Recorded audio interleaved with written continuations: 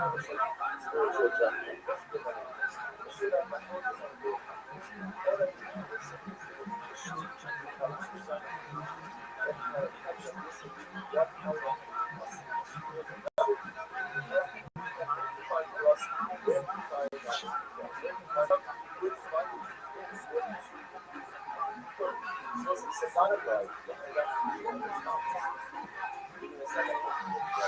like the sound of Jasmine. Do you? I think so.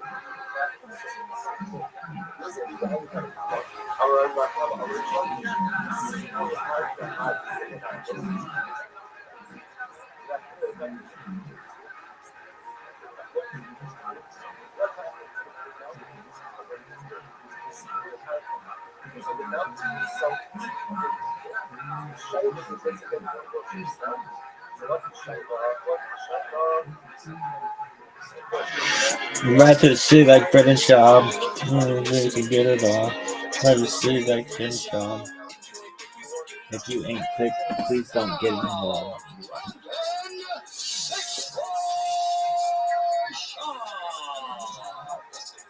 Yes, sir. Monday, March 2nd. Dang, it's March already, kids. It is freaking March. What's poppin'? It's my birthday month. Okay. Birthday month. We're over 40. Who cares? Who cares? Who cares? Fresh off the road in Houston. For travel ball. It was in travel ball. Really, I think it's King. They say Houston tournament, but we're in King. Which is right outside Houston. Either way, fun time, nothing better. Glad to be back. A lot going on in the Real Housewives of the UFC world these days. Fight over the weekend, fight night. Your boy got to watch in the hotel. You know, fight night. It was all right. It was a fight night. Daniel Zellhuber. Clearly his dad was part of the German forces over there. But Daniel Zellhuber kind of got beat up by our boy King Green. That's just a prospect that's not working out. It's time to kind of pull back the reins. It's just not working out. Love to see the savvy vet get a win. It's good to see. I could definitely see King Green on the White House card. I think it'd be awesome on there. Can find the right opponent. Our boy Cheeto, man. Did you watch it, Chin? I did. What'd you think of our boy Cheeto? I think he's good. He's not doing well. Getting cut. He's too much of a staple. Like you can tell he has it in him, but for whatever he just can't like pull the trigger. I don't know. It's similar. I'll wrap this up because the cards, whatever. The main event, co-main event with Brand Moreno and Cheeto Vera. Cheeto's our boy. We love Brandon here. The ride's over. The ride's over. It's just how it goes. It's just, you hate to see it. Hopefully the fan base, when you think of Brandon and Cheeto especially, both of them, you think of them in their prime and what they did for the sport. And you're talking about two monsters, man. Brandon's the first ballot Hall of Fame, for the first true born Mexican champion. Just a real pioneer, one of the best. But for both of them, it's over.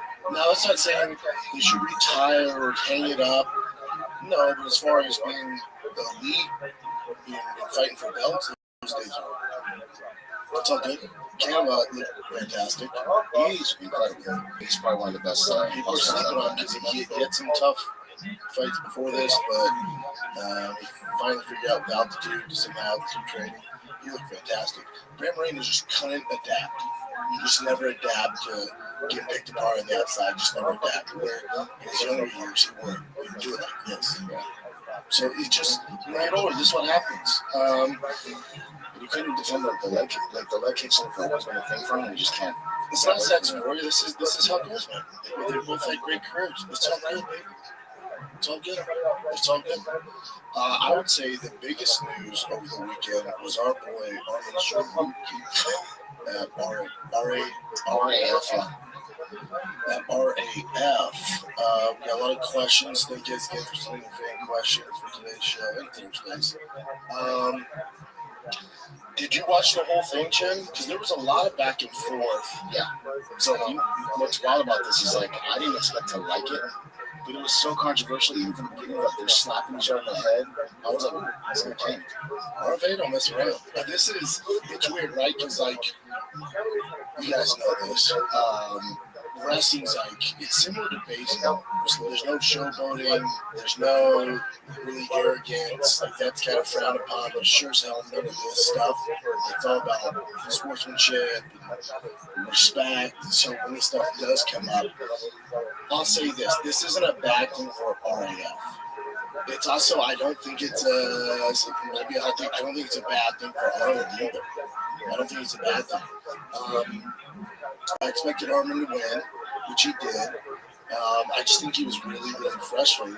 He's a bit of a hothead. Oh my God, yes. He's a bit of a hothead. You want to watch real quick? Sure. So he pushes him there.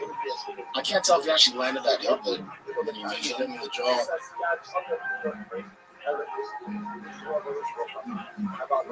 His dad came in. His dad and his brother got good for them.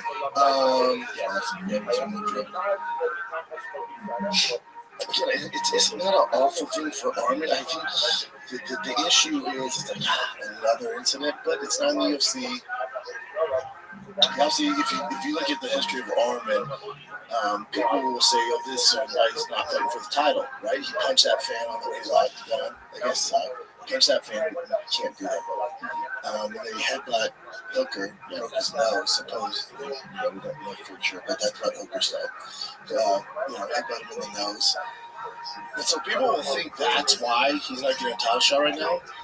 But that's not true. The reason why Dana's so mad at him and why he's disciplining him, which tries to continue disciplining, is he missed weight for his title fight against Islam Makhachev.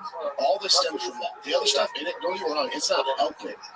But the number one source of all his quote-unquote issues, and we can talk about issues is you finally got a title shot and you missed weight.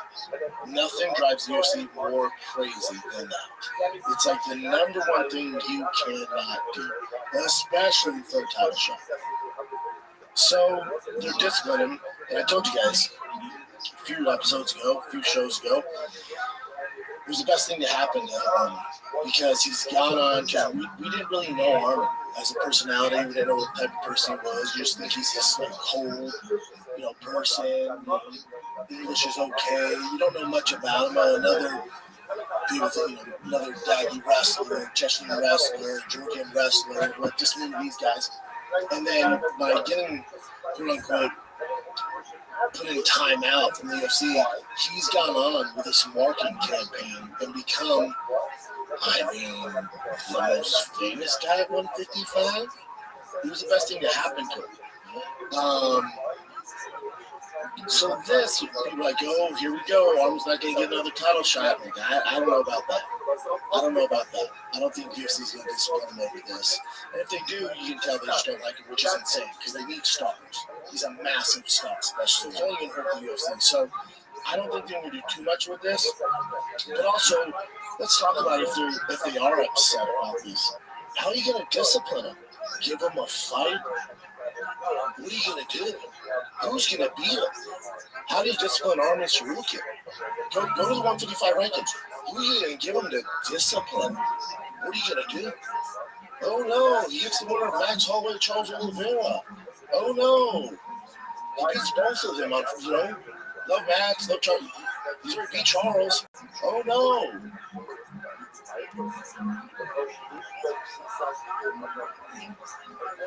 The only guy who has a shot to beat him is the champion, Ilya Topuria. Outside that, he mops the floor with everybody.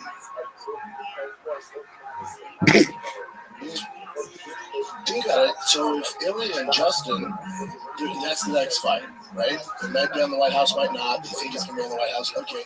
So let's say it's not on the White House, and it's sometime in June or July. Either way, Arman's waiting. And then right after that, like if Arman wants to fight just one time this year, I guess you hold out and wait. Or you stay active. Clearly wants to be active. He's doing RAF, he's doing whatever he can to stay active and compete. I don't know. You can give him PSD? Oh no! Here's Patty Pimlet. Oh no, don't make me mop the floor with these guys and get paid.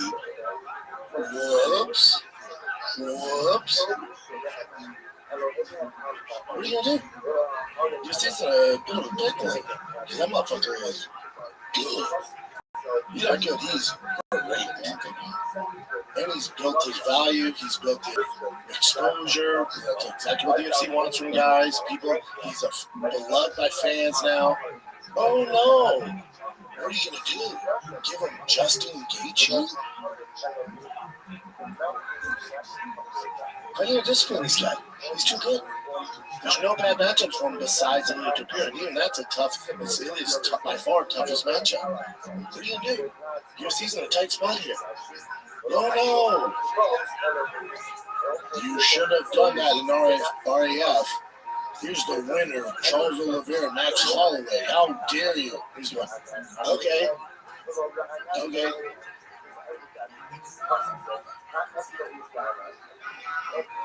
Yeah, there's no discipline down there. He's too good. He's too talented. In the UFC, my God, do they need stars? Now, if they decide to sit him, which they are, and discipline him, quote unquote, and he didn't do any of this, well, that's a different story. And then it works, and he learned his lesson. He's gotten more famous. He's got more subscribers, more fans, more awareness. America's more familiar with him. He's on these huge platforms. So it's the best thing that ever happened to him. And this just adds to the lore of him. The Wild Boy, I think there's a Wild Boy. He's never been more famous than right now. I've never wanted to watch him fight more than right now. Yeah, it's working. It's freaking working. So a little break here, kids. I'll jump right back into the Real Housewives of the UFC. Just all the chatter. I love a good origin story, and that's why my friends at Brooklyn Betting has one of my favorites. John, the founder, literally built this company from the ground up in Arizona without a college degree, just pure grit and intentional craftsmanship. You can actually feel the pride in every stitch of the mattresses. I love my Brooklyn Betting. We send one to the crib. I have my kids sleep on it. I have one for myself. They're just so damn good. It's steady underneath, soft on top. I love this bed. It's absolutely fantastic. Because I like it a little stiff. It has to be soft. This is the perfect blend of both those. Brooklyn Bedding's handcraft every mattress in Arizona factory. No middlemen, no gimmicks. Built here in the US of A. Real American craftsmanship. for a better night's sleep. And also, Brooklyn Bed, it knows it's not one size fits all. I don't have the same bed as my kids. No, man, no, I'm too big for that. That's why they offer mattresses for everybody, every sleep style, even hard to find sizes. They got it all. Just take the Brooklyn Bedding Sleep Quiz and find your perfect match in under 2 freaking minutes. They got you, man. They got you. Brooklyn Bedding also offers a 120-night comfort trial. Love it, or they'll help you return or swap it out hassle-free. It's that freaking easy. So go to brooklynbedding.com, use the promo code SHAB, SCHAB at checkout. You get 30% off site-wide. This offer is not available anywhere else. So that's brooklynbedding.com, promo code SHAB for 30% off site-wide. Support the show. Let me know your voice saying it. brooklynbedding.com, promo code SHAB. Let's get back to the program. What else you got, brother? That was the big news. Another big news would be they announced Rico Verhoeven versus the greatest boxer on the planet, Usyk.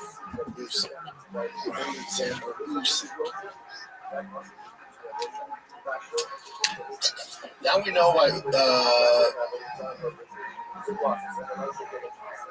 Did you find it? Let's see. Well, now we found out why Van Hoover didn't sign with the UFC. He's like, wait, hold on, you're paying me how much to fight these monsters, and I have no wrestling? Wait, 200,000? Or not? I'm just gonna fight Usyk and make more money than your entire card. I do wonder how much he's gonna pay for this, but it's a huge fight. It's at the pyramids. Now I'll say this. This seems to be a common theme with these quote-unquote circus fights. Again, with Ronda and Gino Carano, Ronda should be a minus 4,000 favorite. Usyk Verhoeven, Usyk should be a minus 2,500 favorite. These aren't close, good fights. They don't make a ton of sense. This isn't the flex I think they think it's going to be. Most people aren't familiar with Verhoeven. I believe he's lasted like 10 years. He's the GOAT. So you're dealing with two GOATs. It would be more compelling if Verhoeven could kick. But you take away 50% of his weapons. And not only are you taking away 50% of his weapons, but he's also has to do it against the best. Oh, there you go. Usyk has a massive minus 3,000 favorite choose. Yeah. But this team will probably go to decision. Because if you're familiar with Verhoeven, he's not, granted, he's big. He's fucking big, jacked. He's not really a knockout artist. Most fights go to decision. Then I think in kickboxing, they're 3 or 5 rounds, depending. But he's not a big, knockout artist. And also for him, it'd been better if he fought like a Wilder or a Joshua, someone that's a little more wild for openings. Yeah, look at this.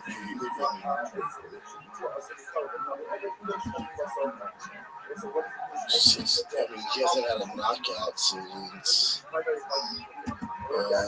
we looking at here? 2024. In 2024, you're not have to do that. So TKO. We can see all the TKOs, but mainly decisions. So he's had 1, 2, 3, 4, 5. But 5 out of his last 6 fights are decisions. He gets some big heavyweights. So he's not like this crazy knockout artist, I would prefer Verhoeven versus Francis. Somebody get knocked out. Somebody get knocked out. But he's fighting Usyk, who's the most calculated, smart, arguably heavyweight and cruiserweight of all time. He doesn't get hit. This thing goes to decision at the pyramids. He just beats the brakes off of Verhoeven. I mean, if anyone's gonna get stopped for Verhoeven from body shots or some shit, or TKO, there's not gonna be any highlight KO. It's just with Ronda, it's again, she's a minus 4, 5,000. It's just, these aren't very competitive fights. But people are going crazy for this, I'm wondering how much longer we have. Is the audience going to be exhausted of this shit? Especially the ones who are knowledgeable on fighting. The people that actually know fighting, you see the show. Oh, Jesus, that's a huge match. We'll tune in, but like I saw this, like, that's you just going for the bag. Music going for the bags. Like for Hoover Francis, you're like, ooh, that's fun. That's fun. For the Francis one, you're saying boxing or kickboxing. That's fun. Francis, he's not the most efficient boxer. He's open to some shit. Again, not professional boxer. He's a kickboxer. Okay, something can happen in that. Odds are closer. And Francis is a knockout artist. Okay, I'm going to tune into that. That's a more fun fight. This ain't that. I mean, I love Usyk. He's I'm fearing my faves, but Usyk runs circles.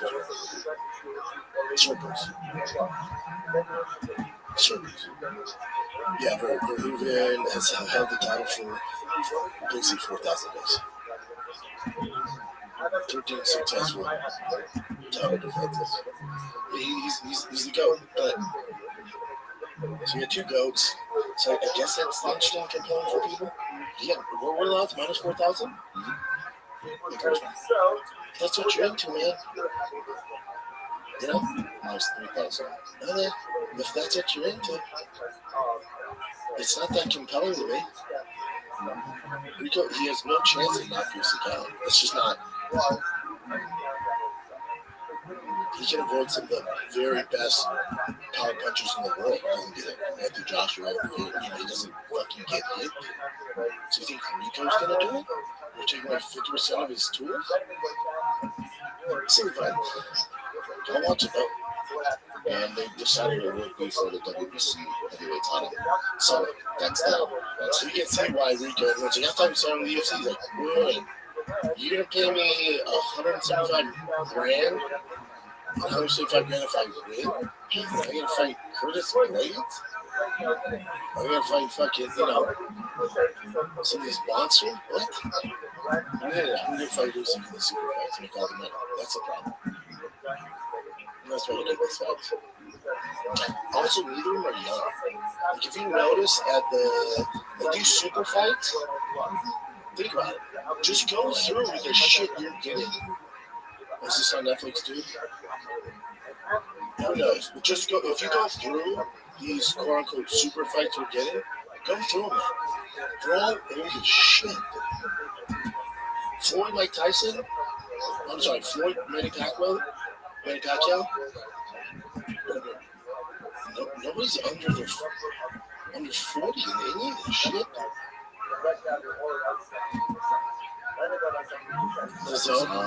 How old is Rico?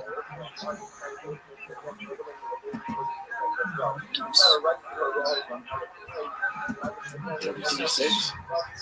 Okay. How old's Usyk? 39.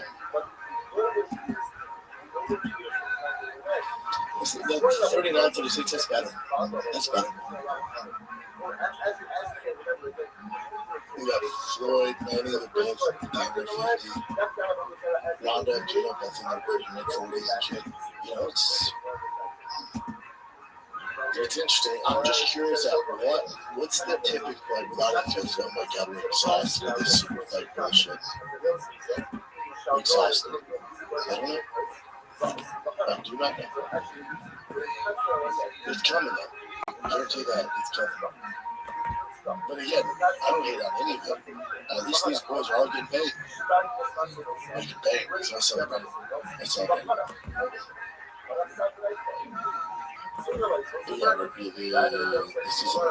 Just like the Judo not fight. It would be interesting to see how this one does. Once, like, he discusses, no one knows what this is. No, most Americans do. So when it comes to kickboxing,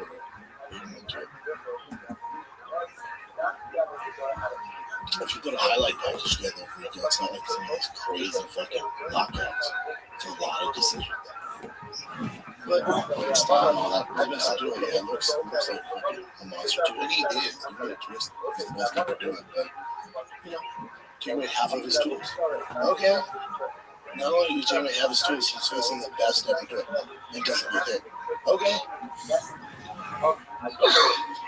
Bless me, thank you. He sits at the pyramid. No, you should get them. This came out on Hawaii. I'll just go and play this clip. He's not giving up his belt to just fight, Alexander Volkov. He wants to make history. Now, the only thing bigger than becoming a 3-division champion is being the first guy to beat John Jones. He wants that. If he can't get that, he's fighting for interim or undisputed/vacant gold. This is sort of a tipping of the hand of what is to come. A big fight is coming for Alex Pereira. Now's the time. The heavyweight division is pretty damn thin. The best heavyweight right now is nursing 2 bad eyes after double eye surgery. Now's the time. In my opinion, we're either getting Alex Pereira versus John Jones, or we're getting Alex Pereira versus Cyril Gane. And we're going to get it in the next few months. And it's going to be massive. Because no one has ever won a belt in 3 divisions. So that's what that signifies. Pereira is no longer the champion at 205. He's been there, done that. He's fought everyone there except for Carlos Helberg, but it's not, again, no one was banging the drum there. He injured twice. Let him go for history. He's in his late 30s. I love this. I think Alex versus Tom is a dream fight. I think Alex versus John is a dream fight. And I think Alex versus Cyril has the history component to where it becomes a massive fight as well. Alex Pereira. So Alex did vacate his title. That was the biggest news. And then, so Ariel's point's really good too. Like, even if he fights Cyril, even though none of us are like, oh yeah, and it's like heel history, he could get triple champ, especially at those weight classes. It's unheard of. It will never be done again. So what he's going for is history. I told you guys a hot second ago in here though that I know for a fact the UFC originally wanted Alex versus John at light heavyweight, because they didn't think there's much appeal since John hasn't been like this reigning multi-time division champion at heavyweight. They thought it'd be more important for Alex to beat John at light heavyweight. So they wanted to originally do it at light heavyweight. John apparently was not into it, wanted to do it at heavyweight. So now they're trying to figure out contractually with John the fight between him and Alex at the White House. And if for whatever reason there's hiccups in that, Cyril Gane is ready to go. Yeah. And this is John. I've been telling y'all this for weeks. I don't make this shit up. I got the most reliable sources in the UFC. What's this? This is John Jones. Announce this.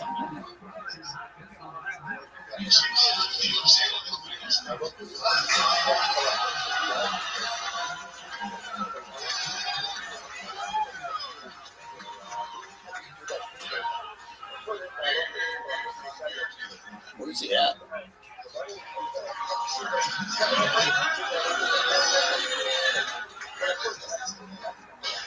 Yeah, he's doing an appearance somewhere. And he just announced there that he's in negotiations to fight at the White House. Negotiations. You think the UFC is waiting? Or they've been in it? Maybe it's this close now to where you can talk about it. Yeah. He doesn't mention opponent. Yeah, come on. Let's see if the UFC gets it done. It's not like money's an issue. They're spending everything for that. They're spending everything. That's what it would take to blow the doors on the White House. It's the only thing they can do now. Because Cyril Gane and Alex at the White House right now. For hardcore, it's like, oh, cool. We'll see Alex go for a triple champ. That's cool. Never been done before, and they'll be able to market that way. To like the dude at Summer Moon who's into fighting, he's like, wait. A Brazilian, a French guys? The main event, White House card? Yeah, that's actually really cool though. You know? He's going for history. Yeah. They don't give a fuck. Yeah, I mean, this is awesome news on both famous fights. That's gonna happen. It's so dope. What else are they gonna do, dude?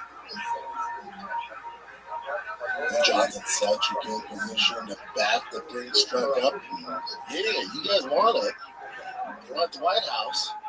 I'm not fighting anywhere else. This is the one time I'm gonna fight. What's up, dude? And by him releasing this, he's just putting more fuel into the fight. UFC's like, shit. And if he doesn't, that what a way to walk. Like, this what you call the sunset. Walk off into the sunset. White House. Here's the question. What if he gets knocked out? he's done so much already. It's kind of like, this is worth it. I wonder if he definitely worth the risk if he came back. That's a good fight. I don't know. To get revenge, and he gets knocked out again. It's a tough fight for Alex. I'm rooting for Alex. It's a tough fucking fight for Alex because if you break down Alex at light heavyweight, at middleweight, right, one of the things a lot of guys have an advantage of when they go up weight classes is speed. Alex really isn't. That's not his thing. It's really not his thing. This thing where, he finds openings, he has a left hook, he downloads the data, and then he has the best time. Like, you watch the Strickland fight, some Izzy fights, like, his timing is what makes him world class.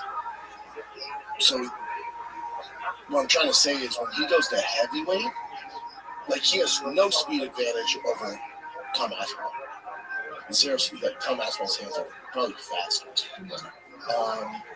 For John, I think he'll have a bit of a speed advantage, but not such an advantage as this huge issue. This thing is tiny. It's tiny. So, that's a very tough fight for Alex. And it's also how long can we defend the takedown? Can he land punches and get the timing before he gets taken down? Because when he gets taken down, John's a mastermind down there. Yeah. Oh, that's probably his biggest fear. Yeah. But that's the fight for the White House. Yeah. That'll blow you, right? That's the one that actually blow with freaking blow my balls off. It's gonna happen. Guaranteed. There's nothing else they can do. Let's take a little break here and we'll jump right back into the episode. Listen, when I started this podcast, it seemed like I had to figure it all out on my own, basically due to this day. This script, setups, filming schedule, logos. It was definitely overwhelming. At least I had the help of a 6-year-old Brian Keller. Just kidding. Still did it, but I had the help from Shopify. That's right, they saved your boy. Shopify is the commerce platform behind millions of businesses around the world. 10% of all e-commerce in the U.S. The big boy brands, drive fast on gas, big boy, we've always used Shopify. Yes, all right? So get the word out like you have a marketing team behind you. Easy create email, social media campaigns whenever your customers are scrolling or strolling. Best yet, Shopify is your commerce expert with world-class expertise in everything from managing inventory to international shipping. They got it all, man. They got it all. If you get stuck, Shopify always around. They got you, man. They have award-winning 24/7 customer service. They got you. Start your business today with the industry's best business partner. That's Shopify. And start hearing touch you. Sign up for your $1 per month trial at shopify.com/shop, all lowercase. Go to shopify.com/shop, all lowercase. That's shopify.com/shop, all lowercase. Cha-ching. That's how I can go there.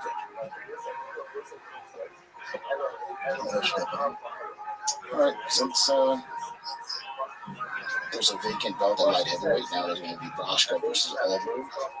This whole UFC 327 is the best card. It's dope, yeah. It's a great card. I'll just show you the actual link here on this. This is pretty dope. Gary calls Olberg, great fight. Everyone's like, man, I want Alex to stay and defend against Carlos Olberg. Why? That doesn't really do much for Alex Pierre's entire career or legacy. But so I'm glad Gary's getting another shot.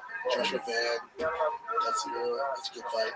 Dariush, Torres, good fight. Gamrot, yep. Chris Blades, Josh Hokett, told you guys I circled that one. I can't wait for that fight. Kevin Hall, Randy Brown, yep. Patricio Pitbull, Aaron Pico, that's another one. That's a cool last one. Losers done. Whoever lose that fight, it's over. It's over. You know, Patrick Banks. Dominic Reyes, Johnny Walker, take my money. Lazabot, Paul's Costume, great. Tatiana Suarez, Lupe, good. Kev Swanson, Nate Landwehr, yes. Kelvin Gaslam, I said they Luke at middleweight, yes. It's about time they've given us something. This is actually considered a fantastic card. Fantastic card. By far the best card they've put together. When's this? It's in April? Yeah, April 11th. Hell yeah. Fantastic card. I'm sure you've seen this by now. This is like old sparring footage that just got released. And this is Max Crosby and Sean Strickland. I love to see him Strickland. But if I'm Max Crosby, Strickland's the last guy I'm gonna fuck around with. So you did see how that kind of went hard, right? Max Crosby. Max Crosby went hard? Yeah, let me see it for a little bit. I'll show you. See. Where's Max went hard at? Hold on. Oh, he's trying to.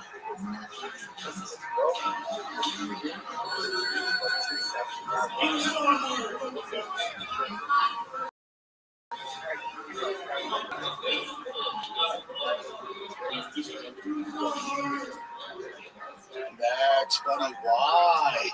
You make so much fucking money playing defensive end for the Red. Why? You're all pro, dude. Why are you jumping in there, man? I know. They're lucky the timer went out. Strickland knocked his ass out. Yeah, what do you think? So Max was kind of just at the end, he's kind of like that, like just walking away. Yeah, for the heat. Like that's the thing. If you're gonna throw hard against some of these dudes, like they're gonna fire back. They're just so much more skill. But I can win this one. Yeah. Good for Max for jumping in there. If I'm his team, I'm like, what are you doing? Like that left hook. See, Max is trying to. Yeah. See, he was trying. He's definitely trying.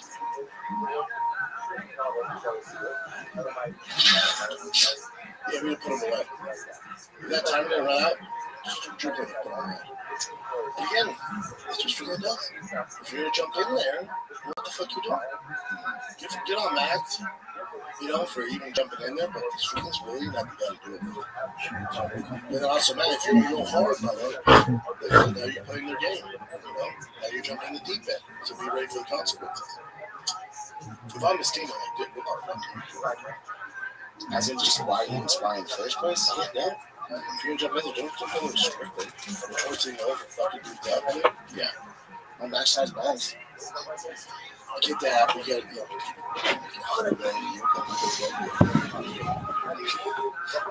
probably got more concussions there than he did the entire fucking season.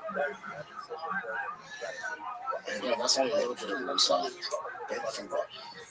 These guys think they can jump in there and fight in the UFC. You can't. That's no different than Strickland. Like, I think I'm playing tight end for the fucking Raiders. No, you're not. It's so silly. But you guys just disrespect UFC fighters. You think it's easy. Well, he tests himself. That's pretty cool. Alright, this is Sean Strickland behind the scenes with Dana White and Sean Shelby. Hold on. What's on the camera? Sorry. On the camera. Is it here? Yeah, there it is. Thanks for not firing me.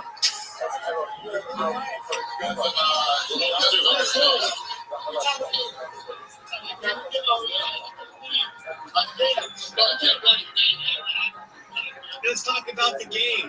Let's talk about the trend. Sean, how's your day? You need to shut the fuck up. The moment I shut the fuck up, anything that stands to me just is pulling up. People that go because they love me or because they want me to die. They didn't wait to buy tickets. It's at night. That's dumb shit. You're going to get dumb shit. It's just 2 minutes later, but that's not accurate. But it's funny. Yeah. That's funny. We on the UFC though. Of course.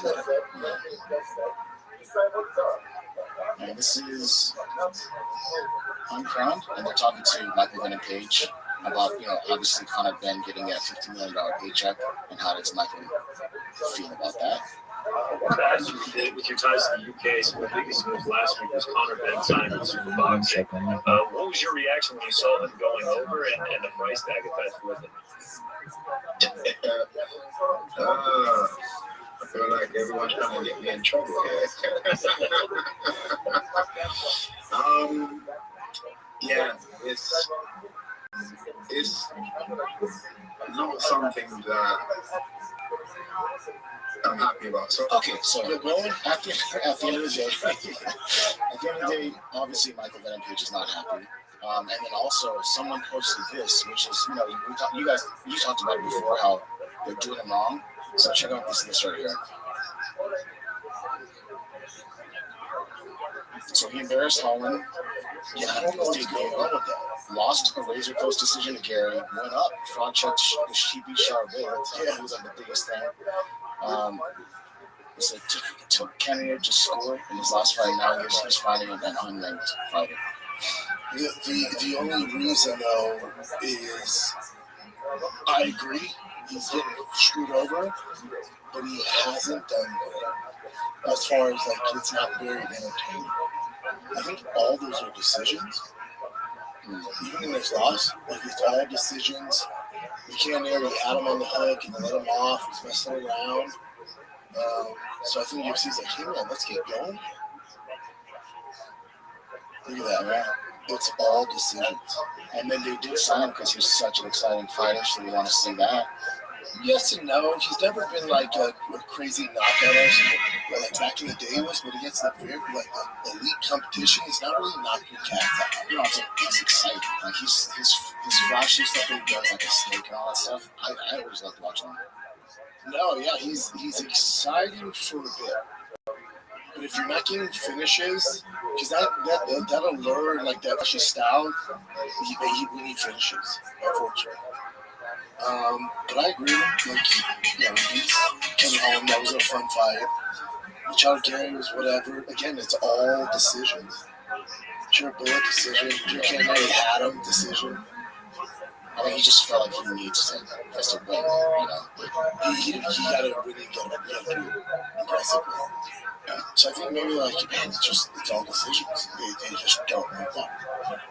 But they're doing it dirty. Regardless, they're doing it dirty. Because at least he's winning, you know? Most Bellator guys aren't even winning. At least he's winning.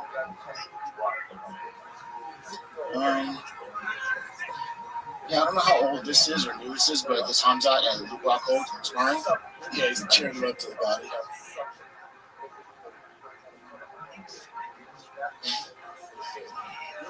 Yeah, good stuff there. Rockhold's also older, too. You think? Yeah. I brought that up because Hamzat also, someone has a complaint, some Army veteran was saying that he met him at an airport. I believe this is in Dubai. And this is what he's saying right here.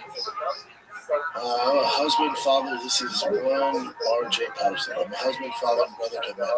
That said, when we travel, nobody expects to be assaulted. Not only that, but as a very technical, to humbly approach a person to say hello to someone they follow. Not around. That's military time, yeah. Sometimes assaulted me earlier this morning to the DXB airport while I was traveling alone back to the U.S. I was literally surrounded by him, and like 7 to 8 others when he decided to charge food and kick me in the chest. It's all on CCTV. No matter how early in the morning, no matter how hungover and intoxicated professional UFC fighter is, nobody deserves this. Did you, booty? That the stories and rumors about this guy's wild and true. The guy tried to take me out. There's no context. So he just wanted to say hi to him, I guess, and he kicked him in the chest. That's what he's saying. So it's an accusation. This is what I looked up as well. So no response from Hamzat's camp. I don't think there's a formal thing or lawsuit or anything like that. It's just this guy saying that this is what happened. I'm just what initiated it though? He was the guy just like, hey, fan, and just ran and kicked him in the chest. That's what he's saying. He said he wanted to say, he wanted to say hi to him because he's a fan of him. And apparently it's like it says, apparently it's on airport CCTV. So if that footage is out there, then that's not that interesting. That's not good. I need some more context when you do bad. Yeah, it's kind of hard to believe someone. I can imagine being like, get the fuck away or something like that, but not like Spartan. Yeah, Spartan stuff. This one I thought was just kind of funny. Quinn Rampage saying that he likes Rampage. God, shut up about that. Anytime we bring up Ronda Travis, he always, dude, you know, like I screwed me over my dogs. I'm like, all right, man, you gotta let this go. It's so funny though. He's so mad at him for it. He just when he took the dog to him, and the dog was dumber than ever. I'm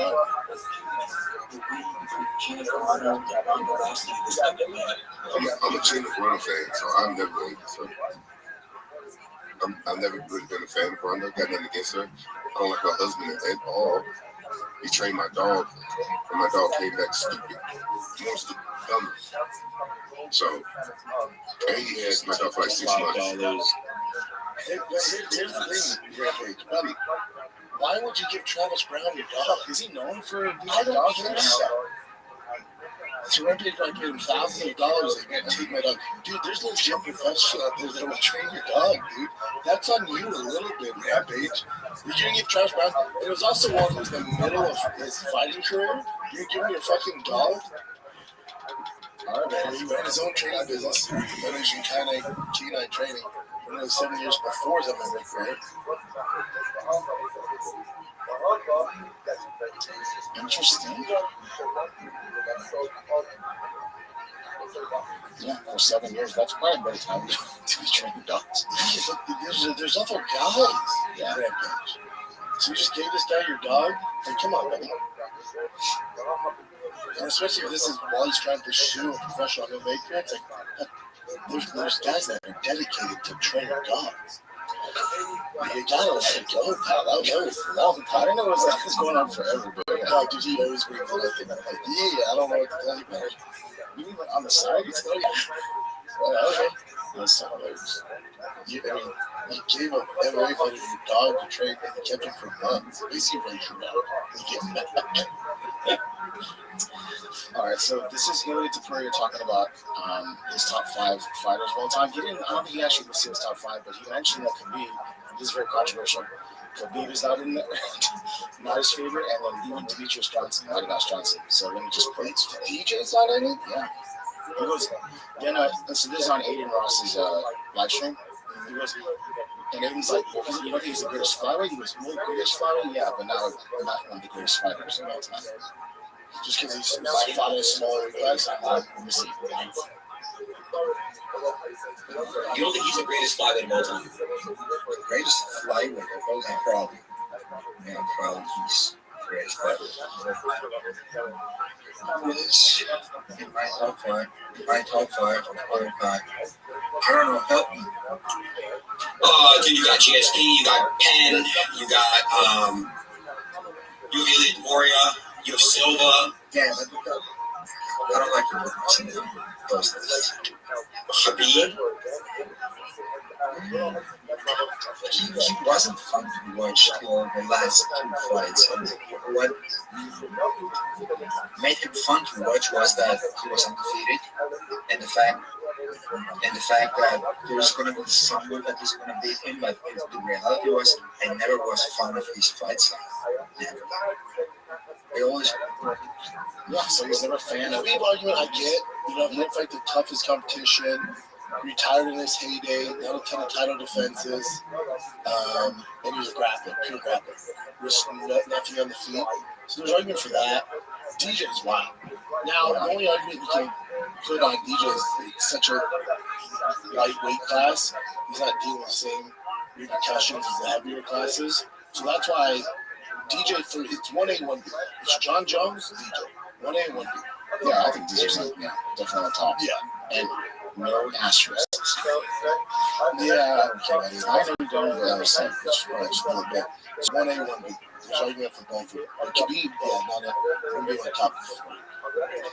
And this is a crazy one too. Joshua Van didn't realize that DJ was in the UFC. Yeah, do you know who he is? Yeah, that's part of it. Oh, I have young kids all the time. Like, oh, the podcast who talks about the UFC. Yeah. And then the dad goes, "Look, he fought." They're like, "What?" Yeah, it's just I didn't know he fought. No, yeah, that's wild though. You think how young Joshua family. But he didn't. He knew him from one championship, but just not from the UFC. Oh wow! Yeah. Well, he's so young, but also because you can probably learn a lot from DJ. This I thought was also wild. This is David Martinez, the guy that beat Chito. Doctor, he's a freaking orthopedic surgeon. He has like a registered orthopedic license from an orthopedic surgeon. That's so freaking crazy. I think it's by day he's about to go after that at night. I don't know if he's still doing it as much as before, but the fact that he did it at all is that's cool. It's insane. Don't do promo shots. Why, dude? When you flaunt that like crazy, if you were a freaking orthopedic surgeon, if I was an orthopedic surgeon, I would have thought that's cool. That's like the second doctor's here in the UFC. Let's go. What was the decline? Is that Kamaru Usman? Yeah, versus Delvey. I'm with Usman on this. What? They'll fight his big ass.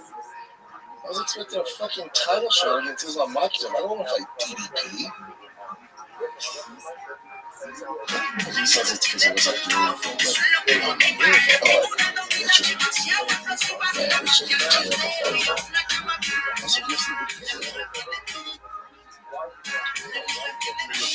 this is just a civil one. I'm not saying this is a real thing, but Alexander Volkanovski says that he's should we talk about this? Considering a vasectomy after having a kid.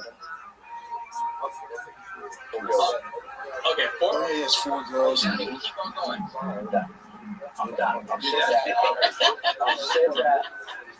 I've said that a few times. I've said that the last couple of kids, but yeah, I'm definitely done now. You gonna get the surgery and get snipped? You know what? It's funny you say that. I don't. Yeah, I do want it, but I'm worried about it affecting my career. So I'm worried. I don't know if it messes with you all yet. I don't know, man. It doesn't. I'll tell you now, I'm stronger than I was ever in my life because it just goes back into your scrotum. Like, it's not like you're losing it. It's almost like you get to keep it. Instead of you pushing out of you actually gain more energy from it. Just some little bro sides going on now, but listen to DJ because that dude has more energy than anybody I know. But then also, when you retire, you don't have to get a vasectomy. Just get a TRT. It destroyed my sperm. Yeah, they said that if you want to have kids, then you gotta get off TRT for a while. Let's take a little break here. This episode of the Shop Show is brought to you by Progressive Insurance. Fiscally responsible, financial genius, Montana magicians. These are things people say about drivers who switch their car insurance to Progressive and save hundreds. Because Progressive offers discounts for paying in full, owning a home, and more. Plus, you can count on their great customer service to help you when you need it, so your dollar goes a long way. Visit Progressive.com to see if you can save on car insurance. Progressive Casualty Insurance Company affiliates potential savings will vary by available in all states or situations. Progressive. Let's get back to the movie. Pluto TV has thousands of free movies and TV shows. If I'm lying, I'm dying. This is the best. Free. This is the best. This is the movies like Interstellar, Dreamgirls, and Gladiator. And TV shows like Survivor, SpongeBob SquarePants, The Fairly Odd Parents, and Ghosts. Pluto TV is always free. Pluto TV. Stream now, pay never. All right, so here's some daughter announcements. This is kind of wild. Great fights. Because there was going to be Prates versus Conor. Yeah, that's who they offered. Well, yeah, JDM versus Carlos Prates for fight night in Perth. It's my second great fight. Fun fight. We already talked about that. Oh, this one. So, Big John McCarthy said that he's the reason why John Jones didn't lose his title. And I'll just pull this book for you. Lost his world title if I wasn't doing this fight. UFC 165 when he fought Alexander. I thought of that going. Obviously, at one point, he came out in the media said he didn't want me doing this fight. Uncle has we've had the best interactions over the years. Yeah, Uncle we had the best energy.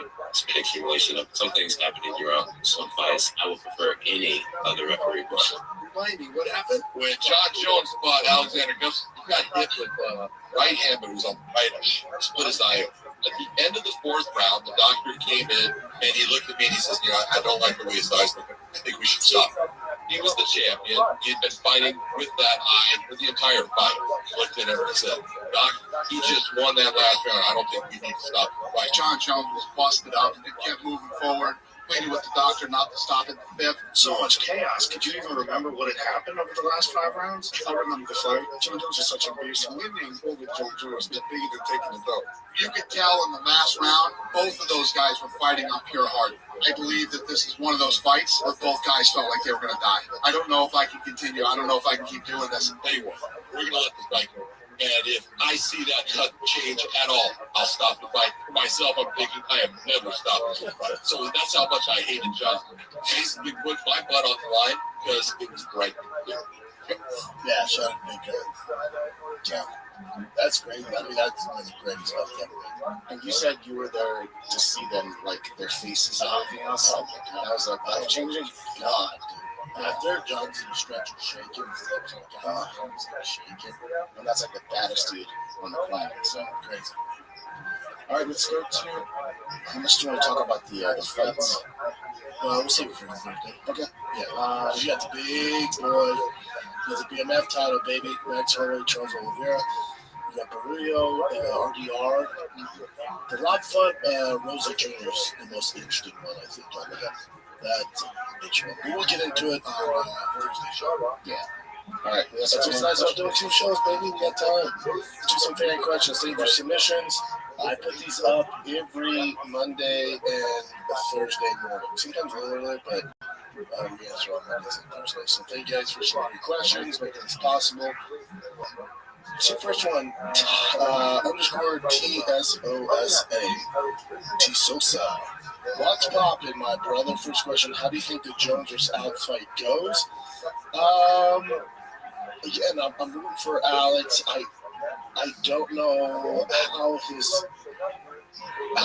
a few questions would be, how does his power translate to heavyweight? Heavyweight's different than light heavyweight. Granted, he hits like a Mac Trevor, it's different. Different meaning they can absorb bigger shots and then keep going. Like that left hook or right hook that put out Strickland, that put out John, or that put out Tom Aspinall, or Cyril Gahn, I don't know. Those guys can hit some big shots because they're big bullets. And then I don't think he'll have like some crazy speed advantage over a lot of the heavyweight fighters. With John, he's going to have a speed advantage. But I don't know if it's going to be this huge difference. So those are my questions. How do I see it going? I think John's a favorite, and if he gets him down, I'll finish him in a crucifix elbow to the face. I'll just stop the fight. So what's the likelihood? Go back. He had the 3-part question. And what's the likelihood we see McGregor versus Diaz to send the Irishman off? Not great. I heard Connor's fighting, but it's an international fight week at the White House. The Diaz stuff, that's another hurdle that have to get through. I haven't seen any rumblings on that, so I don't know. And remember, they often call us Prates on international fight week, and Prates just got a fight now, so I don't know what they're going to do. What's some advice for some dad? Just had a first little dude, you're a cool dad. I want to be, thanks, but I don't know about that. For some advice, soak it in, brother. Soak it in. I'm going to tell you, like, oh, man, right away there's this connection. Maybe with the mom, but for the dad, it takes a little bit. So don't beat yourself up over it. And when the kid's sick, that's the most important time. That's when you bond, like Avatar, how the horses bond with the new people. When the kids are sick, it's the most important time to be around because they know they can depend on you. And just build the bond even stronger. So, like my little girl is sick right now. Last night, I was there at midnight holding her until she fell asleep. But that makes all the difference. All right, Will Smith. Samuel Forneal. Do you feel that the UFC is doing a better job of putting better fight cards together? No. Although that was UFC 327 that they announced is the best card we've had in a hot second from top to bottom. It's been really watered down since then. It's been really bad. Really bad. And if so, do you like the direction they're going in? And how do you feel about the Paramount deal? Other questions. I think initially it's been a rough landing for the UFC. It's been very watered down fights, just kind of checking the box and cruise control right now. I think the White House card is taking all their efforts, and I think Dana's a little distracted with Zuffa boxing. That's his baby, that's his project right now. So he's getting pulled in 2 different directions. Until he starts focusing more on the UFC, I don't think it gets better because I know he said in court, I have nothing to do with it. That's not true. For the UFC to get to where it used to be, you need Dana to give it more attention. I think Zuffa boxing is kind of, they're doing their thing that they want me to go. But I think with the White House card, that's taking all the attention of the UFC. So I would say I'm not willing to beat the UFC yet about the Paramount deal. It's been a rough kind of takeoff. It's been pretty weak. But 327 gives me hope.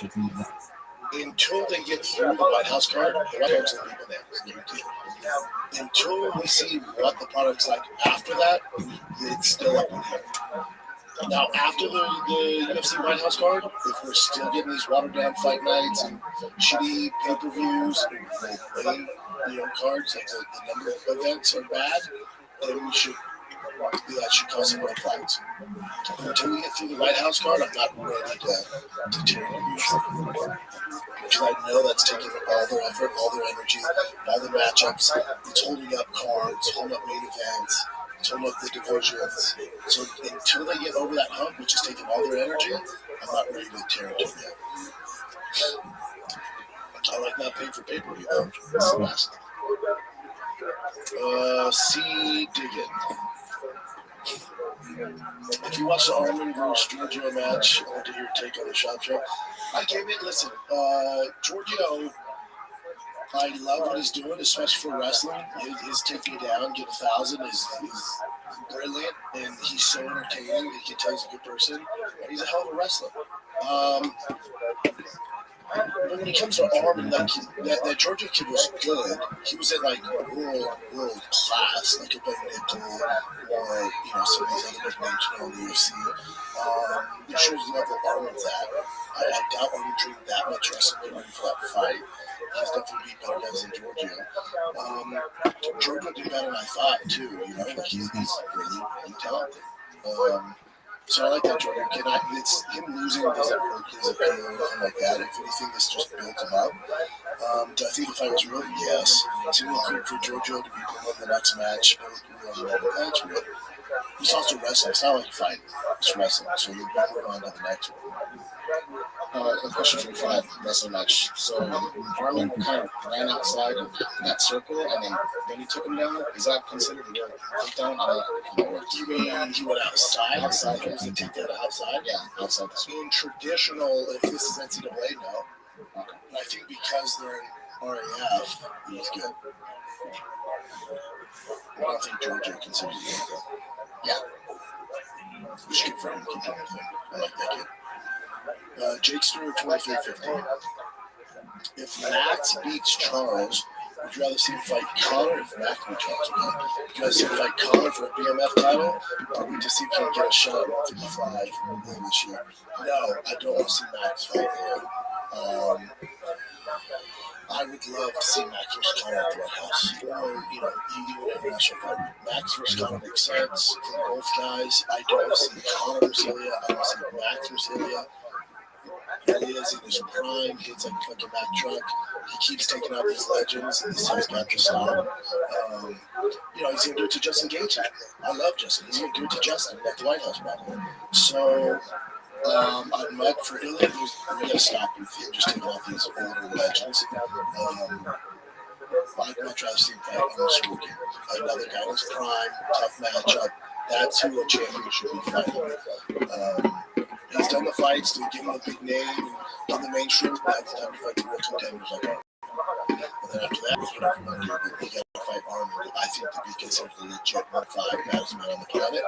And for Conor and Max, after that, it'd be a great fight for both of them to go out. Great fight, both older, with head miles on him. Legendary fight, legendary matchup, BMF, yes.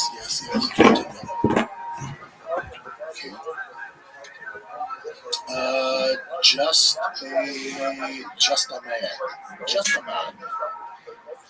Any new UFC fighters you like?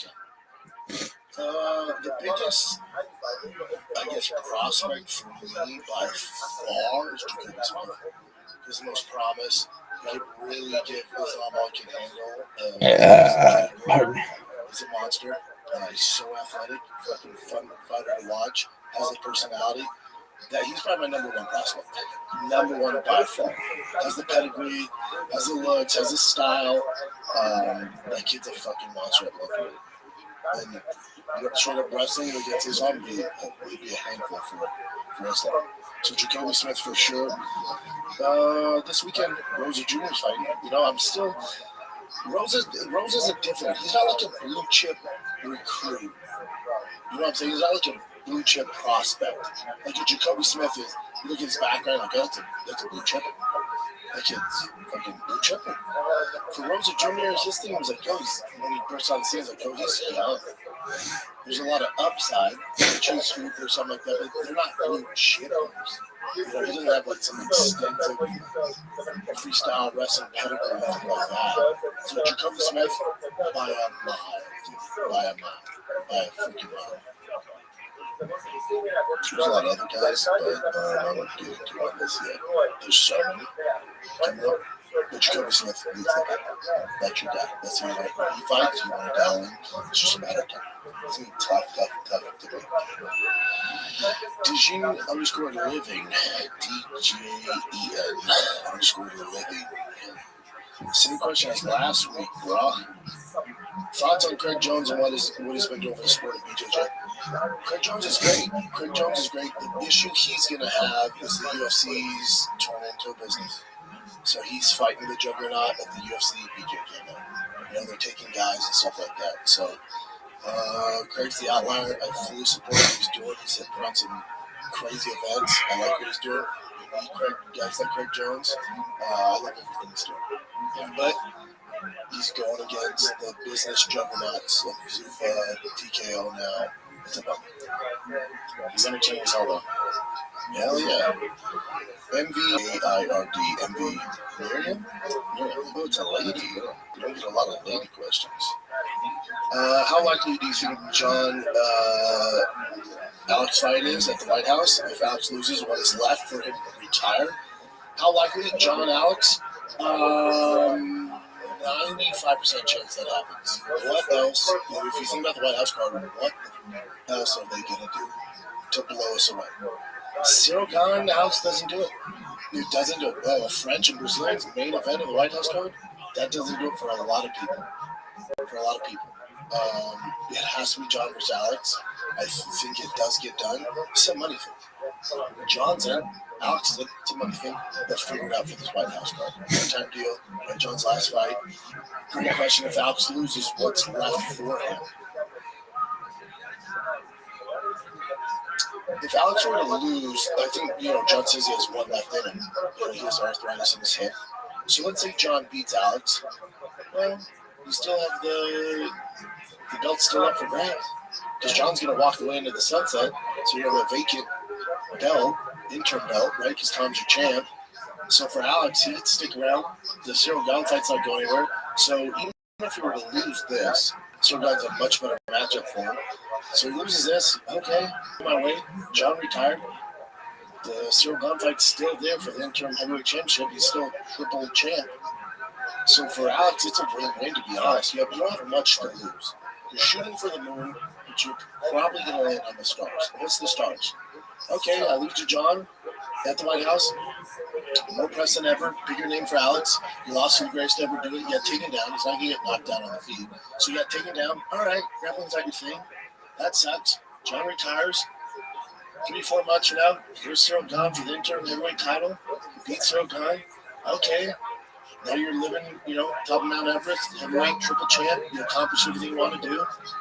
Now Tom Aspinall is back to my surgery. Here's Tom versus Alex.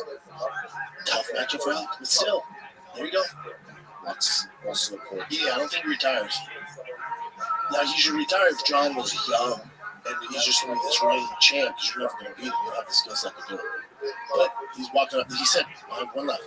So this is good. Alex cannot lose in this situation. It's a perfect situation for yourself.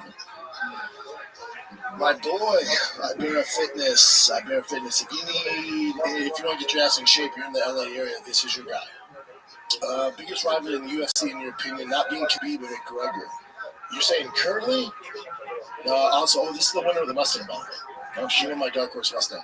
Also, the Mustangs being well kept, loving every drive. My daughter's favorite thing to do is go on a ride. Hope you and the family are doing right. Yeah, love this dude. He's great. If you need to get your ass in shape, you're in LA, hit him up. Biggest rivalry in the UFC, in your opinion? Not being Khabib McGregor. Currently, it's going to be Strickland Hamza. By far. That fight happens more than once, I bet. I think the press conference, just the lead up going into that, it's going to be so hostile. Really, Hamza seems to have anger issues as well, like Armin. So there's going to be so much malarkey, mayhem going into that. It's very similar to Khabib McGregor, right? It's going to get super dark, over the line, which fans in the UFC love. So Strickland Hobbs, that's your cup of tea. That'll do it. Is that it, brother? That's it. All right, kids. Thanks for watching. We love you guys. Thanks for tuning in. You have the big UFC, was it 326? Should be 326. The one I love is 327. So you have 326 BMF title is on the line this Saturday. We will break that down on Thursday's show for you guys. So hopefully you're enjoying this. We're moving the show to Tuesdays. So every Tuesday, Friday, Sunday. 3 days a week, baby. We cooking. Thank you guys. Love you guys. Thanks for watching. You guys make this possible. The fan questions. Thank you guys for the submissions. We'll keep it rolling. If you have more questions, fire them away. I'll save them for Thursday's show. Love you guys. Like, subscribe, do things, share it out there. That's it, man. I'll see you guys on Thursday. I'm out.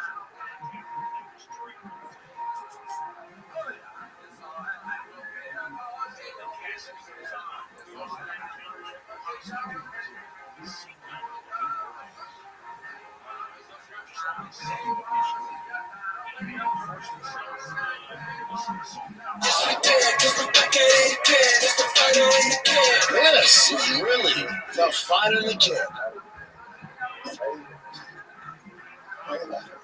Just think the fight of the kid. It's all that wait for 0 minutes.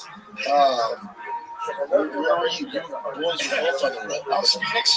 You're Phoenix. You were. I went Tampa, Naples. Tampa, Naples. Naples is Callan stopping. It's an older.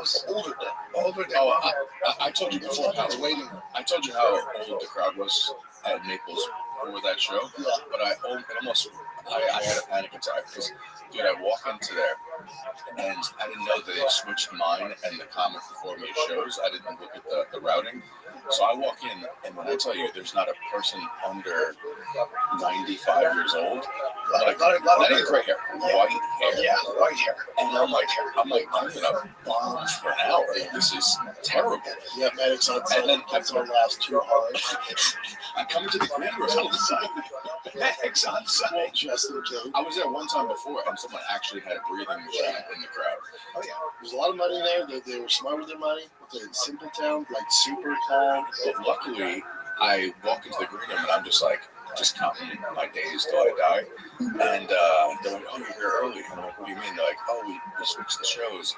The guy who's on before you is actually apparently the senator of New Jersey does stand up, and he brought older guy wears a suit on stage and he brought Vinny Brand as his opener. Love Vinny. Yeah, so they were performing for the 95 and up. Vinny Brand guy, he's great.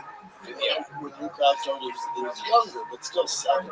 Yeah, they were like, the youngest was Brian's age. Yeah. Like, you're not getting. Well, we did Port Charlotte, and that's a great. Nick is 32 and got up and didn't realize he got older people. You don't swear. If you start using the F-bomb and start getting raunchy, what they do is they shut down. That's Vinny right there. Vinny owns the Stress Factory. And he's great. He's a great guy, and he's really good at stand-up. He gets up and a lot of times he'll open up, and he's basically a comic who owns Comic Plus, but he's a great guy. He's a great. Everybody loves Vinny. They called me right after that Port Charlotte show. Oh yeah. But to his credit, so Nick got up and he was like, "Damn, they shut down," because what happens is they go, "This young guy is being raunchy, he's swearing and stuff." Yeah, so they just kind of shut down. He's not raunchy. No, but I knew this was going to happen to him. But I'll tell you what. He got back up there on the second show. Yeah. He adjusted. Murdered. But I did Tampa almost. That's a great run. Tampa's good. Side Splitters is a great run. Dude, I got emotional. I was like, this is from where I've come to get here it's so crazy to see. And it was such a great feeling because some of my dad's side of the family showed up that I haven't seen in 10 years. And it was my audience, the room full. And as I'm getting off the stage, people are taking selfies with me as I'm getting off the stage. And my family saying, oh my God, everything I said was just. In front of your dad's family. It was the greatest feeling in the world. If I still live in Florida, I can do Tampa. Tampa's cool. By the way, my parents were with the Phoenix, and they were visiting their friends. Now, my parents are 85. My friends are 85. So there was a table of about 11 people, and they were all in their 80s. And there were people on walkers, canes, wheelchairs. It was great. It was just the whole thing. I got to say, my parents at 85 are holding up well. Your parents are well. Your dad's sharp. Sharp. Yeah, Arizona has older demo too. I mean, I think younger with Scottsdale, but it does. It's a lot of games. Golf. Yeah. Good weather, no snow. Yeah, I'm mad. Phoenix? I like Phoenix. I can't live there. Well, you don't. That's summer. It was 115 degrees for 100 days.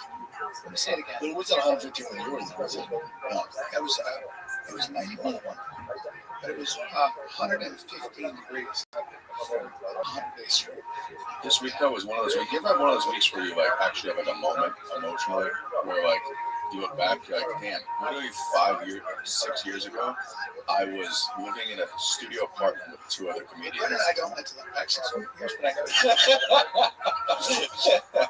And it was just like going from that to being like now that I have a room of people that actually fuck with me, that actually came out to see me. It was just like, the rise, my man. it was, Yeah, take it in. You know what, Brennan? 6 years ago, we had 1 million views. Yeah.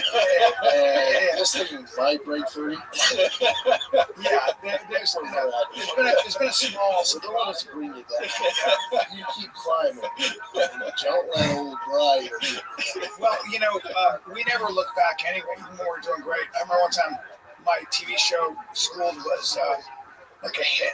yeah. The ratings came out. There was an article, and I sent it to Brennan, and he goes, all he said was, "You made it, buddy." It's true. That's it. But, when you hit that thing, it's not like that much changes. You relax a little in your stomach. You go, all right, I got some stuff. Yeah. But then you're still at it and trying to keep it going. Well, that's our, I'd rather be here. I realized between, especially knowing you and like just as things have gotten better, like I remember out like my whole life being a young kid living in New York, wanting to get past the cellar and being like seeing like Louis and like Jim Norton and like the table, and then like being like, oh, it's gonna be the greatest thing when I get past. And then I got past there and I'm like, now what? You know what I mean? That's everything though in life. And every time I get something, it's kind of like a sickness where you're just like, okay, that was cool. And now what? Under the next. And you try and like, there's days where you try to be like, all right, let me take this in. And you can do that for a day, and then you're like, now what? But you have to. Yeah. Work you sit on top of Well, it's weird. I meet people who are just like so complacent. Like I did shows of mine, and I'm not gonna say what city, but like there was an opener that he was just like, he told me like, hey, he's like, I'm happy with where I'm at. He's like, he's like, I live with, well, I got jealous for a second because he's like, I live with my mom. She cooks all my meals. I get it. I don't have to pay for rent. And I open for people. You know about inflation and shit. And I was like, I can't think of anything worse. I have to look back at my life and realize that I live with my mom, and I'm in my 40s. It depends. Depending on how much clothes and he's chilling. It's a mama's boy. He's she cooks. He's like, my mom's making lasagna tonight. I don't get it. And he's 40. And he's 40 years old. And his mom's making lasagna. Do you have a girlfriend? No, he's like, I don't care about Let that. me answer that question. No, he doesn't. Let me answer that question. He doesn't have nothing. But isn't there a part of me that kind of gets a little, No. like, I wish that I could be No. Yeah, I have that part of my brain, like, I'm never going to be happy. My favorite is the Jordan Peterson thing. The greatest thing of this. He said the female crucifixion is letting your son you got to facilitate your child comes away, and all you want to do is hold him back. And he says, away you go, kid, away you go. The kid goes, why? It's dangerous out there. It is, yeah, it is. You bet. It's more dangerous if you stay here with me. Because out there you lose your body. You stay with me, you lose your soul. Fucking true. True. You never realize the need potential. I don't know what you're saying, but I'm on board. You stay good in that voice. You stay here. You're gonna die. That's how he says it. But You have such an audiobook voice. You should be. I don't know why you're not doing audiobook. You do have a good, like, you should be reading Blood Meridian. Oh my God, that's the greatest. Richard Povey's book. He's way better. Maybe I won't. That being said, like, I see these, like, I know I'll never be that because every time, even, like, I remember the first time, when I first opened for you, it went viral, hit 17 million views on a video and got, like, 50,000 followers within the first couple of days that happening. And then I'm like, I was like, now what? Now what do I post? Now I gotta. Yeah, social media it's not gonna check the box. No, it's actually it actually makes it worse. But there's something I see in life. Like when I'm hanging out, not here, but especially in LA, like the baseball guys, the blue collar, low house payment. They're not bringing up cars. Bills are paid. Mm-hmm. I think they're kind of doing it. That's pretty good. They're kind of doing it. Having no debt is a big deal. Time when you just meet like someone who's just like they're totally fine, just like, and I respect the shit out of blue collar. Like my whole family's blue collar, and they're just like my family members would be happy if they just got a pension. You know what I mean? Like they got their pension, they retired. Like if they retired before they were 50, they had a house. There's definitely something to that. There's definitely something. And they're very about your family, about your friends. Like we have a house in. And that's exactly how it is. When I go to the amenity center at this, the people there worked for a living. They were firemen, they were cops, they were, city, whatever they were. My dad's now they live on a pension. But it's the best because it's all about the kids. It's all about community. It's all about friends, and everybody just hangs out. And they live such a happy life. Yeah. I love it. Meanwhile, this shit. Yeah, sometimes I do wonder. I love stand-up though. I love performing. I love this. I feel like everything else is a job when you're on stage. Though you're like, I can do this. Well, you were there throughout the whole breakup. I ended a whole engagement because I was living in a place where I couldn't get on stage. I was living in Florida. Did your girl have a job there, like life there? Yeah, well, she's from Brazil, and she wanted to be around, Latin families like to be around their family, and she spent, I give her credit, she moved around the country, lived in New York for me, lived in Los Angeles for me. She's a great girl. I have no bad things to say about her, but so she wanted to live around her family, and that's just how, Latin families are. And then I thought maybe, with me to the road on the weekends, and, the little bit of stage time that I can get, but then I started actually getting, actual anxiety, watching my friends in New York get, this thing and that thing. But I think that anxiety comes from the fact that when you do stand up, and I know you feel this, and you do really well, right? You go, holy shit, I just wrote something that crushed. Mm-hmm. And then you go, well, what else? What if I keep doing this? What is possible here? Mm-hmm. And then you realize that you have a potential that you kind of have to see through. Yeah. Do you know what I'm saying? Mm-hmm. And that's kind of what. And I think the anxiety comes from too. It's same thing when I first moved here, and it was not when you first move here and you don't know the rooms yet. There's not a lot of stage time, so you're me. The way I write is I love to get on stage and write a little, write on stage. And when you can't do that, I'm not someone who could just pen to paper type of writing. That's really hard for me to do. So not getting on stage and not being able to work out these jokes, I was just you're in a lot of rooms. No. They closed the Palm Beach Improv after I did, but I think they were opening them back up, or they have the still hasn't even opened up It yet. hasn't opened. Patrick Bet-David was flirting with the idea of opening a room in Fort Lauderdale. They got a really, really cool theater kind of room. Really cool. And Fort Lauderdale needs comedy. Well, you know what I was thinking too when I was in Florida, both these last two trips? I was I wish Rogan would have opened up the mothership in Florida, in South Florida. It's just such a better he's going to open up another. We're trying to decide, I think, between New York, Vegas, I think he mentioned Florida. Yeah. Open up another. Because just Florida's just a better lifestyle than anywhere I've ever lived in the country. It's just they don't have property tax. To just live near the beach and everyone's pretty chill, everyone's very relaxed lifestyle. Compared to here, where I remember as soon as I got back to Austin, I got hit with a gust of dust. So you want to be right now, Jim. They just passed a law to end property taxes in the first state to do it. Really? Pretty sure. I'm going to charge you $2. Is it no income tax, right?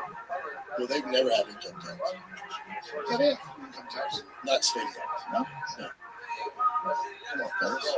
Texas, Florida, there's a couple states that go. Marathon gas stations. Every stop is the start of fun. Like the awesome fuel savings you can get with Marathon Rewards. Join Marathon Rewards today. Start earning rewards on every gallon of gas. You can redeem rewards at any time, saving up to $1 per gallon. And don't forget, marathon stations are packed with all the conveniences. You need to stock up and live life on the go. Marathon, where fun runs on full. Available at participating marathon locations. Terms and conditions apply. See marathonrewards.com for details. Oh, okay, yeah, this is a great law, actually.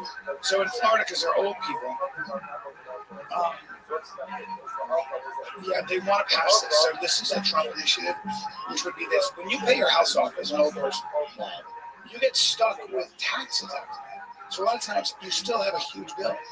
So what he's trying to do is Never own your house. right. So you're, no matter what, your property taxes only go up because your property, the value of the house goes up 2 times the property. So if you watch Yellowstone, the series, the whole reason the family had to sell the ranch, they owned the land. Whatever it was 500 acres. It was like $40 million a year. So you don't. You never own it. You never own it. As someone who's always been an apartment liver, this is fucking. No, but it's so. I just learned the hard way. Yeah, I'm fully behind that. I'm fully behind the idea. When you buy your So you house, never actually, it's never your house. no, when you pay your house off, when you pay your house off, you should not have to pay taxes. It's insane, right? That's You ridiculous. can put it in a trust. Let's say if you have kids and you own your house, you put it in a trust, and there's where you can get around some of the taxes, but you still, you're fine. That's, for lack of better words, fucking retarded. Yeah. Why It's crazy. would you not?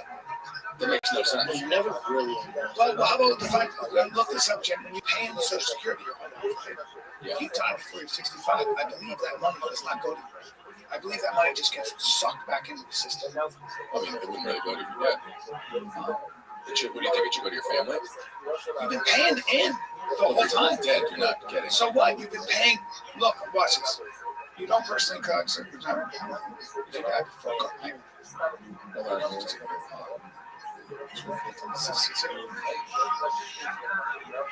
True. If you start before claiming the kind of benefits, you won't see them. retirement benefits are paid out. The system does not refund the tax. Your spouse can get it though. The system does not refund the tax. If you're some, if you have a spouse, survivor benefits is only 60 or 50 disabled. You guys will can't have a job. So I don't know what to do with it. I don't know. You will have a social security check on you. There it is. But it's not much, right? That's how you cover your property taxes. No. And that's a problem. I think that's fucked up. Hey guys, good news, we're at war. War. Dude, how about the fact they killed the 86-year-old Hamed? 86 is a pretty good run. Like 86, like Is that what he was? yeah, he's 86. He's like, I mean, you know, I wonder what that was like. He's like, old age or fucking, You don't know. yeah, right? Here's a chance. What you got? I'm gonna ask you a boring question. Yeah. Did we put him into power? Is that here's a time for you to shine? We never know. No? There was a revolution in 1979 where Khomeini, the Ayatollah Khomeini came, I believe, from London and essentially took over. The Shah was overthrown. And it was started by students who are now kind of in charge. And for 47 years, I don't like any of it, but you see the Iranian people like on the street celebrating. Like the Iranians are pretty proud. oh yeah, Because like they like 25,000 people. Yeah. but it's mainly that Iran is The liberals are like, this is bad. But the Iranians have also been the sponsor of so many proxy Hezbollah. all that bad stuff is for Yeah. and they got jealous. I just with war, I just I don't like You should feel that way. But it's also like with Libya, which we helped out, Iraq when we got rid of Saddam Hussein. It's not like all these. It's not like the average Iraqis doing great. They're not Russian. It's ridiculous. 23 years, by the way. Yeah, that's my thing is like also just mind your own business, clean your own house. How are things in America? How many people? Sure, look at how many people died in Southside Chicago over the weekend. Over 60? Well, this was a debate that me How's inflation going? How's homeless going? Me and my girl had this debate yesterday because, she was like, I'm so happy that, these women will be able to be empowered, blah, blah, blah. Just what I'm like, I understand that completely. I'm all for that, but there's so many things like, what about the people in Africa who are getting killed for being a Christian? Like, we can't, it's hard. It's sometimes like, because I'm an America First guy. I don't want to sound like Nick Fuentes. but like I like to be America first. And there's so many different things going on around the world. Like, how could we fight everyone's battlefield? Like, how do we pick and choose? Yeah, I had this argument too. I was like, if we're going to go into a country, we always go in with a moral framework. We always say things like, we're fighting for freedom. Well, okay, but you guys, you know what I'm saying? You gotta. It actually is really important to go in. We gotta get our ducks in a row. When you fight a war that's 23 years and it goes back to the Taliban, you know what I'm saying? It's like, well, what happened? There's a lot of people died. A lot of people, innocent people, not just Americans. You know, and so. Yeah, but there's always a motive. There's always a motive behind it. There's somebody's making money. I don't trust any. There's a lot of money made in war. Of course. I mean, it's so also Trump ran on. I'm not giving you this warmonger and all that stuff, and then That was my thing. Yeah, but so far it seems to be prosecuted. In a way, I think they saw an opening. I think they saw an opening after 47 years. doesn't Iran supply the oil to China? So that's the big thing. So China's ahead of us involved in all the AI. They need all the oil, and Iran supplies it. and that's a big part of it. So one of the things is starving China of energy. Because if they don't have energy, they can't keep up with the AI war, and they definitely can't invade Tesla. Right? So it's a 3D chess. Yeah. It's dicey, but I'll tell you this. I don't know if you guys know this, but the don't underestimate the American, the Israeli ability, their technology, dude. These ICBMs, the biggest thing they were talking about, these missiles from Iran is going to light everybody on fire. The thing is that the Israelis have such supernatural intelligence. You hear about the Israeli Mossad? They were dentists and doctors, real dentists and doctors. Yeah, tracking them with implants. Let's just start with that's what we know about. Okay, so we knew exactly where the entire leadership was. Killed all of them. Then they put another guy. You see, so they killed Khamenei. He had 11 hours. In 11 hours, like, you're the leader. He's like, what the fuck? I was like, no. And the idea behind that is that and this is the idea behind it. They go, hey, don't think you're going to put another Khomeini in. It ain't happening, guys. The regime is done. So if you guys think you're going to get, and now what they think is that they're killing even the decision makers there. So all of a sudden, nobody knows who to put in power. Nobody knows how to, it's like, unleash that sleeper cell. There's nobody to tell them to do that. So there's a whole but so watch this. Before they even get the fucking ICBMs off, there's some kind of a thing where the minute that signal goes, because they've hacked the computers, we hit the silence. So now they get out of the fucking gates. And all the damage that's been done has been when they shoot the missile down for the drone and the pieces hit. But a lot of this you can control from. Yeah. And my thing is get in, get out. All right, so they go them all up. All right, hopefully they figure it out. We're going to get involved as fast as possible. We have our own oil. We have our own oil, but they're supplying China, which is our biggest adver. So, and then also who knows what they have some guys have on front. That I'll get to that in a second. But I was gonna say, like me and my girl were talking about this. It's just like getting. But if you're gonna try and pretend that this is about like because like just we're both talking about like the fact that they're like, oh, debt to America, this and that. They couldn't fart in our direction. There's nothing they could do with their military capabilities that could actually affect us. No, you know what I mean? Like we'd have to, that's a pretend. The biggest thing you guys remember also is the people always talk about how Netanyahu's talking to Trump. The Saudis and the UAE hate the Persians. They hate them. There's a you always conflate Iranians with Arabs. There is different a culture and different a language as Chinese and English. Yeah. There is so different, and so they've always been adversaries. So, what's his name? MSP. It's always contra. They're like, go all in. We use everything we have, and they want to crush us. Also, on a side note, the Iranian women are the Latinas. Thank you so much. Save the ass. Really? Are you Iranian women? They got access. You like Latinas like Iranian fist bump. Iranian women. What's your girl? She's signed.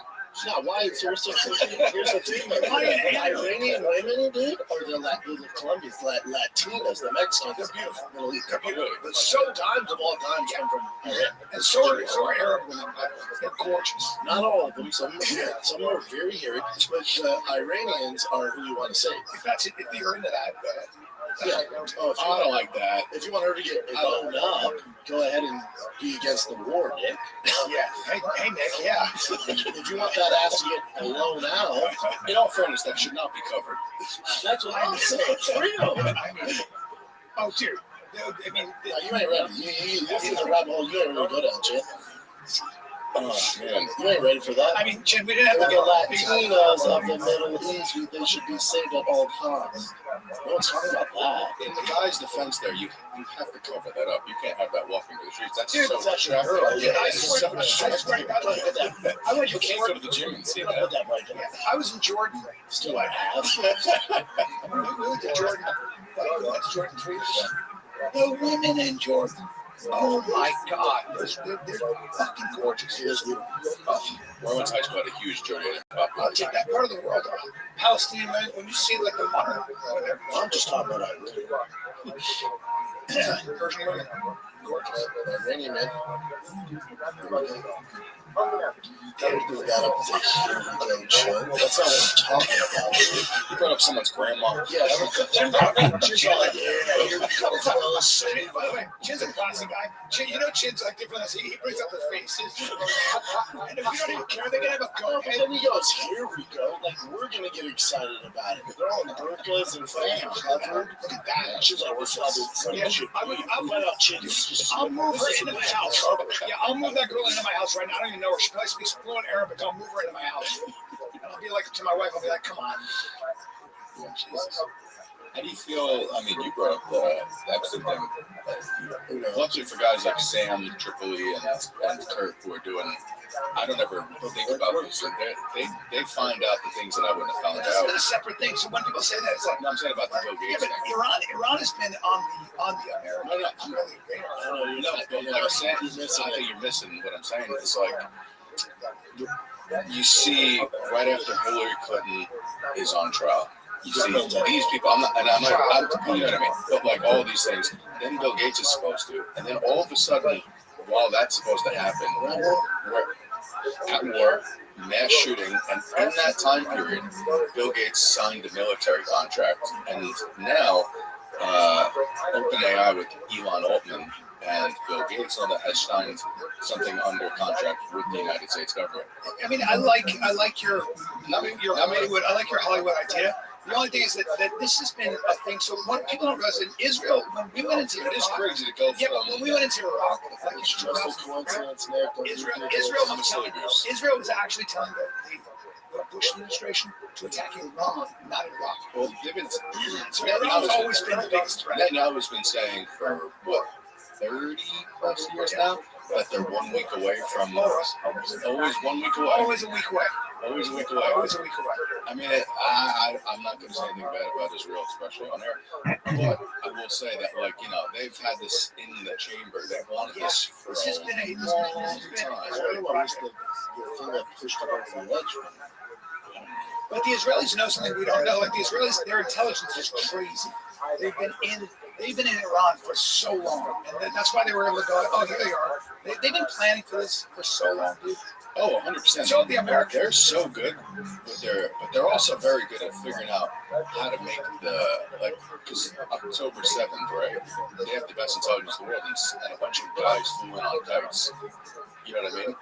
So it's weird that they're not able to see that coming. Oh, maybe it did. Hey, what do you got? 7 guys flew in on kites. Yeah. They have great intelligence. That's been the biggest thing, by the way, in Israel and the Knesset. You should see those people getting up and screaming at him, Netanyahu, about that. That's the interesting thing about the Knesset in Israel. Like, I think Israel's one monolith. They argue, like in the Knesset, they're screaming at Netanyahu. You knew about that. That's what I wondered. Do they know, and do they let these things happen so that they have, you know, the false? How do you call it a false flag? I think sometimes these things. I don't think it's far fetched to believe that people pull off crazy shit sometimes with low tech ideas. The low tech idea with let's fly planes in the buildings. The same people that put something in the dental work also couldn't see a kite. I think it's way more complicated. It's weird. I think it's way more complicated. First of all, I think the one thing about the Israelis is they're arguing all the time. They debate constantly. Like, look at the Knesset. Just watch the fights between labor and good. They're constantly giving. Even if they're arguing, they still came up with the plot to put implants. Yeah, the Mossad is very, very good that way. But what I'm saying is that they arguably the best intelligence in the world. In his own country has been in that they were trying to put him in jail forever. Right? He's been dealing with legal problems for corruption and everything else. So there's a huge community in Israel that wants him out. And so when people say, like, they have this, they're constantly fighting with each other. But the Mossad, give it up. Say what you will. A country of 8 million people, they can fight their asses off. They like are, the beepers. Yeah. Holy shit. They don't fuck around. They could get They'll get politicians around the world, blackmail. They'll get to you. You know why they can get to you? They'll get you. You know why they can get to you? Their existence depends on it. Mm-hmm. Their life depends on it. They'll get you to an island. They'll get you.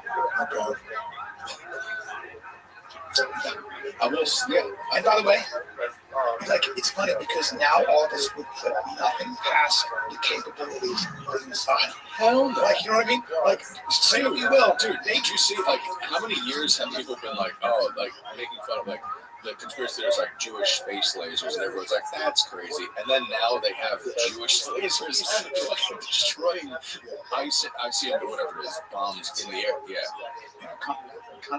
And I'm like, that's what we're talking about. So there is a Jewish space laser. There's a Jewish space laser. Okay. So they can go between continents. They have long range missiles. Got to give credit to U.S. technology. Did you see the videos of the heat-seeking? It's from the video. What is it? What is it? Damn it, like, what is it? It was a fucking. I fell for I saw it, yeah. From the video. Damn it. Although that's probably kind of pretty close to reality. Not like that. You don't think so? It was like, dude, That was they do that. They do that. You can see that in. You can see that they practice those. Yeah. Well, our fighter jets have crazy capabilities. So because me and Brian sometimes tour, and back in the day we'd run into some shady military characters. And do you remember the time? I'm not going to say what the guy said, but you remember the time there was a drunk guy, and he was a bombs expert, and he told us some of the things that we would never believe that we have, like some of the technology that we have. And he was so drunk, and he was like, "Don't tell anybody this," so I'm not going to say anything on air.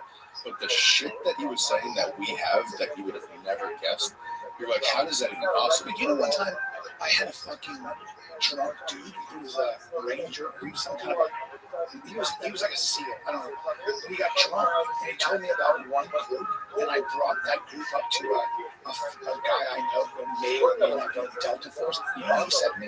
He goes, how do you know? And I just to be fair, those are good Americans. You got to keep that to yourself. Like, he got this, and I got scared. I went, okay. I'll never mention that. That for you. Right. I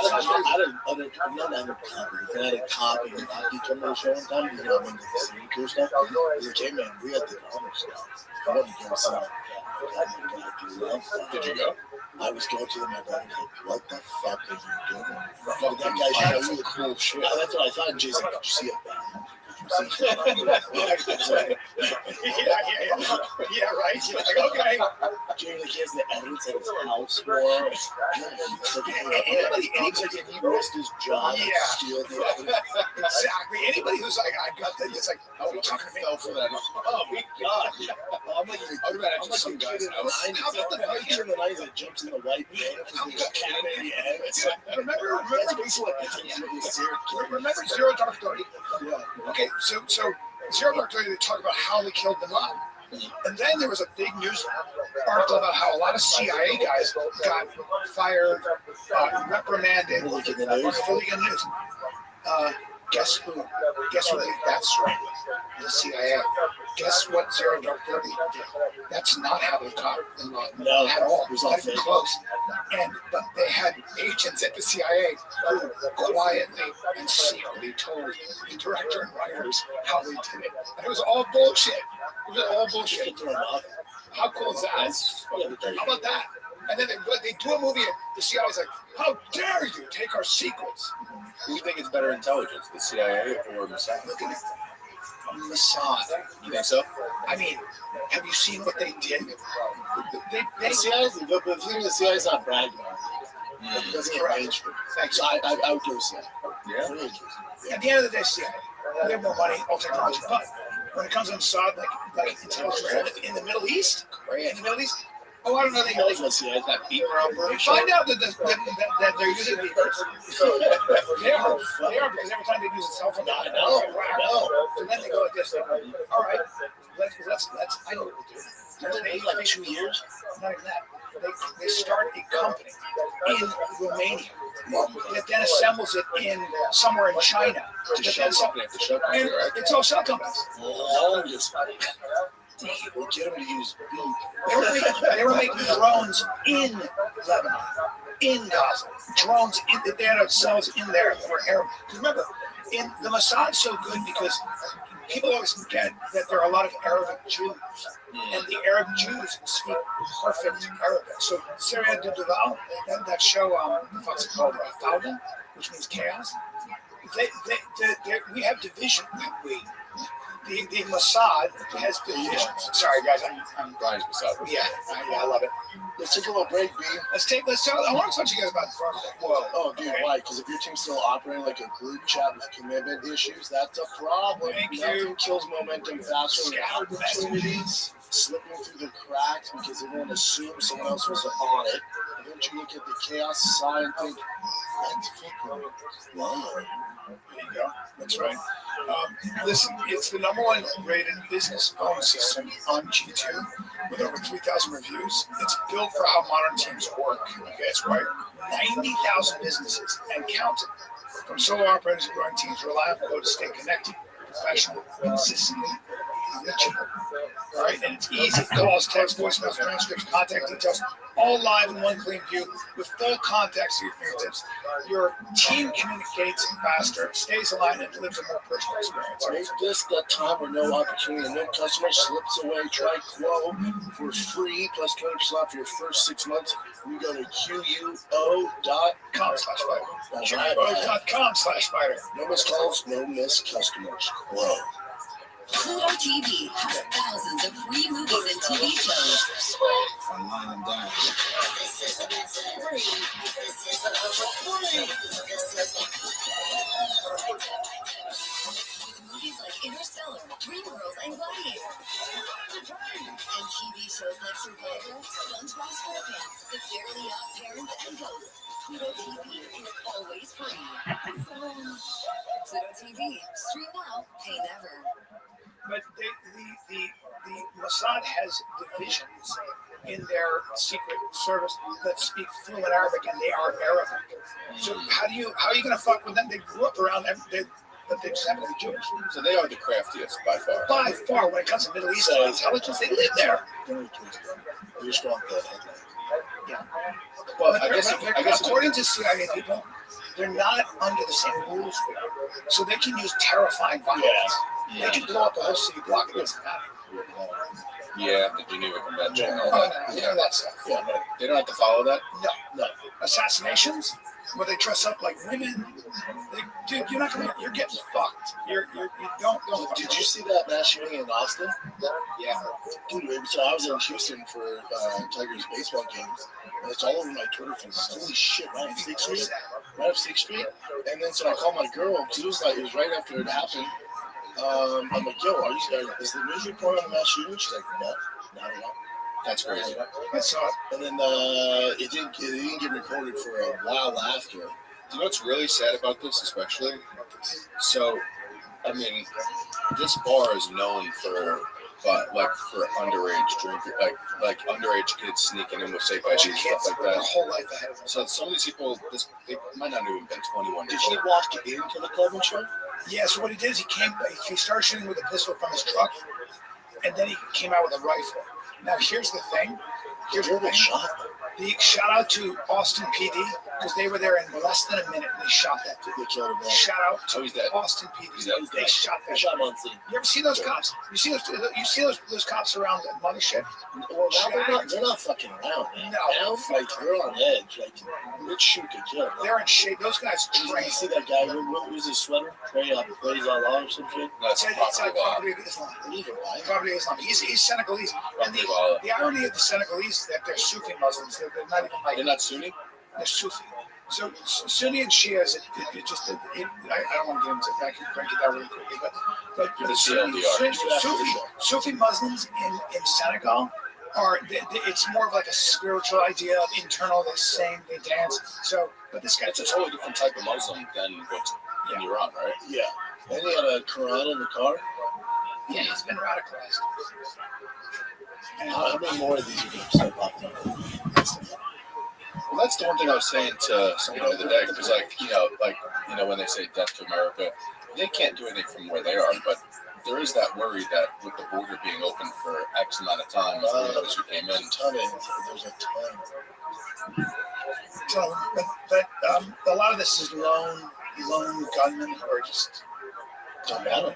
They don't do a lot. They do a lot of damage. They don't give a fuck.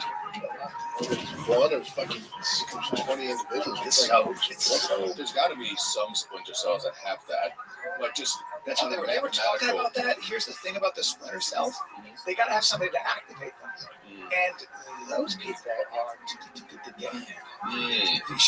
So the problem is they don't even know at this point, and they don't know who's in charge because they are whacking a whole bunch of it. So the whole command structure is in chaos. We're 2 for 2 with taking leaders out in the past couple months. Gotta give it to Trump. I'm sorry. 2 for 2.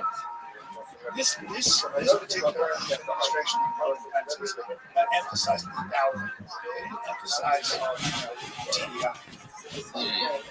Now, again, as all of us realize, like, what happens afterwards, right? That's Americans are really good at What's going the in. real reason behind it? What's going on here? I pray that this is a very short operation and not another version of Afghanistan or Iraq. Yeah. I think they want the military to take over.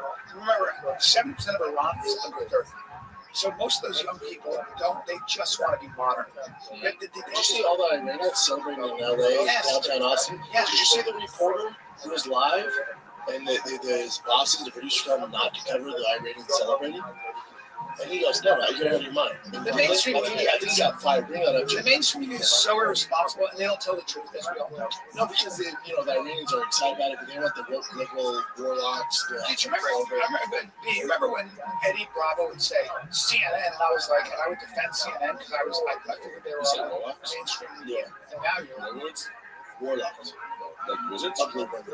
I know it's the male term warlocks, for witches. yes, it's a male witch. Yeah, it doesn't matter. When I say warlock, I was always using get the warlock. picture in your head.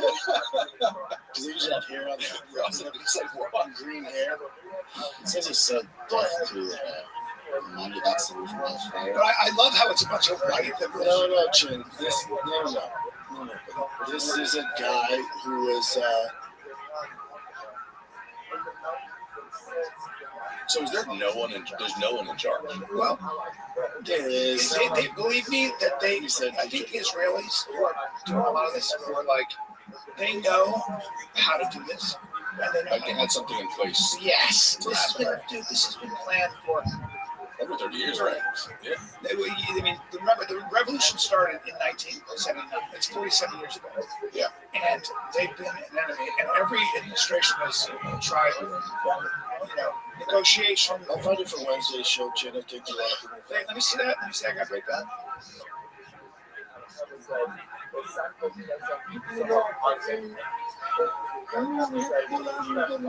Well, he's got to be. That's fake. That's crocodile tears right there. You know what he's saying? Yes, I speak fluent Farsi. He's basically saying, saying that Khomeini, the one thing that they were worried about is Khomeini is like the Pope to a lot of Muslims, especially Shia. So he's like the closest approximation of God on earth, Is these two clean Islamic leaders.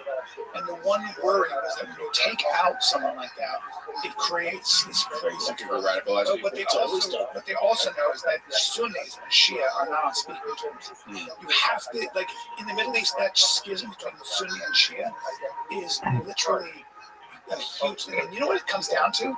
If you're Shia, you can only be a cleric or a leader, an imam, like a equivalent of a priest, if you can directly tie your lineage to Muhammad. Whereas the Sunni are like, no, it's whoever's the most competent religious.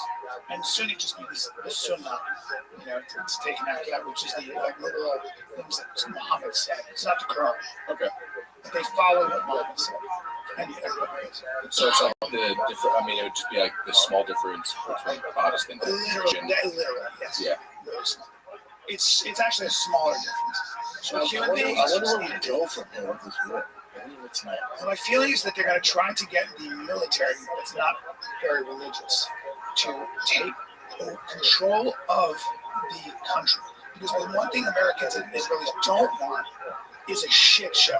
Because then it's all of us are going to be like, I told you. A history of shit shows. There's a history of shit shows. Always how it goes. And the one thing they don't want, so what they're going to do, the biggest mistake they made in Iraq, the biggest mistake is they said anybody in the Ba'athist party can't. We basically fired the whole military. And the military said to our commanders that if you fire us, dude, we're going to be part of the insurgency. Let us control the streets. And certain people that were in charge, in my opinion, didn't. Did you see Trump's quote? He's like, he tried to kill me twice. I shot him. Damn. Oh, yeah. Trump says what a lot of leaders think. Whoa. Yeah. He's like, he tried to kill me twice. I just worry that, like, because, like, I feel like we have a history of, like, what I call the Pablo Escobar effect happens, where you think you're taking out the top dog and everything's going to be okay. But then what happened with Colombia was now all the small gangs who were scaring Pablo Escobar Even bigger. they end up fighting in the streets, and it gets even more violent than it actually was before. Mexico used to be. And Saddam Hussein, the same thing. Maybe it was thriving. That's right. Mexico was so safe. Mexico, you had no problems because of the drug cartels were controlled by the top people at top who were really smart and controlled all the sicarios. Then we put all in jail, killed them all, and all this, the sicarios, the street dudes, took over, started fighting with each other, and you get this insanity. So, is there a benefit to letting things like that happen, or is that just an accident? I don't think so, but I think there are certain countries that want chaos. Yeah. Remember, there are certain countries that don't want a functioning country. I'm not going to say who. There is an interest in. I believe there was probably an interest for certain countries to make Iraq, Syria, and the whole place a shit show. And the reason is that way you just keep it stabilized. And yeah, you know, 1 million people die, but not our problem. And I think as Americans, when we do that, young people now, when I try to defend the United States, I'm almost 60. Because I grew up overseas where America, whether you believe it or not, at least we believed Americans were trying to do the right thing. Yeah. When you come into a country like Iraq, when you come into a country like Afghanistan, you know nothing about the history or the culture, and you go in there and say, we're going to bring democracy and kill 1 million people on either side, and you stabilize and fuck up everything, all these children, guess what? Americans are smart. All of you young guys go like this. What do you mean we don't kill people? What makes us better? Yeah. And I go like this. I can't defend. I'm like, you have a point. And if you do that as a country, you lose the moral high ground. And now we get very cynical. And now we're in a country for what? You can't be a country where it's just about might. You can't just be self-interested and kill a bunch of people. You got to do. All of us believe, whether you're on the right or the left, that if you go in and kill a bunch of innocent people, it fucks us up. We lose morale as human beings, as Americans. Americans don't feel good about their country. A lot of young Americans don't feel good about their country. I mean, that's what got me into politics. In 2008, Ron Paul, when he ran for president, he walked into the Republican in front of Rudy Giuliani, brought up the blowback theory, which I mean, like, I don't know if you ever heard the blowback theory, where it's basically like we've basically been in the Middle East since the 1950s, maybe before that. It's like if you're in these places, like imagine if China came here and occupied the United States, set up missiles on the Canadian and Mexican border. If we did something to them, it wouldn't be crazy for them to be like, oh, what the fuck was that about? You know what I mean? Like, and if you keep on doing that, you just radicalize people. And like, so if you kill the people, just imagine if, you know, let's say Iranians killed your whole family. That's what I'm saying. You grow up, you're like going to have resentment. Yeah, that's where you get That's why toward the end of the Iraq and Afghanistan war, they started using those missiles that don't blow up, but they're so targeted they just kill the person in the car. Because guess what? To your point, when you level a city block and you say we can kill 9 non-combatants for 1 combatant, people get a little upset. Yeah. If your favorite restaurant became dust, I still believe people can criticize Trump as much as they want. I still believe at the heart of it, he's anti-war. He doesn't like it. That's what I hope. You know what I mean? But like that was the thing I was trying to explain to my girl last night. Like, yes, it's so sad that people have to deal with these things all around the world. But every time we get involved, all of a sudden it creates a lot of resentment. And then like the next thing I know, the buildings in my home city get airplanes on. Yeah, and my kids are gonna have to deal with that. Yeah, nothing to do. But those young kids now are dealing with this shit. And you're gonna ask you guys a question. You're gonna create. Has it ever been any different in the world? Has it ever been any different? Have we ever been at peace as people? Can I say this? Why not? Can I say this? Who's gonna make the changes? Because they make so much fucking money. Americans keep I'm glad you brought that up. And maybe I am naive because I was young, but the 90s felt like such a different time. Like, and maybe we weren't at complete peace.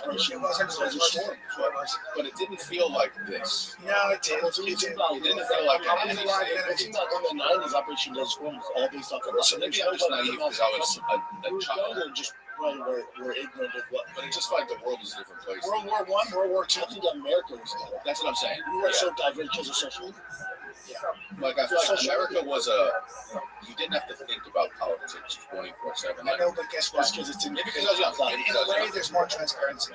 But I can remember in the 90s, having been alive without the internet, without Google, we all believed what we were told. I'm not arguing what you're saying. I'm just saying. We all believed what we were told as a group. So just as a small example, when we would see our Sylvester Stallone in a movie, we would all go, "How the fuck is he that shredded? I got to start working out. I got to start working motivated." And then you realize, oh, but he was getting help with things like anabolic steroids. And I use it. Everybody now all of you guys go. When I see a muscular guy, again, it's so funny. I'm my generation. I think that they're natural, and you guys go, "What are you talking about?" I don't know that. So there's a naivete in a way for people my age and older. But if you talk to my dad who's 85, talking to him today, he's like, it hasn't been any different. World War I and World War II were brutal. The Korean War, the Vietnam War, brutal. And so you think the 90s weren't different? You just had blinders on. Well, the 90s though, we were doing in good faith. Yeah.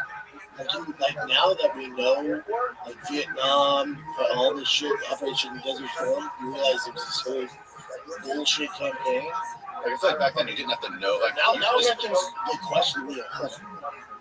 Before we were just like, yes sir, America first, we're doing the right thing. We find out we're not. Well, all of us are patriots, right? Everybody here, pretty conservative guys, patriots. All of us right now about this Iran war, we're all like this. Yeah. Usually America's like, let's go. But all of us are like, rightfully we're going, man, I hope this isn't a rerun. Yeah. Right? We're all like, damn. And then all of us are like, what's really going on? Where's the money? Who's standing to benefit? What is this? We're starting to realize that every politician votes for the Democrat or Republican. You know why? Because when we make all these weapons for these different countries and prosecute war, you make a lot of jobs because they purposely assemble the F-35 in 49 states. If you're going to kill that program, you got people out of work. So your politician is going to go, hey, wait a minute, we got to do this, blah blah blah. So that's the military industrial complex.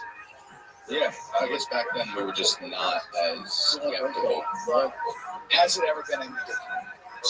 Have we evolved as human beings, really? I don't think we have. We fight all the time. We'll always fight. Look at social media. Look at everything. It just felt like a simpler time, and maybe this. And do you wonder, was it a better time, or was it way better? Like it felt better, but then again, it was a lot better. Suicide was down. Autism. social media, dude, kids that have the stress that they have now. Social media is terrible. Social media, it's all because of social I media. think it's the devil. It's kind of sad. I feel like my generation had the last best generation of social media to real life, separation. Because like you would go on MySpace when you got home from school, you would check your messages and comments, and then you'd go back to life. You weren't connected to this. Social media wasn't a connection of your life. I do have a prediction, though. People are talking about AI, and 2 years from now, we're all going to be out of jobs. I think it's complete bullshit, and I'll tell you why. Because AI, like this whole idea, It's just a real AI. Yeah, but I'm saying AI, like it's going to take over. Do you know how much energy it requires to have these computers? Like the energy is insanely structured. And this guy, I can't remember what his name is. Get there, but I don't know. I'll get there. Thank you. I don't think so. I was talking to one of my best friends. He lives in New York, works in AI, and I said, "Is this real AI?" And he goes, "No." He goes, "What you're using is a glorified Google searcher for you that autocorrects. It's a glorified autocorrect that searches faster and just pulls information faster. Basically, just like a producer for your life that just like corrects the things." He's like, "Real AI is not going to be." He's like, "What like I guess we consider AGI is not going to be released to the general public. That would be mayhem." He goes, "They're just letting us have general." Like this is an autocorrect. Like it's basically just like correcting what questions you answers certain questions for you, but like it's nothing more than that. It's also like I don't see later on Capital versus Danny Glover. It's not actual put it together. Yeah, it's not actual artificial intelligence. You're talking to a chatbot. But all of us too, also all of us. It's so funny. Like now you can see anything. You can see a mountain lion jump through a window and grab somebody, and all of us go like this. And we just go boring. It's not real. Boring. Yeah. We see a girl, like, unbelievable looking, and you're like, that's AI. Split. We just don't like it. Mm-hmm. None of us like that shit. It's like, We got you. This podcast brought to you by Progressive Insurance. Fiscally responsible, financial geniuses, monetary magicians. Those are some of the things that people say about drivers who switch their car insurance to Progressive and save hundreds, because Progressive offers discounts for paying in full, owning a home, and more. Plus, you can count on their great customer service help when you need it, so your dog goes a long way. Visit Progressive.com to see how you can save on your car insurance. Progressive Casual Insurance Company affiliates potential savings with very non-vehicle and all-stage situations. Progressive. So take a little break here, because with this episode of the Fire Kids brought to you by O'Reilly Auto Parts. We're in the business of keeping your freaking car on the road. O'Reilly Auto Parts offers friendly, helpful service, parts, and all that you need for all your maintenance and repairs. They're hands down the best. I'm always there. They have thousands of parts, accessories, and stock either in store or online, so you don't have to wait for it to jam. If they don't have it, they order it. Shows up probably the same day or the next day. They're the best. So whether you're a car rookie or an expert, you'll find employees at O'Reilly Auto Parts are knowledgeable, helpful, best of all, super friendly. Stop by O'Reilly Auto Parts today. Visit them at O'ReillyAuto.com/fighter. That's O'ReillyAuto.com/fighter. Alrighty. By the way, does anyone even notice the bigger TV? Dude, did you just notice it? Well, it's here on Friday. Well done, sir. Yeah, it's great. Thank you, James. So much better, right? So much That's better. Thank you. I'm sorry I didn't even notice that. It's okay. Such a Shia LaBeouf interview. Hey, you. Get out of here. I love it. Yeah, My buddy George is trying to get him on his pod. I don't, it's not like I dislike him, but he's just like, it's like, he's a bad boy. You got a little tussle. Can I say, you know what it reminds me of? Do you remember when Charlie Sheen was really going off the edge? Yeah. That's how it feels. Yeah. Like if you watch He it, was sober. He was good for such a long time. He got married, has kids. What the fuck happened? He's just, well, him and his ex, he has a situation. Yeah, but he got through that. Has he gotten through it though? Is he being sued by FA? Well, he put his Yeah, but it's still going on, right? I don't know if it's still going on. I think it's still going on. Play Chick? Yeah. This Channel 5 News battle with Andrew Collins. I haven't experienced for a while, but I'll be honest with you, big gay people are scary to me. When I'm like standing by myself and 3 gay dudes are next to me touching my leg, I get scared. If that's homophobic, then I'm stabbed. Yeah. That happened a lot. No, it just happened one time. Recently. Well, that that's why I got arrested. Oh, okay. Yeah. So you were sort of being groped and surrounded. I'm not gonna say that because my lawyer said, "Oh, dude, it's okay. We can do it." I am wrong for touching anyone ever, and that's the end of my statement on this whole shit. Sounds good. Cool. Moving back to like what kind of things set off that Napoleon complex. Being challenged, my masculinity being challenged, or touching my girl, or touching my kid, or it's like set all the day. The other thing is he was molested as a child. That's what it? Yes. I mean, that's where this stems from. I mean, I didn't know that. Yeah, I mean, that's why he's like. Really? I mean, I don't know. Was he one of those? I don't know if that's a reason to. I mean, you see how fucked up some of these former child actors are. We've seen. I actually feel bad. You see what Amanda Bynes looks like now? Yeah, remember Amanda Bynes? That kind of stuff does fuck you up. Never let your kid do child. I would say Hollywood fucks you up. You don't need molestation, especially as an actor. She's also gone crazy. Even the music is creepy. Like, I don't know what's going on. Can I see what she looked like before? Show Amanda Bynes before. Yeah. But that's somebody who's lost their mind for a lot of reasons. Hollywood did that to a lot of people. And she might have been a little crazy at the beginning of the On all that? Sure, she might have been a little crazy. Maybe she was normal and got raped as a young kid. I don't know anything about There's a whole documentary about that. I forgot what's that Nickelodeon. So she went through. She got molested and all that as a kid. I mean, no one could ever say it's a guarantee, but Is that what she said? Yeah. And Drake Bell, Fuck you up for life. Drake These Bell, people are just going crazy. Some people do. She got fucked up for life. My father asked me to have sex with him. I mean, look. she was so talented back then. Dude, she was massive. She was awesome. When I was a kid, she was the comedy actress. She's the man. All that Amanda show. It was basically the kids' version of Mad TV, and You forget how big Shia LaBeouf was. I used to watch him on Even Stevens. Even Stevens' goals, such a good goals are huge. Well, I will say this, and I'm sure you guys know Hollywood better than most people. What percent chance if one of your kids were like, I want to be a child actor? I worked with a number of child actors. I was on Seventh Heaven. I was on the Goldbergs. I was in school. So I saw these amazing, talented kids come through.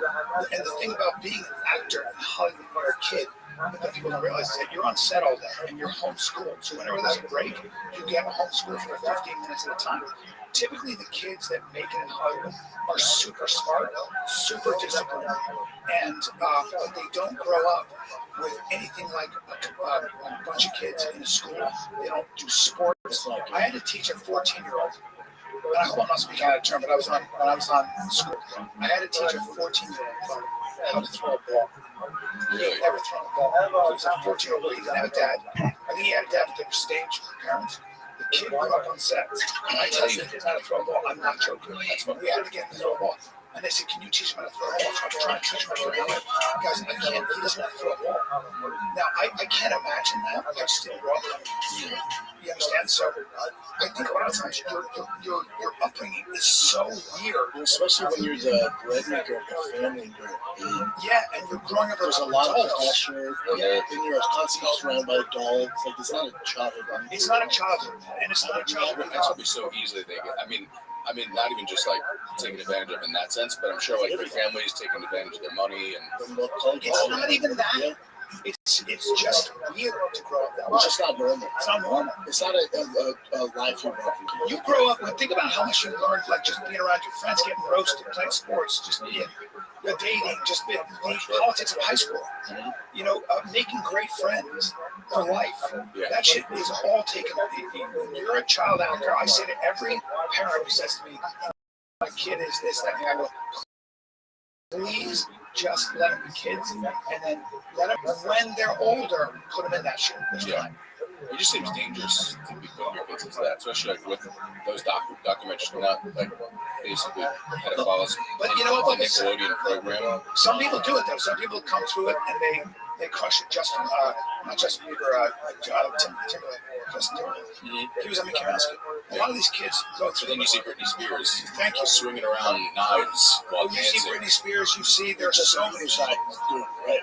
No, Right. he's so fucked up. But that's also because you've been famous since you were 14. That's lonely. That is when you're 14. It really doesn't work out for Cat. Right. Most I of don't them think really anybody who's have truly like a superstar at that age, there's no way to deal with it. How do you deal with that? How do you do it? You need a community, and I feel like if you grow up from show to show, your community is just whoever is on your cast for that show. It's not good. And You know, that's not a Jim real. Carrey said if this happened to me, he was 33.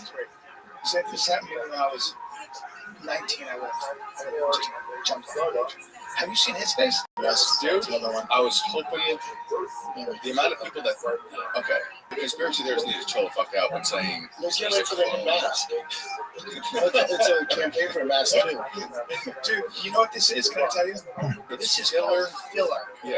I was when I got my eyelids done, the nurses said, "Have you thought about any filler?" I said, "No, nor will I." But she was like, "It's really good." It's like, but this is what you get. Dude, this conspiracy theorist going, oh, they replaced Jim Carrey with a clone. Well, first off, if you make a clone, it's going to be a baby. You have to start the clone at the same year he was alive. Have you never heard of plastic surgery? I mean, dude, that's serious. Botox. And so I wrote it and I researched it and I practiced it. How do you make the funny faces? It's everybody talking 1,000 miles an hour up there receiving their awards, and I was like, I'm dead. And I made mistakes, and I was like a novice, but I felt a lot of love, and I felt a lot of appreciation that I just think they're worth it. In the comments, that ain't him. Look at those cheeks. That's a lot of filler. That's a bummer. I can't wait to get filler, guys. It's such a You get filler? No, I'm not gonna filler. I'm gonna be old like this. And every time I look at them, I get it though. At 59, I feel so good because I'm doing TV. My energy. I had such sick shows. I come off stage. I'm hanging out with a bunch of young people like George Janko and You do seem more energized, though. bro. I look in the mirror though. I'm like, I look in the mirror and I go, Your energy's good, dude. Yeah. How do you work out? Things are ways to well. my shoulders are a little fucked up, but my workout's really. It I is. have so much energy. But I'm back to that guy. I never had low. And I was starting to need naps and shit. Yeah, You sleep a lot. Yeah. You sleep. You nap religiously. I nap 20 minutes a day. And you're the most serious person I've ever been with, like on tour with that. Like, your sleep is the most important. Oh yeah, I'll sleep 8 hours. You have to get that. No, it's just because I from experience, if you're doing 6 hours, I'm doing 6 hours. Cool. It's also 60. It's not like some young workers. He needs fucking 8 hours. I know. Naps drive me nuts. I can't nap. If I nap, I wake up like I came out of a coma. I don't know where the fuck I am, where the fuck I am. I don't know. Like, I've never felt better after a nap. Never. Oh, it's so good. No, but you do 20 minutes. The problem is people sleep too long. I can't. How do you sleep for 20 minutes? You set a time. I'm just gonna panic No, about this is from I have now the 19 leading minutes. sleep Now I have expert. 18 minutes. Leading sleep expert in the world. And you 20 minutes. And it's a great. How old are you? I'm 36.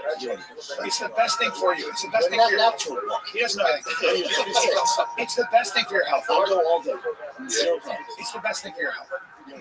When you're Yeah, older, but Bubba, you sleep, you go to bed every night at the right time. You wake up, you get your good sleep, you work out like a motherfucker. yeah, So you're healthy. there's no doubt. But if you don't need it, you don't need it. But That's what I'm saying. if you need 20 minutes as a recharge, it's great for you. You just feel like shit from it, and then when I tried the alarm thing, and it's just me constantly like, oh fuck, now I have 20 minutes. So they find that if you just lie down, even if you lie down and just snooze, it's good for you. I mean, most You want kids, all right? Yeah. You get your nap from me. Yeah, We have kids. There's no nap. you have nap time, right? You got downtime. I got You have downtime. kids don't give a fuck. There's no nap. Like I'm home nap. No, that's not. If you're like present, like nonstop dad, there's no nap. They're a lot of you time, no? They're up at 5. Now, they go to school, but they're up at 5:30, 6 o'clock, and you're getting up. So it doesn't matter what time you went to bed. Yeah, naps are When I heard that, I had to repost this because there's two guys we like, fucking Huberman and what's the other Chris one? We were talking like optimizing their sleep and they need this and this. Someone just goes, 2 childless sleep health experts? I'm not exactly going to take that advice. I have 5 kids. I have to repost on myself. What the fuck, dude? Tell us about no sleep when you have no kids. What the fuck? I'm optimizing my sleep. Ideally, I got up at 12:30 last night. It's easy to optimize when you're alone. Oh, you gotta optimize your lifestyle. That's when you're just by yourself. Ideally, getting as much sleep as you can is excellent. And ideally, if you can get a nap, really good for it. They tie it directly to people living alone. So, but yeah, life gets in the way. But if you can get your sleep, good. What do you got, Jim? Fuck with you. But real quick, also, Bernie, you do like drink Diet Cokes, coffee, nicotine. Drink, actually. I have 1 cup of coffee in the morning. Fuck you. Yeah. You caffeinate more than most people that I've ever met. You Cups of coffee. No, you do espresso. I do espresso. I like 2 espressos in the morning. That's the show, yeah. And you can nap after Neither one of us drink a lot of caffeine. Yeah, I like it during the middle of the day. No way. 4 in the afternoon. How much caffeine would you say? 2 to 400 milligrams of caffeine? 2 cups of coffee, about 2 espressos. Yeah. And you could still nap after doing that? Yeah, because I do it at 8. Yeah, it wears off by then. You guys want to cover this? Chin looks like a nap. If you're going to... Chin's a napper. I love naps. How long have you been focusing? I don't know if this is a boring question. By the way, I don't nap a lot. I like to. It's not taking up out Do you feel like that's why you have the energy you do at your age? Is because you focused on sleep so long? No, Or you he's said an that hour choice? 65. No. Yeah, I've always had Have you ever met a person that's thin that doesn't have energy? I've always had crazy. It doesn't go a fat person, sure. A skinny person. You know anybody skinny with no energy? I mean, I don't drink. I don't smoke. I've always been Takes care of himself. Like, you're not gonna. Like, he used to laugh at me on the road. I'd be like stretching. I'd sleep. He was like, I had a whole routine. He'd be like, this fucking guy. I have so many fun Like, videos. yoga in the morning. Did I show you the videos that I have of you, like what it's like touring with Brian, and it's Brian just in the yard, shirtless, just with his toes in the grass. That's what I do yoga. I literally do yoga every morning. Every morning. He's just out in the sun with his toesies in the I've grass. been doing that for 30 years. Yeah, this Chin. RAF, that just happened over the weekend. Those are probably the biggest things that happened. That Harmon Sorokin versus Georgia. I didn't say his last name, but Police? yeah. He's Greek. So that's it. So I like that his brother and dad came in to save him. Looks like he punched him, and then he knees him.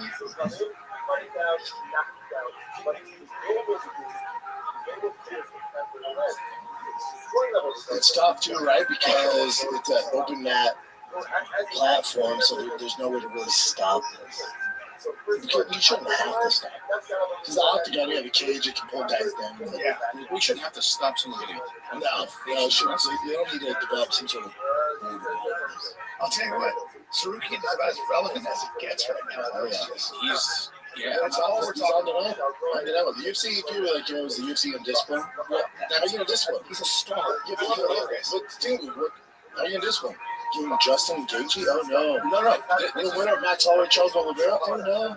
But what are you going to do? let me say something though. When Sean Strickland fought someone outside of the octagon, and it was an amateur bout where he started throwing punches at someone, he was suspended for a period of time for fighting outside of the UFC. It was like, Yeah, but that's a big problem for him trying to make his comeback run right now. Let's say UFC suspends for 3 months. Oh, no. Ilya Topuria and Justin Gaethje are fighting. He's not going to fight in 3 months anyways, so it's a slap on the wrist. Oh, no. Literally. How are you going to discipline the best 155 on the planet? Do you think he gets suspended, though? No. Maybe they do not. Do you think they should give him and Sean 2 different treatments? I think Sorokin, that's just a little, you know what that was? It was a little, he got heated in competition. Nobody's going to discipline him. And it's also not part of the UFC, right? Well, neither was Strickland's, though. Strickland was cornering a guy who jumped in the octagon, the cage, and punched the guy. Punch that. Well, so Strickland doesn't have his case when he's talking about the most offensive shit in the world. But also, I feel like this would be more cool because it's not like that Georgia gets arrested challenges. Right. Nobody's really hurt. Right. Like, I don't. It was a scuff. How are you gonna discipline Arnold Schwarzenegger? What are you doing? It's a scuff. How dare you? Here's a super fight with this one. That is. I think it's the opposite, where they keep on. This guy first, he punches someone in the audience on his way to a fight. That was his first strike. That was a bad look. Then, like he fucks up his neck the night before a championship belt fight. That's another. You had that Saruki or something, bro? Yeah, I like Saruki. So you can listen to all those. So the touching the fan, not ideal. Not ideal. This not ideal. Headbutt hooker, not ideal. I forgot about the headbutt. UFC can deal with all that. The number one thing why they put him on the sidelines, you miss weight. It's the number one no, especially during title fight. You miss weight. And how long is that suspension? Not suspension, but that punishment been going? Here's my thing. So they did like, all right, we're gonna discipline you. You're fighting Dan Hooker in main event. Oh no, let me twerk this guy up real quick, get paid, easy payday. Yeah. But also, oh no, you did okay. You're gonna discipline me. I can't fight. Let me go on the best marketing campaign in UFC history. I'm gonna go on all the biggest shit. In all fairness, People are gonna love me. he's fucking everyone loves him. You got. That's what I'm saying. So it's like, oh no, don't make me sit out another. Don't make me sit out another year and build my brand. Yeah. He's getting paid more now than ever. Granted, he doesn't He need doesn't need money. No, but still, fucking Bruce Wayne. I know he's getting more. He's more relevant than ever. So the UFC needs stars. He's also smart and funny. Like, it's crazy to do that funny in a different language. It's unbelievable. He should have did stand up. He should. Yeah. He's did. hilarious. No, but the thing is, he's the best 150 fighter. Nothing really to prove. By far, it's not even close. He's pretty amazing. He's doing everything right now. Maybe you're right. I guess How would you? My point is, how would you discipline him? by making him wait longer, Who which do you feed him? Name somebody BSD, enjoy that. He fucking rips his dick off. Justin Gaethje, come on. The winner of Max Holloway, Charles Oliveira, okay. I would say that would probably be his. I mean, obviously, the best fight is going to be Ilya Topuria, but I wouldn't mind seeing him against Max Holloway or something like that. That can strike. It just builds his name bigger. That's what I'm saying. No. So Give me what Max you're saying is Holloway. basically any punishment makes him his brand. He's on punishment. And then the outcry, let's say they do, like, we're suspending him for 2 years, dude. They can't afford to. They don't have any stars. It's also, he's also a bigger star than him right now. Peloton? Maybe John? Islam hasn't been there in a hot second. His manager spoke for him, said we have something cooking that's even bigger than he Yeah, can. we just want to see him fight. But as far as like doing it themselves and not going through a manager, name somebody bigger than Armin right now. Who's put on a better PR campaign than Armin in the last fucking 6 months? Strickland last week, 2 weeks ago against Fluffy. That's big news. Yeah. But as far as consistent, everyday content, I was gonna say, I don't know if Strickland's a star. Yeah, Strickland's a star. You think so? Oh yeah, I mean, that's I just feel like he's not talked about by like the young kids. Like he's not talked about in the same way as like an Armin is right now. interesting. See, I'd say, well, I get more question about Strickland than I do. Like you see Armin on fucking Aiden Ross's show. You're not gonna see That's this the on. young demo. That's what I'm saying. Like The young demo will get privy to him, but as far as you're not seeing that Sean Strickland edit on TikTok. You know what I mean? Like, no, you're seeing- that's not his demo. Yeah. But I think Sean Strickland's demo is like the right that probably aren't even watch UFC. They love Sean Strickland. Like the stars that I see, none of them are American. It's Armin, Ilya, Poton. Is Poton less lately just because he's been out of the. Once they announce the White House, get ready. Who's going to be John Jones? John Jones. Hold on, keep going. Finish. Hamzat Shemaev. Yes. There's not many people. You could say Max. You say Morales? Not right now. Actually, no, I disagree. I think Marab's huge. Marab's doing like Is that Neiman stuff? no, he's doing commercials. Did you see the commercial he did for H&R Block? Oh, there's a whole H&R Block campaign where like you could get your taxes done free if you could tap in, if you could tap out the guy who works the desk, and then this Marab's the new guy working at H&R Block. Rob is huge right now. So that's it.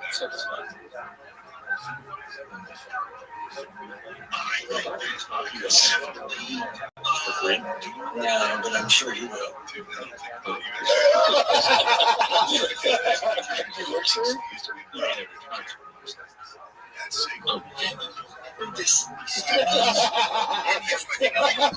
That's fucking great.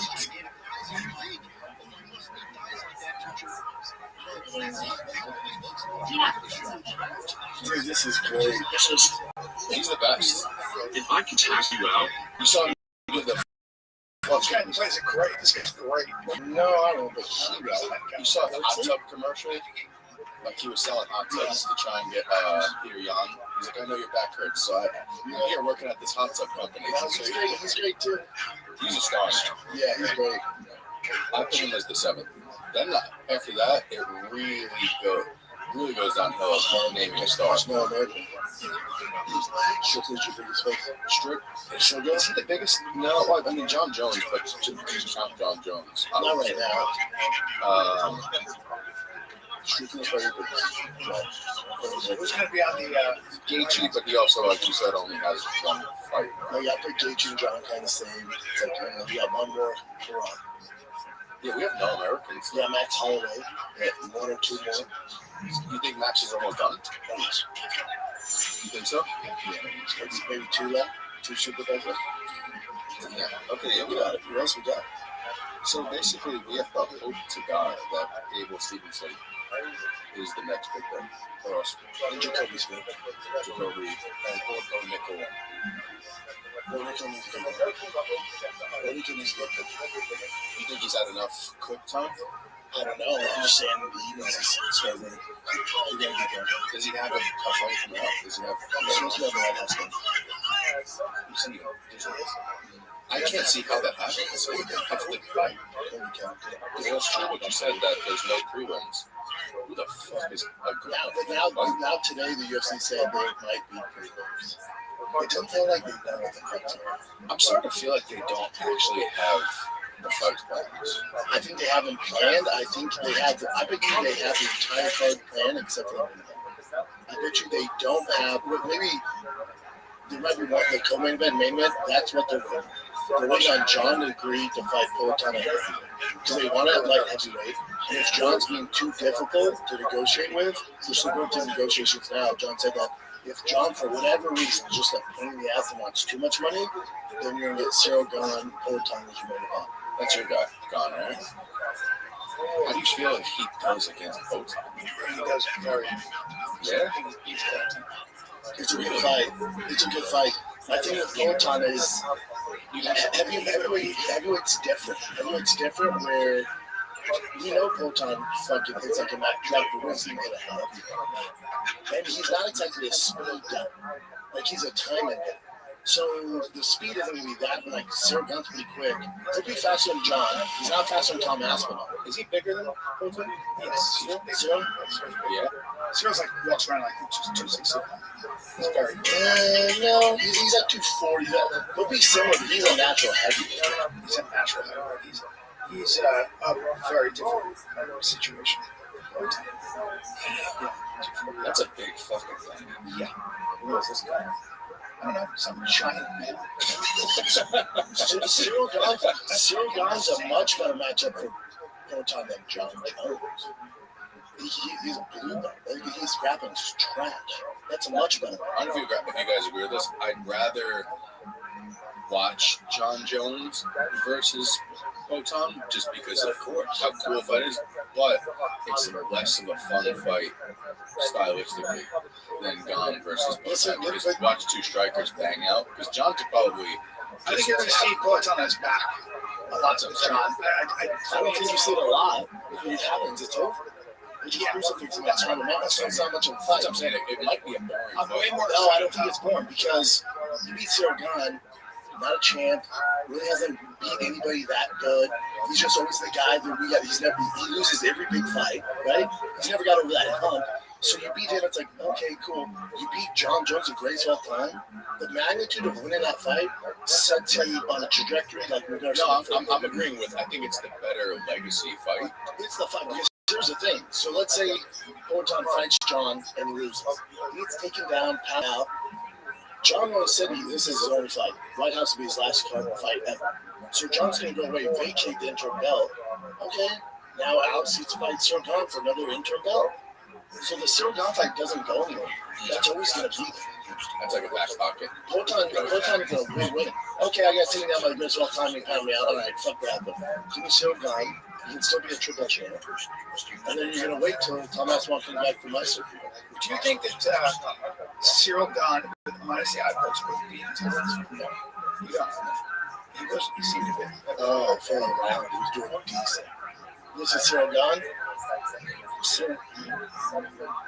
What's that? This is Cyril Gane's record. I mean, to put out Derek Lewis is pretty tough. Is it? Yeah, is it? We got a shape dude with one.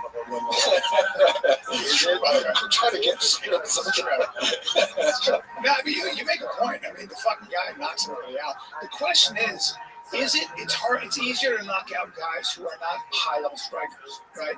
Compared to someone like who's been striking only like. That's why I like Polton. That motherfucker's in a set. But here's the question. Yeah, usually he's 240, by the way. I know, but then he's never really fought at that way. So it's Polton. So it's like, does that like when he touches Strickland, when he touches Izzy, it's over, right? Now is it going to be the same when you hit a 255-pound? Yeah, you guys are because then you're staying in the pocket with Cyril Gane. Who's 255 pounds natural. Yes. And so does that let you cut the lights off? Usually Polton does get hit, doesn't he? Kind of like his head out. Huh? Yeah, yeah, so and he does keep he's got that thing with his hands. It's a bad example because think of when Conor fought Nate. Like when he's fighting 55, you touch dudes, they're out. He landed flush on how many times? Yeah, it's a bigger dude, and he would drop him, but he's not out. He still gets up. Big guys can take, like, you got fucking your nose crushed by. I mean, I'm a bad example because I knocked out, but there are guys. But there are guys when you have a big head like that, you can take so much more punch. And Cyril Gane hit you and shatter you. But then again, Polton is also big, right?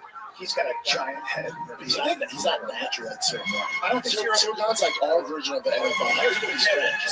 Cyril Gane can never get down to 85. If I can get it down to 205, either. He's a lean 2-6, right? I also do wonder if Polton did get knocked out because he was sucking so much weight to get down to that. Probably, but also, the most important thing is to remember is that he, or Cyril Gane, guys like this big, could never get down to 205. They couldn't get down to possible.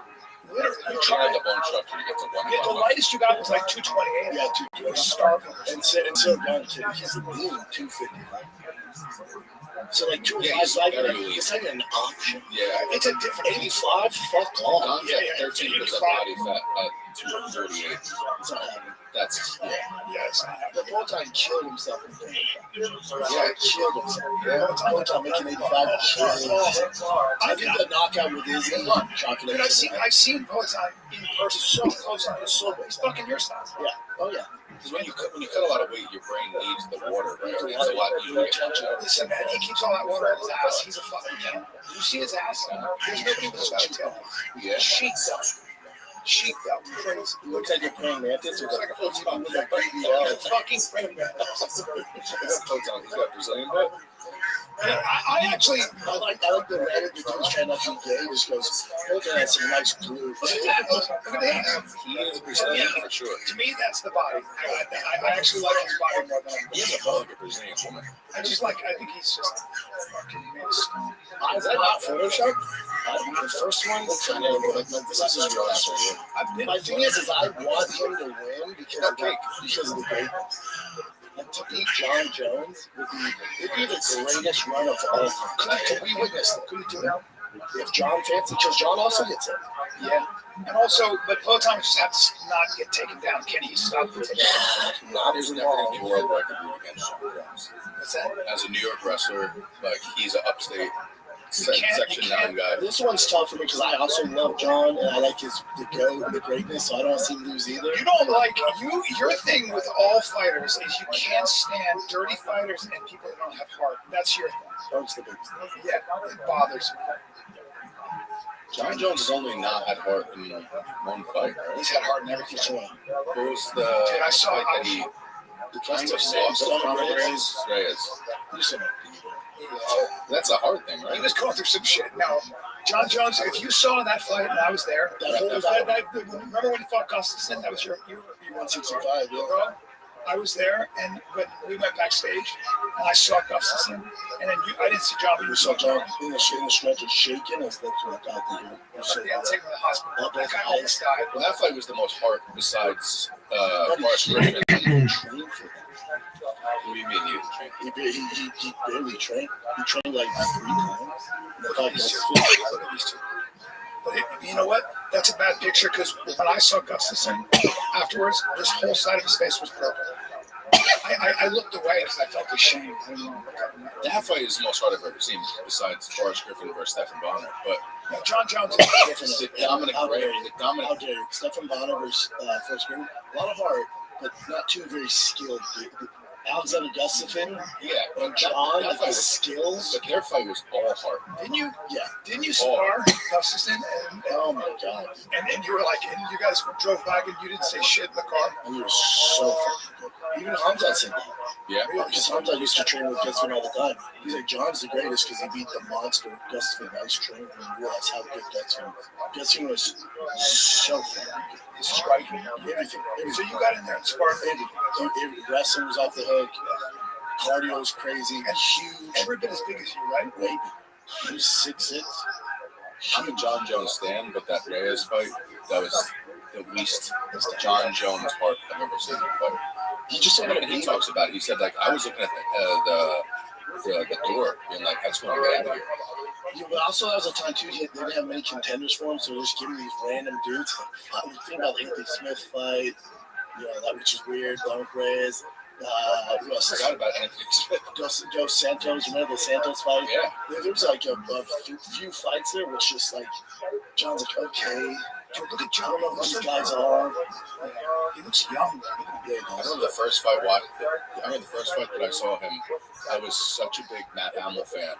And then seeing what the fuck he did to Matt Hamill. technically he lost that fight. Look at Rogan. Look at those two. Look at Rogan. Look at those two guys. What was that sound? I think Joe's bigger now than he was then. Yeah. He's just I saw Joe on stage the other night. Like, he was big as fuck now. He's that big. I get big. good too. His comedies. The thing that he did at Bottom of the Barrel was so good. Right. What's that, Chester? I think we're good, don't we? We've been going for 2 hours. That's almost 2. Well, guys, I was about to come at you. You're about to jump at me, man. I was about to fucking use my shit, guys. I thought I was going to hold Brian back. I was really getting worried. Yeah, that was really good for us. Imagine if Brendan just fucking snapped and just said, "Fuck this." I would have said sorry, Sorry, Brian. Brendan. And I would be like, "Hey, what are you doing?" I would have said to you, I care about you. What's There's going on? nothing I could do. We'd still be friends. The thing is, Brendan and I would still be friends. It wouldn't matter. You'd be like, "Brendan, fuck you." I love you, Brian, but I gotta get out of here. It would be a bad situation. Although I've been training March 5th and 10th this weekend. You're in my March hometown. 5, 6, and 7, Denver, Colorado. Here we are. Let's go. Oh yeah, I'm gonna be with you. Yeah, and then you're doing Sunday, guys. Nick will be there Sunday. Headlining Sunday. Headlining Sunday at the Comedy Works. Brian's gonna have a poster. I'm sure I would if I was there. Jay should be there. Is he gonna be there? Yeah, I think so. Nice. All right, guys. See you there, kids. Hey, kids, love you. It's the party kid. We're out.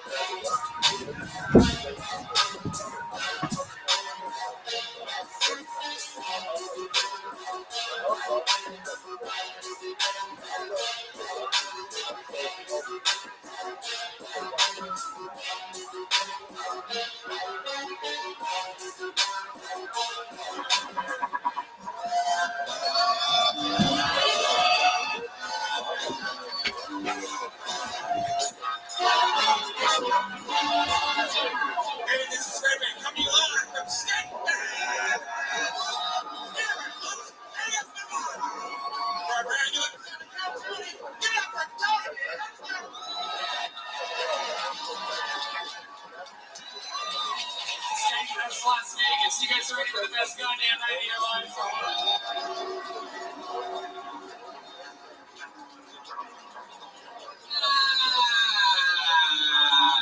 how you guys doing? Make some noise for Brian Redband. We're here. We're doing this shit.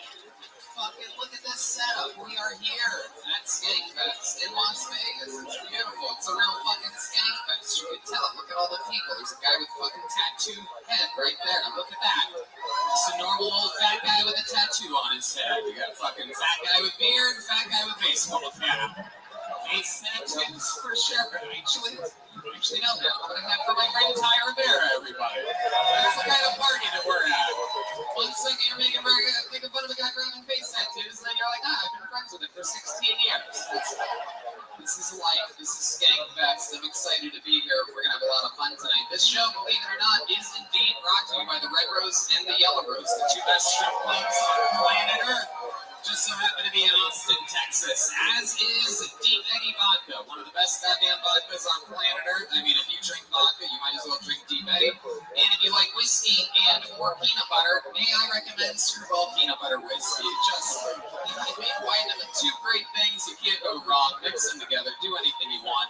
Buy it, pour it out into the toilet. I don't give a fuck. Just buy it, and then buy it again. They're great to us. They represent us well. We're going to have a lot of fun. Here's the rest of the sponsors that made tonight's episode available for you here right now. Hey y'all, you might not know this, but when I'm not being the host of the #1 live podcast in the world, what I've been doing for the last 16 years is being a professional stand-up comedian. And I'm excited to say that I'm back out on tour again, November 4th and 5th. New York. December 9th and 10th, I'll be performing in Arlington, Texas. January 13th and 14th of 2023, I'm in Dallas, Texas. And February 9th and 10th of 2023, I'm in Houston, Texas. Tickets available at TonyHinchcliffe.com. All these shows sell out, so don't be a doofus. Go to the website now, get tickets while you still can. Are you guys ready to start this episode? I'm telling you, I don't know if you guys know this, we live in Austin, Texas now, and every single week the crowds are hot as fuck. I mean, it's unbelievable, and much, much, much hotter than that response was. So I'm going to ask you, Vegas, Skankfest, are you ready to start tonight's episode? There you go. Your guests tonight, I'm going to bring up 2 out of the 3 right now. Make some noise for 2 guys that I consider 2 of the best guests of this show in the history of the show. For those of you that are fans of this show, you will know that I am being honest when I say it. Make some noise for the great Eric Griffin and Ian Fidas.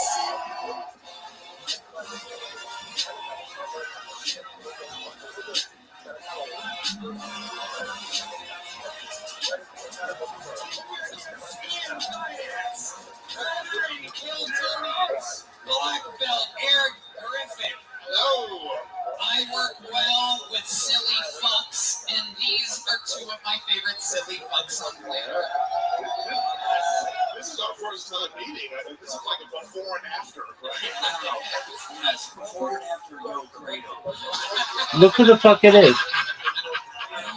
I love it. You guys have Ian has the record for appearances in the year 2022. What up, baby?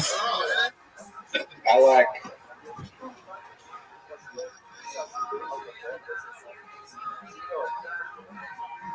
I like it when I beat it, I guess. Yeah, that doesn't happen, dog. It's never happened, and it never will happen. Oh, I think my interview is probably one of the worst. Going to be like the interview on the podcast is going to be one of the worst things you've ever seen. Zoot, you did it. I have no doubt it will be. Zoot, you have an invitation, and everybody's waiting on you.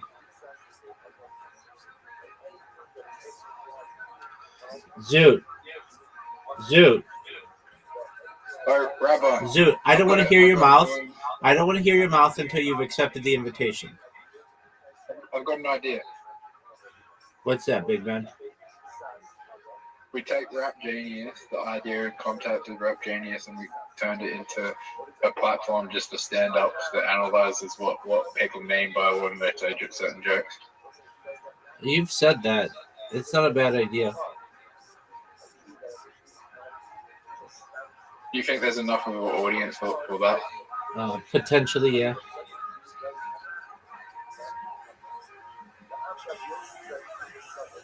I don't think there's that many people interested in comedy. Dude, there may be more people interested in comedy than there are people interested in rap. Really? Word, dog. I don't know about that. Okay, well, believe what you want, big man. Like, one of the biggest, it's like a top 5, rap is probably one of the top 5 genres of the last, like, 25, 50 years. And Tupac is... Who gives a fuck about Tupac, son? And hey, let me put it to you this way. Let me put it to you this way. Does Netflix pay millions of dollars for a rapper to make a song? Yes or no? I'll wait. Does Netflix pay? Spotify does.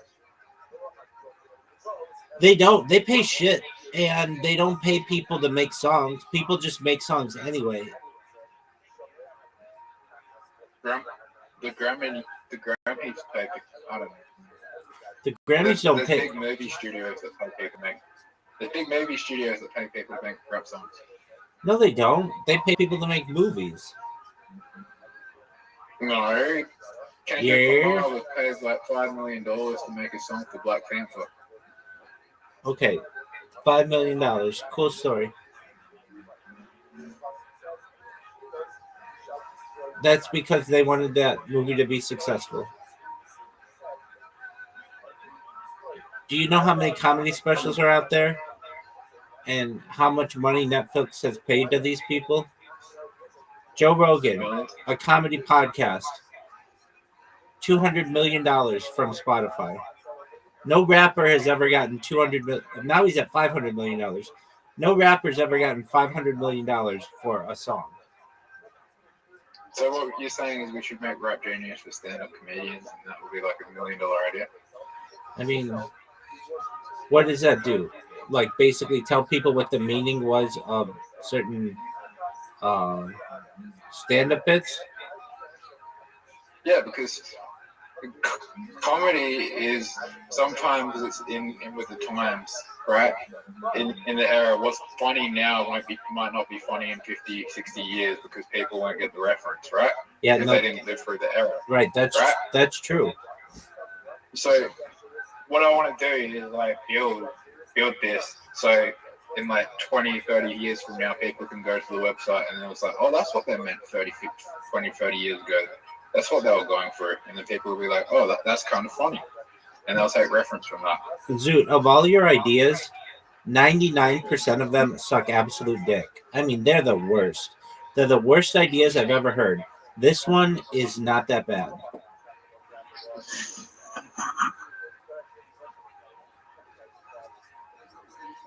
So you should do open mic night, but you can't. The rule is right in the open mic. There's a contest. Everyone gets a year pulled out of the bucket, and you can't tell a joke that wasn't made in that you can't tell a joke that wasn't made past that year. Or it just has to be made in that year. That's a great idea. Yeah. Something that has to be something that happened in that year. Yeah. I think that's a phenomenal idea. There's a reason why they don't want people to do that, though, because a lot of humor is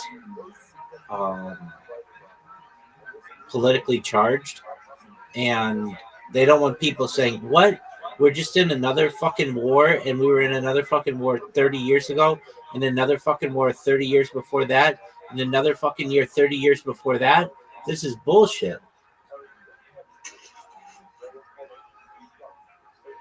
Do you like political humor and more jokes? I think it's very powerful. It's one of the reasons. You would like. It's one of the reasons. You would like. It's one of the reasons. You would like Amos Gill then. All right, cool. I'm gonna sleep on that motherfucker's couch someday. You're gonna sleep on his couch? Someday. I know his step cousin. So you're gonna sleep on his step couch on the couch? I mean, maybe. Only if I get to sleep next to Yoshi. Or are you gonna say something like You thought that could have been funny. I wouldn't say that though. That would be kind of disrespectful.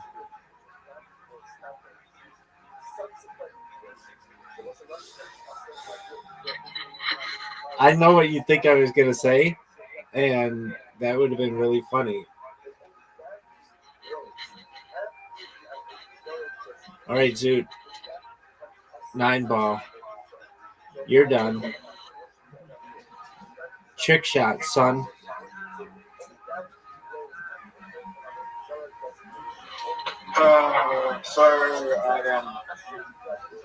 I'm going to see James McCann tonight, and I'm going to see Amos Friday night. I thought you were opening for James McCann tonight. Yeah, that's what I meant by saying. Yeah, that's not what people say, though.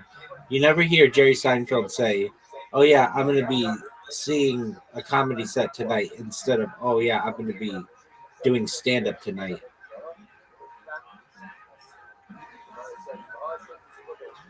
You would never hear Dave Chappelle say, "I'm going to be seeing stand-up," as opposed to saying, "I'm going to be performing at whatever theater or arena."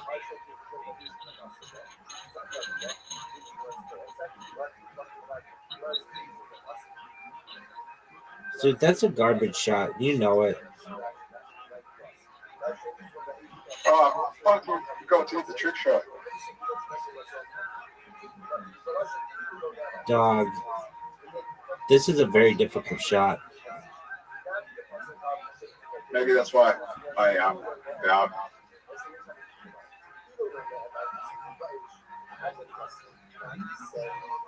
Who had a more difficult shot, me or you? I did.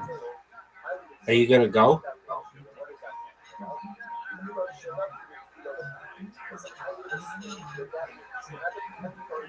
That wasn't a bad call. Rabbi Rothschild is a guy on the internet. Yeah, that's true.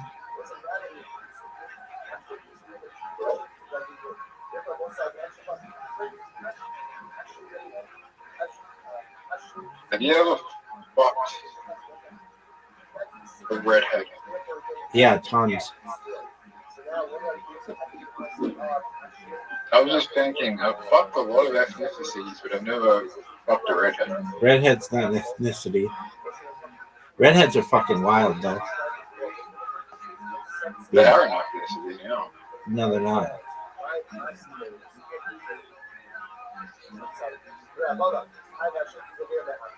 Anything can be an ethnicity. Okay, so even shitty pool players? No.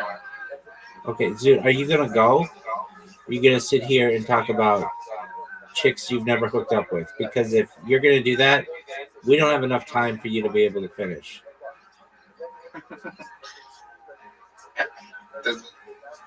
There's not enough women in the world to name. Word, dog. But look at this shot. I don't think that counted. I think I hit the wrong ball first. You failed to hit the 3 ball first. Garbage. Hit the 3 ball, son. That's wrong. That's not the right ball. That could be really good. That could be a gigantic make. And you blew it. Zoot blew it. Zoot blew the biggest shot. It gives me a perfect shot. So I got 5 hours. What do I do for the next 5 hours? Oh, until you open for James McCann? No, just 5 hours before I go out. Oh, okay. Well, I don't know, dog. I don't make decisions for people. Look at this move. Zoot, did you see my shot? Zoot, You and me, what would you do for the next 5 hours? I don't know. Probably watch a documentary or podcast or something. I might read a book called How to Be Funny, not written by you. I would write a book called How Not to Lie Incessantly. I would write a book called If I Did Want to Open for James McCann, This Is What I Would Do. Not lie to people and say that I was doing it, but actually fucking get some good jokes together and then like shoot him a message on Instagram and say, hey dog, you said I could open for you. You remember me? Whatever's fucking Amos, whatever's fucking cousin. I would love to be able to open for you. Please let me know if this would be an option. I'm a finalist for Raw Comedy 2026. I'm not funny, but I think I could change that.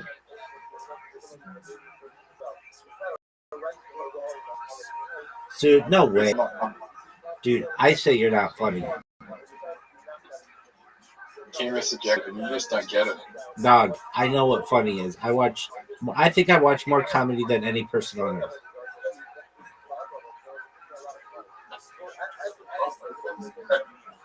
I don't think you get my sense of humor. Your sense of humor sucks.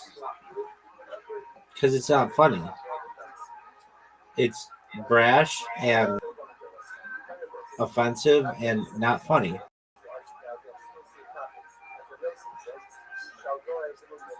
Dude, I gotta go though. That's the question. It's not whether you're funny. It's whether you're going to make this shot. I can already tell this is a terrible shot. Worst shot ever. This is a terrible shot. Dog, that was almost beautiful. Zoot, are you ready for this? I'm gonna win on this shot. My audience loves it when I tell them there should be a TV show about escorts going on dates with people with Down syndrome. It would be the best show on television. Dog, all of your jokes are just easy. They're not creative. They're offensive to some people. Okay. If you could turn on your TV right now and watch a show about escorts going on dates with Down syndrome, going to bowling, would you not watch that? Dude, I would watch just a TV show of escorts. Oh, dog. Yeah, I thought we should make a TV show about escorts dating people with disabilities. Not the disabilities part. That part's offensive. Just escorts going on dates with people with disabilities. Not disabilities. That part's offensive. Why not? Because they can't necessarily control what they're doing. There's people with disabilities that never get to have any form of intimacy because their disabilities don't enable them to. And there's trained escorts out there that can go on dates with these people and help them have a good time and spread them. How are they trained? What certification agency is like, hey, you're an amazing escort. We're gonna give you our certification in special needs individuals. Like, shut the fuck up. There's escorts out there that often. There's escorts out there that only see clients. There's escorts out there in Australia that only see clients with disabilities. I disagree with that. I think there are escorts out there who see people with disabilities, but not only people with disabilities.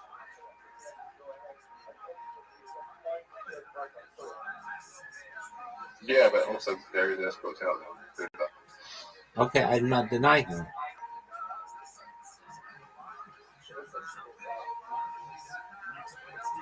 But I'm sure if you didn't have a disability, had enough money, that would take you. That's what I'm saying. Look at this shot, Zoot. I won. It's over. Zoot, you're done.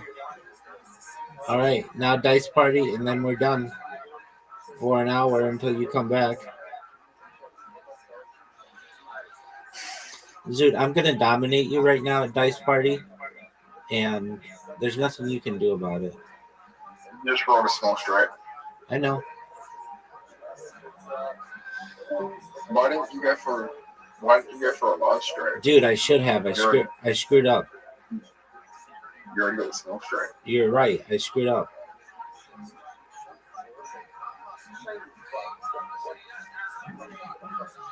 Three of a kind. Four of a kind. That's big time.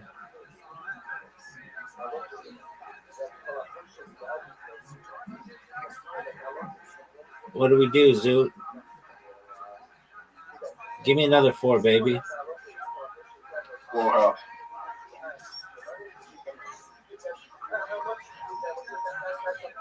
Dude, that's a garbage roll. That's one of the worst rolls we've ever seen. Go for the twos. Full house. No. Oh, four of a kind again.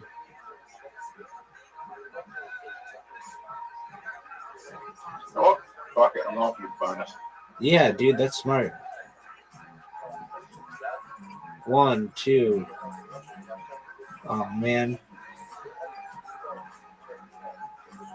4, 5. Give me a 3. Give me a 3. That was high risk. Very high risk. And you fucked up. Yes, I did. Very high risk, dude. You're right. It was high risk. 2, 4, not as high risk as this. No. 1, 2, 3. High risk. High risk.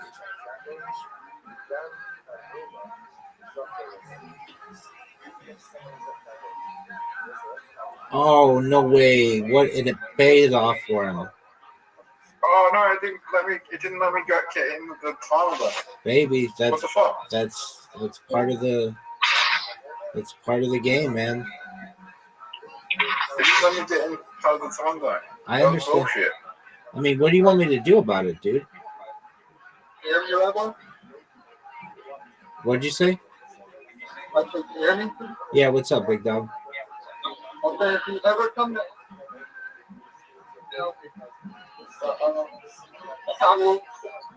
Doug, I'm having trouble hearing you. What'd you say? Okay, hold on. You hear my mic? Dude, your mic is garbage. You see my webcam? You see my webcam? Go. Yeah. You go away. Yeah, I can see your webcam. Yeah, there's something away. Doug, I can't hear you. Full house. Full house. I know it's a full house, Zoot, but there's nothing I can do about it. Play the post.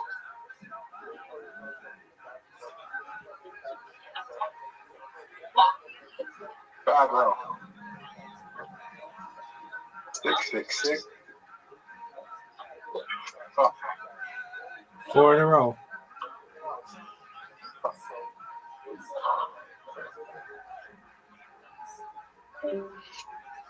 Dog, what That the guy was fuck? annoying. Yeah, he just fucked me up.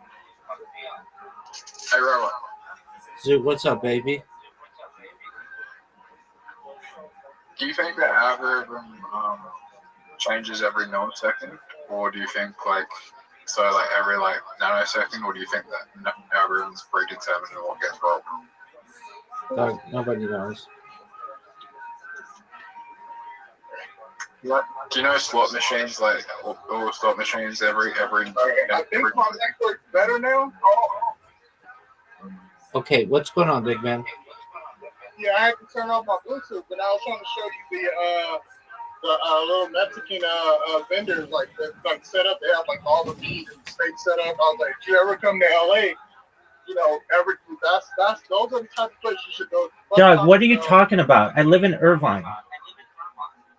Oh yeah, no, I know that. But I'm saying like if you do like if you were in the city, that would be like those are the type of spots for those like tacos. Yeah, I mean, you've got to understand, I keep kosher, so that's stuff I can't eat. Oh, okay. And apologies earlier, J-Ski, I didn't know it was you who were saying that. I couldn't hear you. Oh, my bad. I think it's probably the background noise. No, you're you good. said that type of stuff you can't eat? That's correct. It's not kosher meat. Oh, okay. I didn't know that. My bad. You're good. What does culture mean? Not culture, kosher. Kosher means fit in Yiddish.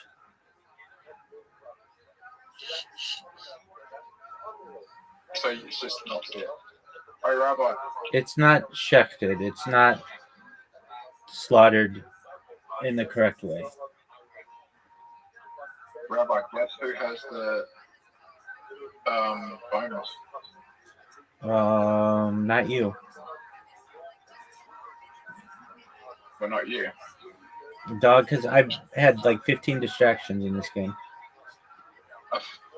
I only need 2 scores and I get the bonus. So you know that you're gonna lose. Psych. I'm gonna give up.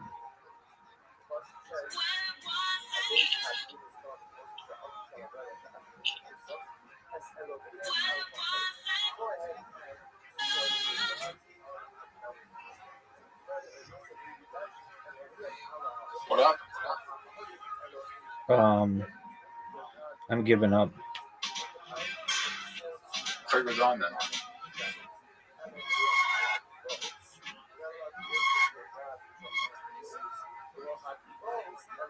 Trigger's on then. Fuck.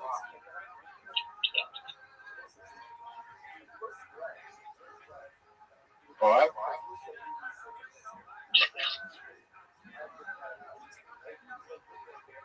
Oh my god, this is terrible.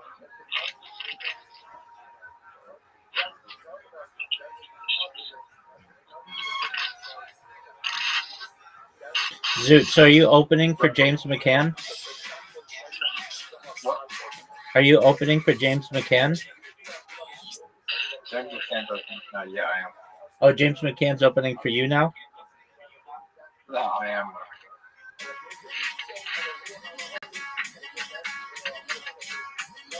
Okay.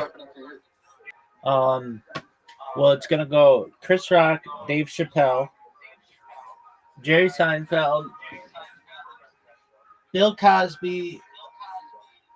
You can't get Bill Cosby though. Yes, I can. Bill Cosby said if I had to open for anybody, it would be Rabbi Rothschild and nobody else. And then we're just gonna watch an episode of the Cosby Show together and enjoy our lives.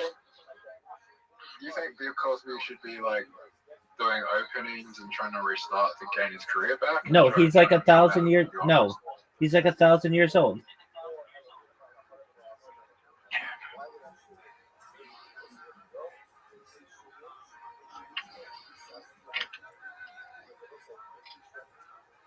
Do you think any PR thing could save his career? Yeah.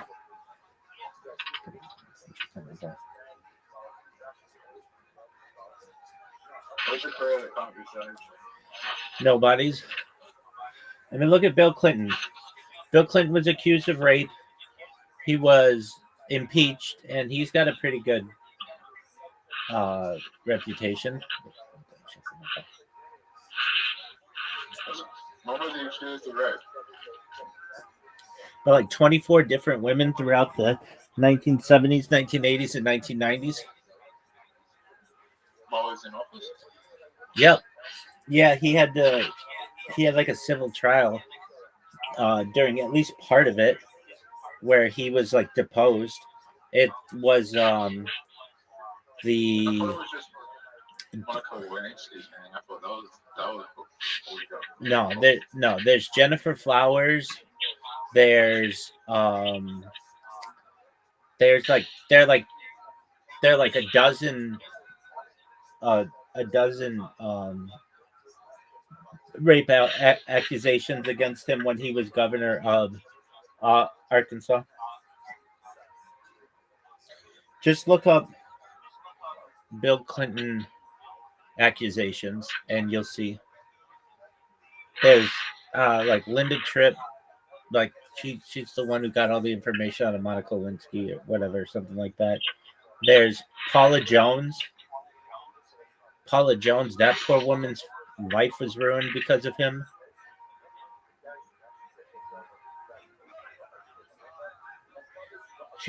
She posed in Penthouse.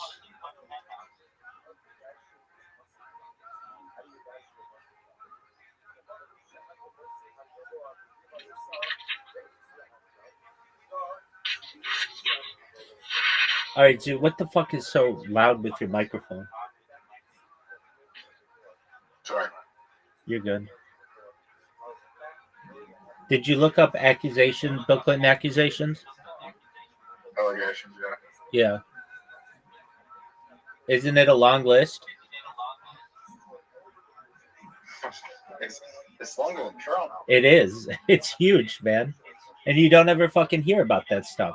So I'm saying, like, if he's got all that dirty laundry, you're telling me that Bill Cosby couldn't have his name restored? Yeah, but he's convicted. Bill Clinton was impeached. I mean, that's not a very good thing to have on your record. It's different. I mean, he made a national embarrassment of himself.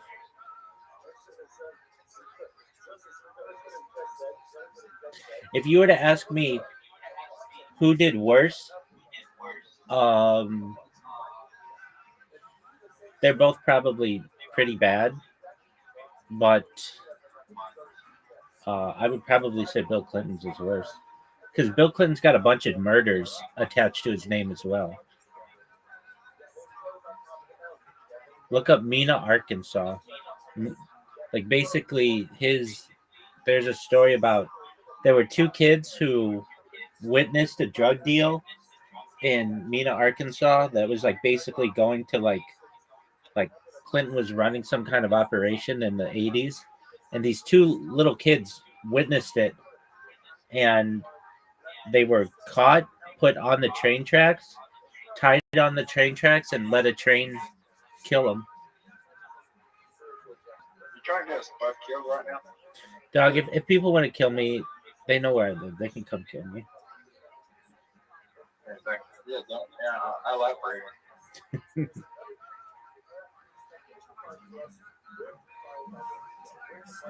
It's pretty well known. I mean, this is not like a secretive thing. Are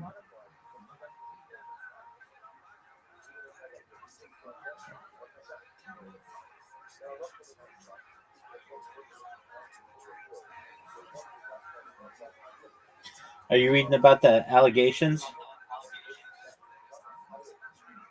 I'm trying not to get killed. I'm back later. All right, Zoo. I'm not good. Are you gonna go open for James McCann, or is James McCann opening for you? Why not both? I mean, so then who goes first? You guys could just like both be on stage and just both do your stand up. He could do a tight 30 minutes and you could do You're like 3 minutes of dog shit jokes. That could work. I like hours of content, Rabbi. Zoot. Yeah. 0 minutes of it are funny.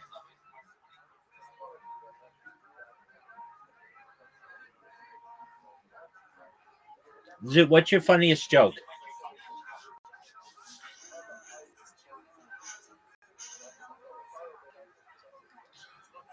People really like the God has horses. God has horses. Okay, there you go. That's Zoot's favorite joke. People really like the one where I say that it would be funnier, and I go, it'd be funnier if I had Down syndrome because I don't want to play some hedgehog for eternity. Okay. I told someone one of your jokes one time, a girl, and she thought it was funny. It was.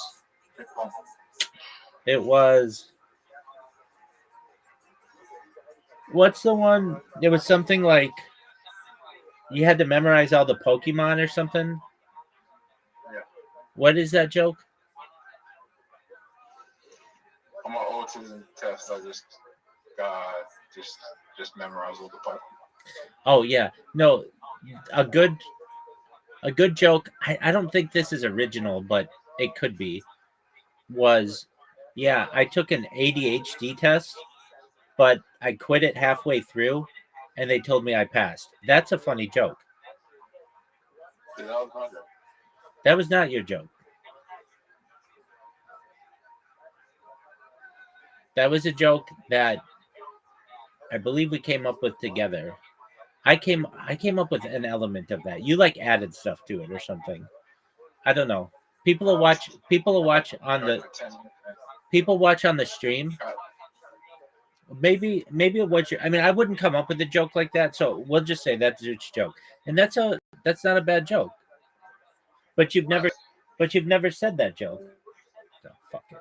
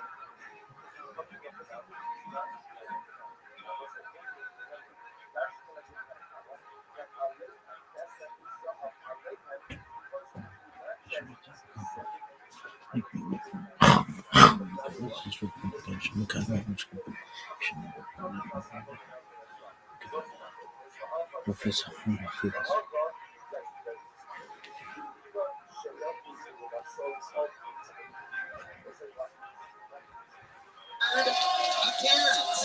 He had his first appearance 3 months ago. He's been on twice fucking since then. God, we are a freaky little machine. We have a lot of fun every time he visits Texas. Same thing with Eric Griffin. Lots of surprises this episode for you guys because I love all of you. I like real fucking comedy fans. I take great pride in the fact that the people that get this show. So we're going to have fun. You guys know how it works. A ton of people signed up for the opportunity to do 60 seconds on this stage. So there's some loose Sharpie markers in here just in case. But you know how it works. They get 60 seconds uninterrupted. You know their time is up and you hear the sound of a kitten. That means they have to wrap it up then or else they bring out the angry Fremont Street Bear.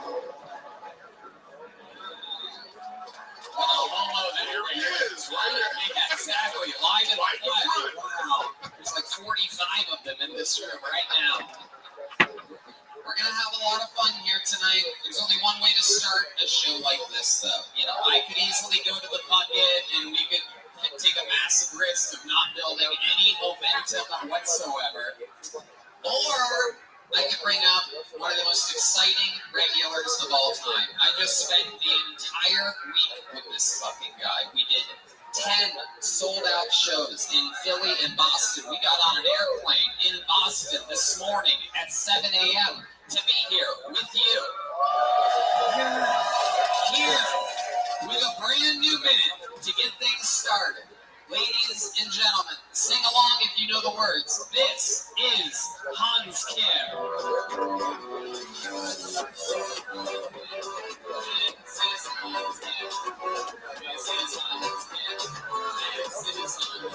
That's how we great music, everybody. Hans Kim. Where the fuck is he? Let's lower the music during the comedy show, right, man? Very good. What's great is I literally asked 4 Skankfest staff members to make sure that Hans Kim was here, right? 5 minutes into the show. So I think they grabbed a random Asian guy. Yeah. Well, we know that never works out well for me. But I can only work with Hans Kim. It's a surprise for you. He's here now. Ladies and gentlemen, one of the least professionals in show business. This is Hans Kim. It's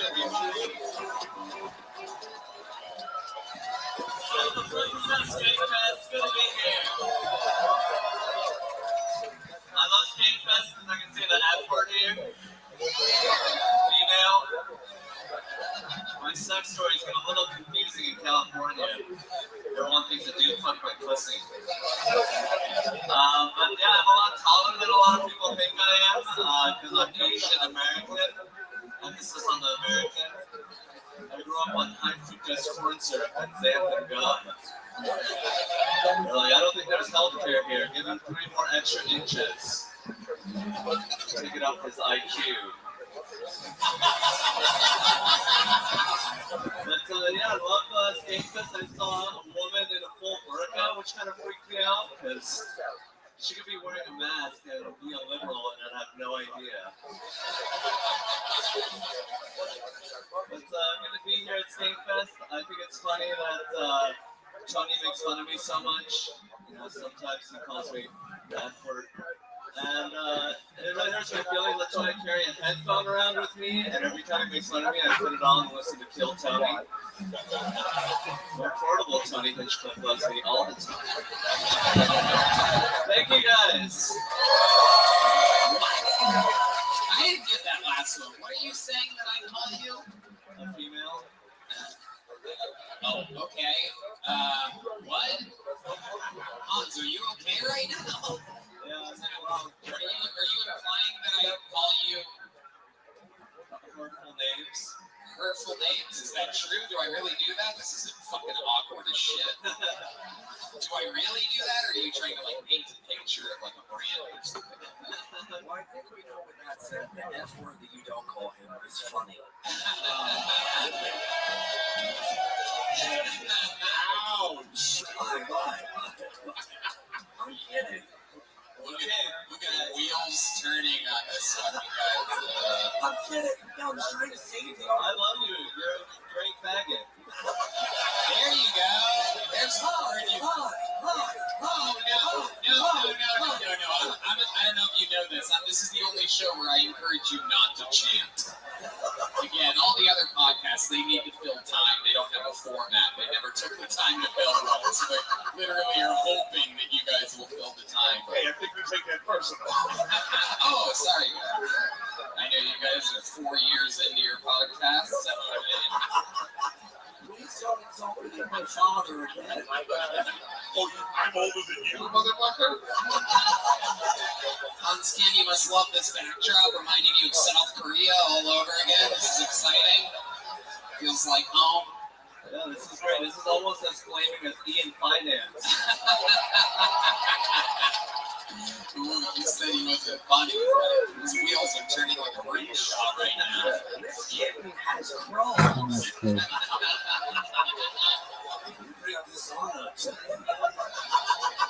Hans Kim just Now you got super Asian all of a sudden. Hans, you think? Let me ask you a question. Black Adam is coming out this week, but do you think there'll ever be an Asian superhero? Yeah, Yellow, Ellie Wong. Oh, wow. Okie dokie. That was almost. All right. Hans Kim, everybody. Han's a little bit jittery today. I don't think he's used to 6-hour plane rides and having to think quick on his feet. It's fucking, he was in Boston this morning. It was great. Yeah. Tell the audience. Boston was great.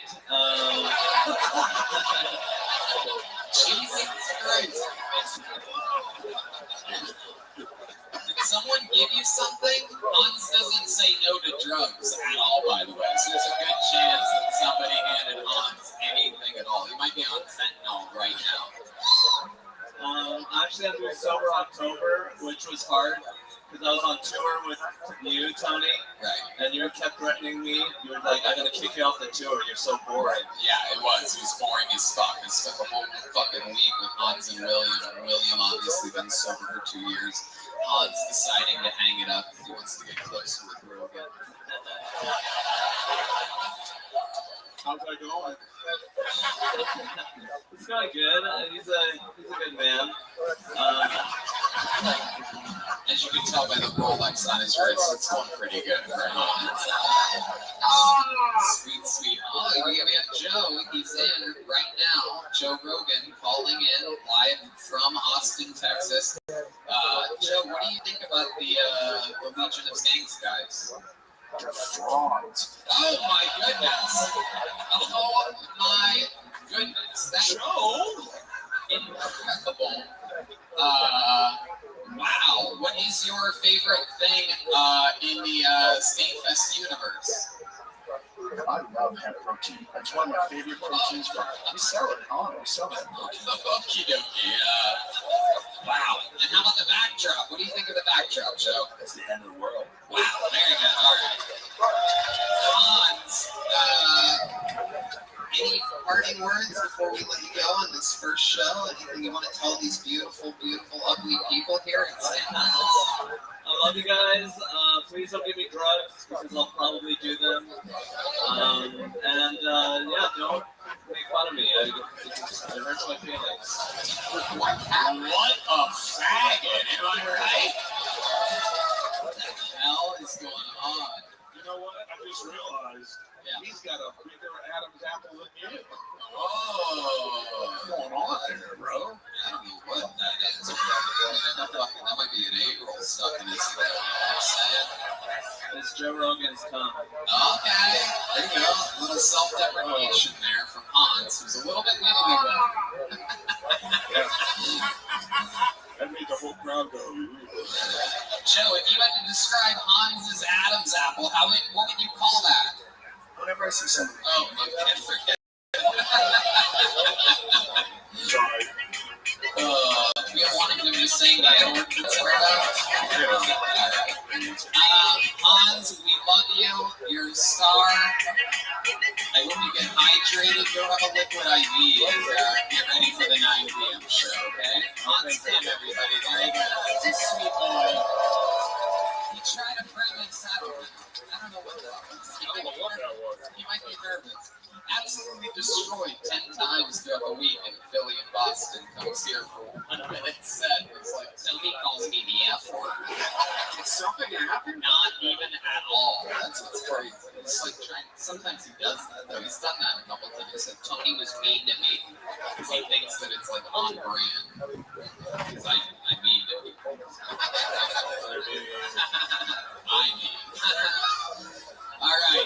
one to the bucket. You guys ready to see some crazy shit? Now, let me just tell you. I've been doing this a long time. We do it every week in our home. We've been all around the world. Let me just warn you guys, Skankfest has an unbelievable reputation of having people that did not prepare a minute, that literally are comedy fans, that thought they were going to riff and that it was going to go good, and we hate that here. So it might happen a lot. It usually does. Let's see what happens. Your first comedian out of the bucket. Remind you all that you have to, no matter where you are in this building right now, you can only come up via that staircase. If you come up any other way, they're going to take you off the stage. So it's the only way up. Everything else is a fire hazard. Your first comedian is Warren DK. Warren DK. Out of the bucket. Anything can happen. You could be a new legend of the history of the show. Could be a first timer. This is Warren DK.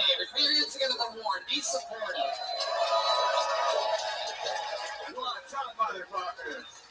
Alright, I'm self-employed now. I work from home. I'm my own boss. It's awesome.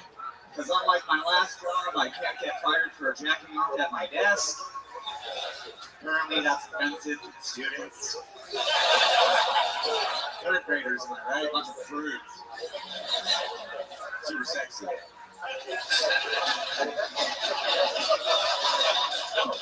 was jacking off the other day and I accidentally came in my own eyeball. It was an accident. Mistakes happen. I was aiming for my mouth and I missed. I know what you're thinking too. Like, how did I not see that coming? I did.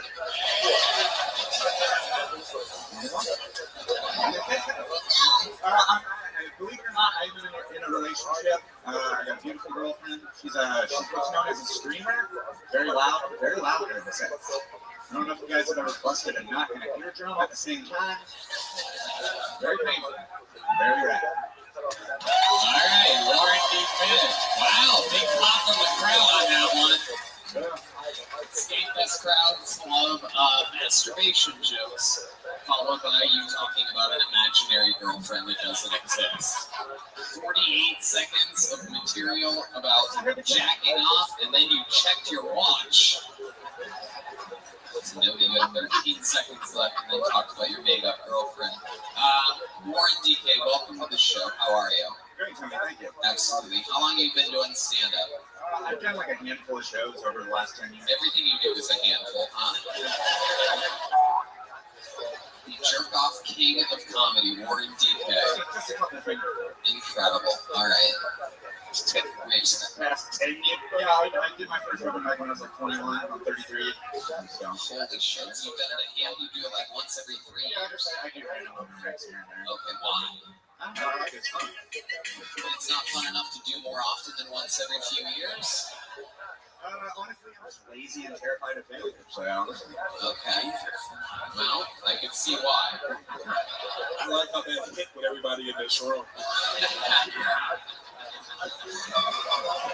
Everybody in this room just went, oh. I totally know what he means. Warren DK, you have a very interesting methy feature to you. Very light on your feet. You look like you're a sandwich, motherfucker. I have Crohn's disease. Is that what it is? Yeah. You got Crohn's disease. It's basically just constant diarrhea. Damn, this is what his toilet looks like every time. Constant diarrhea, huh? Now, why do you think you ended up getting Crohn's? Did you do something bad when you were a kid or something like that? Like, do you think it's karma? Did you, like, kill a baby bird or something like that? It's hereditary. My dad was a piece of shit, so. Oh, Jesus, buddy. Wow. Once again, you're hitting home in this crowd. Yeah. Was your dad really a piece of shit? Isn't it funny that Crohn's disease, you don't really ever see a piece of shit? It's all that way. Ironic, isn't it? That being a piece of shit means, alright. In what way was your dad a piece of shit? Normally people with piece of shit dads are a lot funnier than you, by the way. Oh, Skankfest, did that one make you sad? Oh, we're so tough. We wear black t-shirts and grow out our beards. Oh, he said he's dead. Fucking homos. You guys are gayer than Hans Kim, you know that? Jesus fucking Christ.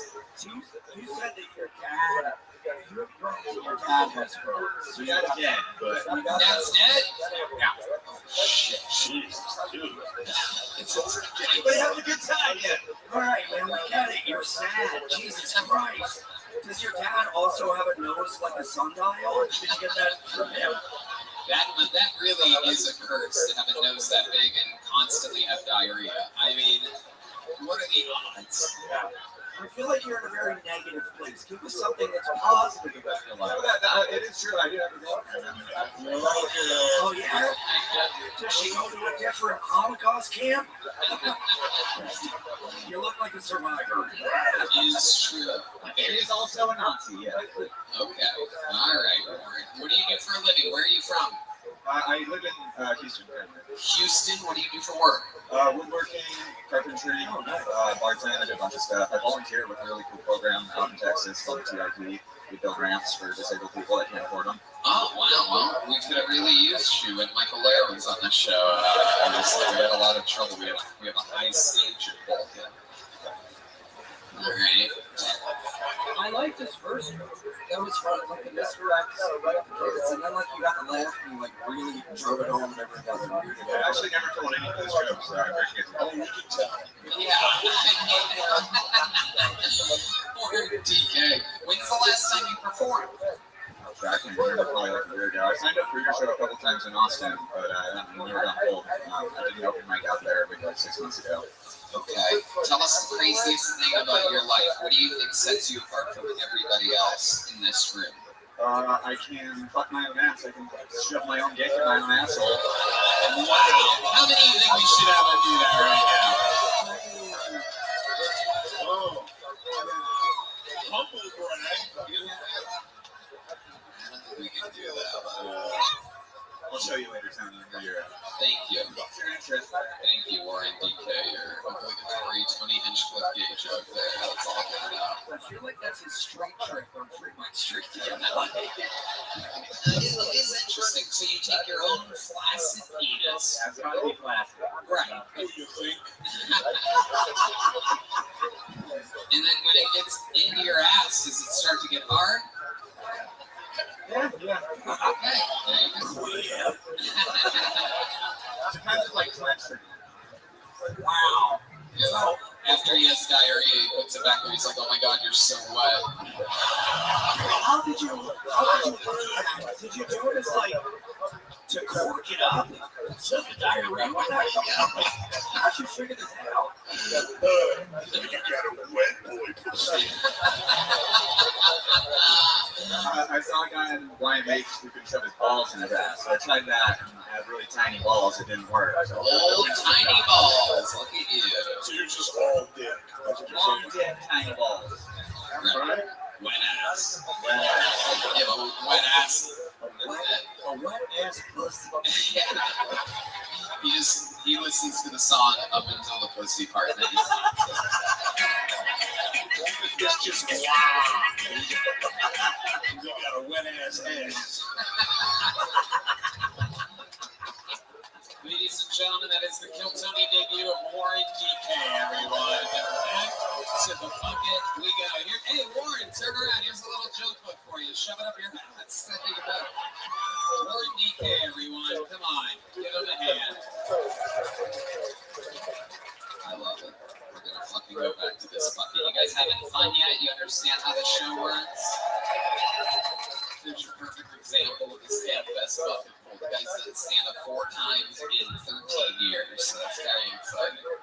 Okay, this looks like a new name. Put your hands together for Corey Duga. Corey Duga.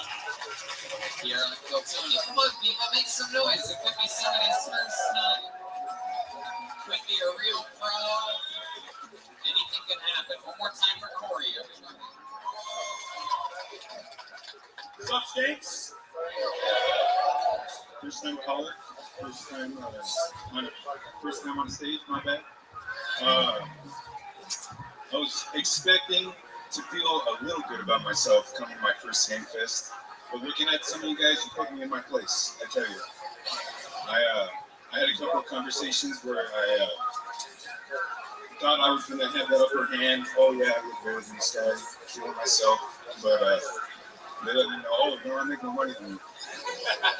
That's the like, damn it, I need to start making more money. Freaking, I'm not tall enough, so that's not gonna. I'm not gonna get to that way. So. Anyway, I appreciate you. I wish I could, man. But,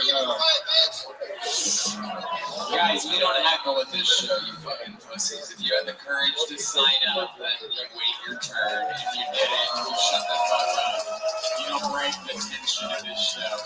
Unfortunately for you, Corey, I'm going to add another 15 seconds to your set because you got rudely interrupted. I'm pretty sure you have nothing left to say anyway, but I want you to feel the silence that you deserved up there. It's 15 seconds extended from me to Corey. Here we go. I don't think you understand what the fuck I just said, so very funny. Okay, Corey, do something.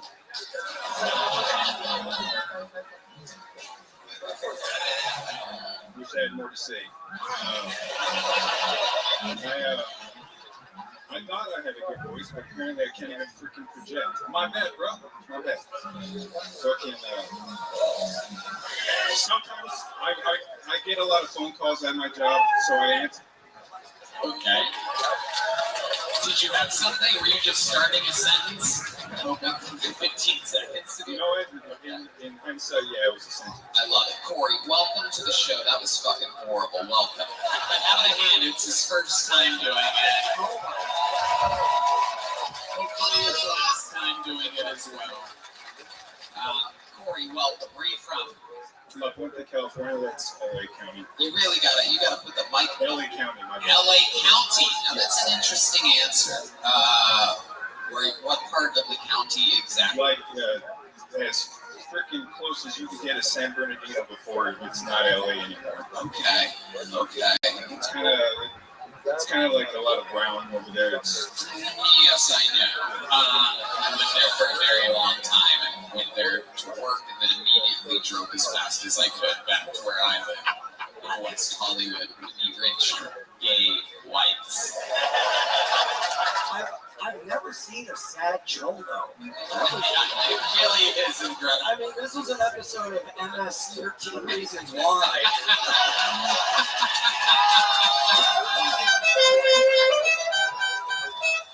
A sad cholo. He doesn't have a teardrop tattoo. He has the real thing. Why do you think you're such a sad cholo, Corey? I got a little dick, man.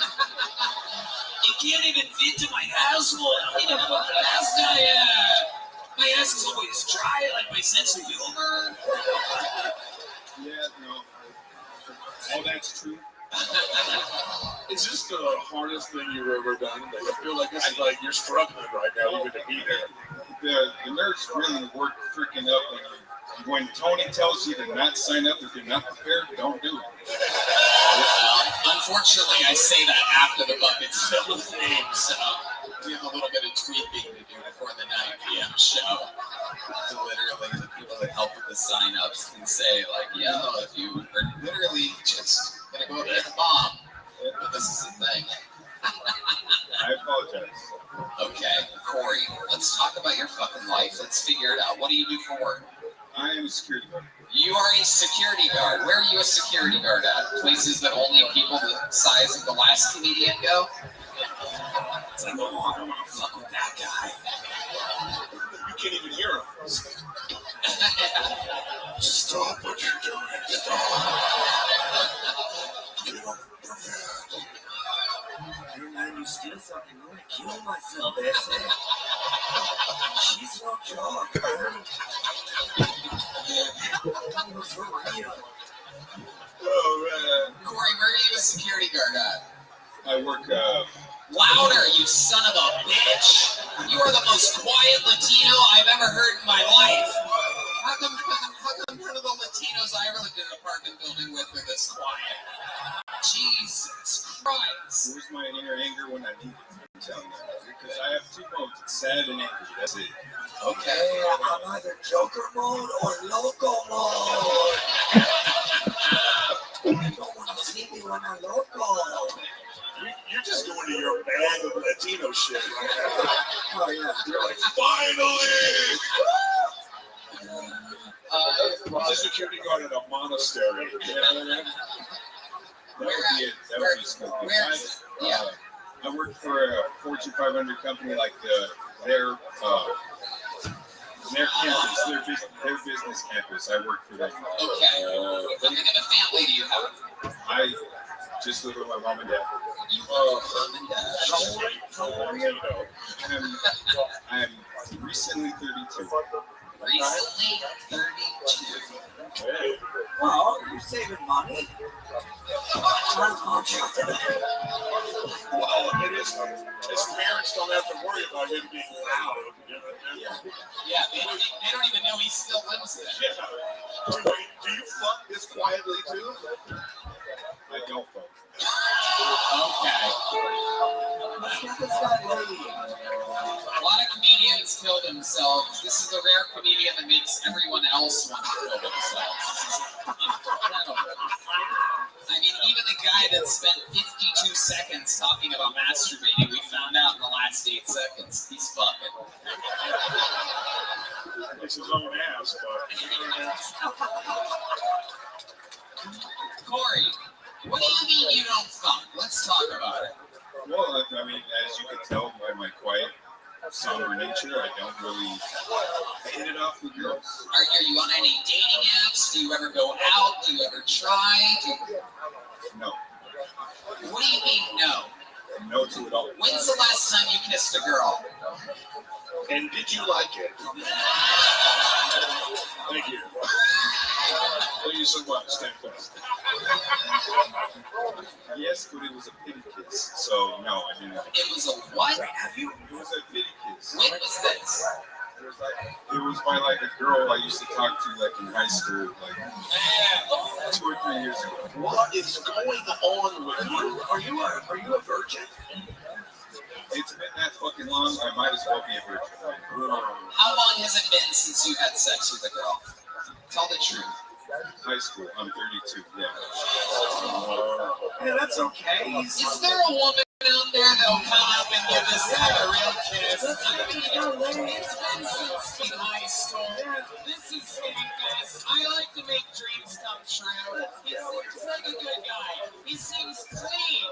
He seems well manicured. Anybody?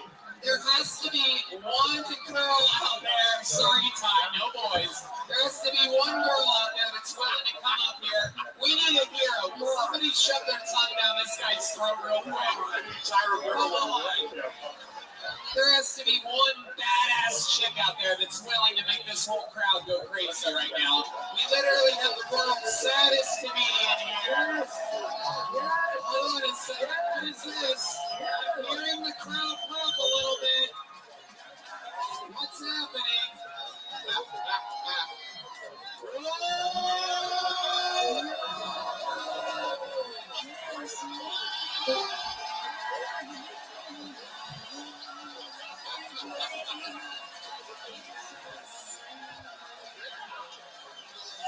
what the fuck I'm talking about. Okay. Did you like it? Look how fucking happy he is right now. Holy shit! Holy shit! Holy shit! Holy shit! Corey, you're tired of the ears changed. I bet you're even louder now, aren't you? I really set him up. Just used to my pants, man. Are you trying to stay still so your boner doesn't show right now? I have a You're like, you're all like, oh shit, calm down, calm down. wow. It's only me. I don't know what I feel anymore. That's a pretty fucking cool thing, tattooed hot chick. How did that make you feel? Tell us. Describe what you feel on the insides, Corey. I feel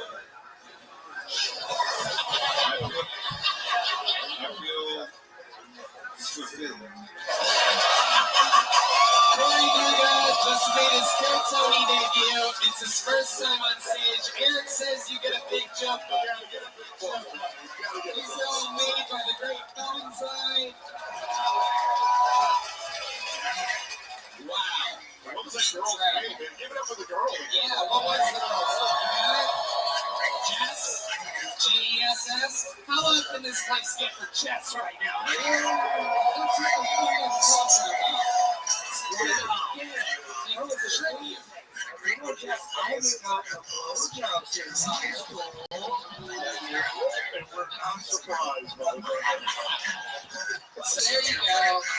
Incredible. We've had, back to the bucket we go. We've had somebody who's done it 12 times in 15 years. We've had someone that has done it one time ever. How about one more time for the quiet Latino Corey do that?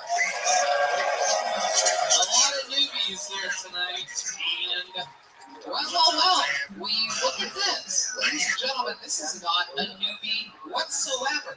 This man is one of my favorite comedians on planet Earth. Here to work out a new minute of material. Make some noise for Ari Shafir. Holy shit. Oh my God. It's really him.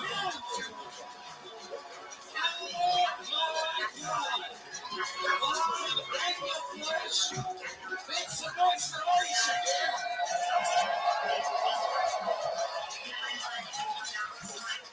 Thanks. Do I just start? Or do I do this?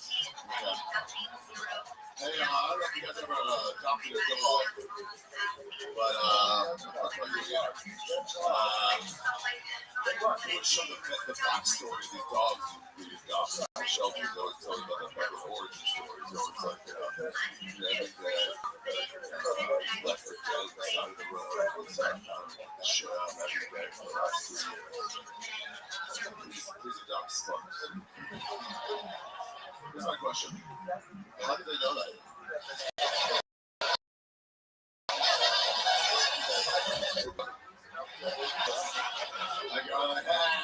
I just don't have time to beat the shit out of this dog anymore. Right? I don't beat the shit out of him every single fucking day. I mean, my fists are so fucking bruised up from touching this dog in her fucking bitch face. I just can't do it anymore. So I'm hoping you guys find some other home for this dog to get the shit beat out of him. And they're like, we're gonna find a good one. I'm like, no, that's not what I wanted at all. You do whatever you want. His name is Sparks, and he's a bad fucking dog. It's never anything real. It's never like, oh, we had a kid and he was allergic, so. You know, so they're preying on your sympathy. You know? They're always like, he's spitting his eye every fucking Thursday. Somebody held his eye open, this fucking hot dog with fucking one of those juicy fucking big movies right into his fucking eye. The dog would whimper, and that just made him spit even harder. Please, would someone adopt Calvin?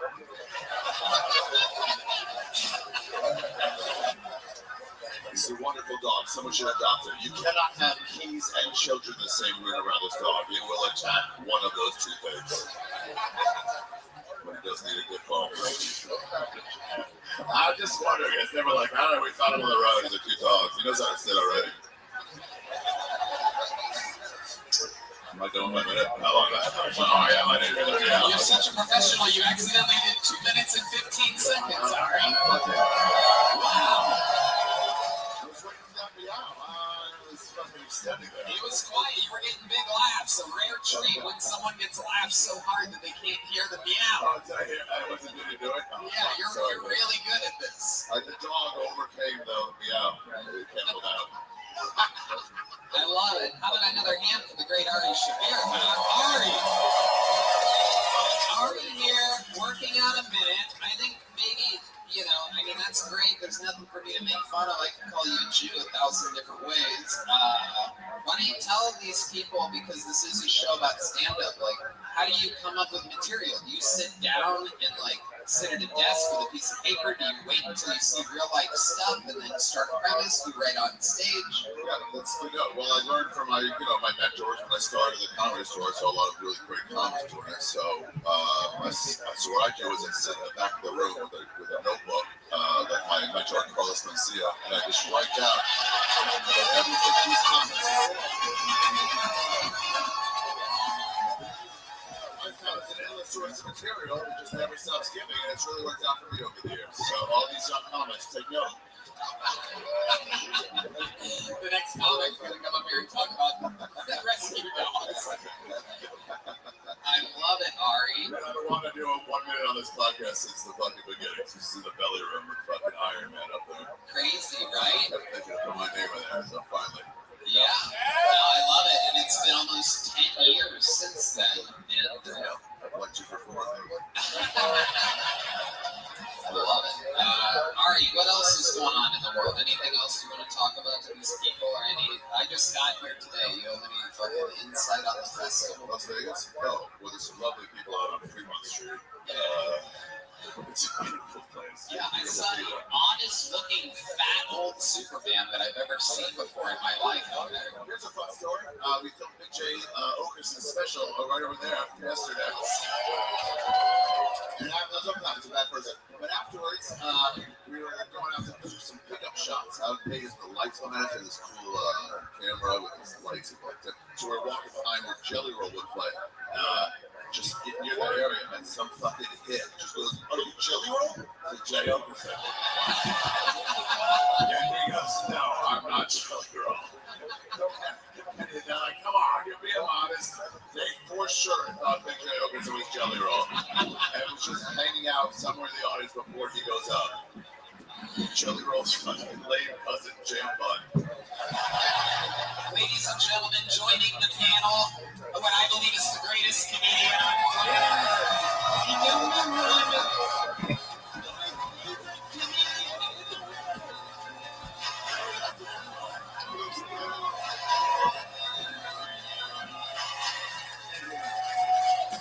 Wow. The demeaning music didn't really help, but where were you already? So something happened with the camera. Oh yeah, me and Jay were out taking pictures on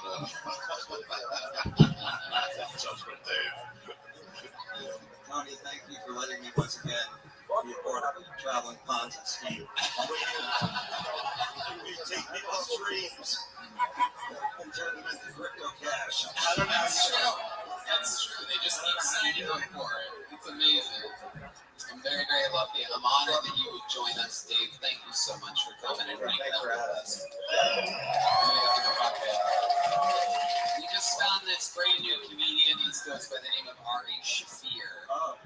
I've seen a dream of mine to go up here and have David tell the panel and these 4 also rants. It's really a wonderful moment for me. Ari and I got to hang out with Roger Waters last Thursday until like 6 in the morning. It was absolutely insane. The creative force behind Pink Floyd, who's been performing in football stadiums for over 50 years and famously doesn't hang out with anyone, hung out with us. And at one point, we were talking about, how do I put this, the Israel-Palestine conflict. And I said, yeah, really, really scary people over there. Anybody that looks like this, you got to be careful around. And we laughed. And then Roger goes, that's not funny.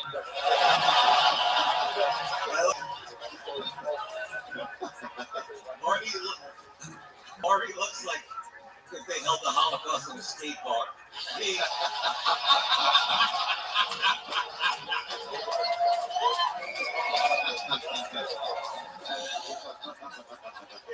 If Norseman's had ovens, that's enough.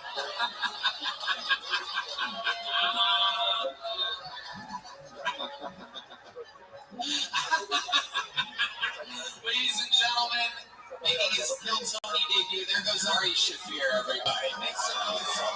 Thank you, Ari. What an honor. My new special is out November 2nd, I think. Ari Shafir Jew, available only on YouTube. How many We will all watch it. There he goes. Should we go back to this bucket, huh? Actually, I pulled a name out and said Ari's name, so we'll go with this person that I pulled out a second ago. Make some noise for your next comedian, Jeremiah Willis, everybody. Gator. Jeremiah Willis Gator, it says. Let's see what happens here. Jeremiah Willis, Gator. Oh, hell yeah, here he is, everybody. Make some noise. Jeremiah Willis, Gator. How y'all doing? So I like older women cougars. I like them because they get straight to the point, especially when they come down to sex. They don't have no time to play games. I was messing with this older lady, and she used to smoke, which I don't like women that smoke, so I said, fuck it. You know, I forgot the joke, but I'm going to keep going. But anyway, one night I was headed over there to go see what that mouth do, and she said, let me finish the cigarette, baby, and I got you. I don't know if anybody in here ever got head from somebody that just got finished from smoking a menthol cigarette. But that shit is quite refreshing. I felt like I stuck my dick into a young peppermint candy or some shit.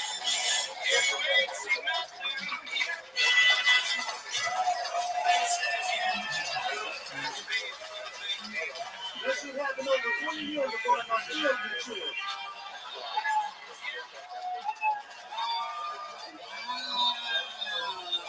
Look at that. Already built some fucking momentum here, huh? I had no time to play games. I was messing with this older lady, and she used to smoke, which I don't like women that smoke, so I said, fuck it. You know, I forgot the joke, but I'm going to keep going. But anyway, one night I was headed over there to go see what that mouth do, and she said, let me finish the cigarette, baby, and I got you. I don't know if anybody in here ever got head from somebody that just got finished with smoking a menthol cigarette. But that shit is quite refreshing. I felt like I stuck my dick into a yolk peppermint patty or some shit.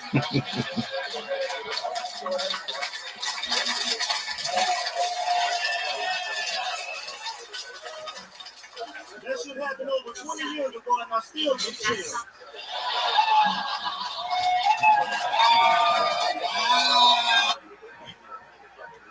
Somebody that just got finished with smoking a menthol cigarette.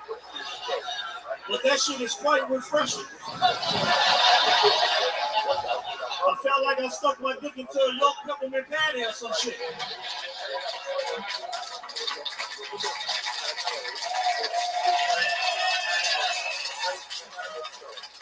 That shit happened over 20 years ago and I still get chilled.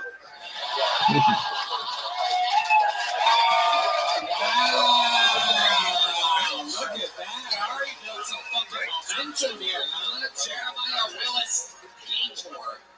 Welcome to the show, my friend. How long have you been on stand-up? About a year and 7 months. Where at? Mainly in Vegas, Main Street Wise guys. Okay. Yeah, I've been shooting up before too. Absolutely. I love that club. I performed there. It is great. Small, low ceiling, fucking fun stuff. So a year and a half. How do you make a living? I'm a truck driver for Pepsi. Thank you for your service. How long have you been driving trucks for Pepsi for? Probably about 3 months. Okay. Yeah, specifically Pepsi, or just all Pepsi products? Yeah, all that shit. Okay. You have a personal favorite? Like for what? Pepsi products? Nah, I don't drink Pepsi.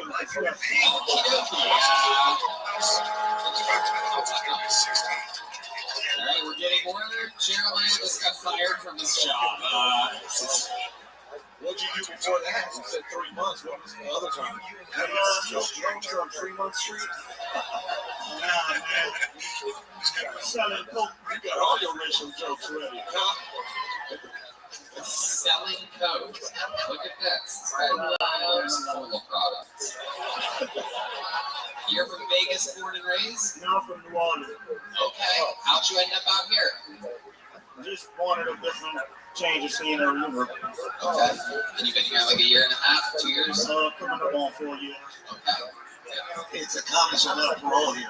Right? This guy Frank, he lives here, he's got a job, he wants to be a comic. All right. Dave, what's that? What's the Senate hearing here? Who wants to make it? Right.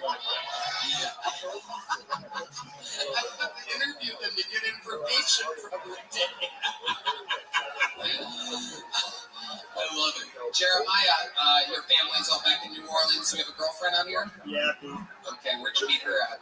In New Orleans. In New Orleans, and you brought her with you? Yeah, I should have left with her. What makes you say that? Why should you have left her there? Just should have, man. A lot more women in Vegas. You still have an active sex life with her? Yeah.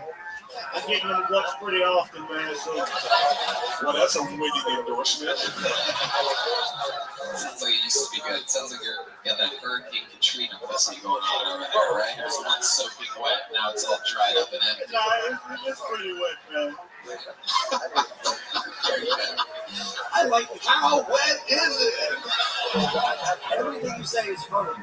You said the funny, like, even if you were doing the set, you forgot to drink, you kept talking. I thought that was great. Thank you, man. I appreciate it, man. He's naturally very, very funny. Not only does he drive the Pepsi, he also runs the Jewels. You have any other special skills or talents? I'm a failed rapper. And, really? Can you give us a little freestyle? Now that you've set the bar pretty low. Perhaps we could just get a couple of points here. Eric Griffin pretending like he's blacker than he actually is. I know, right? My mom beatbox is better than this. Doing the old light-skinned beatbox. Yeah, old 80s style.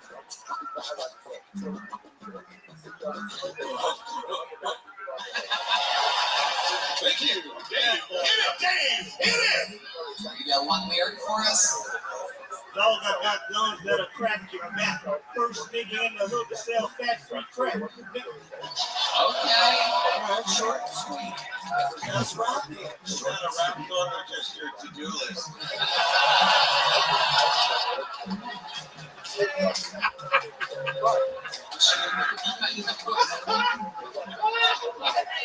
Oh, man. Oh, my goodness. The mic.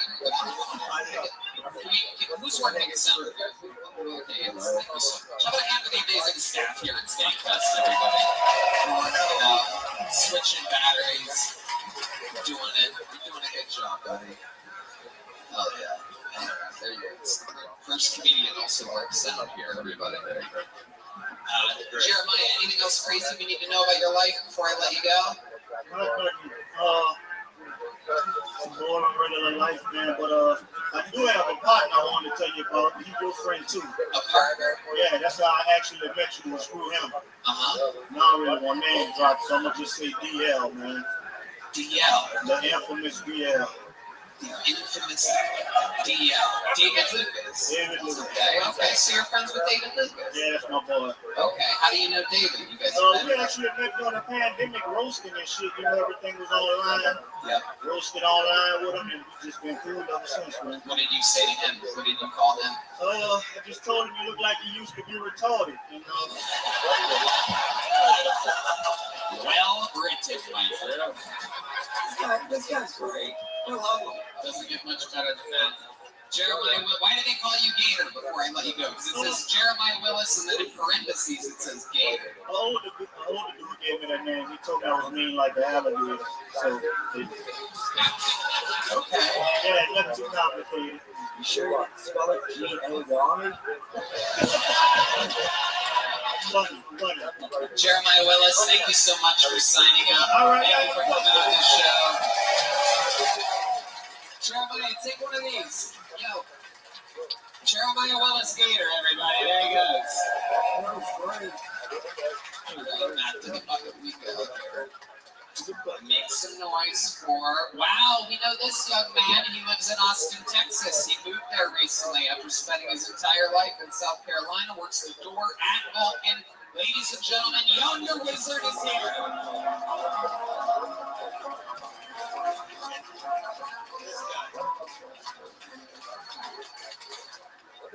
Wow. You know what the difference is between a crocodile and an allegation?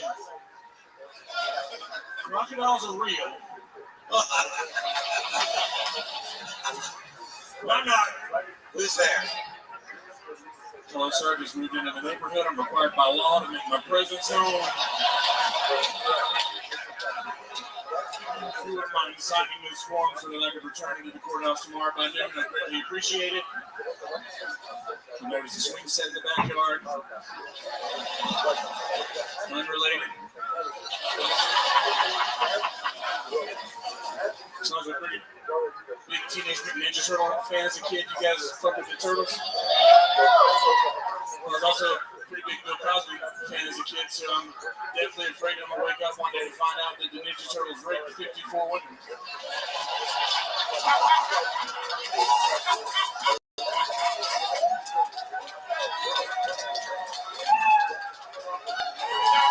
And seeing exactly 1 minute, Yonder coming in, showing how it's done. Beautiful set.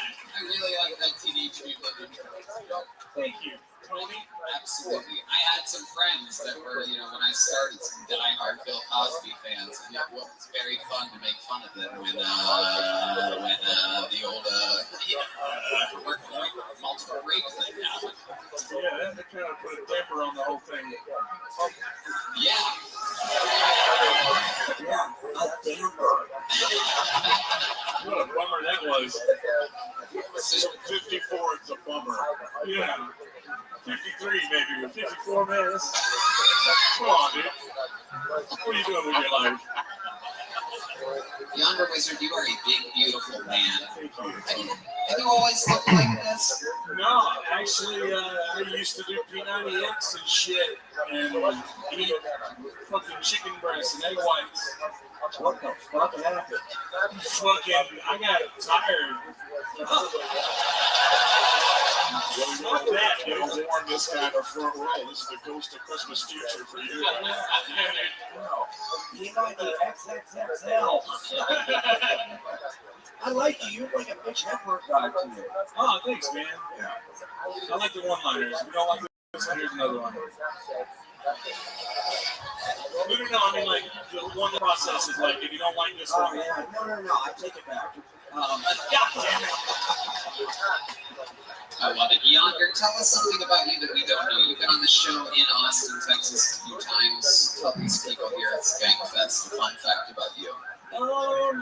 I died 3 times when I was 8 years old after falling off the back of a moving vehicle. What was the vehicle's name? Heroin? Yes.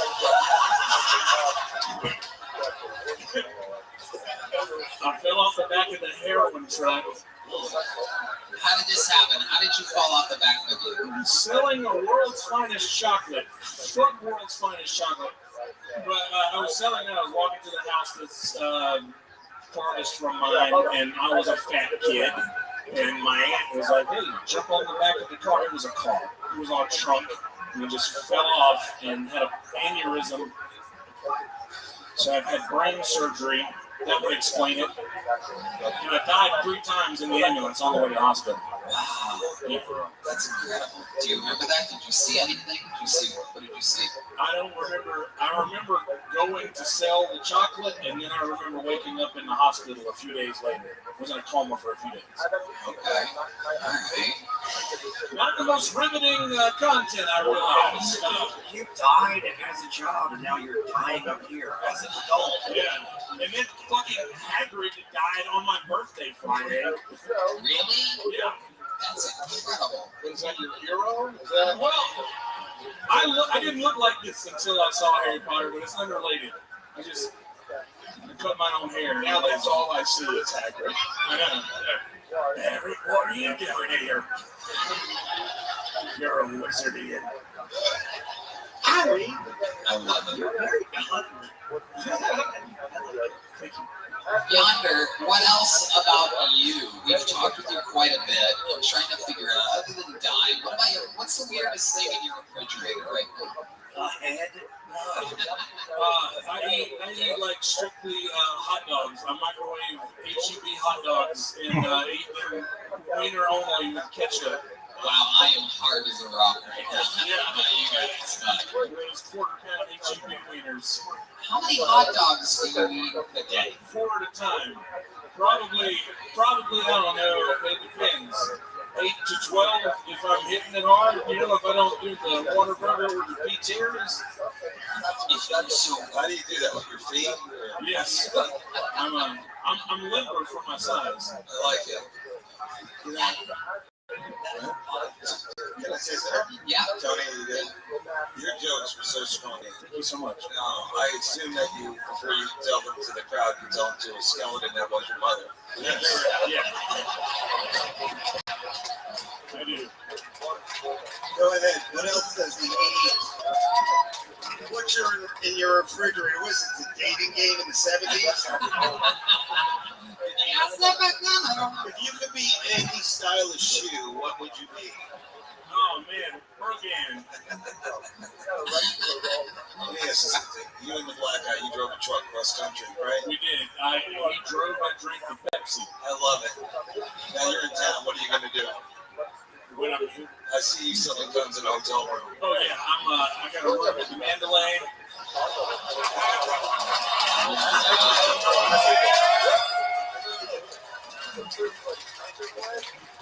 I see you gently laying guns out on the bed.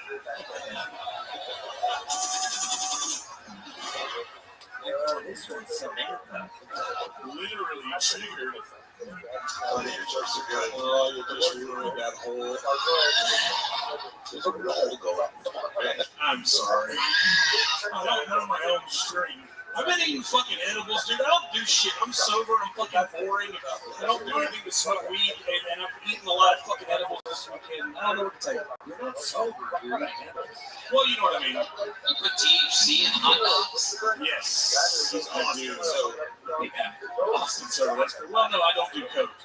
No, but you do hot dogs. Yonder, you came up here, you had a great set, you did exactly what people hope to do when they sign up for the show, you executed it perfectly. Yonder was it.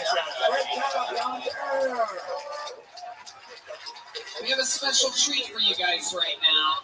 Here to perform a new minute. You guys know that we've had regulars on this show absolutely forever. A lot of you may not have made it so far back into the bank of episodes of the show to know that your next comedian is one of the first ever regulars in the history of the show. She was performing brand new minutes every single week 9.5 years ago. Now she's a full-time comedian. Make some noise, a new minute from the great Sarah Weinstein.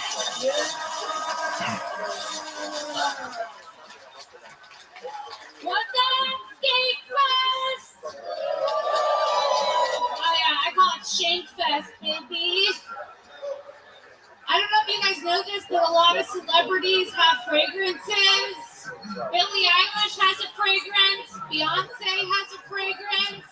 I started thinking, how come comedians don't have fragrances?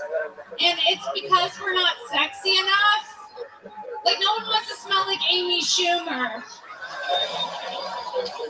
If Amy Schumer had a fragrance, it would smell like hot dogs and other people's jokes.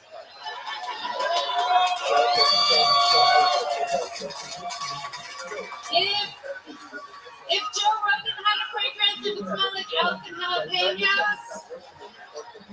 If Carlos Mencia had a fragrance, it would smell like elk and jalapenos.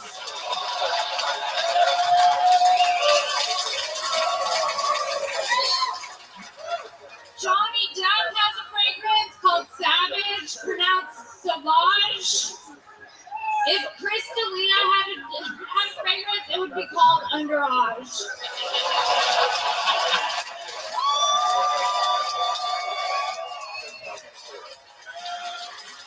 If Louis C.K. had a fragrance, it wouldn't smell like anything, it just would squirt you in the eye.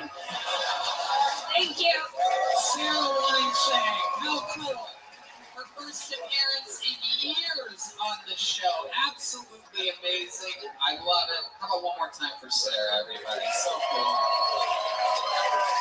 Sarah, tell us, how's life? Life is so good. I'm having so much fun at Skate Fest. Kim and I were just in New York. We just opened for Joey Diaz. It was so much fun. Yeah, we had a great time at Sony Hall. And yeah, I'm having my podcast, This Bitch with Kim, and then I have my solo podcast, Shane. Yeah, you're fucking doing it. You're out there living the dream. You were on Rogan's podcast, what, 7 years ago? In 2014. 2014. Yeah, that's Yeah, a a while ago. Wow. Yeah. Incredible. So what else is going on? You live in LA or New York? I live in LA.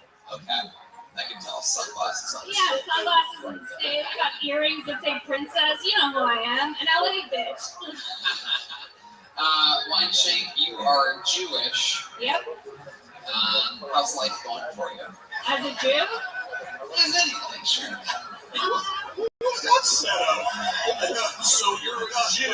I thought when he said that, the crowd was going to turn around. Life as a Jew is great, baby. Right. I got last Skate Fest, I got an 818 tattoo, but it was bad, so I covered it up because it looked like a Holocaust tattoo. And as a Jew, you can't be doing that. Right. No, 100%. We were all very, very close with the great, great Herbie Stevens. Multiple time guest on the show, super friend of us, Valley. Yeah. Legend, much like yourself. 818. You got it. There he is, right there. There he is. All right, well, that's always a little bit sadder than I expected. You smell like a fragrance. Wine staff. Interesting. I think it would be like weed and something woodsy. Hollow bread? Yeah, weed and holla. Cash. Weed and latkes? Yes. Coins. Coin. Ox. I love it. Wine Shank, you're absolutely doing it. I cannot explain to you how cool I think it is that you, Kim, Allie, everybody's just working all the time, doing their podcast, making a living in the business. We watched you guys all grow up. So fucking cool. Amazing minute. Love it. Very on theme. Comedy festival. Comedy jokes. Fucking amazing. Sarah Wine Shake, everybody. Legendary. Those girls were doing new minutes every single week, which is a scary job for anybody to do. And it's fucking legendary shit. How about one more time for Sarah, huh? All right, back to the bucket we go. Your next comedian, this guy's also from Austin, Texas. We know well. Make some noise for Mike Eaton, everybody. A new minute from Mike Eaton.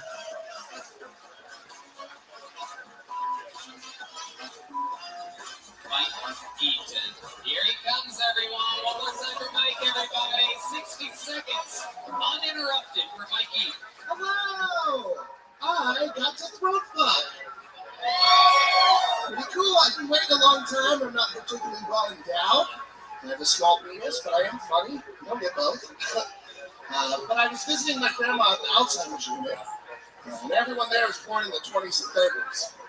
I don't know how much you know about the Great Depression, but they weren't making this model yet. Didn't have the food for it. You see a fat guy back then, I'll get it. So I'd go see her, and a bunch of ladies would get wet for the first time in 40 years. Got a hard candy and a soft mouth. And I found a lady there who had installed an access port with 50 years of cigarettes right here. You got dead. So I throat fucked. It was pretty cool. You guys cheered for that, don't you feel bad? It came out of her nose. It's like, it's gonna tissue out of your purse, man. I'm trying to say, if you don't answer your grandparents' text, I'm gonna fuck them. That's me, thanks. Wow. Yeah. That's good stuff. Hello. Hello. How are you? Wonderful. How are you today? Is it hard doing comedy and parking cars at Astroland? What do you do during the day, buddy? Eat. Eat? Yeah. I see you as a children's clown at a hospice. Are you? You're on your way out, punk. You've got a great energy. I got hospice. The kids are gonna die. Yeah. It's a nice layout. I'll bring up a donut. I love it. Did you really fucking No. You look like you would. Yeah, for sure. That'd be cool. I could easily see you going from the cake to the tray. You know,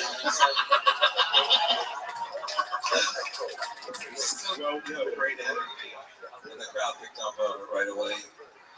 What keeps you going, brother? It's the most exciting thing in the world. Like, Skatefest has been the coolest experience. Really? I got to try out a White Claw out of a guy's prosthetic leg yesterday. No way. really? That's real. Really? Or is this like the time you told us that you fucked a tree? This is after the meow. It's real. Where did you see it? I got a thumbs up from Yodi. He actually drank White Claw out of somebody's what? His prosthetic leg. Did it smell? It did. It did. This White Claw smells like a white thigh. Gangrene, the ultimate club in comedy. The old belly button of the leg. Yeah. What did it smell like? What did it taste like? Have you ever cleaned your belly button? Oh, man. That. Unlike you, Mike, when I clean my belly button, I don't taste what comes out of it. You ever find snacks in there?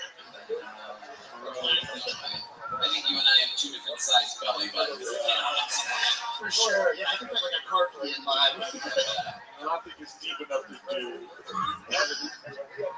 Oh yeah, I don't think anyone can fuck with that. Would be sad for them. Mike, how long have you been on stand-up? A little over 4 years. And how do you make money to be able to survive? I sell shit with logos on it. Yeah, it's very boring. That's why I don't bring it up. Like, I thought a lot of people, they need like bags and shirts and shit to promote their businesses, and I sell it to them. Yep. Have you ever thought about you seem like a guy that specializes in marketing. Now that you drank out of someone's prosthetic leg, have you thought about perhaps making that a beverage, like brand new? Yeah, that's food. Drink called like amputee or something like that. We can make it an edible. It'd be like VHC. I don't know. Get high on it. Yeah. All right, that sucks. All right, Mikey. So, love life. Let's talk about it. You have a girlfriend? I'm divorced. Okay. Yeah. When did you get divorced? Like 2 months ago. 2 months ago. So you started fresh. Yeah. And you're still smiling like that? I can't believe it. I know. I'm pretty happy. Did you leave her or did she leave you? That's really insulting. No, what? I'm asking. I'm more of a stationary guy. She didn't believe it. Yeah. No, we decided she didn't want to be second place to comedy, and I didn't want to sacrifice passion. So I wanted to keep doing this. You gotta make me choose between comedy and you. I'm gonna pick comedy. Is that pick me? Right. Wow. Absolutely. Wow. Well, that's your side of it. Yeah. Sure. Her side of things is I have a small dick, so. Yeah, well, you showed her. You're out there drinking a White Claw and the guy's amputated leg. She's guzzling cum out of a black cock somewhere. I hope she is. She deserves it.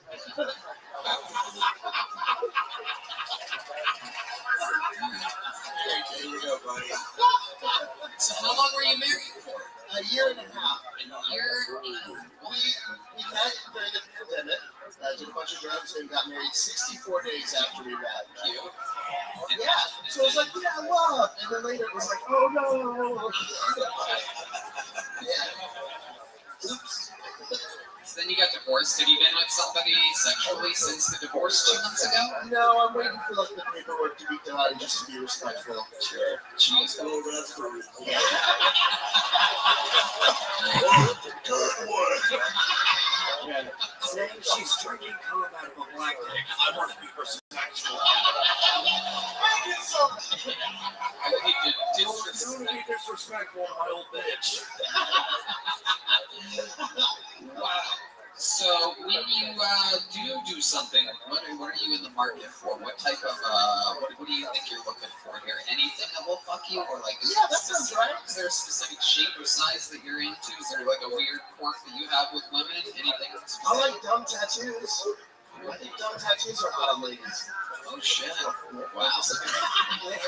She shook her head so fast. that's what I mean. I'm actually, we said dumb tattoos, and she made a lot of life choices right here. Come on, lady. You don't want to fuck John Wayne Gacy's grandson? John Wayne Macy's day.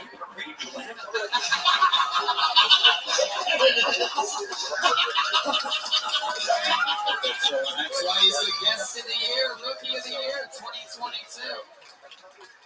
Incredible.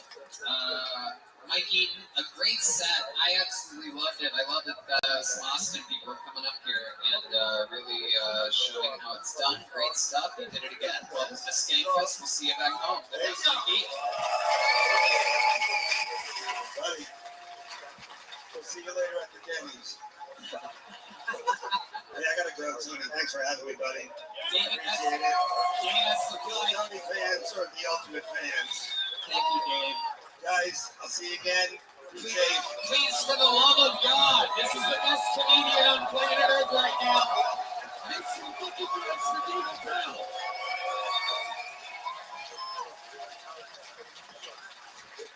Goddamn, look at that.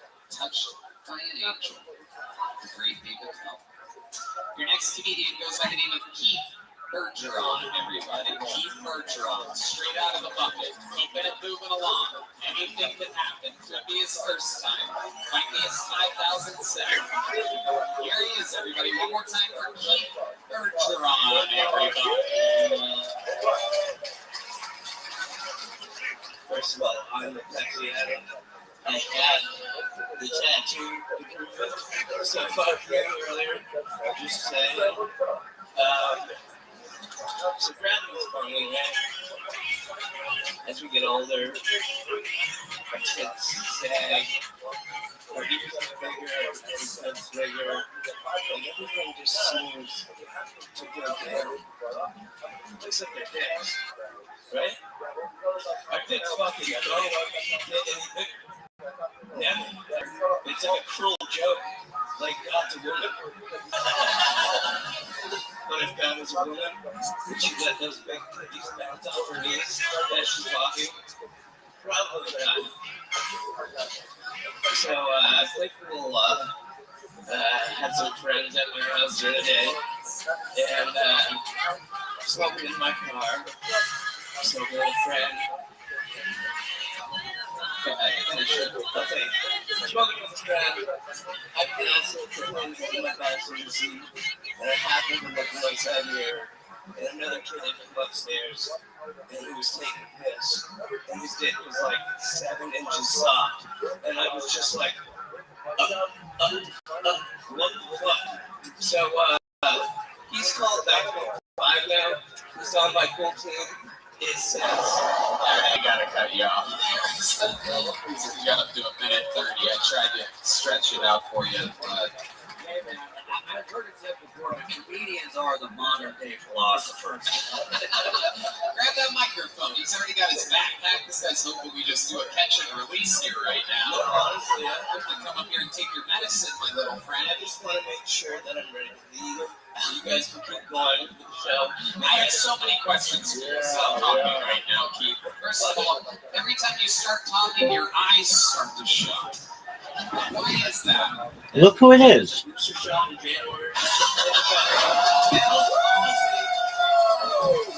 So, What up, girl? How are you? Kisses, people don't understand and stop calling people at certain things on time. What happened, Miss Aquarius? Stupid people just don't understand. Just stop calling somebody. Keep telling you, stop calling you at a certain time. I said, call me before 10:30. I go to work. She called me on the weekend. I told her I'm on vacation. I'm off on Monday. I told her I'll be back Monday. Never did call me yesterday. And today I'm starting my woman thing. And I told her, well, I am not. I said, well, look, I gotta go to work. He wanted to hang up when I told her. I said, well, look, don't call me no more. I'm good. Do not call me no more. That's how you call me. I'm blocking you. Do not call me. Call me on the weekends. Don't call me through the week no more. I ain't telling her that my granddaddy passed. I ain't gonna tell her. I ain't got to tell everybody that. You do you, Mr. Aquarius. That's absolutely right. You have a right to tell people what they want. Everybody don't need to know. All of my kids, 40 people that, like y'all heard my brother, y'all know my brother, y'all seen him, Right. y'all heard him. Right. That's the people I'm telling you. You don't have to tell him nothing. Who is this guy? He's a friend, but I'm not studying no more. I got He don't understand. He doesn't understand. I got you. Call me, like I'm doing, call me before 10:30. I got you. Just one moment. Before 10:30. He didn't want to call me before 10:30. Make no dang on sense. People act like they don't want to call. Okay, well, call me the weekend. I did call you. No, whatever. I have things to do, baby. I can't be sitting up on the phone. Should I be tired? I have things to do. I have a life. Who?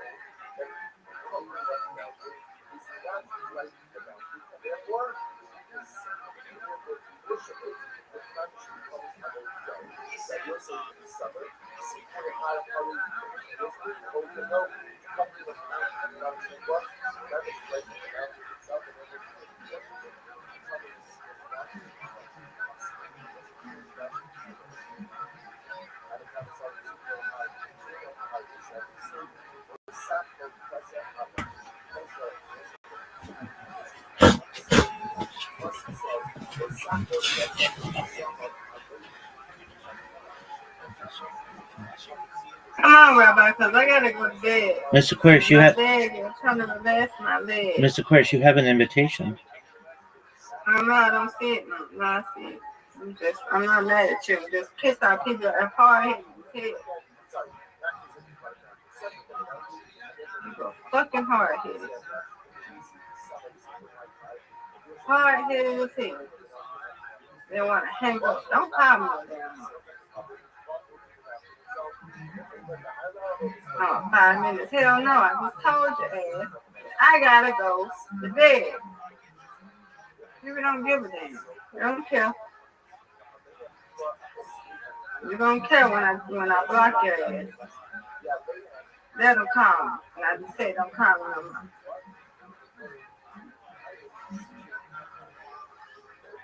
You're just fucking hard-headed. Get it.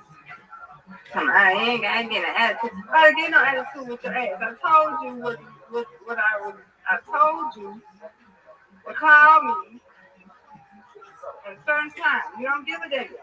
So then just call me on the weekend. I tell me during the week because you don't follow directions. Damn attitude. You act like you can't damn follow directions. I told you to come to coaching first.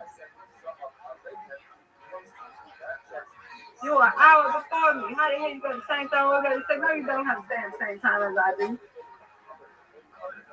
So fuck away from me, please. Hi.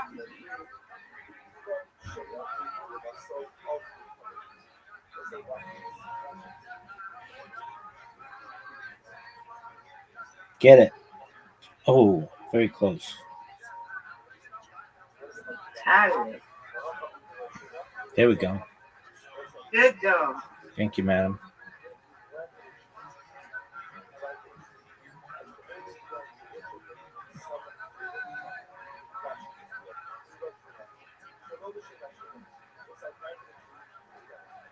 All but one, you can get this. I have no doubt you can get this. That's good. Very good. People just don't understand. Follow directions.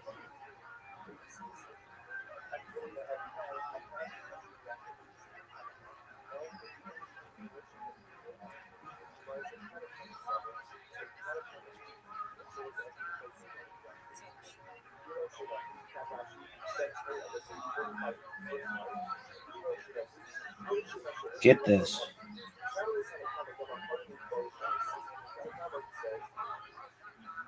Get these two. Get it. Beautiful. That was beautiful.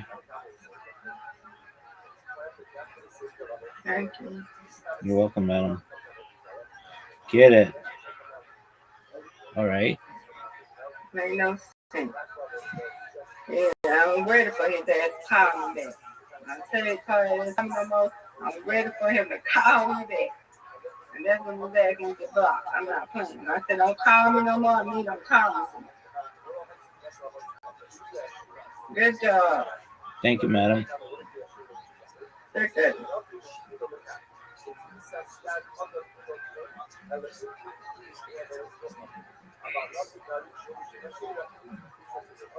All right. Okay.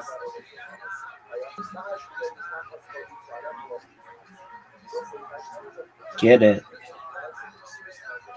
How about two?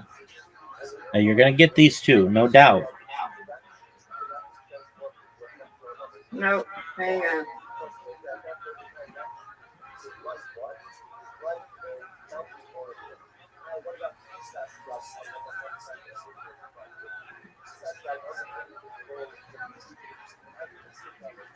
Grr.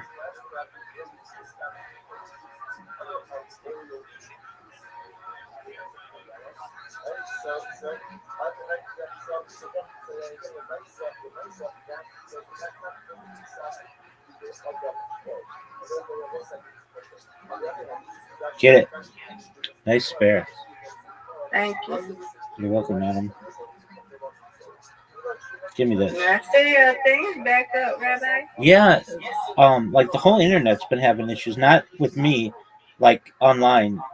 Oracle, the like company that owns TikTok, they had an outage in Virginia today, and that caused outages on TikTok all over the world. And then Discord was having issues too. My other Discord accounts were fine, but this one, Yeah, I was on TikTok. yeah, I mean, you could be on some things on TikTok, but if you were uploading videos, you couldn't add hashtags or some other things. And Discord for like 12 hours today, it just would go attempting to connect, disconnecting on this account. Just on this computer. On my other computers, it was fine, and on my other accounts, it was fine. And nice strike. And I could come in here with a phone using the app, and it would work. It was like very strange. But when I read, there's a website called Down. Word girl. There's a website called Down Detector, and it will tell it'll tell you if stuff's down. And oh, get it, girl. All but one. This is a big score. One of the biggest scores we've ever seen this week. Get it, girl. There you go. Spare. And now she's getting another one. Folks, no one's touching her. And if you think you're touching her, GTFO. There's no way. Yeah, we'll see. Rabbi, you got it. Come on, Rabbi. Mr. Aquarius, I could get all strikes and not catch you. You can get a strike. Oh. Nobody's touching Mr. Aquarius. Give me this, though. You win and I win. Give me this, though. Give me this, though. You win, I win. I win, you win. Undefeated in bowling. Undefeated in friendship. Yay is right. Back to normal, Miss Aquarius. Back to normal, yeah. You're good. You just made me mad a little bit, but I'm all right. You're good. I'm good. I ain't gonna let him get me. Ain't nobody got time for that, Miss Aquarius. You're good. Ain't nobody got time. That's right. Calls me and I said, don't call me no more. He's been blocked. There you go. You told him the rules. That's it. Yes, ma'am. All right. Well, you have sweet dreams, God willing, and I will see you in the morning, God willing. Okay. Good night. Good night. Sweet dreams.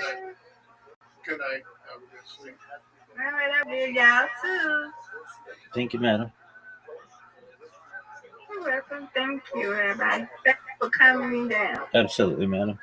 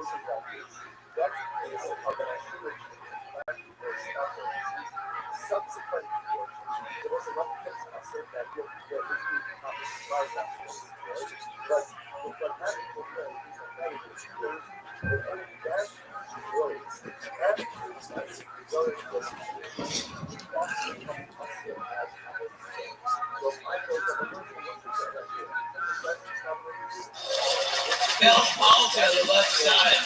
So it's coming back, like, I can smile. I can lift, like, my eyebrows, kind of. So it's getting better. I'm doing my exercises on the ball. done this for your minute. People from Texas love this segment. It's very we just want to be, what do you mean? Everything's okay. Hey, well, I mean, COVID ravaged my body and woke up an autoimmune disease that I didn't know I had. Really? So you got original COVID first? When was that?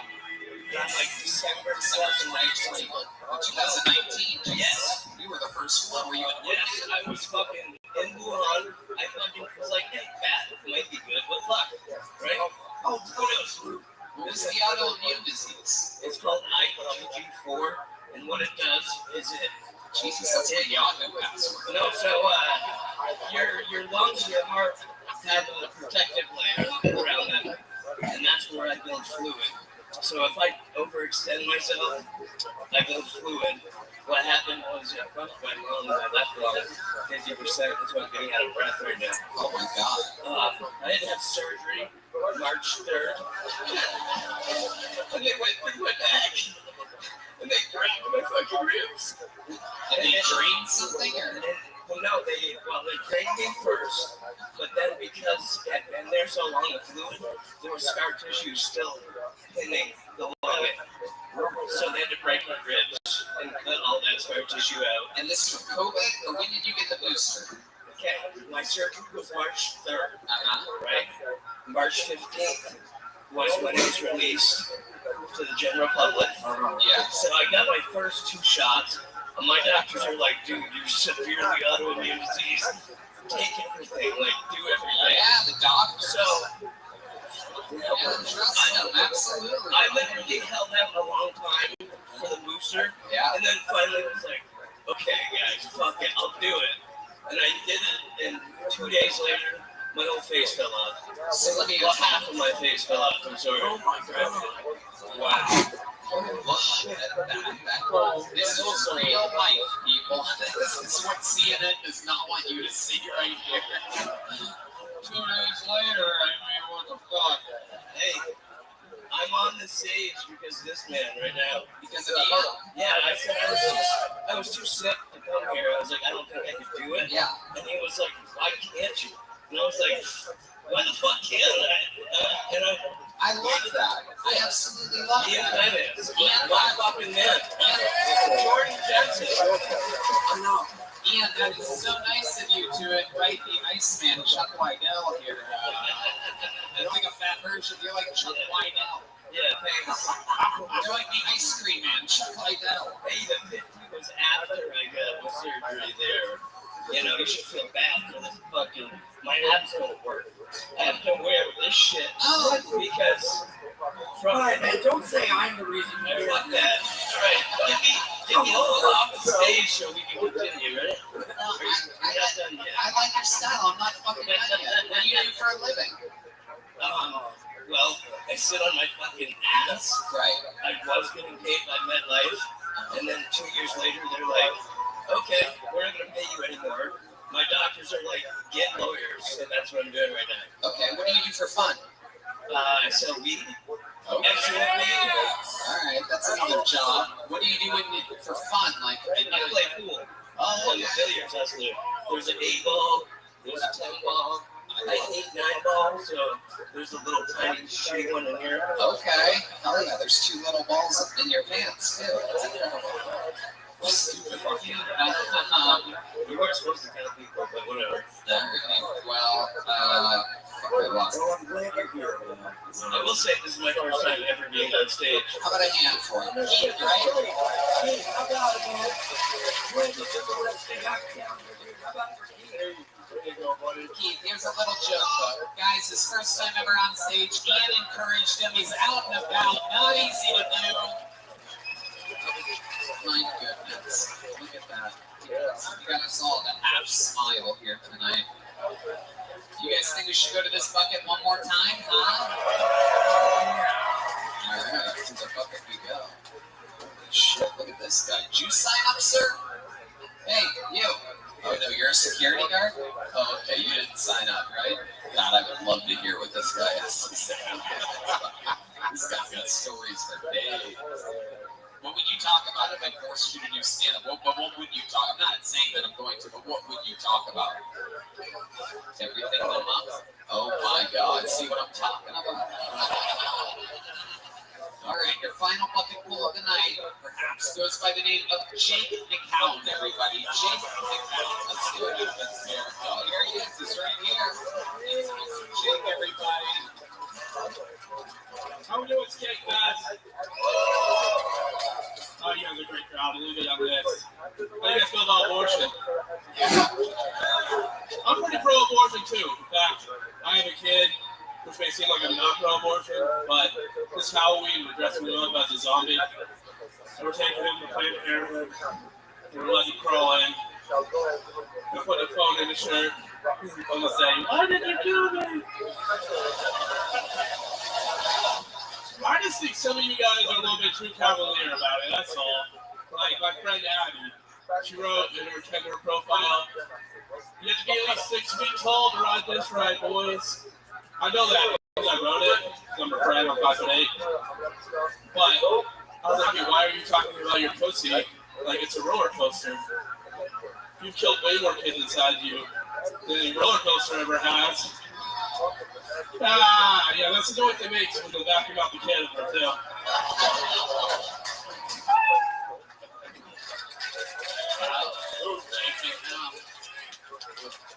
I like your abortion chunk. Very, very interesting, Jake. How are you, first of all? I'm good. You're a stand-up comedian? I do comedy. Did you do the naked voice? I did, yes. How long have you been doing stand-up? Off and on for about 3 years. Where at? Sacramento. Sacramento, California. We know it very well. Punchline? I've done Punchline. Right. You don't have many of them, but you perform there. Very good. What do you do for work? I go to a coffee shop.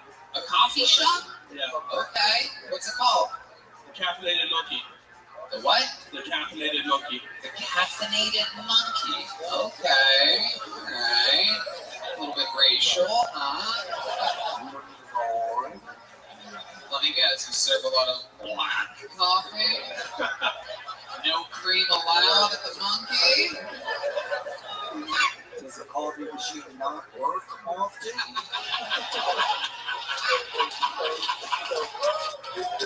Let me guess, it doesn't know its father. Does the coffee machine make a lot of loud noises that no one wants to hear? Especially when movies are playing? They do a lot of fat white girls? Do they answer those questions? Jesus Christ. Yeah. I would have chosen that name. The Caffeinated Monkey. So how long have you been running a coffee shop? About a year. Okay. Do you have any specialties there? Like, do you do fried chicken? Jumping. No, fuck you. What a racist. My God. Wow. When you use racist. What fucking fuck you. Shit. Love it. I feel like you got like a speech thing. Is that true, or you know? Nah, it's just hilarious. Yes. Okay. Also, yeah. Are you high? No. What do you do for fun? I like shooting guns. Okay. What kind of guns do you have? AK, M16. Oh my God. Yeah. All right. I love guns. Blocks. I love that. I don't know if you guys know this. My buddy on Cal Cristalia just got an AR-18. He swears it's an AR-18.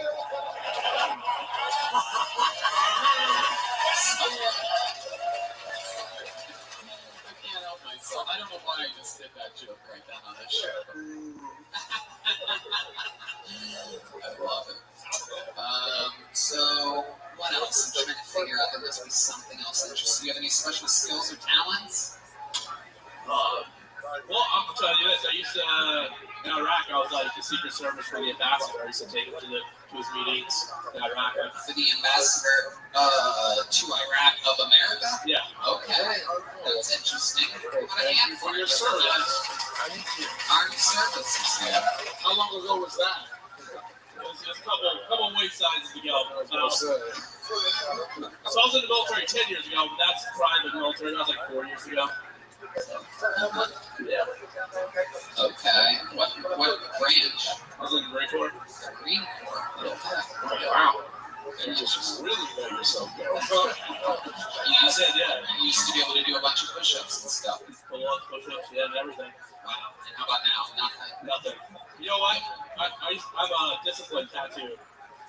Back when I was very good shape. Let's see what it looks like now. I gotta see. Oh my god. Looks exactly like the guy's bandage from the fucked up vaccine. Or it's so big now, it looks like he stutters, you know? Discipline. Very, very interesting to see. This PTSD stand for pancakes, tacos, sauces, and dip.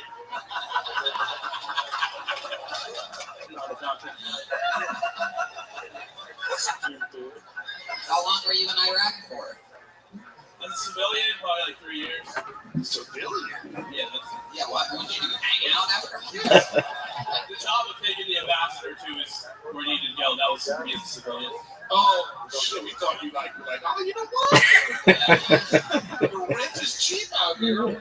So can you get security work right now could you get hired to be security for like celebrities? Oh, well, I'm not big enough, but if you have a gun, you know, you don't have to be big enough. That's over there. If you have a gun and discipline, you can do anything. I'm like David Goggins if you just discovered Chipotle. Yeah. You're like David Bobbins. You're fat. Stay soft.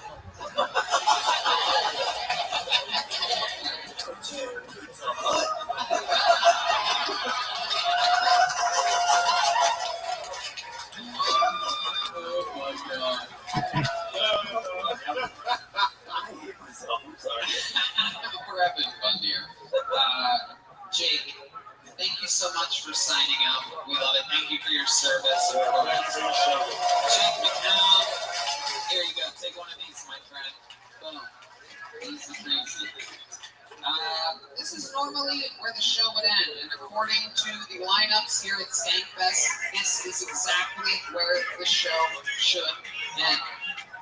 But because I'm so wildly successful now, I paid for someone's airline ticket here, all the way from Boston, Massachusetts today. Spent the entire week with this guy and Hans Kim. He absolutely tried to bury me with a shovel for 10 sold-out shows. I'm telling you, this guy in his real comedy full-time sets is fucking one of the most dangerous fucking comedians in the world right now.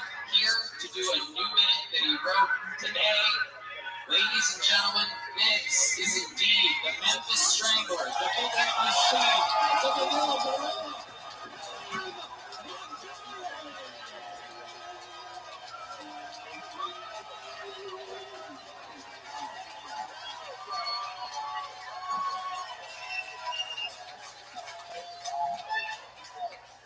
Happy Glocktober! First and foremost, I'm excited to be here at Skankfest today. I think it's great they organized a festival in honor of Redman's mom.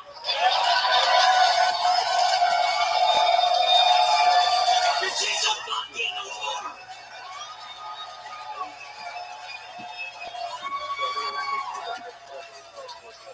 I hate that lady!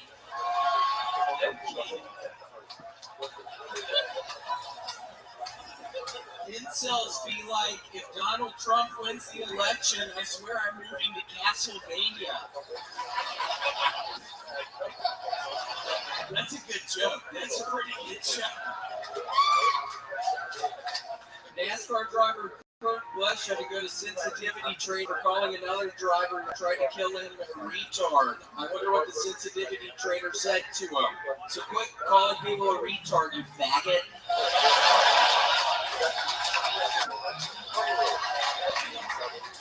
Hold on! I thought you said reparations, not declarations!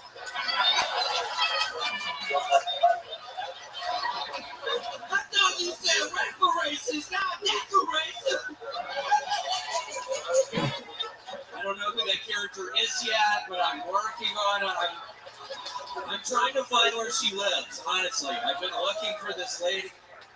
Okay. Wrote it today. Was not even on the Skankfest lineup. Yeah, what the fuck was out on the lineup? Was not an official member of the lineup. Yeah, seriously, you guys are running this fucking thing. Why wasn't I fucking on the official lineup? Seriously, heads are gonna roll. This fucking guy right here, again, 10 fucking sold out insane shows out there. Every single major comedy club that we just did, literally the owner goes up to him, gets his fucking number, and makes a fucking deal with him right there on the spot to headline his own shit afterwards. This guy is literally, that is what comedians want in this world. You're hoping that a comedian takes you on the road with them, and then all of a sudden every single owner goes straight up that side every single time. The problem is I only have 5 minutes worth of material, so and, you know, I can't. I mean, I have 5 minutes worth of material. I'm kidding, Tony. It was such a pleasure. It was wonderful. You're a fucking monster, William, and I'm watching him make these fucking adjustments night after night, show after show. If something slows the momentum, he fucking gets rid of it and fills it in with something else the next night. He's doing absolutely everything right. Let me remind you that just 2-3 years ago, this guy was a drunken, coked up, fucking obese. Yeah. Surprise! I can confirm that. I look just like this guy. It's true. It's true. God, get out of here, man! You're throwing me off. I swear to God. I've been watching your ass the whole fucking time. I don't know what it is, but something about you is really throwing me off. Maybe it's the fact that he kind of looks like Red Band's mom. I'm sorry. She is so old. She is so nasty.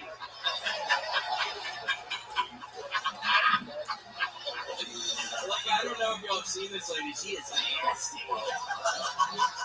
William, Red Band is always so nice. I know. I feel so bad right now. We talked about this already. Huh? We did talk about it. Yeah, we did. Okay, we talked about it. So I went for it tonight. He literally told me to stop fucking making fun of his mom. He told me. William, is there anything you want to say to these people here, this audience that you weren't even supposed to be in front of tonight? I will be out front of White Castle for an hour after this. I brought 200 Xanax bars! We're selling Xanax tonight, everybody!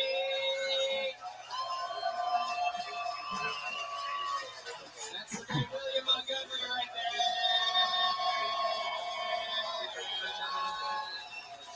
We did it again! Guys, please, for the love of God, make some noise for my guests! Aaron Griffin and Ian Finance! The great David Hill! Hans Kim, Ari Shafir, Sarah Wineshank. We're going to do it again, 9 p.m. tonight. I love you guys. Thank you. It's always so wild and fucking different doing these Skankfest Tonys. It's got its own weird ass fucking little fucking judgy little dark vibe to it. I like it. We love you guys. That's why we come back to every single Skankfest to goof around. Thank you guys for coming out. We love you guys, everybody. Check out their podcasts. Aaron Griffin, Rippin' with Griffin, and Finance. Bye, guys. Me and Ian. What is it?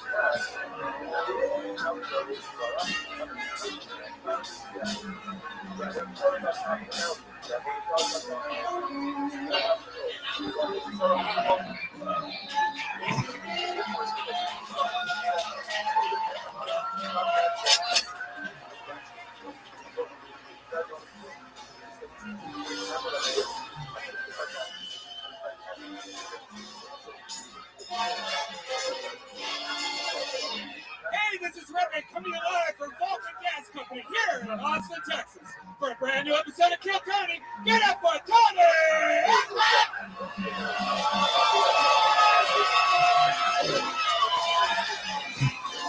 I'm Alec Baldwin. You guys ready to have some fucking fun tonight or what, huh? Hey! Make some noise for Brian Redman. Hey, everybody! Welcome to Kill Tony, brought to you by the Red Rose and the Yellow Rose, the two best strip clubs on planet Earth. And, of course, Deep Eddy Vodka, also from here in Austin, Texas. The best vodka. You guys ready to have some fucking fun tonight, huh? How about a hand for the best damn band in the land? That's the Kill Tony Band, brought to you by Screwball Peanut Butter Whiskey. That's the great Sean Dees on the drums. Paul Deemer on the horns. That's the great Max Frost joining us tonight on the electric guitar all the way to the right there. That's Matt Mueling. And of course, that's D Madness right down the middle. Right down the fucking middle. We're going to have fun tonight. Before we start the show, here's a little bit more from the amazing sponsors that make tonight's episode available for you here for free right now. Hey, y'all. You might not know this, but when I'm not being the host of the #1 live podcast in the world, what I've been doing for the last 16 years is being a professional stand-up comedian. And I'm excited to say that I'm back out on tour again. December 9th and 10th, I'll be performing in Arlington, Texas. January 13th and 14th of 2023, I'm in Dallas, Texas. In February 9th and 10th of 2023, I'm in Houston, Texas. Tickets available at TonyHinchcliffe.com. All these shows sell out, so don't be a doofus. Go to the website now. Get tickets while you still can. Hey, y'all. It's time to gear up for winter with Bespoke Post and their new seasonal lineup of must-have box of awesome collections. Bespoke Post partners with small businesses and emerging brands to bring you the most unique goods every month. No matter what you have going on this season, Box of Awesome has you covered, from camping gear essentials to travel must-haves and autumn and winter cocktail kits. Box of Awesome has everything you need for this season. I have a bunch of stuff from Box of Awesome. I have the Weekender, which is a bag that I take all around the world with me. It features a strong metal hardware reinforced frame and quality leather straps.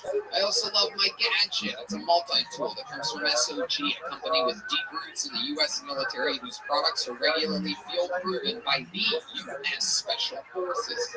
I love all of the products that come from this company. Redman, you have some of your favorites as well. Yeah, it's like Christmas every month. My favorite one I just got recently was Scorch. It's a bunch of hot sauces, and they're all from small brands all over the country, with some from Texas, Nevada, California, and more.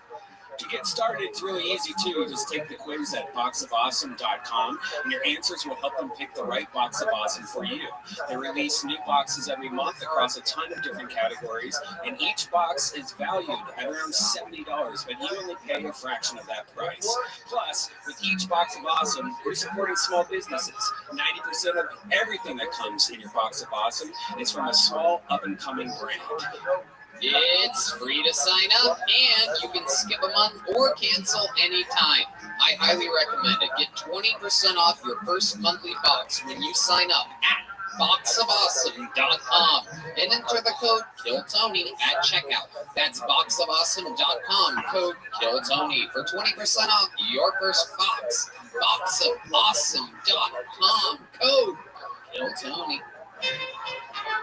Well, the weather outside is frightful, but there's many things that can make it delightful. Freeze Pipe is turning Black Friday into Green Friday with their biggest sales event of the year. Treat yourself or your favorite stoner to the gift of the smoothest rip ever with a freezable pipe, bubbler, bong, or dab rig from Freeze Pipe. Scientifically engineered to outperform traditional pipes and bongs, Freeze Pipes uses glycerin chambers on every piece to cool smoke by over 300 degrees.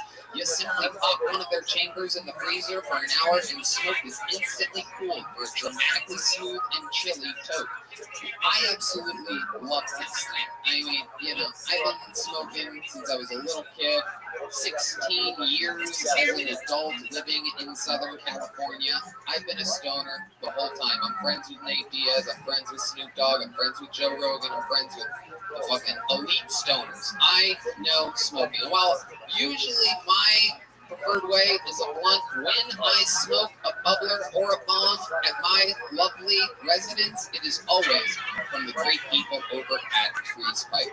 It is incredible. It's smooth. It's literally as chill as it gets. Red Man, you know about this. Yeah, I used to do the ghetto version of this. You take a bunch of snow and push it in your bong, but it would have pine cones and raccoon urine in it and shit like Your that. favorite. Yeah, but it's so much nicer now having this professional, awesome bong. And you'll notice larger clouds with no throat burn or coughing attacks. It freezes quicker than water. It stays frozen longer. Putting ice in your bong is one thing, but Freeze Pipe will change how you light up forever. It's really true. I mean, you put the thing in the freezer, and somehow in just a few minutes it's frozen. It's incredible technology. Be the holiday hero and shop Freeze Pipe's Black Friday Cyber Monday sales going on right now at thefreezepipe.com. It's the biggest sales event of the year, and there's never been a better time to discover a smoother way to smoke. That's freezepipe.com with killer Black Friday Cyber Monday sales going on right now. Plus, if you see something you like that's not on sale, use the code TONY for 10% off your entire order. That's thefreezepipe.com and code TONY for 10% off. Support the show, smoke a cold one, and get 10% off with the code TONY at thefreezepipe.com. Are you guys ready to start tonight's show? Guys, it's Halloween. I think you could do better than that. Are you guys ready for this shit? This podcast has never been stronger. It's never been better. And the accessibility to guests has never been more exciting. Tonight, one of the greatest comics on planet Earth is sitting at this table with us. For her first time on the show, make some noise for the one and only Amy Schumer.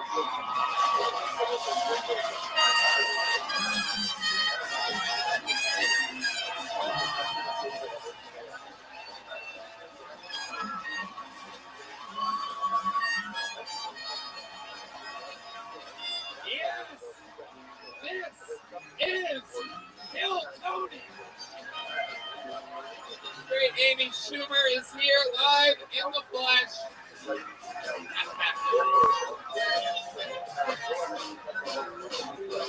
What a special treat. Here she is. The place is in shambles. Yeah. Thank you. Thank you so much. I'm here to collect some jokes.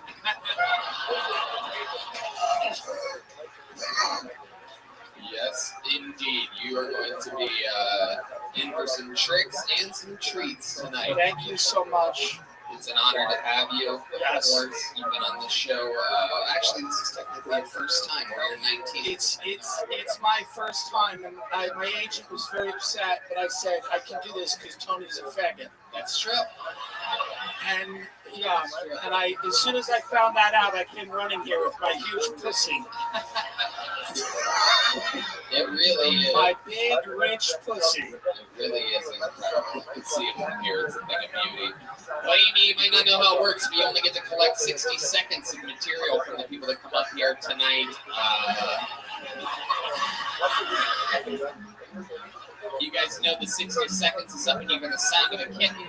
That means they have to wrap it up then, or else they bring out the angry West Hollywood bear. And that's just a loud noise that stops them from speaking. And then I interview them afterwards, and we find out more about them, and the whole thing's improvised in the moment. You guys ready to start this fucking thing? Well, instead of reaching into this bucket that is filled with hopefuls' names, I think we should start it with a bang. This guy opens up every single one of these shows with a brand new minute. Over a year ago, he was living in his van. Now he's rich and wildly successful, fresh off the London O2 Arena. This is Hans Kim.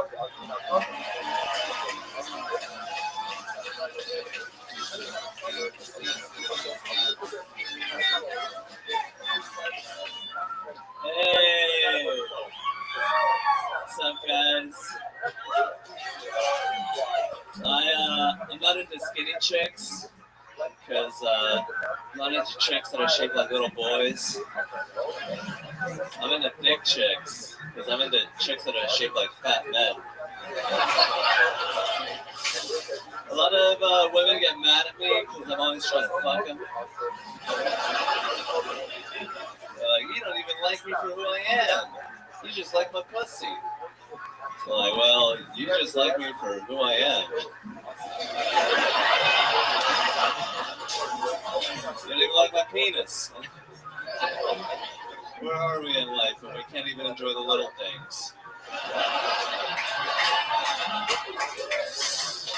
But yeah, I recently bought a moped, which is fun. Fun way to get around town. It's kind of nerve-wracking because I have to watch out for potholes or drivers on cell phones or a teenager lowering his shoulder. Thank you. All right.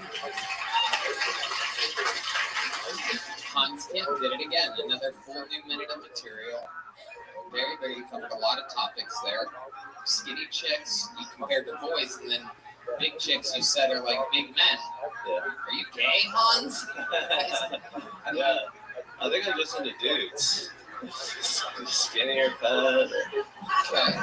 You admitted to having a little penis, and you told us that you got a moped. Is this true? Yes, I got a moped like a true Asian. That is incredible. I always wondered how you were going to die. Now I know. That's very exciting.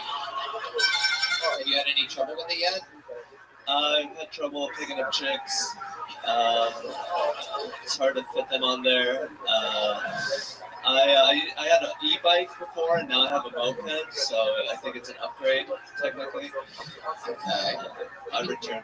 I mean, you say you're into bigger chicks, Hans. Are we talking about, like, our guest here tonight?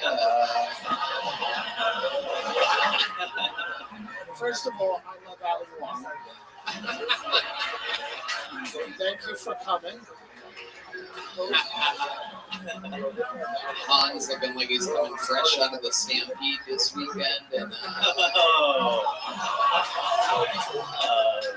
how did that happen? Is that a South Korean thing? Yeah, I mean, we don't value ourselves very highly, so we just stack ourselves into little alleyways. Okie dokie. I love it, Hans. And what are you dressed as exactly here? I'm Max from Where the Wild Things Are. It's adorable. Thank you. I think I know what that is. Yeah, you do. It's a children's book. They should not sell that costume to adults. But the FBI should have taken your phone number when you bought that. Oh, yeah. Where'd you get it from? Where do you get a costume like that? I got it from Lucy in Disguise. Okay, local legends. Lucy in Disguise. Oh, local Austin favorite. I love it. What else is going on? Very good, thank you. What else is going on in life, Hans? I've been spending some of my money. I recently took my girlfriend to Eddie V's restaurant. Oh, that's a good steakhouse here in town. I spent $150 on her. What were some of the things when you were going over the menu, like that you tried to like budget and stuff? Because you're a very thrifty spender. We know this about you. I try to budget out her enormous appetite.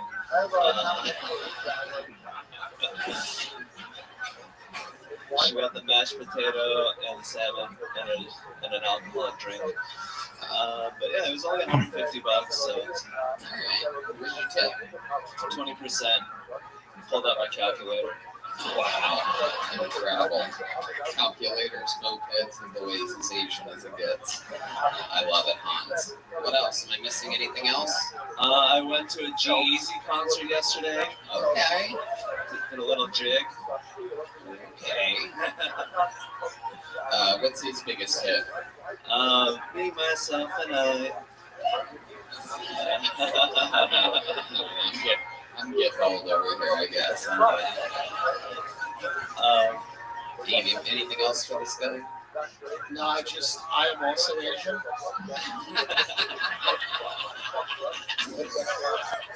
And so everything you say makes sense to me. And I make my husband dress like that. So this is all true. Hans, you got the show started tonight. We're going to get to this bucket. Thank you so much, Hans. Thank you, everybody. Here we go. All right, so you get it. They come out, they do a minute, I interview them. But this is where shit gets crazy because literally anybody can sign up for the show. I know Hans. Hans is like my youngest son. But now I'm about to meet a complete stranger and we're going to talk to them. You guys ready for this shit? Your first bucket pull tonight goes by the name of Samantha Corigliano. Samantha!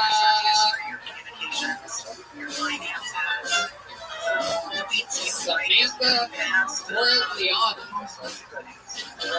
You got eyes on Samantha?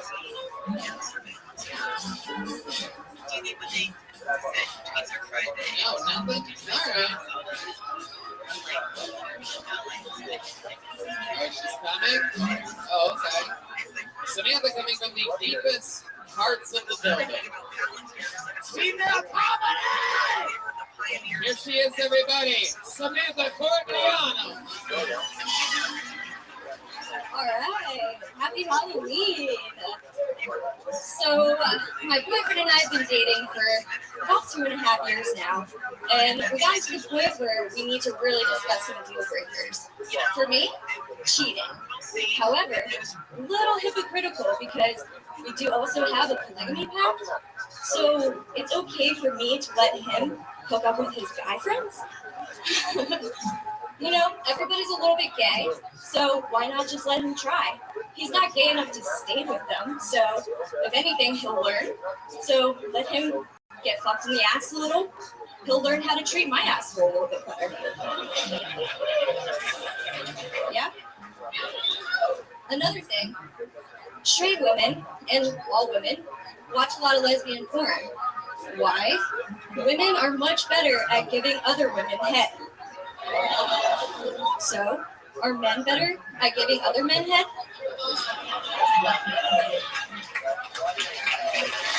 Samantha Corigliano. Am I saying that correctly?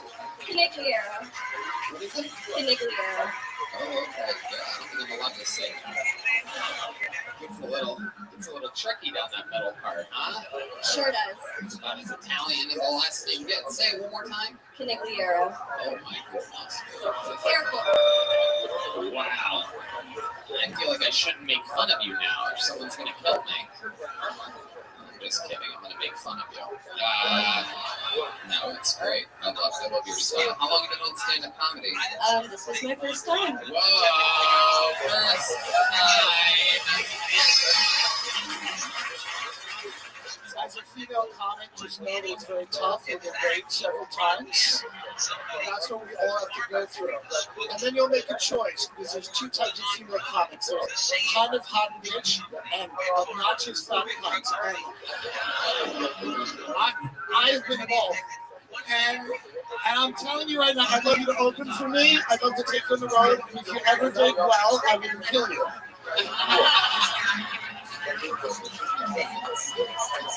Yes! Amy motherfucking Schumer is in the house. Samantha, what have you been doing up until this point? So I came with my boyfriend from Richmond, Virginia. Richmond, Virginia fans up there. You realize we're having a fucking Confederate reenactment. I love this. Very exciting. So you and your boyfriend came from Richmond, Virginia. What do you guys do there? We like to take long walks by the river. Long walks by the river? Seriously, though. We do a lot. We like to disc golf. He actually does stand up there, so it's kind of funny that I got to. What do you do for a living? I do software sales. Software sales, yeah. That's a thing. Interesting, Samantha. Now, what made you sign up tonight? I have been watching this for a long time and didn't want it to slip for a chance to just come on up and try. Right, but you said that your boyfriend does stand-up comedy? Yep. How long's he been doing stand-up comedy? Just under a year now. Just under a year. You realize that you probably took this opportunity here tonight. When I pulled the name out of the bucket, it's waited a whole year for this, and you're like, I'm just going to go up there and fucking steal the show.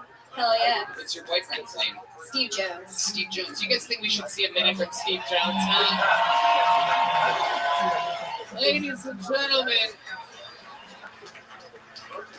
let's see who the funnier is in this couple. This guy just got threatened to get fucked in the ass by his own girlfriend.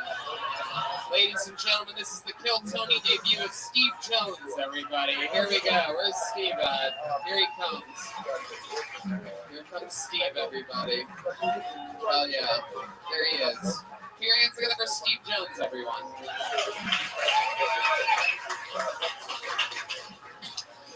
So I just moved in with my girlfriend.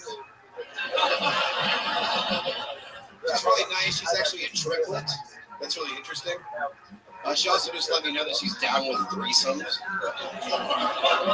So you guys know what I'm thinking. Brothers.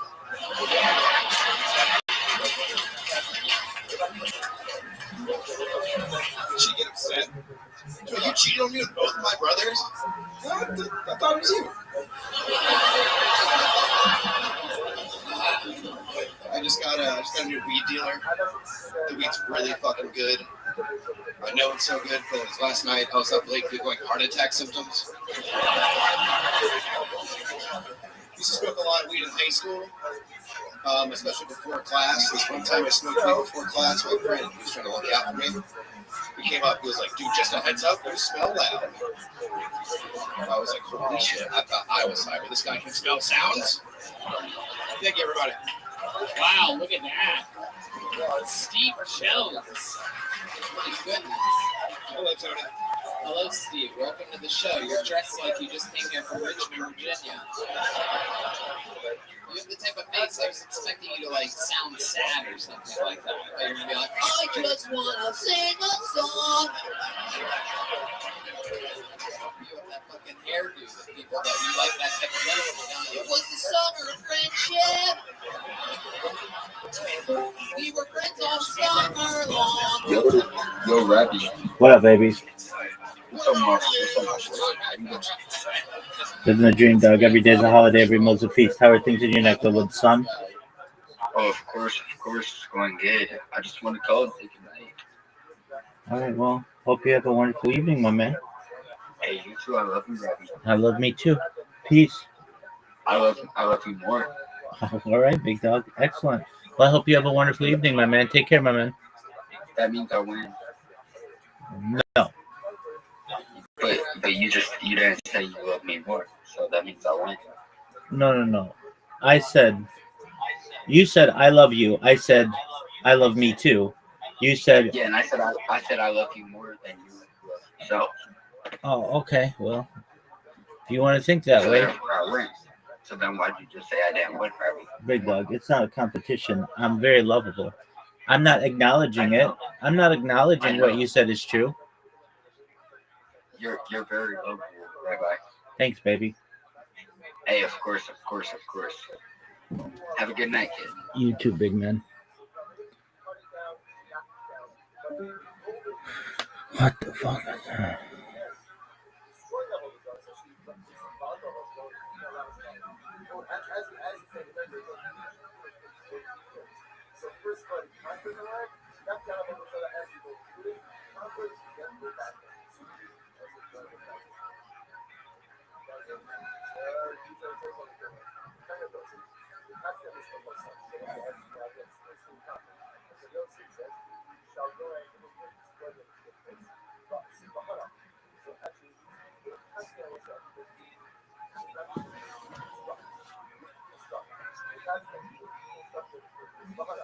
You watch The Matrix in Silent with the Resistance. When it's fiction, you understand. Yet you refuse to see it when it's not reality. So let's talk about it, Steve. What do you do for a living? I'm an accountant. You guys are fucking living the big up. Richmond, Virginia, accountant and a software salesperson. My goodness. How long have you two been together? It's like 2.5 years. There you go. 2.5 years. Where'd you guys meet? Through a couple of mutual friends. That sounds about right. I mean, your guys' fields, it's kind of hard to get out there and meet people, right? Sure. Okay. And how soon after meeting was the first time you guys hooked up? You guys seem like you've only done the missionary position, if I had to guess. Well, she actually has me out. Whoa. Look out. It's very hot. Yeah. And then what happened? We made out in her car. Whoa, what kind of car? What kind of car was it? RAV4. Wow, okay. All right. The classic car from Making a Murder.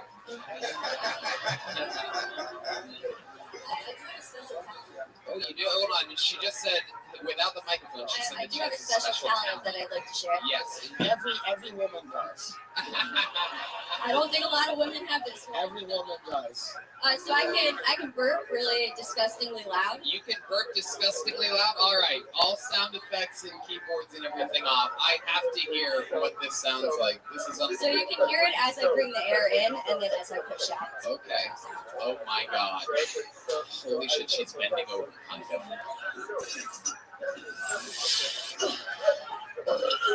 Oh, stuck. Oh my God.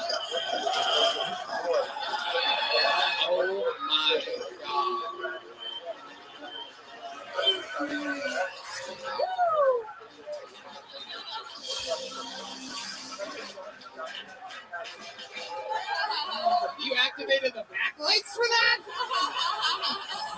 Turns out our fucking lighting guy loves burps. That's the first time a comic stole my bit.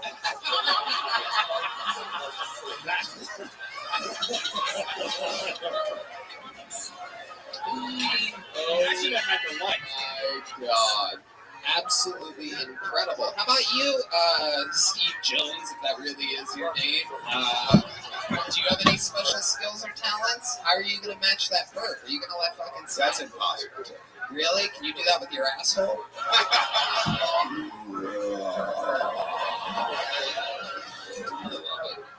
right, well... Okay, you gonna propose to her or anything like that? I mean, it seems like... Do you live here in Austin right now? No, no, they're just visiting from Richmond, Virginia. Are you here Thursday? Yeah. I'd love to have you open up the secret show. Whoa, look at that. Incredible. You got a real gig out of it. You guys also each get a joke book. There you go. One for the first timer there, and one for... Amy, no, don't eat it. How about one more time for our first two bucket pulls tonight? Samantha and Steve Jones. Steve Jones. Very suspicious name. I don't trust it at all. You guys ready for more? You get it? You see how it works? Your next comedian getting an uninterrupted 60 seconds goes by the name of Javier Gomez. Javier Gomez. Javier Gomez. Oh, some long treks to the stage so far here. Very interesting. Is there a Javier coming? No? So interesting.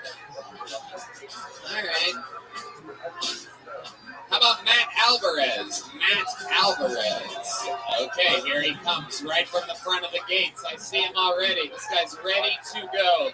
Make some noise one more time for Matt Alvarez getting a standing ovation. Everybody keeps asking me if I'm some sort of sad clown. It's my fucking day off. Wearing my comfortable clothes.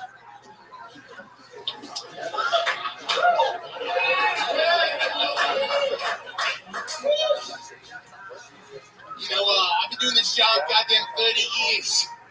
Kids nowadays all they want to see is goddamn TikTok dances. I'm not doing the goddamn Dougie. 30 years. I went to clown college.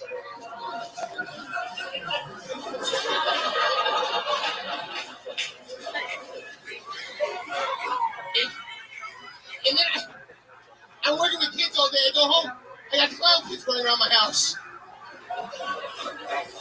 And one of them's not even half clown. I married a regular woman. Full human kid.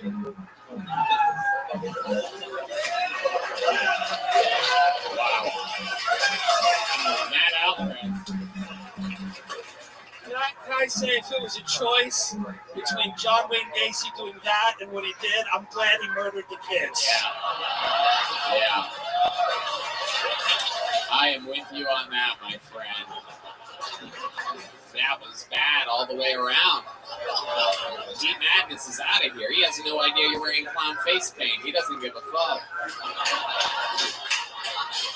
I love it. Okay, so Matt, let's talk about it. Am I talking to Matt or the clown guy? Yeah, this is Matt. I don't normally talk like that. Well, first of all, let's start here. Before you came up here and bombed as a clown horrendously, you got high fives from the three guys at this table. Do you know them or something? No, I met them outside. They had a ticket. They bought an extra table or something. Oh wow, incredible! I didn't want to pay the $20. It was $20. So wow. I was like, I'll just stand. I got a pretty good standing spot over there. Okay. So you're poor? Yeah. Okay. What do you do for work? I'm a student, but I'm a writing tutor. Right. What are you studying? Business. So. Okay. I can't tell what the fuck you are. Why did you talk in the voice? Well, okay, so I don't normally ever do that, but I've got this costume on.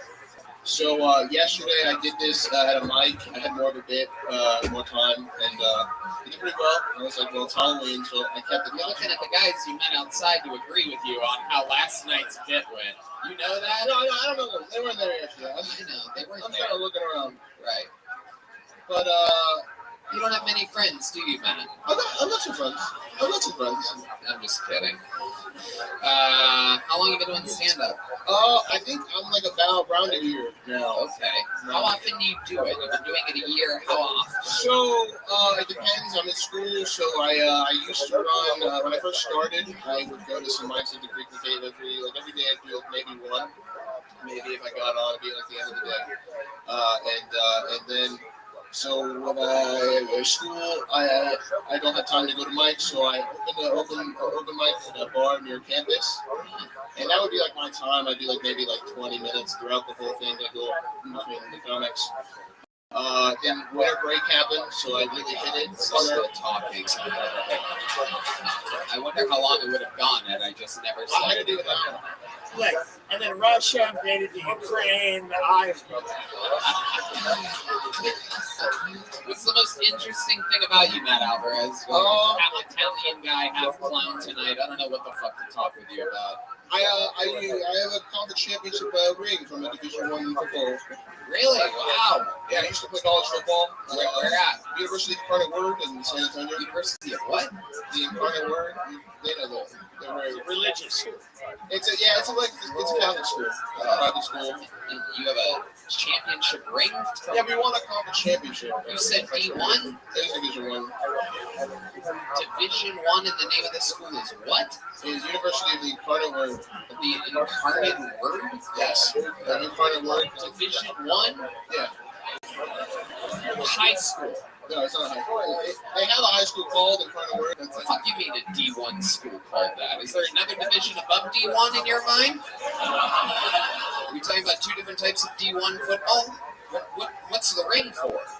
Well, we won a conference championship. A championship in going to the most obscure college I've ever heard of in my entire life? Where you guys beat? Who'd you beat? Alabama? No. Right. Is that the same division that you're in? You sure it's Division 1? It's like the FBS, so it's a smaller outfit. This is the most concussed Division 4 college football player I've ever talked to in my life. D1, we killed it. Clemson, Ohio State, we crushed them. Represent, reincarnated art.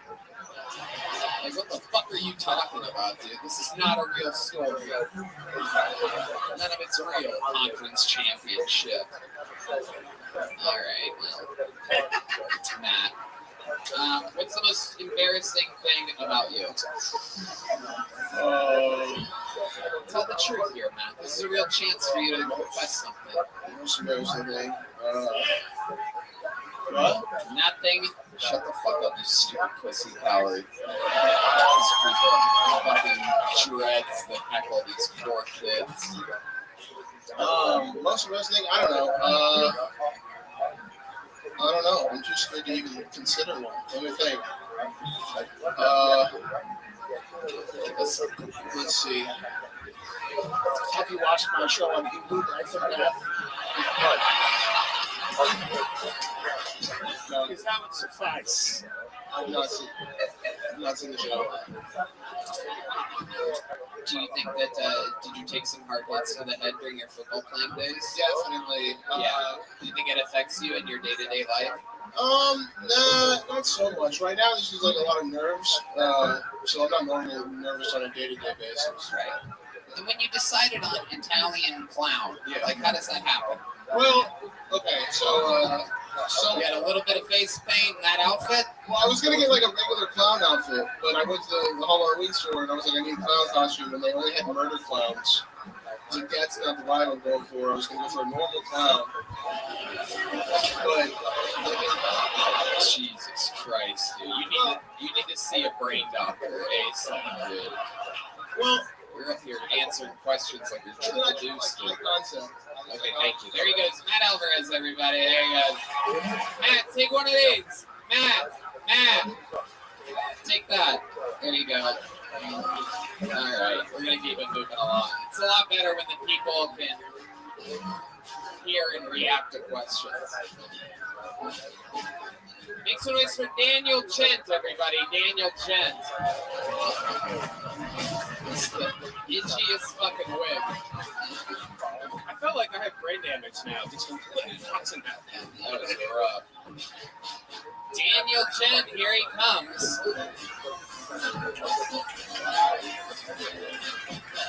Make some noise for Daniel, everybody. Here he is.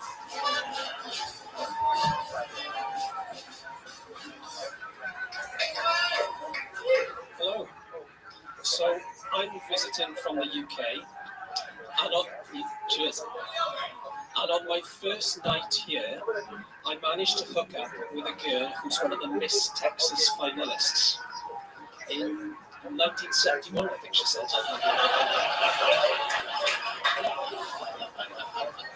Whenever I type the word analysis, I type it really fast, just in case I suddenly die halfway through.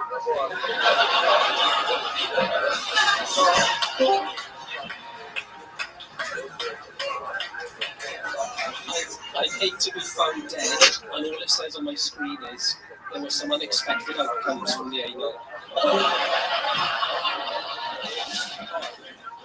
So you know King Charles's little granddaughter, Princess Charlotte? Do you think she watches Disney movies and goes, well, this isn't very realistic? Thanks. Fuck yeah, absolutely. Daniel Chen, undoubtedly making his Hill Tony debut here. What a classy little fucking 007 agent you are, huh? Just in here, figured I'd work out my 60 seconds. It's adorable. I love it. How long have you been doing stand-up? A couple of years before the pandemic, and then obviously we had quite a big lockdown. I got back into it about a year ago. Amy Schumer, what do you think about this guy? I think it was very funny. Now, obviously, when a white man speaks, my pussy makes bread.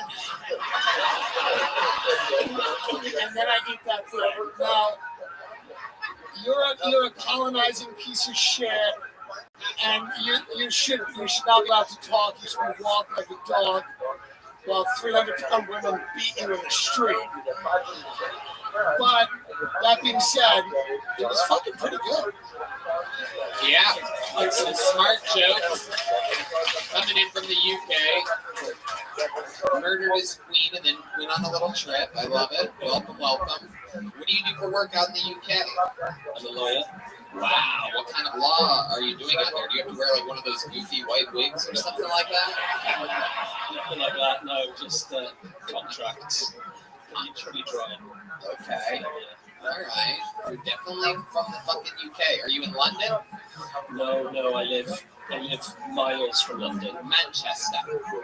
Totally over the other side of the country. It's like a 3-hour drive. What's it called? It's a place called Swansea. Swansea. So it's Wales. Swansea. That's where I grew up. That's where I learned how to be a confident woman. What's Swansea famous for? What goes on over there? A lot of cloud cover and rain? Catherine Zeta-Jones is from Swansea. Oh, okay. Dylan Thomas. Do you guys know Dylan Thomas? The drop-off is real. That's a big slip. That's a big slip. What do you do for fun out there? You roll around on some fucking bicycle and go around and do a little fucking mountain biking, little bicycle bell on your bicycle? I got a vintage bike, like a British racing green vintage bike. Okay. What else? What else do you do for fun out there? I collect antiques. Oh my goodness. I'm coming out. What kind of antiques? What kind of antiques would you like my career?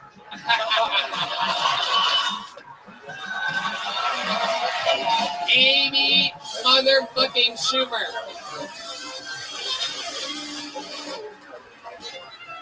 I don't know why, but it does feel like I will get in trouble somehow for this. I do think I'm gonna call from someone. I don't know who. Impossible. We're gonna get sued. Yeah, right. Not you. Us. It is incredible. I came to see you in the acting. Oh, you were at the London Times week and you saw me on Skip Bryan's. What did you think about that? That was pretty intense, right? Because they don't really talk about that type of shit in London at all. I noticed your set very clean. Yeah. You know, Jimmy Carr, a friend of the show, friend of mine, is over there. He tends to keep it pretty clean. You know, so you guys it was brilliant. It's just nothing like anything you see at a comedy club. Indeed, right, London. So, what the fuck else? What's the weirdest thing you have in your refrigerator? If we went through your refrigerator, what would stand out to us? Like, whoa, what the fuck's that doing in here? The head of the girl.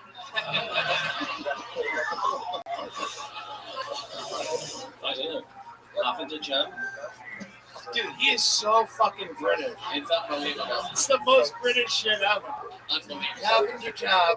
Lavender jam and some aging antiques. Fish pudding and a bookcase.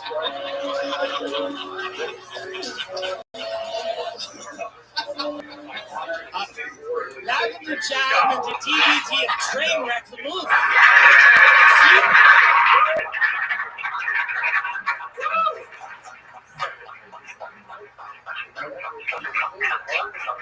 Thank you, guys.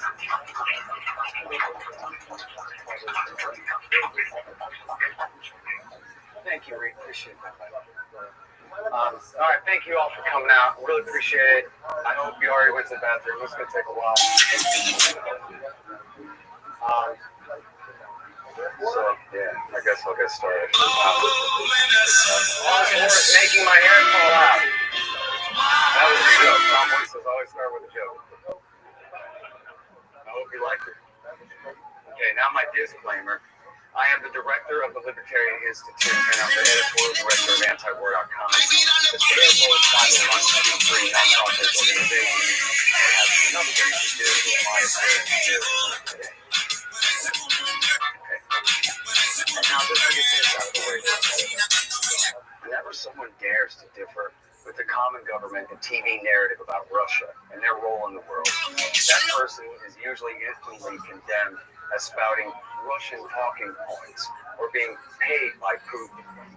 This is probably especially the case this week, as Russia is waging an aggressive invasion against their neighbor Ukraine as we speak. That's still nonsense. No one is technically making these talking points. Are they true? Back in the days of the communist Soviet Union, there were some Americans, many fewer than supposed, and no true danger, but still, there were some Americans who shared an ideological affinity and loyalty to communism and the Soviet government. But there just is nothing whatsoever comparable to that today in the United States. A cult of Putin? Where? Certainly not in either major party, nor within liberalism, progressivism, socialism, conservatism, populism, libertarianism, or any other broad-based political movement in America. Putin is no charismatic communist leader of the Fourth International. He's a center-right Republican, essentially, tied closely to certain business. Certainly not in either major party, nor within liberalism, progressivism, socialism, conservatism, populism, libertarianism, or any other broad-based political movement in America. Putin is no charismatic communist leader of the Fourth International. He's a center-right Republican, essentially, tied closely to certain business oligarchs. His flag is red, white, and blue. His religion is Christian. We've already got all of that. Why would we need a cult of a foreign power or leader to find some conservatives to worship? And he speaks quietly. There's not one single faction of any significance, or maybe at all, anywhere in this country that favors Russia or puts Russian interests first. It just doesn't exist. The people who claim that do so in order to avoid having to deal with the other side of the story at all. Or they're just dumb. And so why would we contradict the common narrative? Because our government lies. And the truth is important. 20 years ago began the push to lie us into war with Saddam Hussein's Iraq. The most important aspect of it was the way they tried to controversialize critical thinking. Those who contradicted the received wisdom were accused of being objectively pro-Saddam and his government. But the critics were 100% right, and the war party was lying the whole time. The lesson should have been that we will never let our government and media do that to us ever again. But it keeps happening. As Stephen M. Walt of Harvard University and leader of the so-called realist school of foreign policy wrote earlier this week, quote, strategic empathy isn't about agreeing with an adversary's position. It's about understanding it so that you can fashion an appropriate response. Now, last Tuesday, the 22nd, Russian President Vladimir Putin recognized the supposed independence of the two breakaway provinces in far eastern Ukraine, Donetsk and Luhansk, and then so-called peacekeeping forces into that area. On Wednesday, Russia launched a massive invasion of the rest of Ukraine. As of this morning, it is not clear if they intend to conquer all of the land east of the Dnieper River, possibly all the way to Odessa, or all of Ukraine, including the city of Lviv in the far west and all the land to the borders of Romania and Poland. There's some indication Putin means to pull back after the initial assault to the Donbass. We just don't know yet exactly. But in his speech last Monday, Putin's arguments about the dangers of Ukraine's independence went far enough to justify taking over the entire country. To be perfectly clear, I condemn all of this. Even considering what I'm about to tell you about the U.S. government's role in precipitating this conflict, and taking into account Putin's legitimate concerns about the Donbass region, I think absorbing the Donbass in this way, much less conquering the rest of the country, is totally unnecessary and could end up leading to a wider war in Europe and worse reactions from nations all around. I think it was not just unconscionable, but completely unreasonable. I have a Twitter friend whose sister's life is in danger from the war right now. But the American hawks say this is all happening because Russian President Vladimir Putin is a megalomaniacal dictator bent on imperial expansion and becoming the next great Russian Tsar. No. It was unreasonable, but it was rational. The reaction. Understandable, not in the sympathetic sense, but strictly in the literal one. The responsibility for the invasion of Ukraine by Russia belongs to Vladimir Putin. But the new Cold War it takes place within is primarily the responsibility of the U.S. government and its leaders over the last 30 years. And when I say 30 years, I mean it. Just this last Christmas Day was the 30th anniversary of the last day of the USSR. The communist red flag came down, the red, white, blue Russian standard was the Cold War with the Soviet Union was over. The evil empire was dead. But then the administration of Bill Clinton, George W. Bush, Barack Obama, Donald Trump, and Joe Biden ruined our great peace and victory at the end of the last Cold War. Instead, they got us into this mess.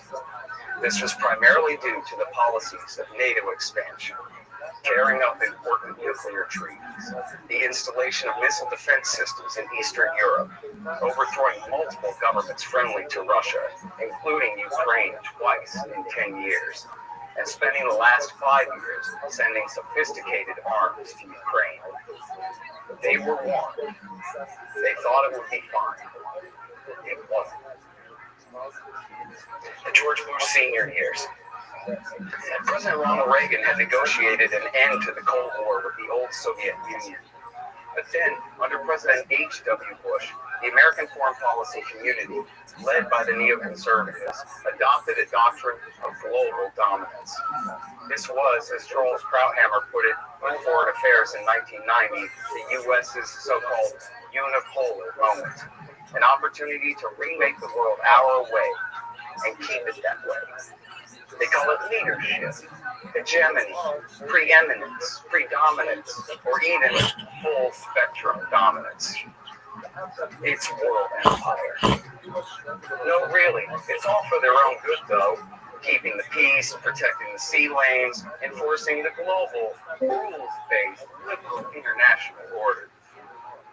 Dick Cheney's Defense Department's post-Iraq War I defense planning guidance from 1992 defined the doctrine for the new decade and into the new millennium. The U.S. must remain the single dominant power on the planet and must maintain enough military power to prevent any possible strategic rivals, such as Germany, Japan, Russia, or China, from even considering an attempt to challenge U.S. power. As those same neoconservatives wrote in their 1998 Project for a New American Century study, Rebuilding America's Defenses, expanding the U.S. presence in the Middle East and the NATO alliance in Europe was at the core of their doctrine. But there was a problem. On February 9, 1990, President George H.W. Bush and his Secretary of State James Baker promised Soviet Premier Mikhail Gorbachev that if the U.S. would withdraw their troops and allow German reunification under America's NATO military alliance, they would not expand it.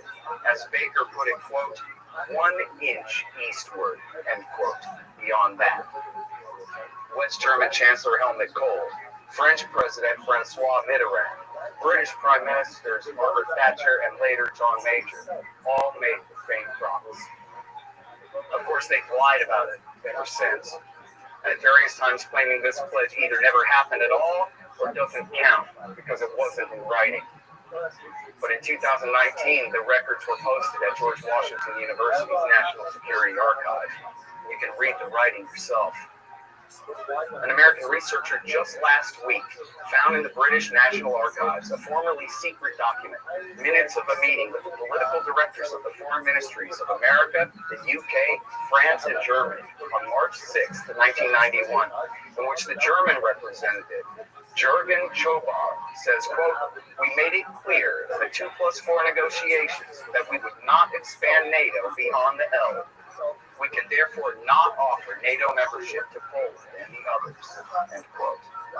As reported by the German paper Der Spiegel, U.S. Representative Raymond Seitz said, quote, "We have made it clear to the Soviet Union in the 2+4 talks and elsewhere that we will not take advantage of the withdrawal of Soviet troops from Eastern Europe."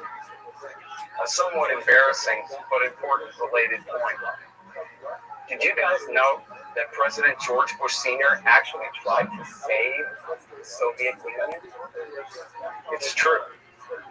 He and his Secretary of State James Baker III and National Security Advisor General Brent Scowcroft thought it would be preferable if Moscow could retain control of the former Soviet republics, the Baltic states, Belarus, and Ukraine.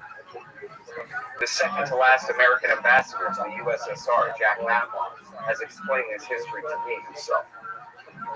Some of you may remember or have heard of H.W. Bush's so-called Chicken Kiev speech of August 1991, as New York Times writer William Safire called it.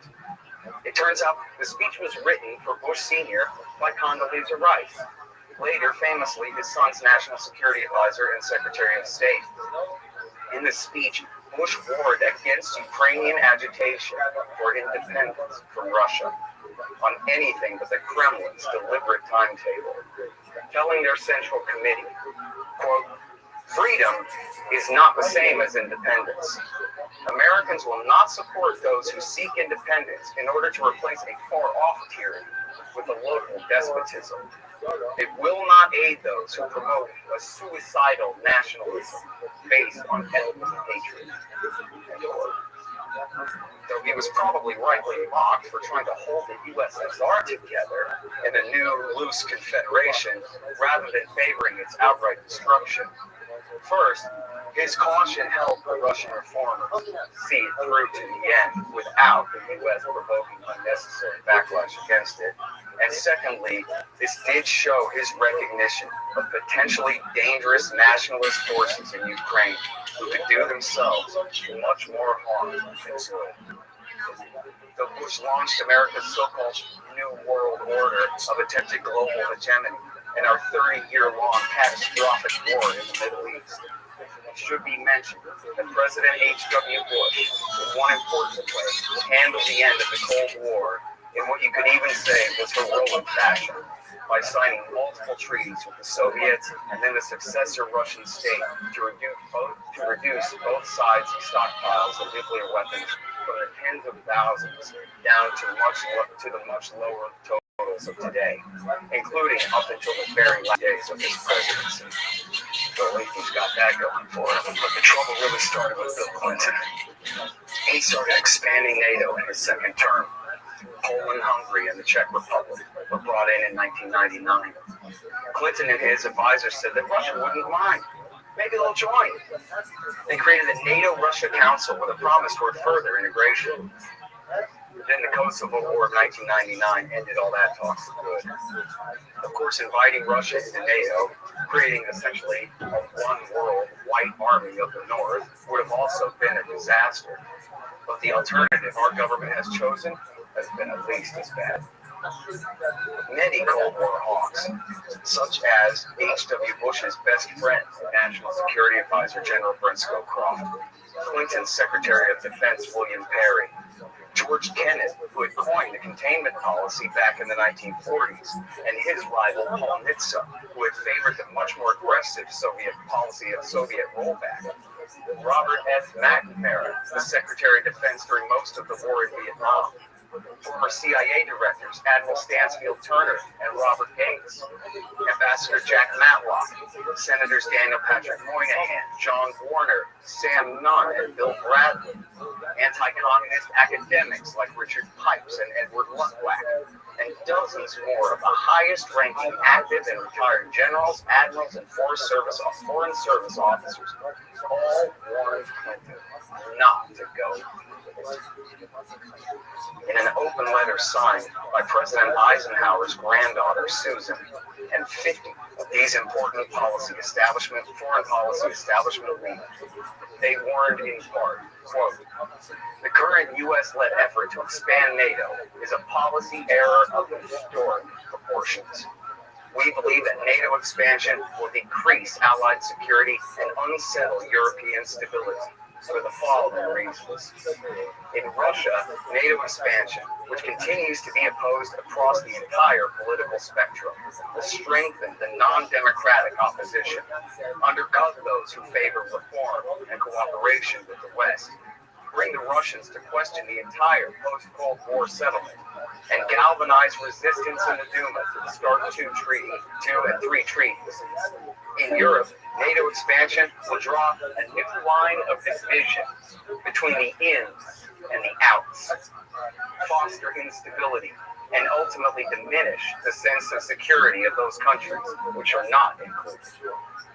In NATO expansion, which the alliance has indicated is open-ended, will inevitably degrade NATO's ability to carry out its primary mission and will involve U.S. security guarantees to countries with serious border and national minority problems, an unevenly developed system of democratic government." End quote. But Jeffrey Epstein's close friend Bill Clinton has said they would, quote, "build and secure a new Europe, peaceful, democratic, and undivided at last." But he wasn't uniting Europe. He was redividing it. Ambassador Matlock warned that if you exclude Russia from the expanded alliance, it would necessarily be against them.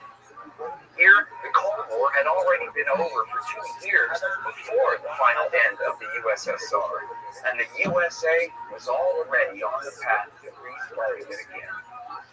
Kennan wrote in the New York Times in 1997, quote, "Expanding NATO would be the most fateful error of American policy in the entire post-Cold War era. Such a decision may be expected to inflame the nationalistic, anti-Western, and militaristic tendencies in Russian opinion, to have an adverse effect on the development of Russian democracy, to restore the atmosphere of Cold War to East-West relations, and to impel Russian foreign policy in directions decidedly not to our liking." End quote. Kennan complained to the Times' Thomas L. Friedman in 1998, quote, "I think NATO expansion is the beginning of a new Cold War. I think the Russians will gradually react quite adversely. It will affect their policies. I think it is a tragic mistake. There was no reason for this whatsoever. No one would threaten anybody else. This expansion would make the founding fathers of this country turn over in their graves. We have signed up to protect a whole series of countries, even though we have neither the resources nor the intention to do so in any serious way. Don't the people understand? Our differences in the Cold War were with the Soviet communist regime. And now we are turning our backs on the very people who mounted the greatest bloodless revolution in history to remove that Soviet regime. Of course, there is going to be a bad reaction from Russia. And then the NATO expanders will say that we always told you that is how the Russians are. But this just his prediction, our president. Joe Biden claimed Thursday that Russia's recent actions have nothing to do with NATO expansion, that this is merely a thin excuse invoked by Vladimir Putin's government. Well, in 2016, Bill Clinton's former Secretary of Defense, William Perry, admitted that, quote, in the last few years, most of the blame can be pointed at the actions Putin has taken. But in the early years, I have to say that the United States deserves much of the blame. Our first action that really set us off in a bad direction was when NATO started to expand, bringing in Eastern European nations, some of them bordering Russia. Quote, at that time, we were working closely with Russia, and they were beginning to get used to the idea of, pardon me, that's a continuing quote. At that time, we were working closely with Russia, and they were beginning to get used to the idea that NATO could be a friend rather than an enemy. But they were very uncomfortable about having NATO right up on their border, and they made a strong appeal for us not to go ahead with that. It wasn't that we listened to their argument and said we don't agree with that argument. Basically, the people I was arguing with, when I tried to put the Russian point of view out there, the response that I got was really, who cares what they think? They're a third-rate power. And of course, that point of view got across to the Russians as well. That was when we started sliding down that path. End quote. Secretary Perry almost resigned over NATO expansion back then. He also, in the interview, blamed the U.S. for provocative missile defense systems in Europe and the color-coded revolutions in Russia's near abroad for poisoning relations with Putin's Russia. In fact, he said Putin was sure the U.S. was plotting to overthrow him too, something which Perry did not seem to think was too far-fetched himself. Quote, after he came to office, Putin came to believe that the United States had an active and robust program to overthrow his regime. And from that point on, a switch went on in Putin's mind that said, I'm no longer going to work with the West. I don't know the facts behind Putin's belief that we actually had a program to foment revolution in Russia, but what counts is he believed so. Are you familiar with the current CIA director, William Burns? In 2008, he was ambassador to Russia. In January of that year, he met with the Russian Foreign Minister, Sergei Lavrov, and then wrote a memo for the boss back home entitled, Niet means Niet. Julian Assange sacrificed his liberty to the darkest dungeons of the empire to bring us this information. In the memo, Burns wrote, quote, during his annual review of Russia's foreign policy, January 22nd to 23rd, Foreign Minister Lavrov stressed that Russia had to view continued eastward expansion of NATO, particularly to Ukraine and Georgia, as a potential military threat. While Russia might believe statements from the West that NATO was not directed against Russia, when one looked at recent military activities in NATO countries, establishment of U.S. forward operating locations, etc., they had to be evaluated not by stated intentions, but by potential. Lavrov stressed that maintaining Russia's sphere of influence in the neighborhood was anachronistic, and acknowledged that the U.S. and Europe had, quote, legitimate interests in the region. But, he argued, while countries were free to make their own decisions about their security and which political military structures to join, they needed to keep in mind the impact on their neighbors. Ukraine and Georgia's NATO aspirations not only touch a raw nerve in Russia, they engender serious concerns about the consequences for stability in the region. Not only does Russia perceive encirclement and efforts to undermine Russia's influence in the region, but it also fears unpredictable and uncontrolled consequences, which would severely affect Russian security interests.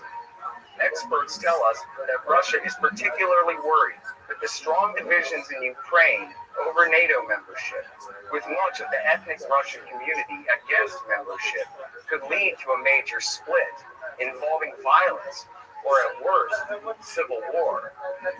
In that eventuality, Russia would have to decide whether to intervene, a decision Russia does not want to have to face. End quote. Burns further elaborated in his memoir, The Back Channel, that he had noted as far back as 1995 that, quote, hostility to early NATO expansion is almost universally felt across the political spectrum here. end quote. In another memo to Secretary of State Condoleezza Rice in 2008, he wrote that, quote, Ukrainian entry into NATO is the brightest of all red lines for the Russian elite, not Putin. In more than 2.5 years of conversations with key Russian players, from knuckle draggers in the dark recesses of the Kremlin to Putin's sharpest liberal critics, I have yet to find anyone who views Ukraine and NATO anything other than a direct challenge to Russian interests, end quote.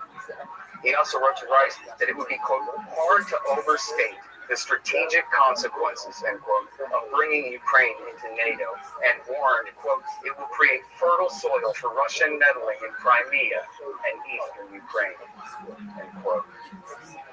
Over and over, we see not just the guys at antiwar.com and the Cato Institute, but many of the grayest and wisest of all the gray beards in the Council on Foreign Relations, in academia, the state and defense departments, warned back in the 1990s in the strongest language available what was likely to happen. Some would prefer we forget all that and simply presume, as TV does, that history began this morning and none of this matters. But that would be foolish, because it does matter, obviously very much. On top of the insult and danger of Western incorporation of former Warsaw Pact states into the NATO alliance was the so-called shock therapy economic policy of the Harvard boys, Larry Summers, Jeffrey Sachs, David Lipton, and Robert Rubin, which totally destroyed the Russian economy. Instead of being a good sport at the end of a world historical peaceful victory, the U.S. under Bill Clinton just kept kicking them while they were down. All at once, these so-called Harvard boys abolished all subsidies and price controls in the formerly completely communist economy, induced hyperinflation, destroying all available capital for real investment, and used voucher and loans for share schemes that handed over entire industries to connected gangsters and oligarchs. The consequence for the economy and civilian population were beyond severe. They were devastated. Life expectancy fell by double digits across the country. Just imagine the fall of a communist country and life expectancy falls by double digits across the board when they abandon Marxism because of American intervention in setting them straight. The September 1999 congressional testimony of former Wall Street Journal reporter Ann Williamson explains the full scale of the tragedy and how they got away with it. I just interviewed her about it last week, in fact. The U.S. also rigged the Russian presidential election of 1996 with billions of dollars in last-minute loans for passing out bribes and a massive and sophisticated propaganda and ballot box stuffing campaign to secure the corrupt Boris Yeltsin's re-election. Is that ancient history? Bill Clinton launched 2 interventions in the Balkans against the Russian allied Serbs. The New World Order died in 1999 when Bill Clinton decided to launch his victory lap Kosovo war after his acquittal on his impeachment charges in the U.S. Senate, in which he sided with the Bin Ladenite-tied Kosovo Liberation Army, KLA, against Serbia to break off the province of ethnic Albania dominating Kosovo. Clinton bypassed the UN Security Council, where Russia had inherited the USSR's seat and veto power, and waged the war on his own and NATO's authority. This humiliated Yeltsin and severely set back U.S.-Russian relations. It also set a precedent that is being invoked by the Russians this week, where an ethnic minority is claiming persecution. A great power can move right in and change their sovereign status with unilateral force. The so-called international law be damned. During the Kosovo War, the famous British singer James Blunt, then a colonel in the British Army, allied with his superior, General Michael Jackson, seriously, to warn NATO Commander General Wesley Clark's command to thwart NATO Commander General Wesley Clark's command to attack the Russians when they seized the airport at Pristina, Serbia during the war. Quote, "I'm not going to start World War III for you," end quote. Jackson is reported to have told Clark. Clinton's CIA, in alliance with Saudi Arabia, also supported the separatist Mujahideen fighters in Chechnya against the Russians in the late 1990s, at the same time that they supported Russian efforts against the Chechens, as detailed by the Washington Post, the Stratford emails at WikiLeaks, and the journalism of former FBI lawyer Colin Rowley. These schemes, of course, contributed to the rise of Vladimir Putin, who ran the Chechen wars and was named prime minister by Yeltsin in 1999. Yeltsin then resigned and named Putin to replace him as president on New Year's Eve of the year 2000. Putin has since isolated, exiled, and replaced America and Israel's favorite Russian oligarchs with his own. In his statement announcing the de facto absorption of the Donbass this last Monday, Putin mentioned this U.S. support for the Chechen Mujahideen as an example of how unfairly the West has treated Russia over these last few decades. He also referred to stories about jihadists from the dirty war in Syria, linking up with neo-Nazis to fight against Russian-backed forces in eastern Ukraine in the Obama years. That's true too. You can read all about it at the Intercept. The George W. Bush years. Vladimir Putin was the first foreign leader to call George W. Bush on September 11, 2001, to offer his condolences and full cooperation, including the use of Russia's northern route into Afghanistan through Kazakh and Uzbek airspace, and the use of former Soviet bases in those countries. Putin is said to have spent considerable political capital facing down critics on his right in Russian politics and the media and military to do so. Bush turned right around 3 months later and announced American withdrawal from the anti-ballistic missile treaty and plans to put defensive missiles in Poland and radars in the Czech Republic. Attempting to avoid the obvious, the president claimed these were to protect Poland from ballistic missile attack from Iran. When Bush said this at a NATO or a G8 meeting, I'm sorry I couldn't find it, but I swear I do remember this, the others all busted out laughing in spite of themselves. Instead, these missiles dangerously tipped the balance of mutually assured destruction toward one of potential first strike capability. This, of course, was considered a major threat by Russia. Bush's government also launched a project of what are called the color-coded revolution, primarily against Russian-leaning states and their near abroad. These are essentially U.S. coup d'etats disguised as fake revolutions, backed by the CIA, National Endowment for Democracy, and friendly, supposedly private NGOs like OTCOR. This trend started in the Bill Clinton years with mixed success in Albania in 1996, Montenegro and Croatia in 1997, Slovakia and Armenia in 1998, and Serbia in 2000.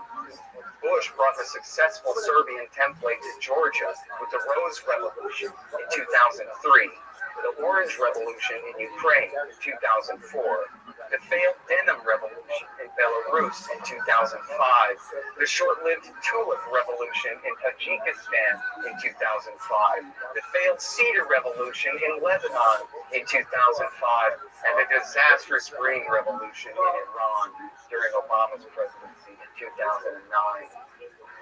In the 2004 Orange Revolution in Ukraine, the U.S. helped to overthrow the elected President Viktor Yanukovych from the Russian-leaning Party of Regions in favor of the Western-leaning Yushchenko and his allies. Sorry, I left off his first name there. I forgot it. And his allies, such as the so-called gas princess, Yulia Tymoshenko. The Bush government also continued further NATO expansion into Eastern Europe in violation of its father's promise, bringing 7 more countries into the alliance.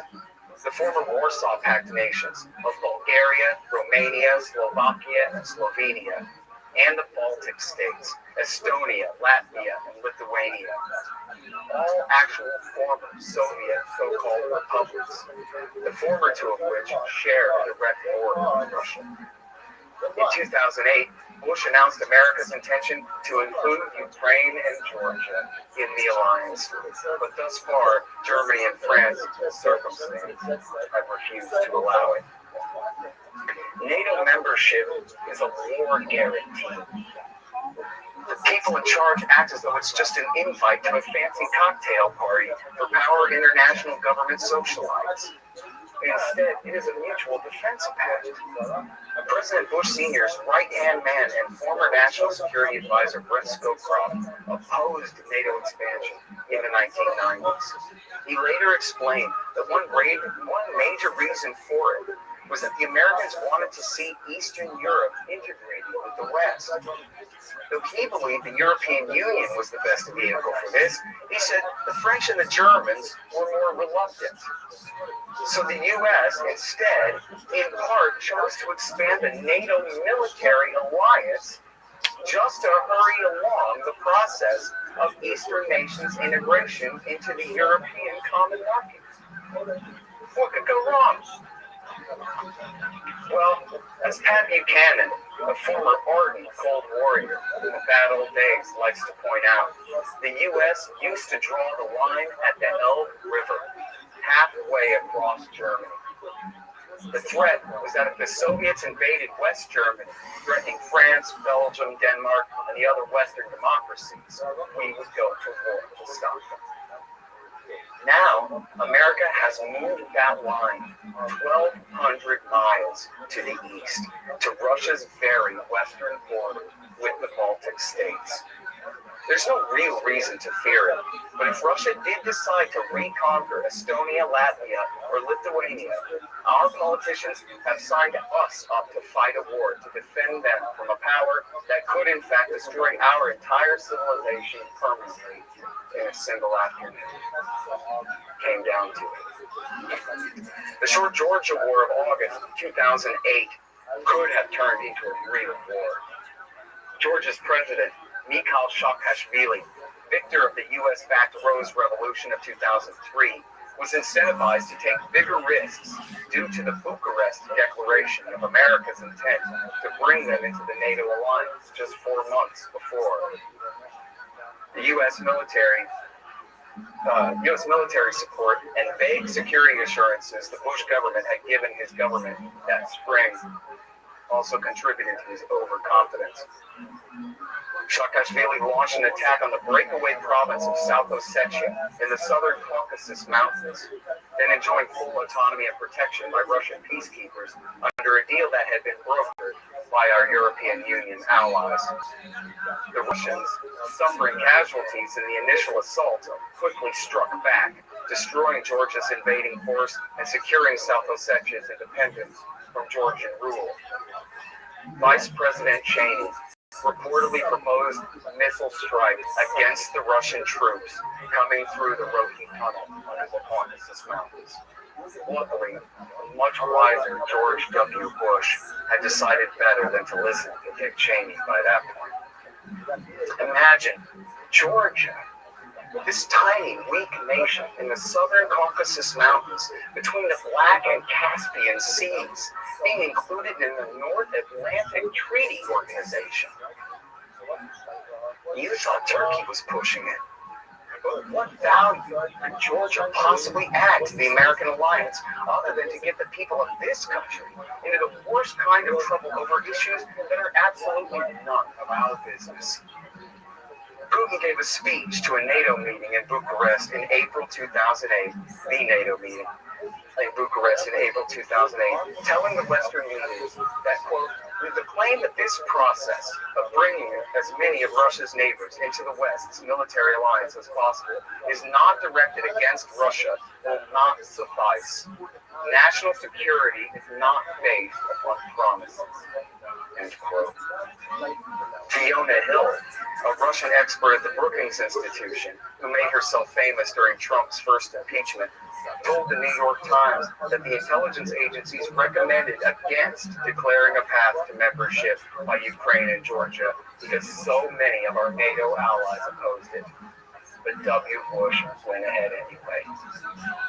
As Putin elaborated in an interview with Oliver Stone, whether America's motives are truly just centered around corporate welfare or not, the position the U.S. is putting him in requires him to respond to the heightened threat and target our anti-ballistic missile stations in Poland and Romania.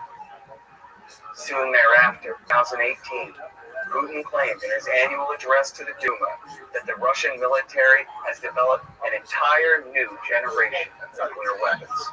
These include new heavy MIRV, that is, multiple independently targetable re-entry vehicle missiles, which are designed to travel around the South Pole, approaching from a direction where we have no defense, and is armed with enough warheads that just one missile could kill every major city in Texas.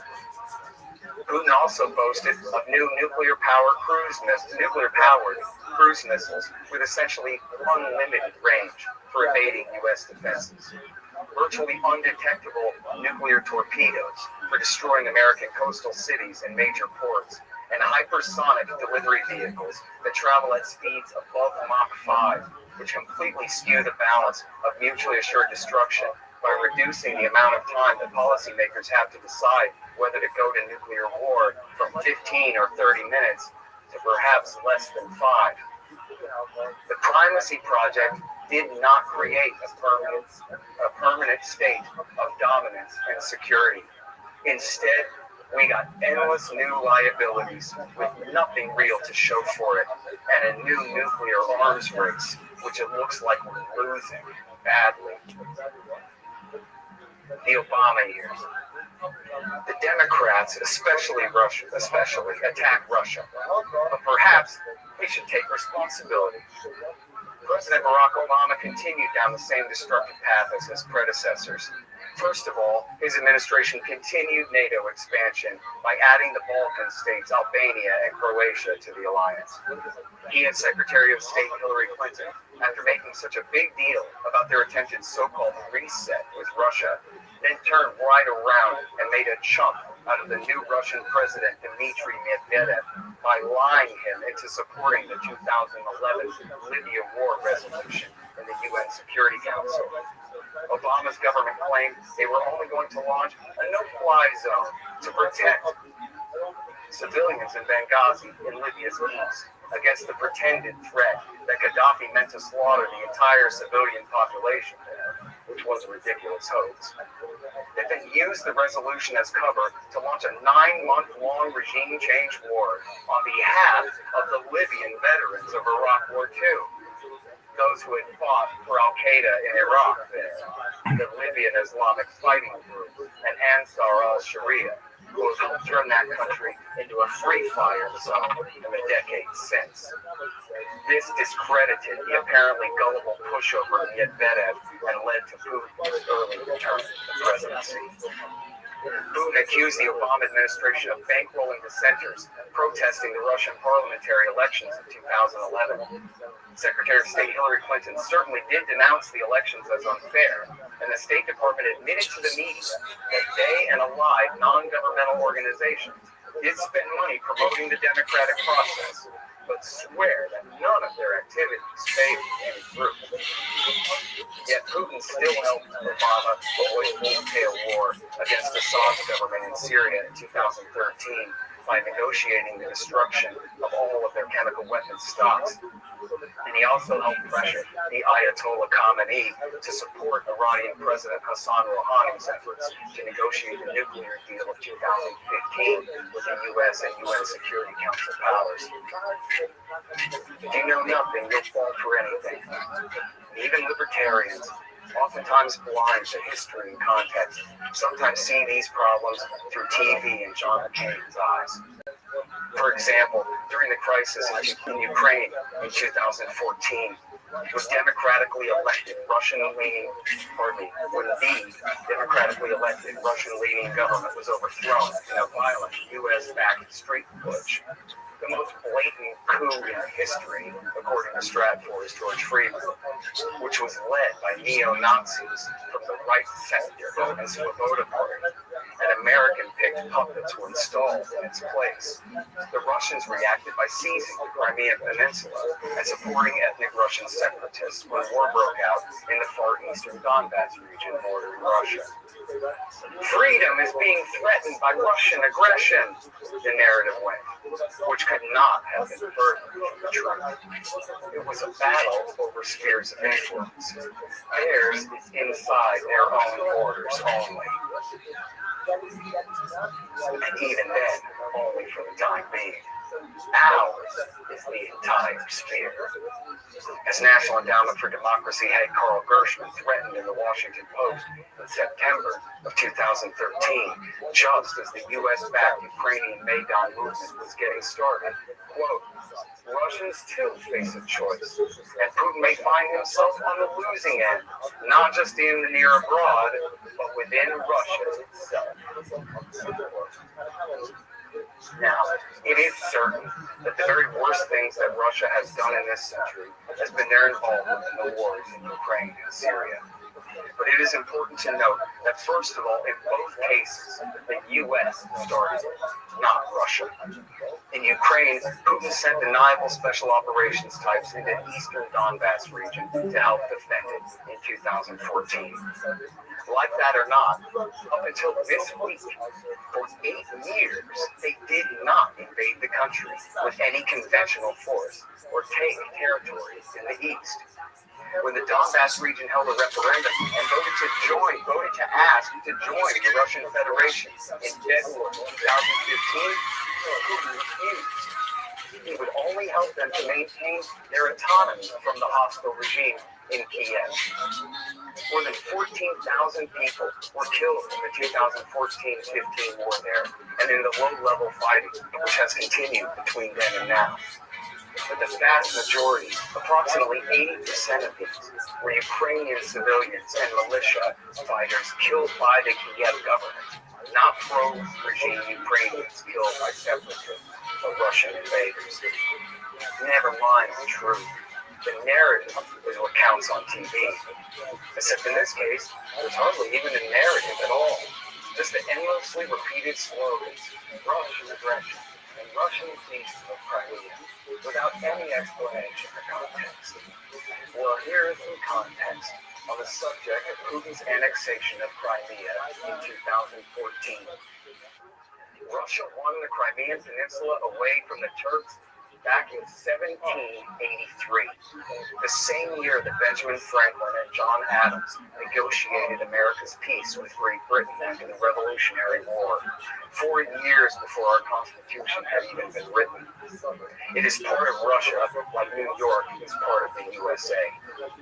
Think about how important West Point is to New Yorkers, or the Alamo is to Texans.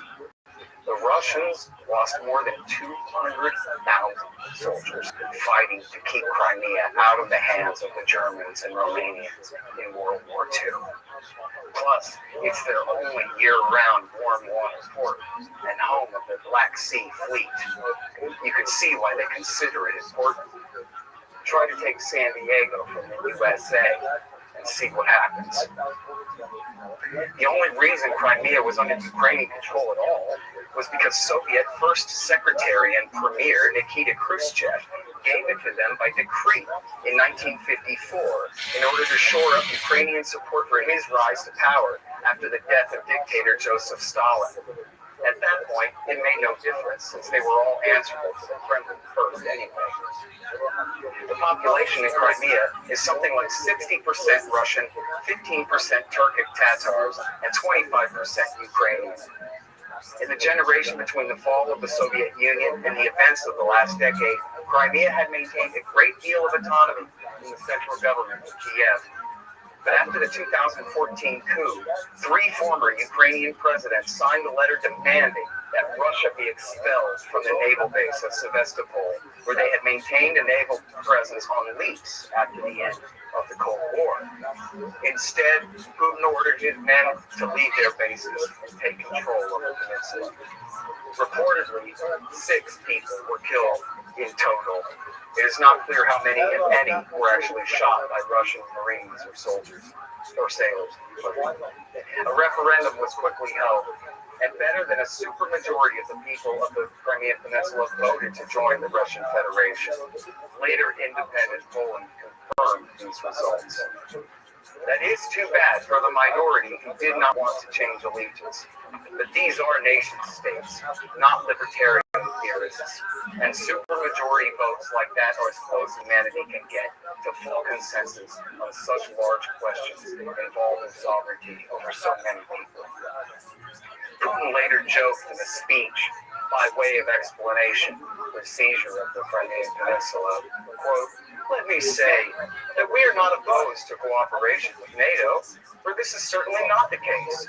For all the internal processes within the organization, NATO remains a military alliance. And we are against having a military alliance making itself at home right in our backyard or in our historic territory. I simply cannot imagine that we would travel to Sevastopol Yo, what up? to visit NATO sailors. Of course, Living the dream, dog. Every day's a holiday, every meal's a feast. What's good in your neck of the woods, son? Yeah, you heard me. What's good in your neck of the woods? Just chilling back, bro. How'd you find out about me, son? Through Discord. Oh, tight. Well, look who the fuck shows up. Riser, how you living, pimp? Yo. Are you ready to lose? Are you ready to lose? Dog, I don't lose to Who are you. you talking to? I only dominate you. And that's all anybody knows. Thank you very much. Did I interrupt the conversation? Yes. No, you're good.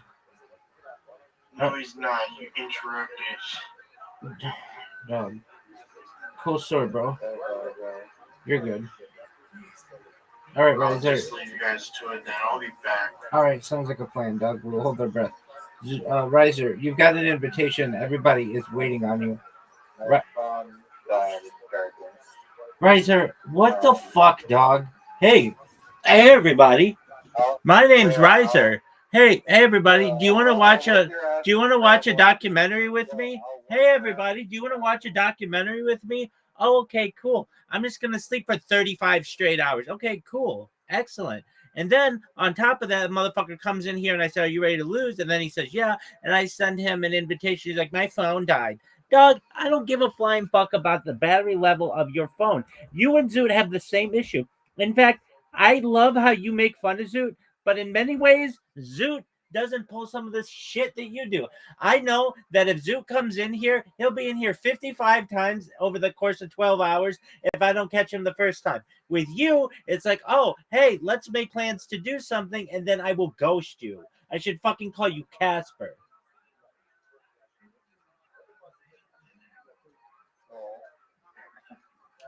I'm on my Zoot. All right, well, how's Upcake? Everybody wants to know.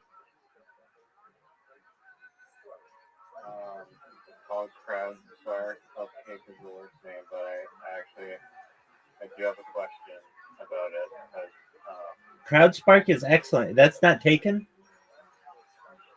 No, surprisingly, there was a company that trademarked it, but the trademark expired in the U.S. and Canada. And even though apparently, like, I can file for the trademark in U.S. and Canada, and that still potentially people could be like other countries to say that I'm targeting their citizens in Australia just because he's a post on social media promoting it, especially if it takes Australian dollars, but I don't know if we would be accepting Australian dollars, but if you own the trademark for US and Canada, it makes it harder for people to believe. But that was my question. My question is about generative AI and if like the future of advertisement is targeted and personalized AI advertisement. How do you compete with like Google and Meta that are just like massive budgets and they're just making these like tailor-made advertisements for you based on all of your data? This is an excellent question. The way that you could perhaps compete with it is being able to target emotions in environments where the audience is with people they highly regard, such as friends and family, so that you can have them share emotions as opposed to just having a really specific advertisement on a device or a platform that's just like, hey, Riser, buy this type of potato chip. Like that will get your attention. It'll freak you out a little bit, but you don't share that with anybody. But if you were like watching let's say a sporting event, and you watch an advertisement and you're connected with your family, that will be with you for the rest of your life. You'll remember. I mean, I can remember when I was a young person watching a commercial and remember laughing. Like there's a thing about laughing that when you laugh, you subconsciously stare at the person you trust most in the room, and like the idea that people immediately want to share that joy with their loved ones is, I believe, quite a powerful way to connect with your audience. Yeah, no, that's true. And you know what isn't true? The fact that you're fast at joining this game. I'll join. I need to farm you for some answers for them talking to how much more about the ad marketplace. But yeah, I guess like just like a graphic design ad where it's just like a banner or something. It's not like a video, and you can say that AI is getting really good and created that video, which I think is definitely kind of a threat to a platform or like a advertisement marketplace like this, where it's like basically we're hinging upon the idea that human creativity is greater than AI creativity, and maybe that's true now. And 5 years, is that even certain that that's the case? I mean, I hope it's the case, and based on what we've seen so far, I think it could be the case no longer. But it's yeah, like do humans have these like unique ideas that machines are not going to be able to come up with, that are just like these wild like Zoot hypotheses? And how valuable is that? And, I don't know. It seems like a decent like threat, but I get your earlier point about you're watching with your family and you have like this collective, everyone watching Jackass in the theater moment where you're all connected to this ad or whatever. But yeah, I don't know. Doug, what the fuck is your question? You asked it like 10 minutes ago and then talked for another 9 minutes. You got to give me the question. Just, how disruptive is AI to this advertising marketplace? Like I said. Okay, so excellent question. People have generally been quite negative towards AI, and there's been a lot of pushback. And there will be some value in human creations, even in advertising. And people, like, for instance, I've been on TikTok a lot recently because I've been creating these bots, and I have a pretty good understanding of its advertising model. And a lot of its advertisers are simply just using very attractive AI models to have people sell products. These are AI models, and they're very attractive. You can tell they're AI though, just slightly, because of like how the mouth moves but you could tell they're like 95% of the way there, to the point where even some of them, I don't 100% know if they're AI or not. I suspect that they are, but they're very close. Okay. With that being said, if I were to give you a an advertisement that said, "Hi, Riser, download the Discord app to chat with hot babes." That's cool. But if I were to make the same ad that says, "Hey, Riser, download the Discord app to chat with hot babes," and then put someone's hashtag or someone's at symbol in the corner, and you could connect to know that that was a real person and what they do and learn more about them, that's a much more powerful way of advertising, because then people know that it's a real person and you can go explore about that individual. It's almost like when an advertiser has like a you know what sticks out in my mind, there's this girl, she is dating this MLB pitcher. I forget her name. She's a gymnast, and she does uh, some kind of like campaign for like pajama pants or something. Not that. It's like it's almost like Spanx, but it's different. And oh, what the fuck is her name? Anyway, I wouldn't know who she was. I would just be like, oh, that's a really hot chick who's doing that. But in the corner, they say her name and what she does. And then I know she's like a real person, and I know that I can follow stuff about her. I'll get her name. Olivia Dunn is her name. Um, and there's a difference when you do that. Basically, I can now follow her on Instagram. It connects that she's a real person. She's just not some paid actor who they just found some hot chick. Does that make sense? If it doesn't, I can elaborate. Yeah, no, it does.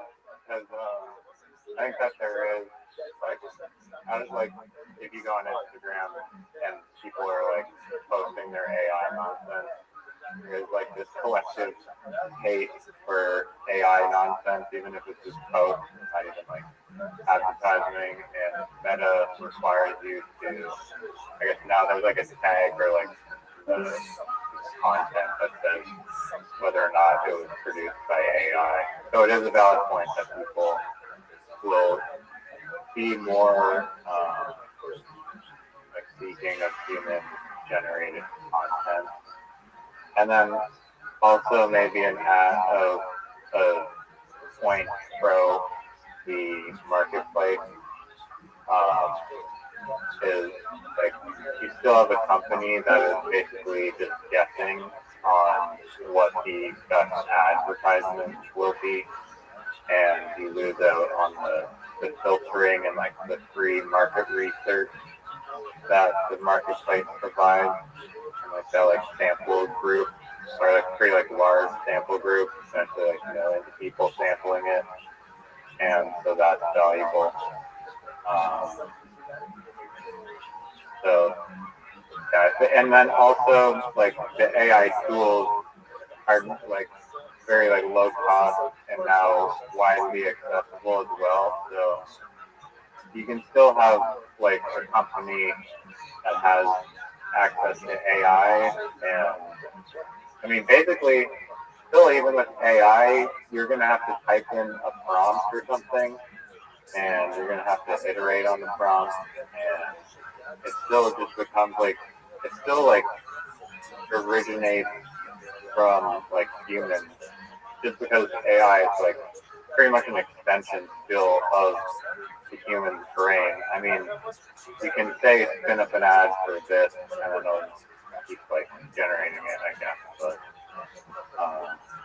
depending on how you fine tune it, there's still a lot of human involvement in it, and then AI is more of like an extension of people's creativity in a way.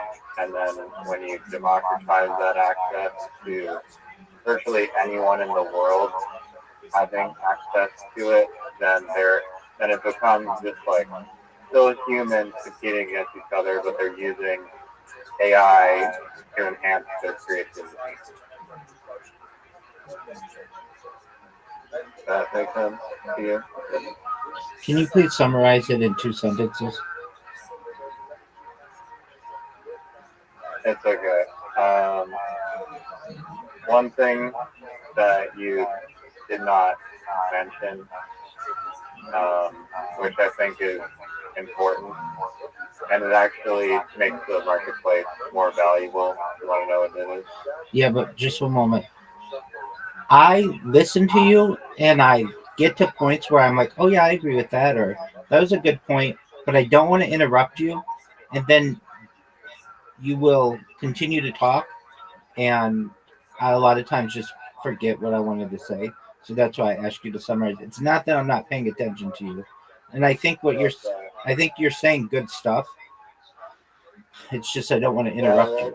That's funny that you say that because I have the same thing happens to me when you are speaking, and I don't want to interrupt, and then you keep going, and I'm like, oh shit. There's way too much data to break down. I need to like write it down instantly somehow, so that's not really possible. I am in agreement. Okay, so what were you gonna say? Yeah, so another interesting point is that, I mean, maybe you had this in mind or something, but certainly you didn't explain it to me when you were first talking about it. But like the marketplace gains a lot of value from the data collected, but specifically around the target audience of the like product that the company is advertising to.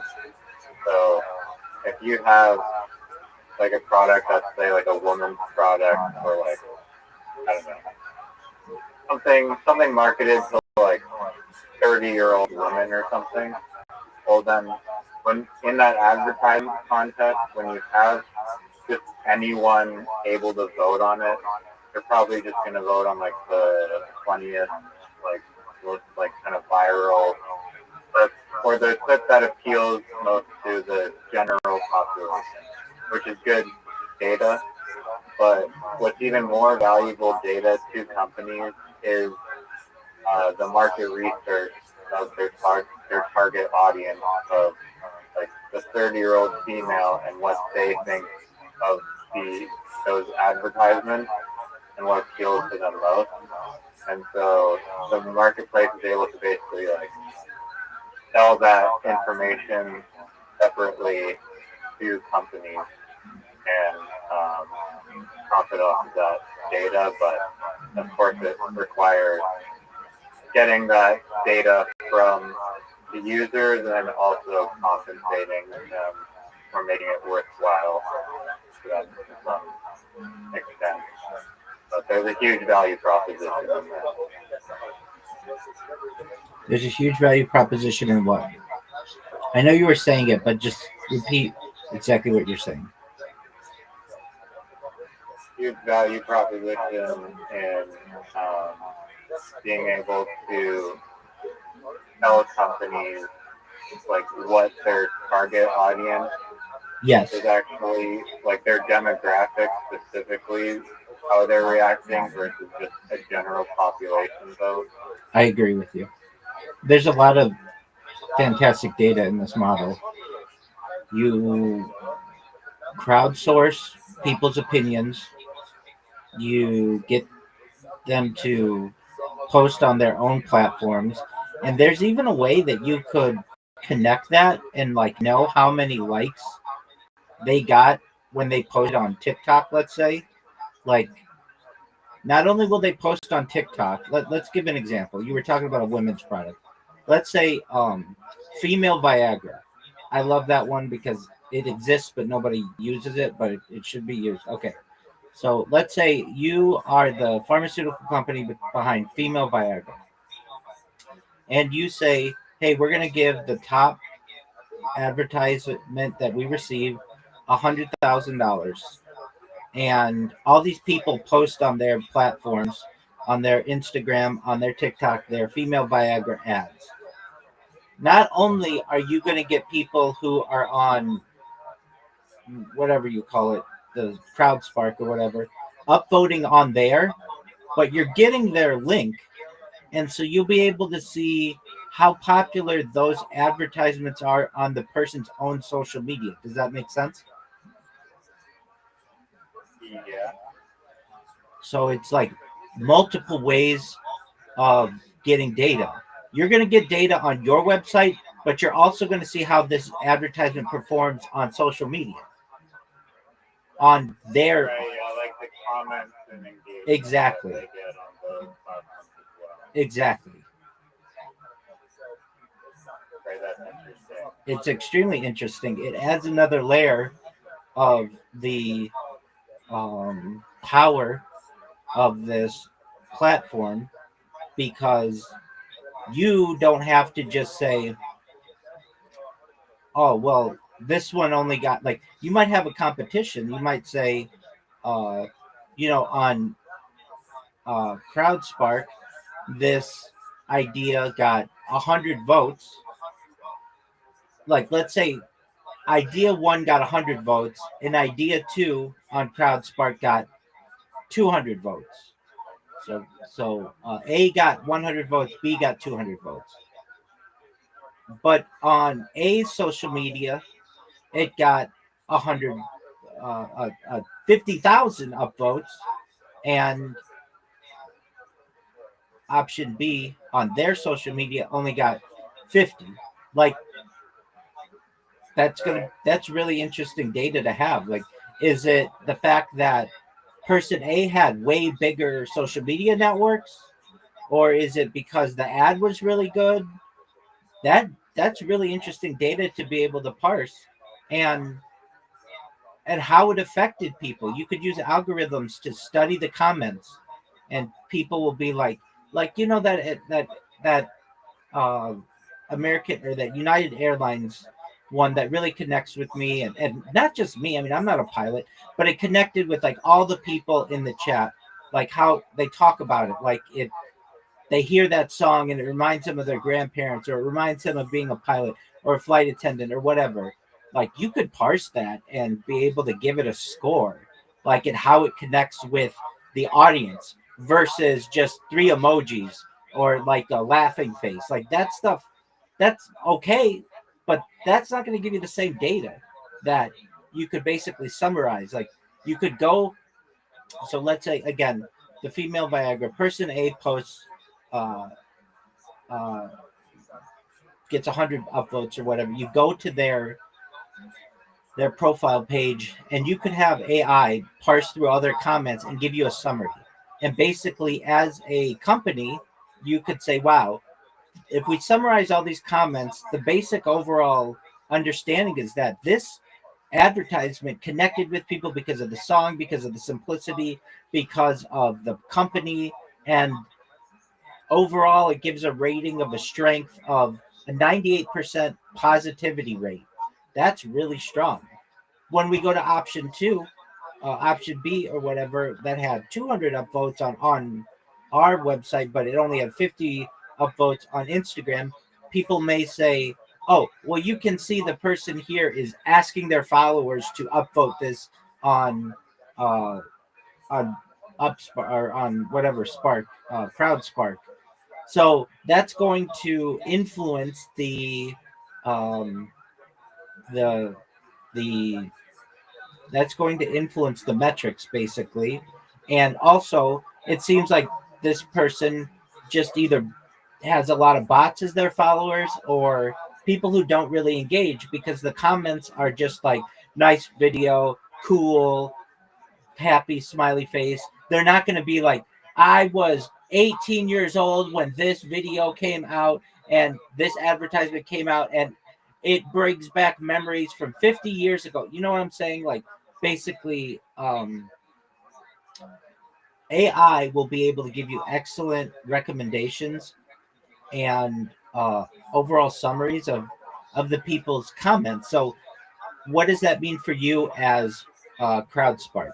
All right, so you're going to basically have the ability as a company, you're the pharmaceutical company for female Viagra, and you're going to be able to see the top 10 or top 100 or whatever, and they're going to give scores and of like how much this connects with the audience, and you might get let's say of the top 10, just they rank anywhere from 90 to 95. But then you're going to get an outlier like 98, and you're going to go and read the summary of what the comments say and see how that message really came across and how strong it was. And in my opinion, make it easier on your pharmaceutical company to choose the right advertisement for them and what they feel is going to be best for their marketing strategy. And they're not going to get that from, like, if they just went to an advertising creative company like a Mad Men kind of marketing agency that tells them this is going to connect with your audience and here's why.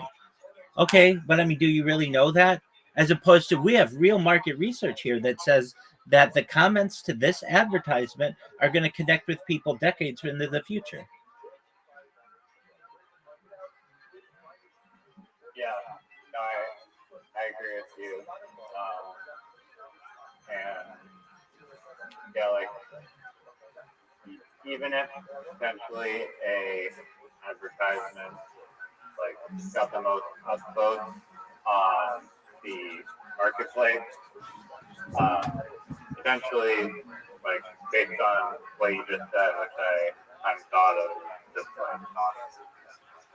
on other different social media platforms, like for Instagram, like the number 2 or the number 3 ad could have like just exploded and just gone viral on that social media platform, and that would possibly outweigh just like the number 1 spot only on the ad marketplace. So the ad marketplace is an indicator, but those other social media sites are also indicators, and then the companies have to evaluate just how like entrenched the ad is, like, overall. I agree. You're also going to have the ability, especially using AI, for demographics. And basically, like you're saying, we want to sell to, let's say, for female Viagra, I don't know, 35 to 65-year-old women, something like that, maybe 35 to 75-year-old women. And they get a creator, like a videographer who's really creative and does cool edits and everything, but their audience is generally like 18 to 25-year-old individuals, and they may get tons of upvotes on that and stuff like that, but the comments aren't really in depth and they don't really talk about anything. But then you might get some small creator who puts out their ad, and they might have a market, or they may have a network that's your core population, your target population, and they may write more thorough comments about, I mean, almost like not just comments, but like what do you call it when you get a like what do you call it where you get like you give your what do you call those things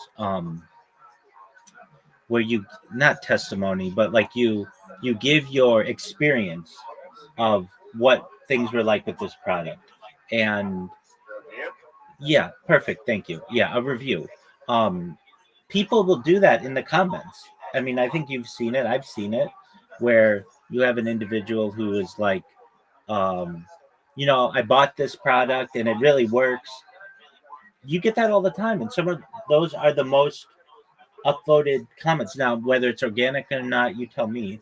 I think this is an excellent idea, and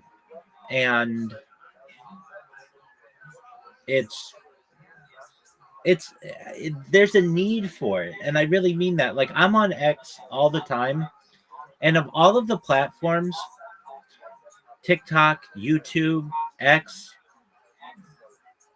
Instagram, to me, the one that has the worst ads, well, YouTube has the longest ads, but I don't really watch those because of ad blockers. But Instagram or X has the just sometimes just garbage information, and I don't understand why they they don't work on their marketing more. Um, a lot of the like, what am I talking about? They're about the people that are advertising on X or the like Twitter or X, like their own advertising.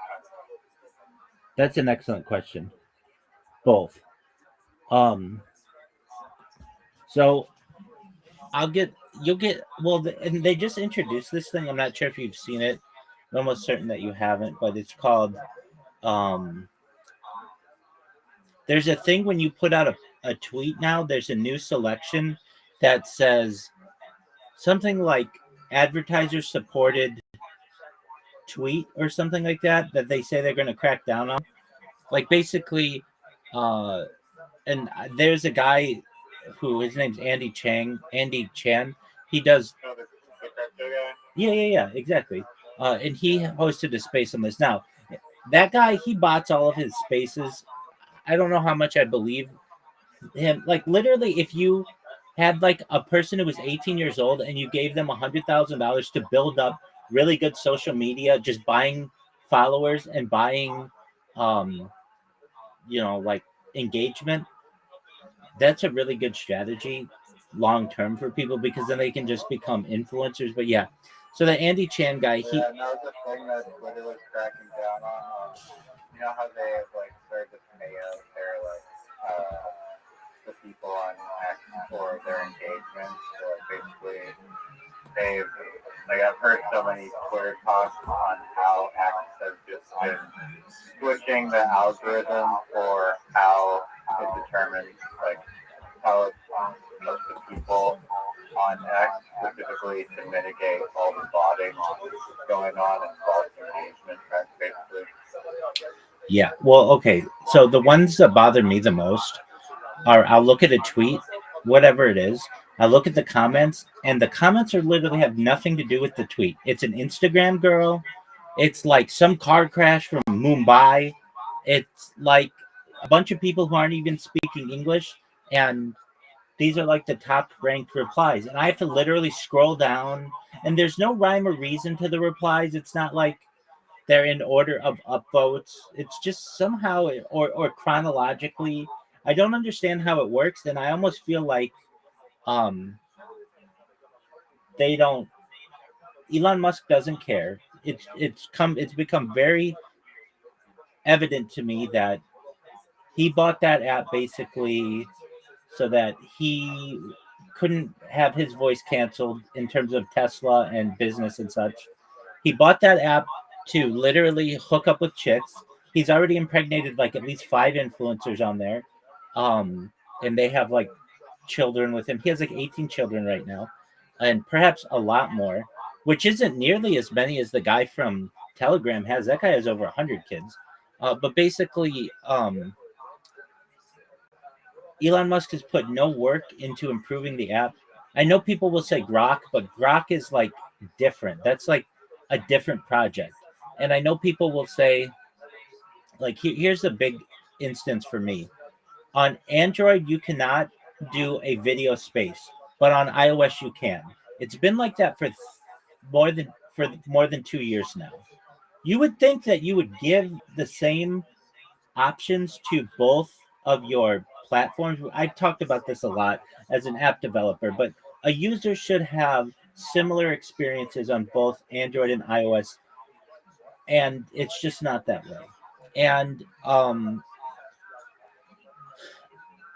with that being said, the marketing of X is, I think, it's brutal. And so your project, I think, can really help with this. That you could have people with really engaging, interesting advertising, and that will make people stop scrolling and check out the product, and that's what people want. And it's one thing to just do it with AI, and everybody's just become numb to that. And it's another thing to do it with someone who's real, and you can put their contact information on there, and people know that this person is real. And I just think that's a better way to market to people. Um, and I know I Will did. there not be like a bias to more established creators and influencers? Yeah, but there always has been. So, for instance, like I mean, I can make the argument that not necessarily because there are just some really like viral reels on Instagram and TikTok from absolute nobody, but due to the fact that they're so bizarre and abstract that they just get a lot of attention. So I think, yeah, if you produce quality content, essentially, you'll be rewarded. I I agree with you. I think that this platform certainly could help big platforms like advertisers on X and LinkedIn and Instagram and YouTube, certainly. But then for your small mom and pop, which are becoming extinct, but for their survival, you I'm sure, I am absolutely sure that you could have a small mom and pop coffee shop in San Francisco that has somebody. Pardon me. Exactly. Somebody who has um an idea that they go to this coffee shop and they're like, hey, or the coffee shop just like uh crowdsources it, and that makes them a very popular coffee shop. Um, Not just in their area, but like it connects with people. Like what would be an example of this? Like Hawk to a Girl, like that kind of I don't know. I'm sure that that was a setup or something, but or like that lady who's on the plane that's like um did you see that shit or whatever? She thought there was like an alien next to her or something. Or I mean these are just memes, but even when it comes to advertising, um I just think that like what would give I've got to give a better example than Hawk to a Girl and that lady on the plane. Uh we have for a company. Um well, let's see. Okay. I don't know if this is perfect, but there's like the last Blockbuster in the United States is located in Bend, Oregon. I don't know if Blockbuster was ever in Canada. Was it? Yeah. Okay. So the last one is in Bend, Oregon. And it's become a tourist destination. People go on road trips there, people get married there. It's become like this cult classic little place. You know, there's a place in LA that is a video store that all they do is it's actually an art installation, but all they do is accept the movie uh, Jerry Maguire, I believe. And so everybody from around the world who has a VHS of Jerry Maguire donates it to this place, and they just have it top to bottom. It's an art installation, just one movie that they have, and there's almost like a viralness to that. That at least in my mind has been made it stick out a little bit, and that can help a small business survive. These little um, these little media articles or whatever that people write do make an impact on the psyche of the audience. And I mean even to the point where people like literally like travel thousands of miles to a location just to see what was going on, whatever. um and I think that your crowd spark has the ability to do that a lot more. um I than like your average uh, media organization. I think that I mean um, if you know how these advertising agencies work, they get really big clients, whether it's American Airlines or United Airlines or Coca Cola or Pepsi. and then they have a room of creative people. They call it creatives, usually about, I don't know, 10, 20 people maximum. And they come up with really interesting content. They sit around a table and they bounce things off, and then they give it to the big company. The big company doesn't come up with this stuff. They go to these advertising agencies. And that to me is a dying breed. Like, I don't think you ever saw Mad Men, but that's essentially what Mad Men's about. It's the Madison Avenue. That's the mad part of advertising, and I think that that's no longer necessary. You have an idea here that could replace that, and it's much cheaper. It's much more authentic, um, and I think that it works. Like, to summarize myself, it works for really big companies, but it also works for small companies and um, little startups, and it's not going to be that expensive. I mean, you're going to take 10% of a cut on whatever anything any kind of contest is, and to a small coffee shop in San Francisco, they might not be able to give a give a um give a grand prize of $10,000, but they might be able to give $100 in coffee um, gift certificates and give you $10. And there will be people, you could feature like small businesses on like a carousel on your front page, and it'd be like, people are going to click on that and just be like, oh, I help a small business. People will do this because they feel they're helping people, and they are. That's the beauty of it. You're helping the artist, you're helping the business, and you're helping yourself.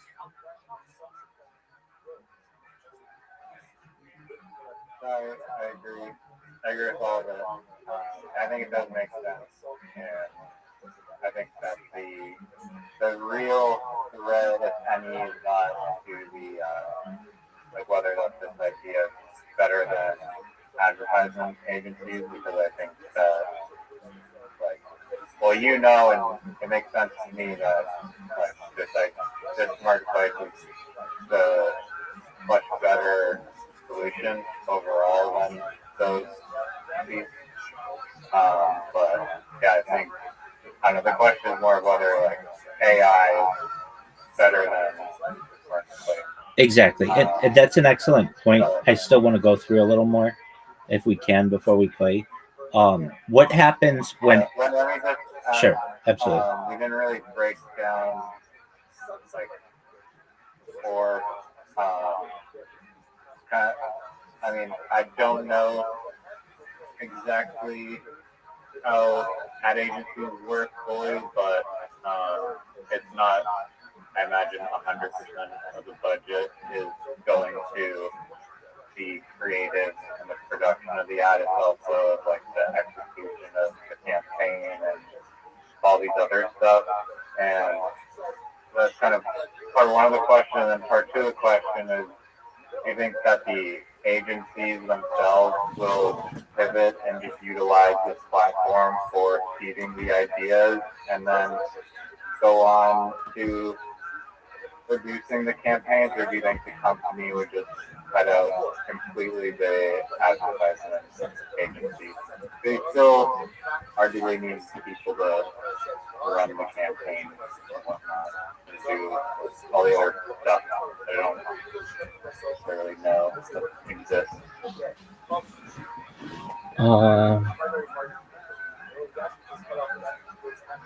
So you're saying, like, there's an advertising budget. How much of that goes to the creatives or whatever, and how much of it goes to actually producing the advertising?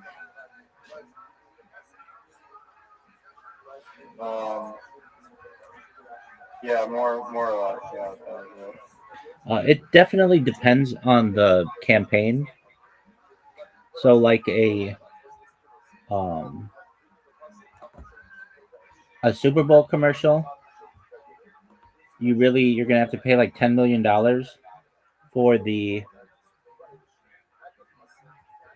ad time, and then depending, If you're going to have celebrities in the ad, they're going to want $1 million or so each. And then on top of that, the advertiser itself, or the advertising agency is going to want some money. So you're probably, it depends. A Super Bowl commercial is going to be exceptional, but you're probably looking at like $15 million just for a 30-second ad, and that's going to be a lot different than something like just a banner ad on a website where you might not need a celebrity endorser, and it's going to be cheaper, and there are a lot of um, opportunities for people to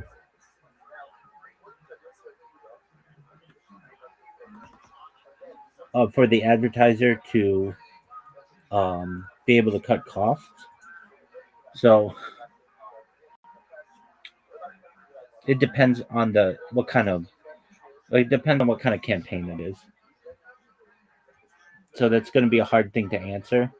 If you were to ask, like, do the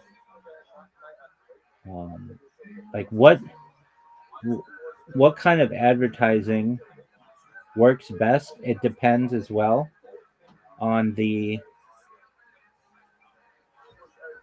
product and um,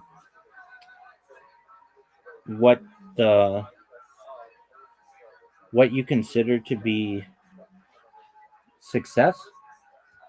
Um, so it's I think it's difficult to quantify, but not impossible. There are certainly people who measure these things, and it's really through metrics. There's a there's an equation I can give you, at least in radio, which is something like the amount of listeners times the amount of purchases equals the amount of listeners times the amount of overall purchases, or perhaps it's this is actually a different equation. The audience divided by the amount of purchases equals the success rate, something like that. And so if you have a really big audience and a bunch of people who bought stuff, then you're going to have like closer to a 1-to-1 success rate. But then if you have a really big audience and nobody buys the product, then you're going to have a different success rate. But basically, there are metrics that can be studied and argued. The thing is, you're going to be able to give all of this information to a company and basically say that someone's social media post got X amount of impressions, and all of these advertisers, they care about impressions. That's what they sell on. I know I've said this before, but like when ESPN comes to your business and they say, "Hey, do you want to advertise on ESPN? We can guarantee you 250,000 impressions a day by people listening to the radio." And then a billboard company comes to you and they say, "We can offer you 1 million impressions a day." Well, it depends on what the impression is. An impression is literally just eyes perceiving something, or ears perceiving something, but that's what they sell on. And you're going to be able to say, we can get your campaign X amount of impressions, but here's the thing that makes our platform better is our impressions are very powerful impressions because they're going to be targeted to your audience. We already know that these things are successful on social media, and this is why you should choose this given marketing Why would you say? I mean, I agree with your overall point, but why would you say that they're targeted impressions if anyone can submit the contest with an audience of who knows what, baking people watching them, like an ad for something non-baking related. Okay, so let's use baking. It is impressions, but Let's use baking as our thing. Okay, so you could go to one of these major marketing companies and say, "Hey, we need an ad for selling cookies or whatever, a type of batter, Betty Crocker, or what?" And they're going to put out a really nice ad for Betty Crocker, and that's cool, and that's going to cost millions of dollars. Or you can have some little lady who is like, "Hi, welcome to Amy's Baking Company. I've been baking cookies for the last 25 years, and I only ever use Betty Crocker mix, and here's why. It tastes good, it's easy to make, it's easy to clean up, and it's affordable. Please consider buying Betty Crocker baking products the next time that you make a purchase." And when a baker sees the highly polished advertising agency thing, that's cool. But she's the baker, he or she's going to connect with this little baking company because they've been doing it for 25 years, and there's a certain idea that, hey, this is this is who I connect with, and that's why I think this advertising strategy is better. Does that make sense? no, I agree. I think the point that you're making is that like the user-generated content sticks more with people versus like some like advertising agency ads, which I don't dispute that statistic in any way. And but that ad that is user generated content tailored to their like the baking demographic or whatever, is that influencer that's doing the ad is already involved in the baking industry, and those overall impressions that you're selling to the company, like for the contest, any person in the world with whatever audience can submit their advertisement to be selected as a winner. But you're selling those overall. I got confused because I thought you were saying that you're selling those overall impressions of the contest and that organic grassroots marketing as like powerful impressions. I agree that they are impressions, but not all of those contest entries are going to be tailored to the specific industry that the company is advertising for. Can you repeat or elaborate on that last part? Sure. Just that the contest, like anyone can submit an advertisement for the contest, and those impressions are not necessarily like directed in the product demographic for the company. But so that's why I got confused. But based on what you described, with like the old lady who's doing the ad, the user-generated contest ad, I'm assuming that lady submitted an ad for the contest and won, and has a baking audience or something. And Yeah. did a good ad, and then the company selected her. Well, either that or like her kid could do it. Her kid could be like, "Hey," or just someone who knows her would be like, "Hey, I'd like to use you as a spokesperson in um, this ad." But those kind of people are already influencers generally. Like they already have a business, so they're already familiar with editing videos on a phone. This doesn't have to be that complicated, you know. It's just like, "Hey, we need 5 different short videos of you, and you just clip them together, and then you combine them, do a 30-second ad, and then you submit it, and that lady like is going to be familiar with doing that, and if she's not, she'll know someone who is." Like companies used to do this a lot, and they don't anymore, but they used to just like let me even look it up. It's and I'm gonna ask just companies used to do contests a lot. Why don't they do contests as much anymore? Especially like for the best idea or new invention or something like that.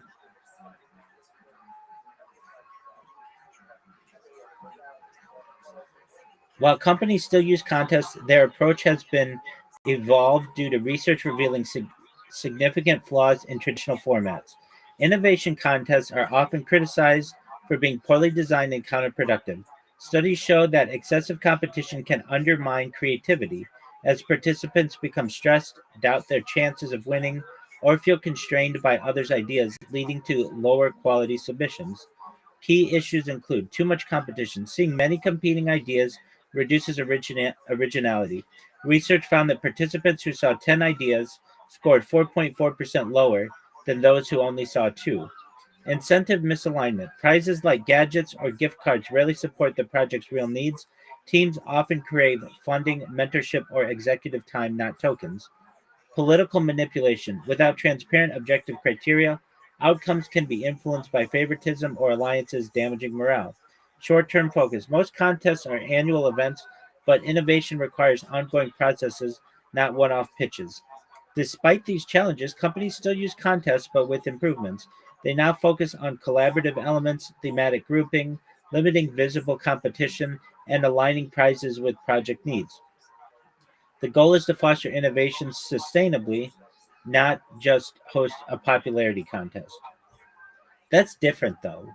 That's like for a company like not necessarily advertising. Like the fact that other people are seeing the advertisement is a benefit. It's different than saying, "Hey, come up with a new color of crayon." Like of course people are going to be like, "Well, there have already been all of the blues have been submitted. I'm not going to try." But there's another difference to be able to be said for, "Hey, you know what? I've seen other people's ideas and I think I could do it better." No, I agree with that. There's a lot of creativity in advertising. And the idea, But I mean, the pardon me, interesting psychology there. and the idea that more and more people are viewing this builds brand association, builds connectivity with the brand. These are all positive things. And that's what you want as a company. You want more people to connect with yourself. I mean, I can like I don't I just okay, so what am I thinking? Okay, so I don't think that this is still a thing, but well I know I'm almost certain it's not. Okay, so my family doesn't smoke cigarettes. But when I was a kid, I would see people wearing cigarette oriented um like swag, and I would learn that there was like I think it like the Marlboro company, so Philip Morris had a um had like a magazine that they would send to people, and if you collected enough what were called Marlboro miles, you would be able to buy swag. It's the same idea as that Pepsi Harrier jet kind of idea.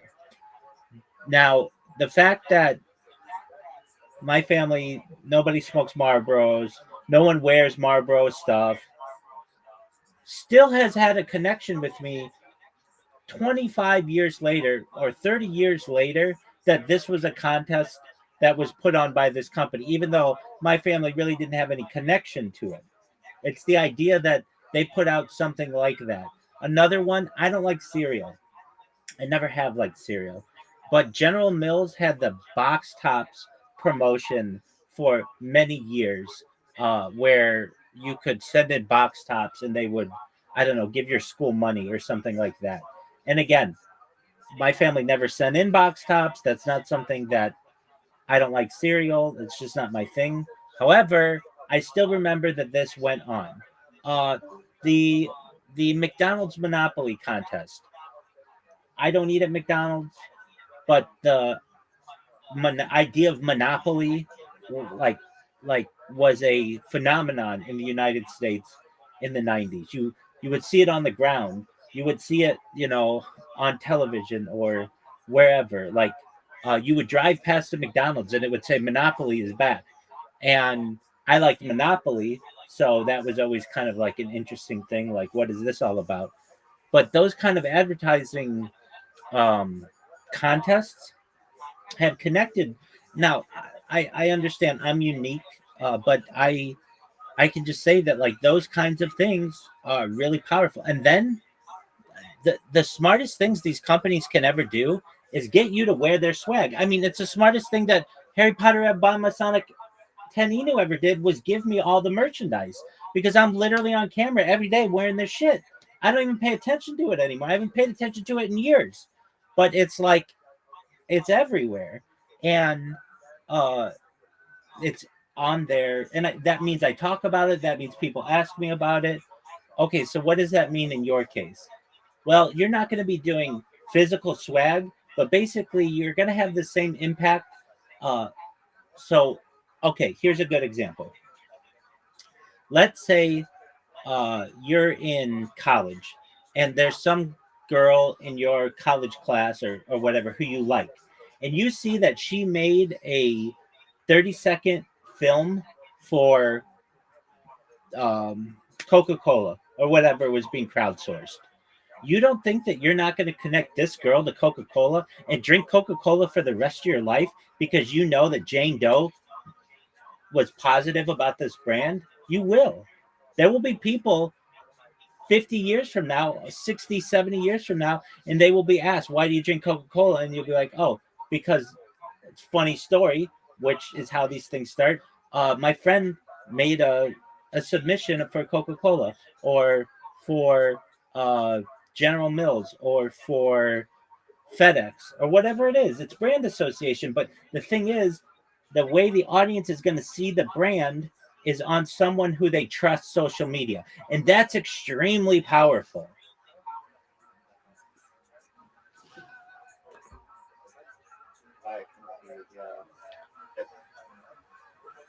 Yeah, that's one of the biggest selling points is that influencers are the people that people trust.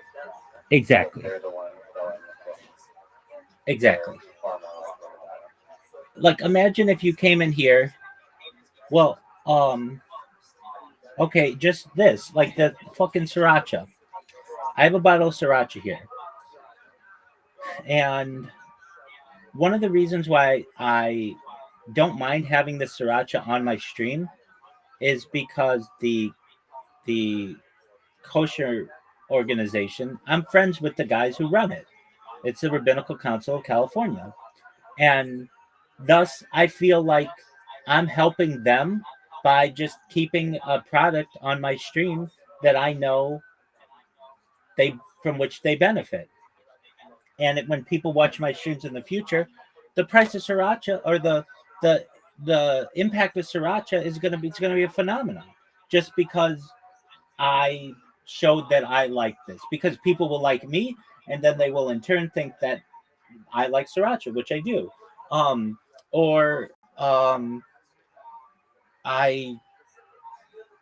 It's like, okay, this is a weird one, but I can tell you this is very interesting.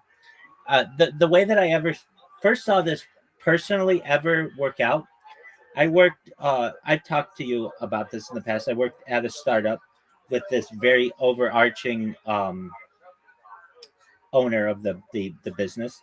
And then from there, I became an accountant for just a year, almost exactly 365 days. And I have told you about it. It's like Catch Me If You Can. And when the first day that I went into work, there was a camera literally right behind my head. Now, I had worked at the other organization that had cameras everywhere as well, but this organization had one right behind my head. I remember asking the other accountant at the time, like, wow, this is very Big Brother.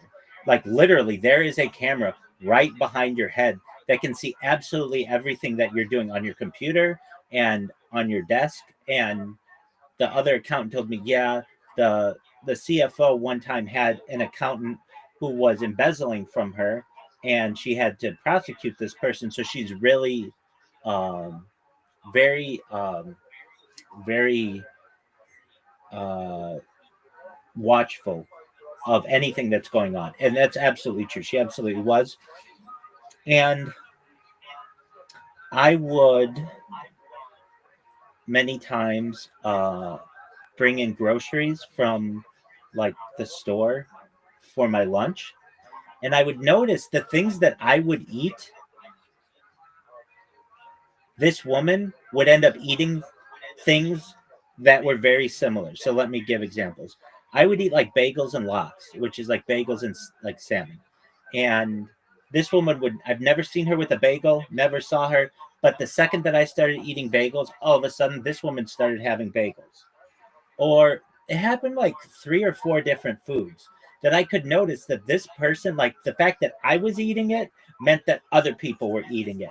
And then I've noticed that on my streams that like I'll eat or drink something or whatever, and it makes other people want to do it.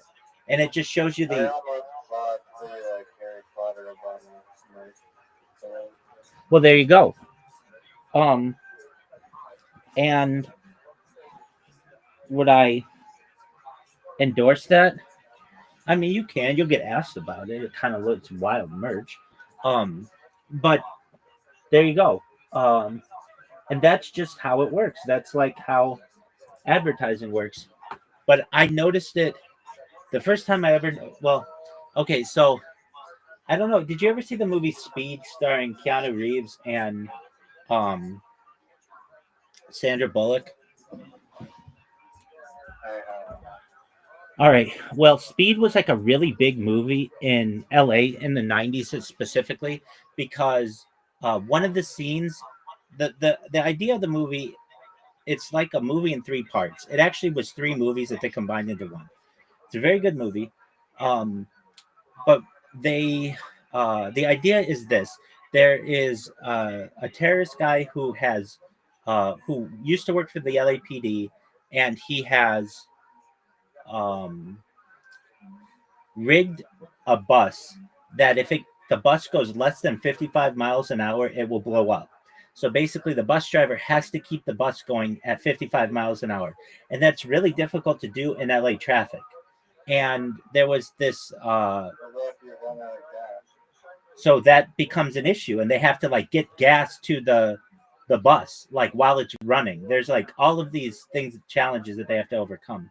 And one of the freeways in Los Angeles, it's the 105 freeway, was not quite yet built during the time of this filming.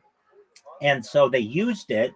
They used one of the on-ramps to show the bus basically like flying over an unfinished part of the freeway and like landing on the other side, almost like you would see in like a Hot Wheels commercial or something like that. And there's this one scene where the hacker guy, the enemy, the terrorist guy, basically has hacked into a video system. Like this is before internet was really used or whatever, but just for the benefit of the movie, this guy had hacked into the video system of the bus, and he was calling Sandra Bullock by a nickname. And the reason why he used that nickname, the nickname was Wildcat. And they wonder, why is he calling her Wildcat? Well, she had a Wildcats sweatshirt on her, like while she was wearing it. She was like, she had to end up being the bus driver basically. And that has always stuck with me. Like this idea that subconsciously, even if you don't know people are watching you, you can have an impact on them. Anyway, the same thing happened during when I worked as an accountant. Like I said, I went for a long period of time not eating at this job, and it was fine. But then when I started bringing groceries, like everything that I would bring in, it was like all of a sudden I was having an impact on someone else because she was watching me on these cameras, and what I was eating was looking good and desirable, and it just impacted her. It happened with somebody else too, just on the stream. Uh, it's happened a lot, but I don't know. I'll eat something or I'll drink something, and then it causes other people to want to either connect with me or just subconsciously do the same thing. Um, If you go to like a restaurant and you're like waiting for food and you like maybe don't have to eat and you see the waiter just bring out like a plate of food that looks really good, you're like tempted to just go for that food. that's exactly right. And the old adage, you don't sell the steak, you sell the sizzle. Basically, like the the elements around the the product are sometimes more important than the product itself.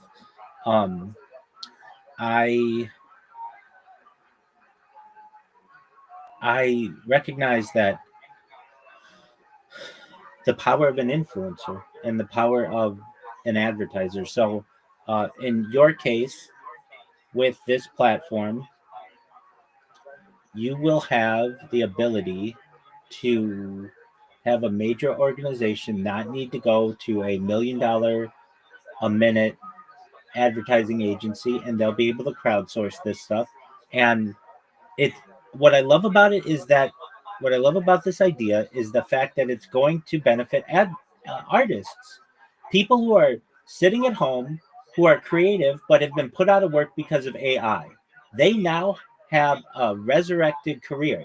They could literally be on crowd Spark all day long and make content for those people and put that content on their social media and make money, perhaps by just winning contests. And then the other major element of this is just the power of the brand. If you can get an influencer, even if they don't know it, promote your product on their social media page, everyone who likes them will connect them to that um, to that product, and will have generally a positive sensation from that. And I'm trying to think of like someone who, um, oh, like I know my grandparents would drink, would sometimes like especially around holidays and like have a type of wine. It's Manischewitz, and it's not the best kind of kosher wine. However, it's really sweet, and they would let the kids have some of it during holidays. And for that reason, like Manischewitz has always been like part of my it's been a brand I've always connected with. Just because I know that my family enjoys it, or just there are quite a few of them, but like I'm partial to those brands, and it would be very hard for me to buy. I mean, I buy other types of wine, but um, if I were in the same position where I needed a really sweet kosher wine, it would be very hard for me to buy anything other than that because it's like it's become tradition, and that's like a really important aspect of humanity. Like uh, Coca Cola during like December puts out those bears, and or like Budweiser puts out like Clydesdales. Like they want to connect with you in a way that is not just uh, they want to create traditions within your family, and that's a very powerful way of advertising, as opposed to just hey, we're gonna give you a pop-up ad. That can be powerful as well, but to me the best kind of advertising is the kind that connects with on a different level with you.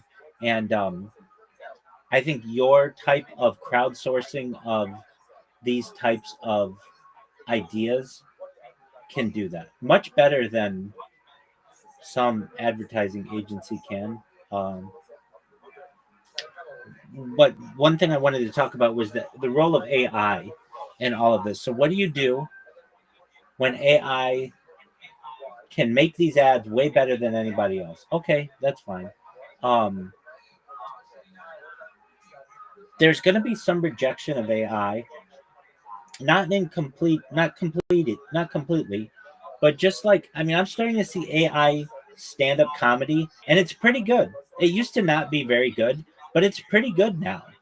But I don't appreciate it as much because I know that not one single individual came up with it, and I appreciate real, like the risk factor of real stand-up comedy, that someone had to go up and be very vulnerable to hecklers and to mispronunciation and to just forgetting or bombing.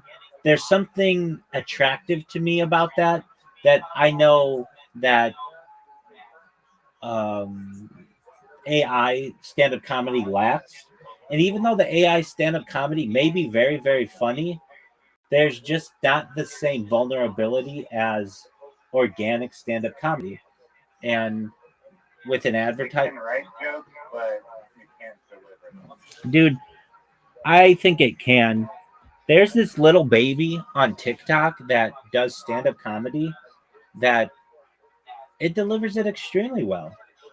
Just just like I mean, Well, not in the sense that like a human would, where it has like imperfections, stutters the words and rude or whatever. exactly. It has the human experience behind everything that they're saying. Right. Um Look, it's the thing that I think is what is really important about my stream. And anybody could have an AI generator of someone living their life over the course of 4 years, moving on 5. Anybody could do that, but it wouldn't be organic. Nobody wants to watch that. It's not like it's not attractive to people to know that somebody at any given time could have had an earthquake or a fire or could have fallen and stubbed their toe or whatever. Like all the things that can happen in life, there's some vulnerability to that. Also, the idea that you are peeking into someone's life is extremely interesting to people as well. There's a voyeuristic element to it. And um I don't know. I think that's something that makes my stream very attractive to people. That yes, AI could create a human model that you could watch all the time, but it doesn't have the unpredictability of a real person, and also doesn't have the ability for a real person to have the vulnerabilities that a real human has. That's what makes things attractive. And I mean, time will tell certainly, but uh with AI and your idea. Let's take the baker lady. It also like helps the idea because creators can use AI in like a low cost and create these competitive ads that are usually better than agencies. That's exactly right. And I was just going to give that example with the baker lady. The lady who is like, hey, buy Betty Crocker or whatever. She may say, look, I'm not feeling well. I'm not in the, like, I don't look the best way that I could, but I could make myself with AI and make like little videos and snip them together or whatever, and then just put my name on it. And that's going to give that advertisement um, a lot more legitimacy than just if I don't. Then people don't realize. Then people are just like, this is just some AI slop, as opposed to, hey, this is a real, um, this is a real person behind this. There's this, so like, there's this there. Okay, so the radio station that I listen to literally 24/7 is going through all kinds of changes. Um, just because of how radio's dying, and they're trying to make all these fixes, and it's a dying art. But nevertheless, it provides news 24/7, which is important to my stream. Anyway, there's this one radio show that they put out an AI picture of the team that is behind the radio show. And there were people critiquing it, like, this is AI slop, nobody wants this, blah blah blah blah blah.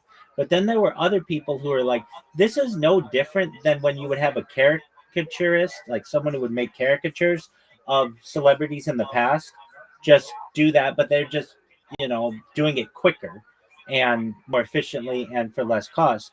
And I've got to say that, like, there's an argument to that okay, maybe AI is not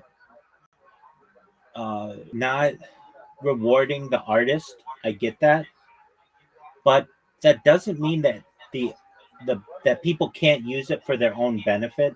Just like this radio show used it to benefit themselves, and in the same way, we could have the baker lady say, "Look, I don't want to be on camera, but you can use some pictures of me and make an AI model, and then at the end, my and then they can see all my stuff on social media." That's a much stronger advertisement than just AI slop that you're going to see. And in your case, people will be submitting a lot of AI stuff, and that's cool. It's how do you use it? Is it connected to a real person? Is it connected to a real product? Can I go to someone else's social media and like see that this is real stuff and connect with them and send them a message?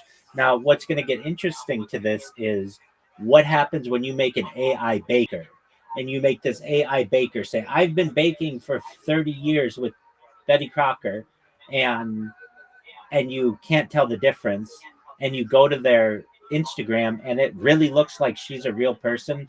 That's when this becomes tricky. But I mean, yeah, normally, at least currently, like on Instagram, they like require you to. I mean, I don't know if you can lie or if even their algorithms like just AI, but there is some watermarking or something where they tell you in the post it's AI content. Absolutely, I have to. Think hopefully that'll continue in the future. It's interesting that it's already. I don't know what sparked that like little feature to come up, but like people are complaining and like, we hate AI, we want to know if it's AI, so you ignore it or say that we're not interested in it or whatnot. In the United States, the thing that sparked that, there was a law that was passed by Congress that said any use of AI for it was around the 2000 election or the 2022 midterms. Any use of AI has to be labeled. So that became the law in the United States, and then just became the standard on social media. And I have to pass that AI thing every single day, and I think, or like all the time. And I think to myself, I think in the future it will be very rare for someone to just not be clicking this thing all the time. That like I'm as organic as you get. I put out I will say this. I put out more content than any person on earth. I'm sure of that.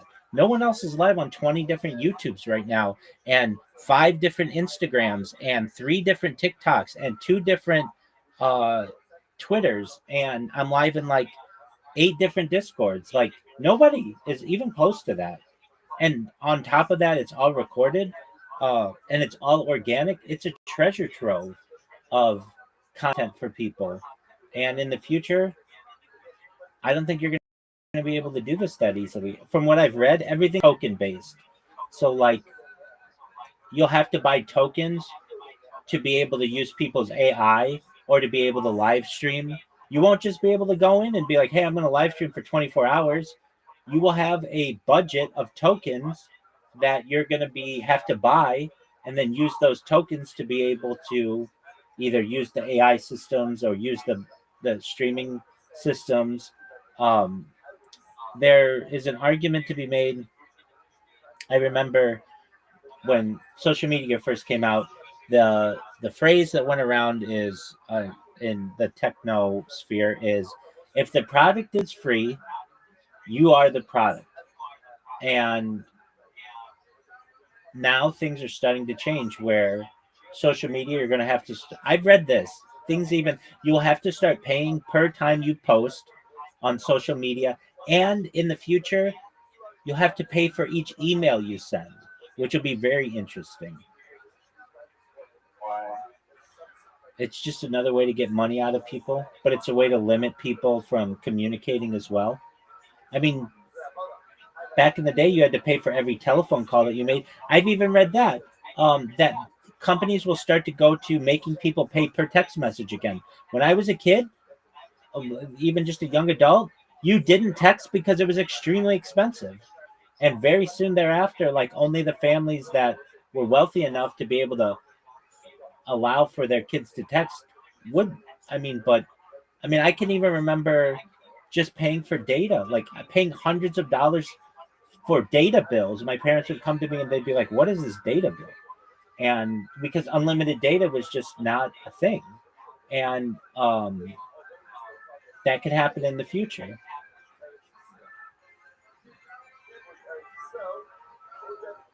Haven't heard that one before. You've never heard of people paying for data on a per use basis? I've heard of the texting on per use basis. Yeah. Not that they'll charge you for social media posts in the future. Well, People would be pissed off. they've already started it with X. That's what X Premium is. Basically, if you want somebody to view your post, you need to have X Premium, or else it tells you, no, we are going to limit your interactions. And you know that, so like they started slowly, as you can tell. And I can also tell you, just like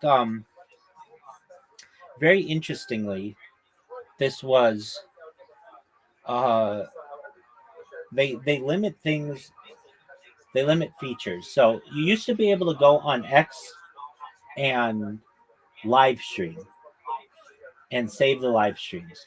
Then they, about a year ago or so, said this was a premium feature. However, because they suck at programming, if you used an Android device or an iOS device, there was a way around this. But right when the war with Iran started, they stopped this. I mean, literally on day 2, I was using this every single day. That's how you used to see me live streaming. And I can't live stream in that same way. I can live stream on video in a space, which is different, but it's still archiving my footage. But I could not do it on like I was. And that's now a premium feature. Other premium features are the influence of your posts. Also, if your post will get into the mainstream algorithm, you'll notice no one without a blue check mark gets into the mainstream algorithm. They also don't get into the people you may know. You know, that like little feature where, or like similar accounts, unless you have a blue check mark, you're not going to be in there. And very soon, they will just say you have to have a blue check mark to be able to post. Otherwise, you can still use the service, but you can only lurk. Yeah, I thought honestly people would just boycott Twitter when you announced that, but I guess people just accepted it. Like Spotify subscription or whatever. It's like just another subscription economy. Exactly. And that's Klaus Schwab's. By 2028 or 2030, you will own nothing and you will be happy. And I like the be happy part. yeah, and yeah, at least there's that. Thank you, Klaus. Yeah, thanks, big dog. That. I mean, like, what more do you ask for if you're happy, really? Yeah, I mean, I get that. I'm okay with not owning anything if things are equal and just. It comes with being happy, that's fine. Yeah, I'm fine with that. But the element of it is this: if you never knew that you had the ability, then you would be happy, but you wouldn't know like that in the past people did not necessarily have the abilities that you do. So, like for instance, okay, so like television used to be free. I'm sure you remember analog television. When you were a little boy, you would go to the TV and you could just turn it on and you could get CBC and not have to be hooked up to like a box, right? Honestly, I never really thought about it. I mean, like the TV did not have any kind of. But I just knew about cable. I don't know what it was. Okay, well, television used to be free, and you didn't need a box. It was literally called over-the-air analog television. You just buy a TV, and it worked. Now you might only get 5 channels, but those 5 channels were always free. And then in 2009, uh, a law was passed in the United States that basically said that everything was going to digital. And so now you either need like a tuner in your television to get over the air television, or you need you need to connect to like a special cable. But basically, like they even used to have something. Maybe you've heard of this. It was public access television. Have you ever heard of that? You've never heard of public access television? Oh, very interesting. Okay, so back in the day, there used to be a law that said that in the media markets of the United States, people had to have the ability at no cost to be able to be on television. And let me get you like all of the specifics, but what was the deal with public access television and why isn't it still used? And was it free? What's the deal? Wasn't it something with the FCC that mandated that, like, because the airwaves belong to the people, they needed an ability to be on television?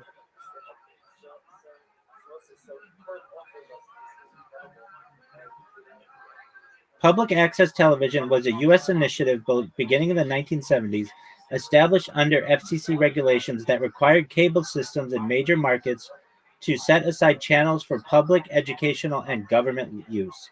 The core idea was that because the airwaves are a scarce, publicly owned resource, private cable companies should offer free access to the public to create and broadcast their own content, ensuring a diversity of voices in a democratic society. Like, can you imagine? You not only could like put a random Instagram post up, but you could get on television and have like people would have call-in shows, and they would talk about UFOs and aliens and all kinds of like what at the time was considered bizarre but quite interesting topics.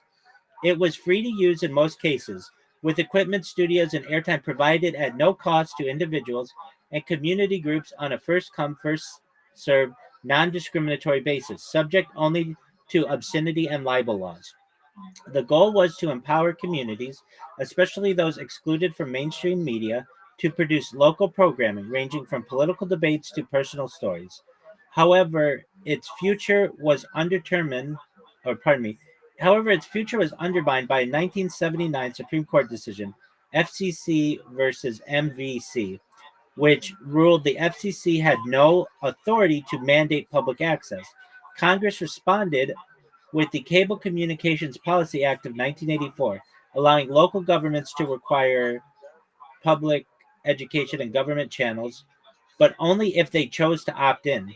Many cities opted out, keeping cable franchise fees for general funds instead of funding public access. As a result, hundreds of public access centers have closed since the 1980s. Today, this access is not federally mandated, and its survival depends on local political will. While the FCC does not regulate cable news or content because cable uses private infrastructure, not public airwaves, the public interest obligation still applies to broadcast TV licenses, those who hold a license to use the public spectrum. So while the original version was rooted in the principle the airwaves belong to the people, the shift to private cable and deregulation has made public access fragile and inconsistent. But I'm telling you, when I was a kid, you would turn on the television and they would have some. And the other thing was there was no advertising on this, so you would just have somebody who would just take telephone calls for an hour, and you just imagine people would call in and just anything that people wanted to talk about, and it was very interesting. It was like a forum, but for the early days, and that's something that's just not available anymore. Anyway, Was it pre-vetted though, so you don't? no, it was raw. It was raw. So they might be on like a 5 second delay in case anybody said like a cuss word or something. But they aside from that, everything it was raw. So you get people on there who would just talk about politicians they don't like, or countries they don't like, or religions they don't like, or races they don't like, or football teams that. One channel? Yeah, it was usually like, at least in LA, it was like channel 3, and Each channel different frequency. yeah. Well, there were. Hold on. There are two kinds of television. There's analog television and then cable television. So the cable television was like channel 3, but analog television they had to be separate. That's why you'd have like channel 5, channel 7, channel 9, channel 11. Like they wouldn't be usually right next to each other because that would give them too much overlap. Word dog. Are we gonna play or are we just gonna talk about advertising?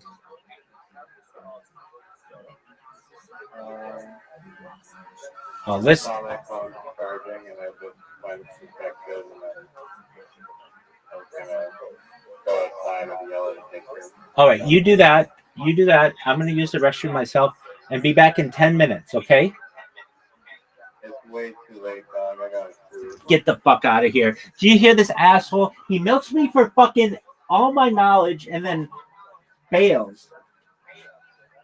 I mean, I'm not gonna put up a good literati game and not in good. All right. All right, big dog. I understand. Sweet dreams, and we'll see you. I'll come back if you want to get roasted tomorrow. Okay, that's fine. What I really want is Friday. We've got to watch $1 Billion Bully. Sounds good. I will commit to that. Yeah, your commitments are Zoot commitments. In fact, I would say there's a better chance. At least Zoot, I'll be like, hey, Zoot, let's. I will literally do this all the time. I'll be like, Zoot, we're gonna play, but just one moment. I have to use the restroom. Don't go anywhere. And he'll be like, okay. And I'll be gone for 2 minutes. I'll come back and he'll be gone. But he'll come back in 10 minutes. And you're the opposite of that. You won't come back. You'll just be like, I'm down. Friday, 8 o'clock. Let's do it. And then peace. But I understand. I apologize. I think I failed because I was, like I said, like super. Being a giant bee, dog. I get it. No worries. No worries, big man. All right.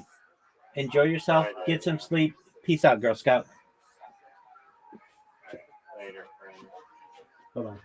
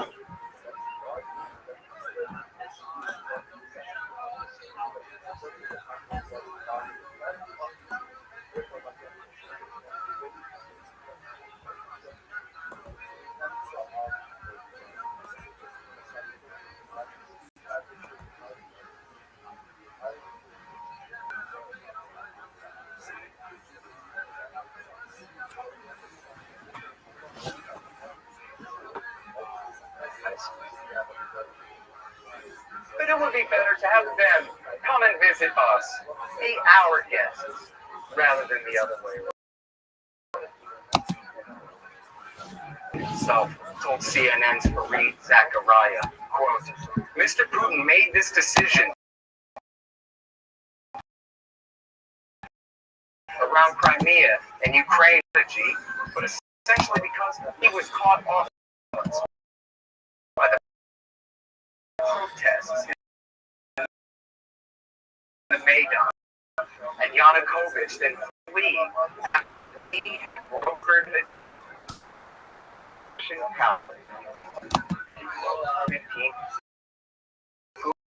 Putin said no. The U.S. and its clients were naval ports the rest of the Black Sea. That's the only reason he moved there.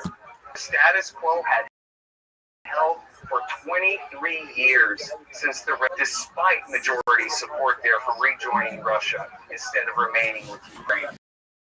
The Kremlin had been happy to lease the port and otherwise stay out. It was the U.S. that forced the change in the situation, and it blew up in their face. Never mind our Monroe Doctrine, in the sense that the Russians must feel the same way about their near abroad as Americans do. But the doctrine itself actually promises to stay out of European affairs if they will stay out of our hemisphere in return. 199 years ago, President James Monroe promised in his 7th annual message of December 2nd, 1823, that in return for the European powers staying out of the Americas, quote, our policy in regard to Europe will remain not to interfere in the internal concerns of any of its powers, to consider the government de facto as the legitimate government for us, and to cultivate friendly relations with it, end quote. That part always goes unmentioned, doesn't it? Now imagine if the shoe was on the other foot, in, say, Canada.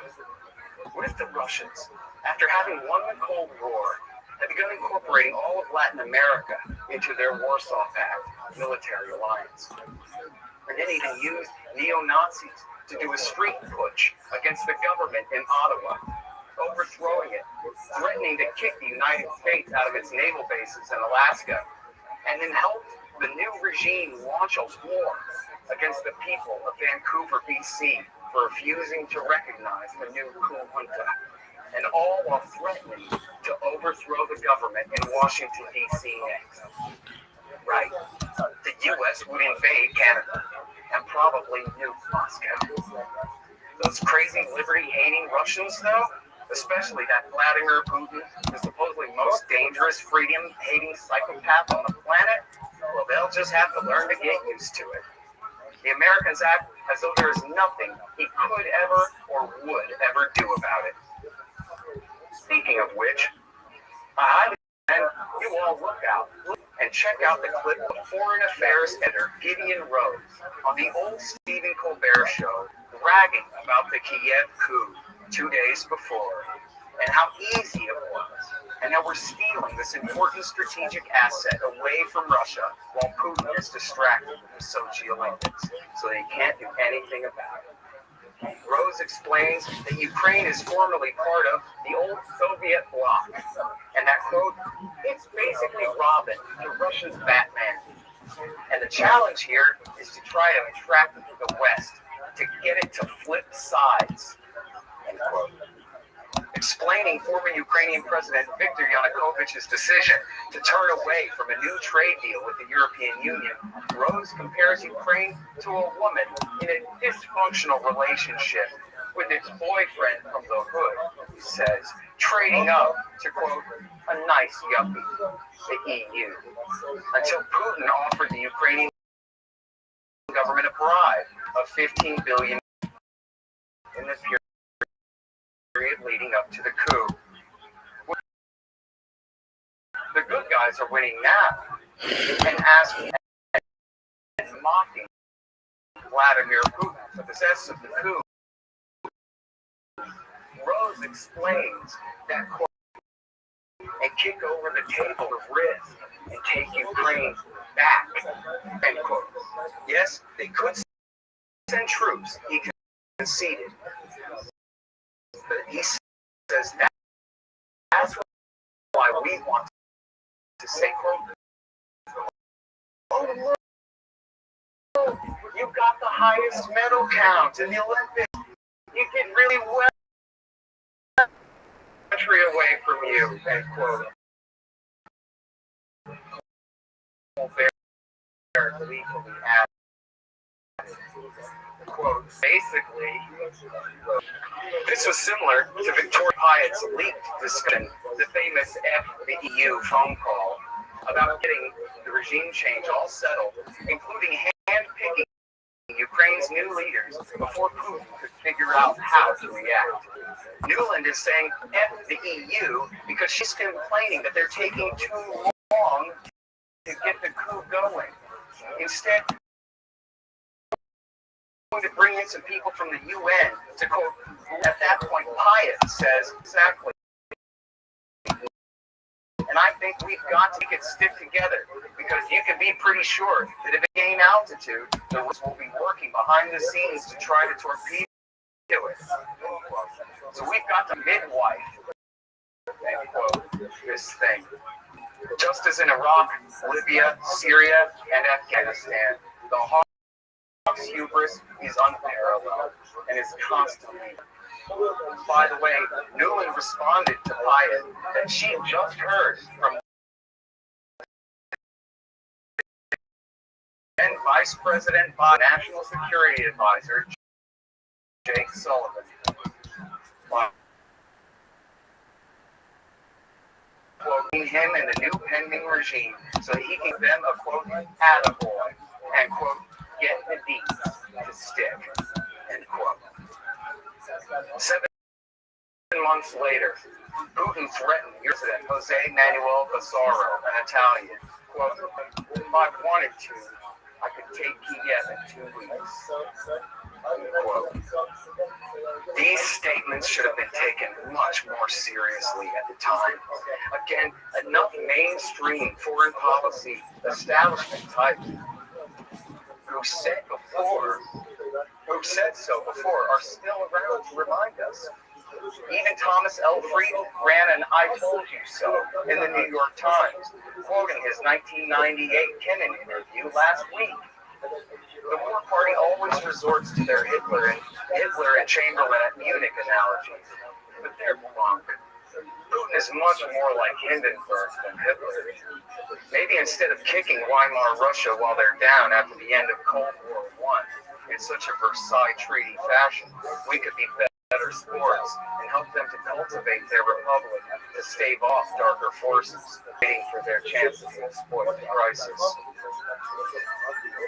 And on Russia's role in Syria.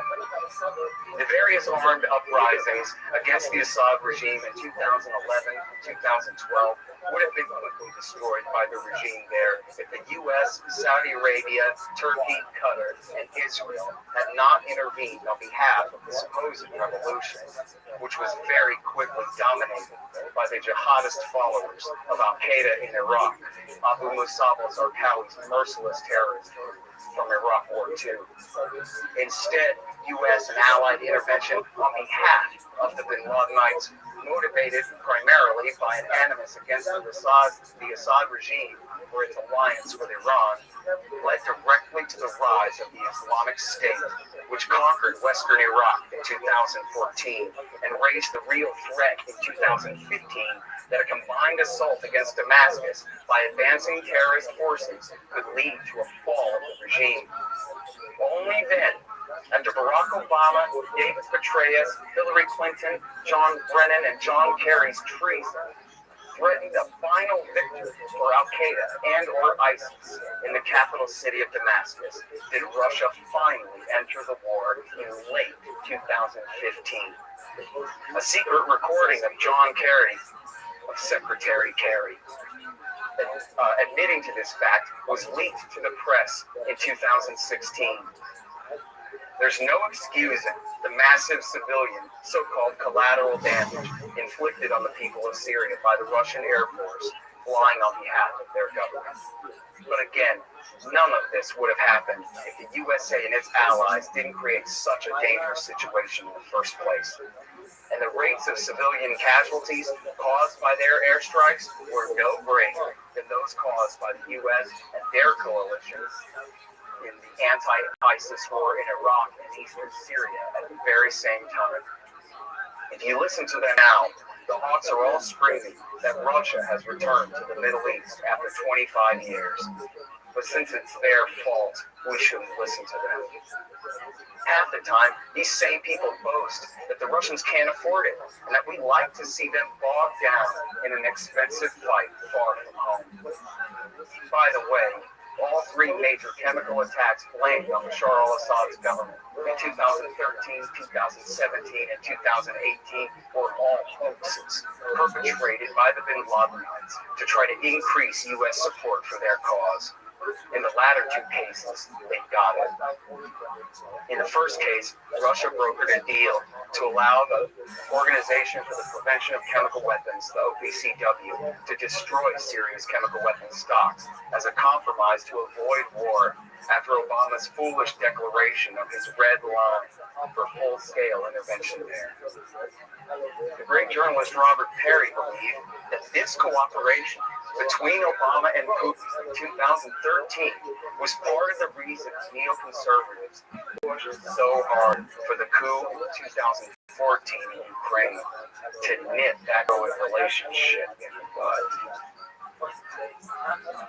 Donald Trump ran, for one thing, on the promise that he wanted to quote, the Trump years. Donald Trump ran, for one thing, on the promise that he wanted to, quote, get along with Russia. Not that he had any real idea what issues divided the U.S. and Russia, or what should be done about them. He simply possessed the completely pedestrian insight that the evil empire ceased to exist more than a generation ago, and that his predecessors' failures to forge a peaceful coexistence and partnership with Russia by this late date should be placed at their own feet. He also parroted former Secretary of State Henry Kissinger's advice that the U.S. should seek partnership with Russia to divide them from and use them against China, getting the answer half right for the wrong reason.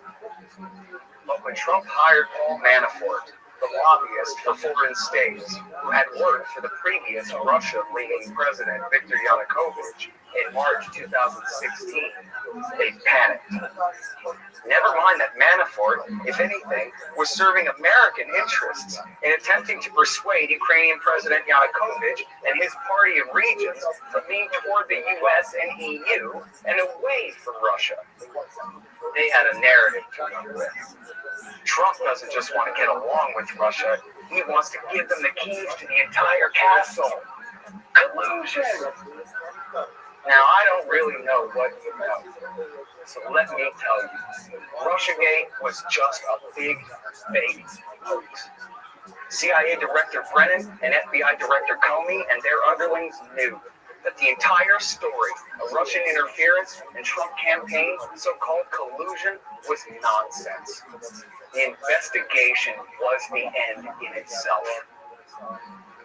After the leaks about Russia's supposed hack of DNC emails failed to stop Trump's election, the CIA and the Democrats, I know this sounds so crazy, it sounds like I must be the one who's crazy.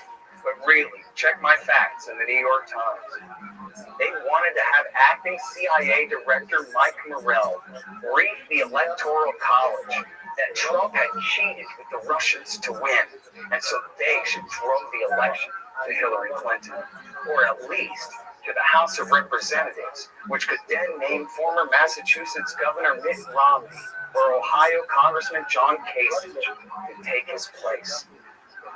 That, of course, went nowhere. Someone must have finally told them the electors come from the state parties, not the D.C. suburbs. And there's no way in the world they were going to give Trump's win to anyone else. Then, 3 days before his inauguration came the completely fake and stupid so-called intelligence assessment, which is a made-up thing, written by a few people, quote, hand-picked by John Brennan, end quote, in place of a real national intelligence estimate, and which contained exactly zero substance whatsoever. This was followed by the leaking of the completely fake Christopher Steele dossier, alleging Trump's full subordination to Russia and its goals going back years. Of course, the basis for the media printing the story was that the FBI's Comey had warned Trump about the fake accusations in it in the first place.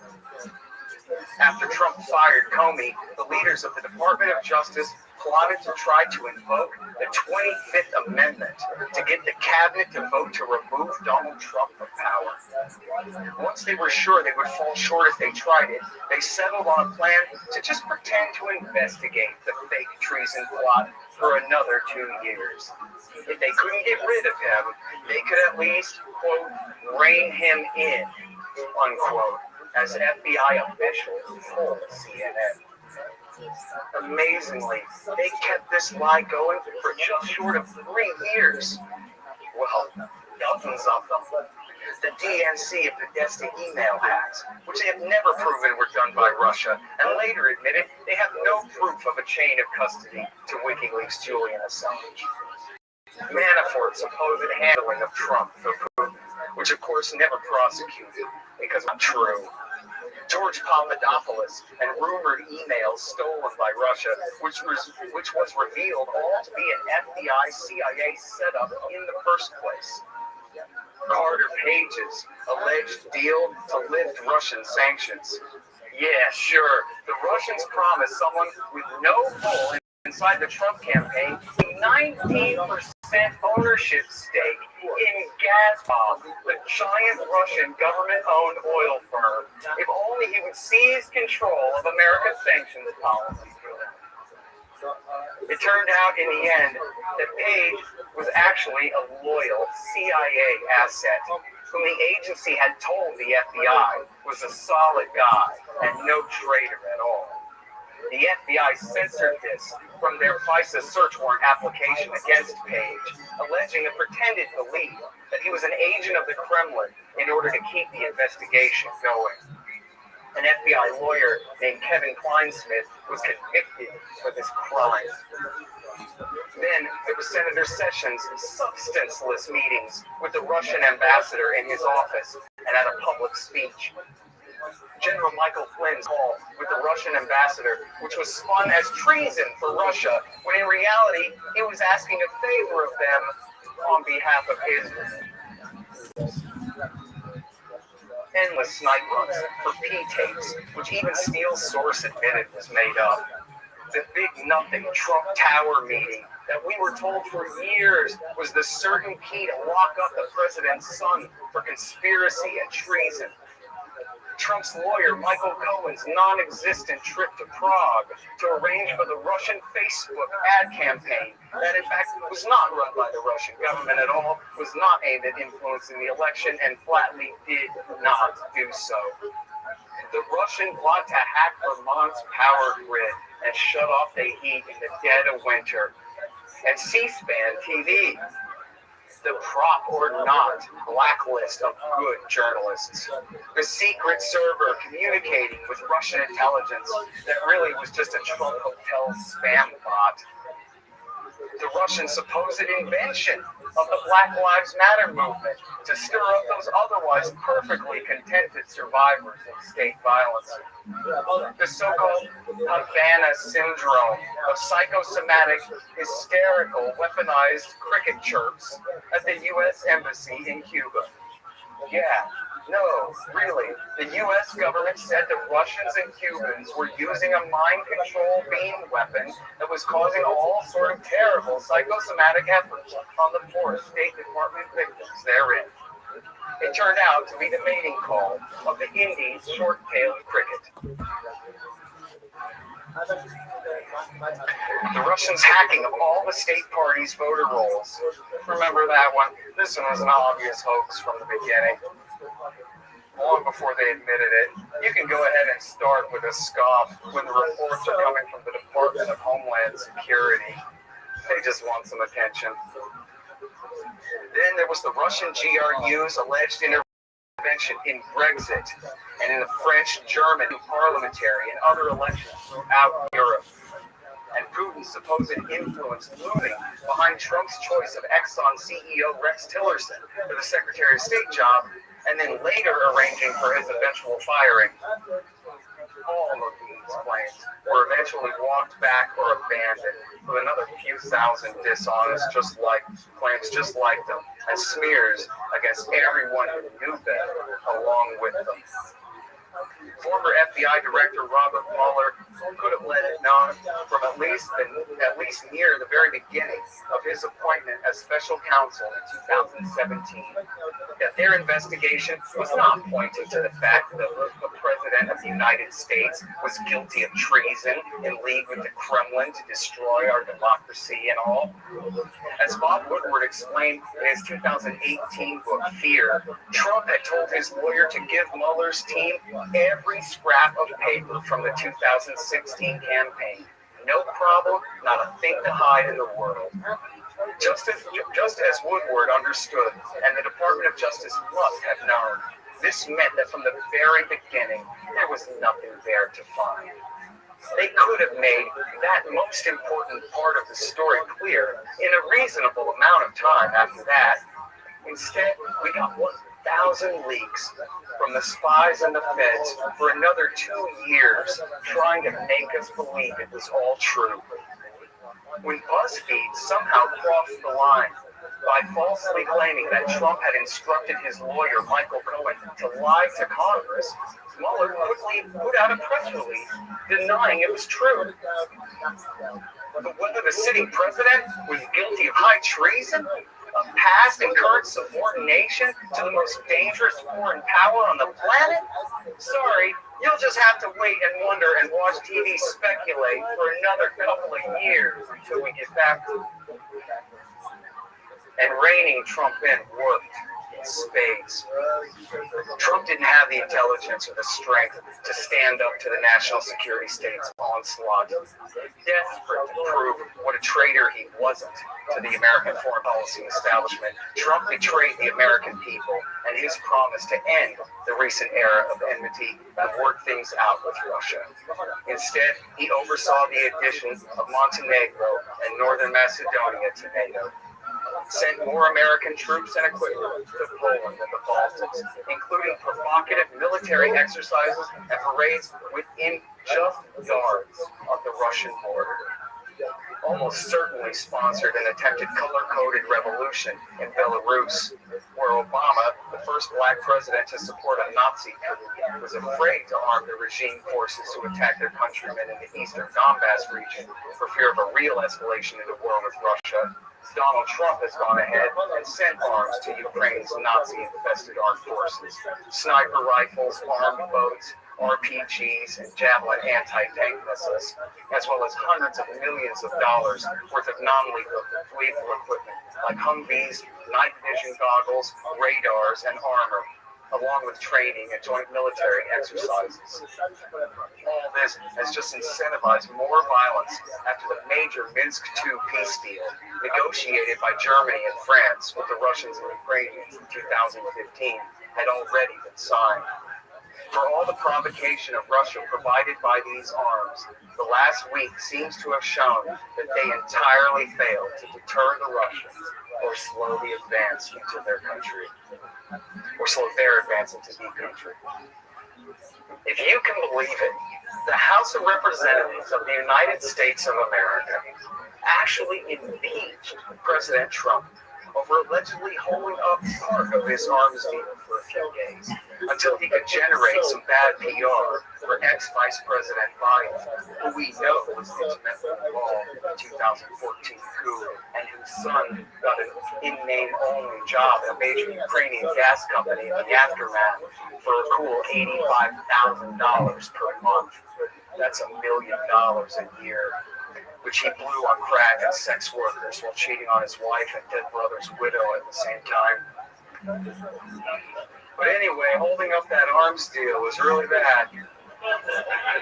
The Democrats thought, worse than the genocide in Yemen, worse than doubling down on a lost war in Afghanistan, and much worse than picking a fight with Russia, which is what he was actually doing.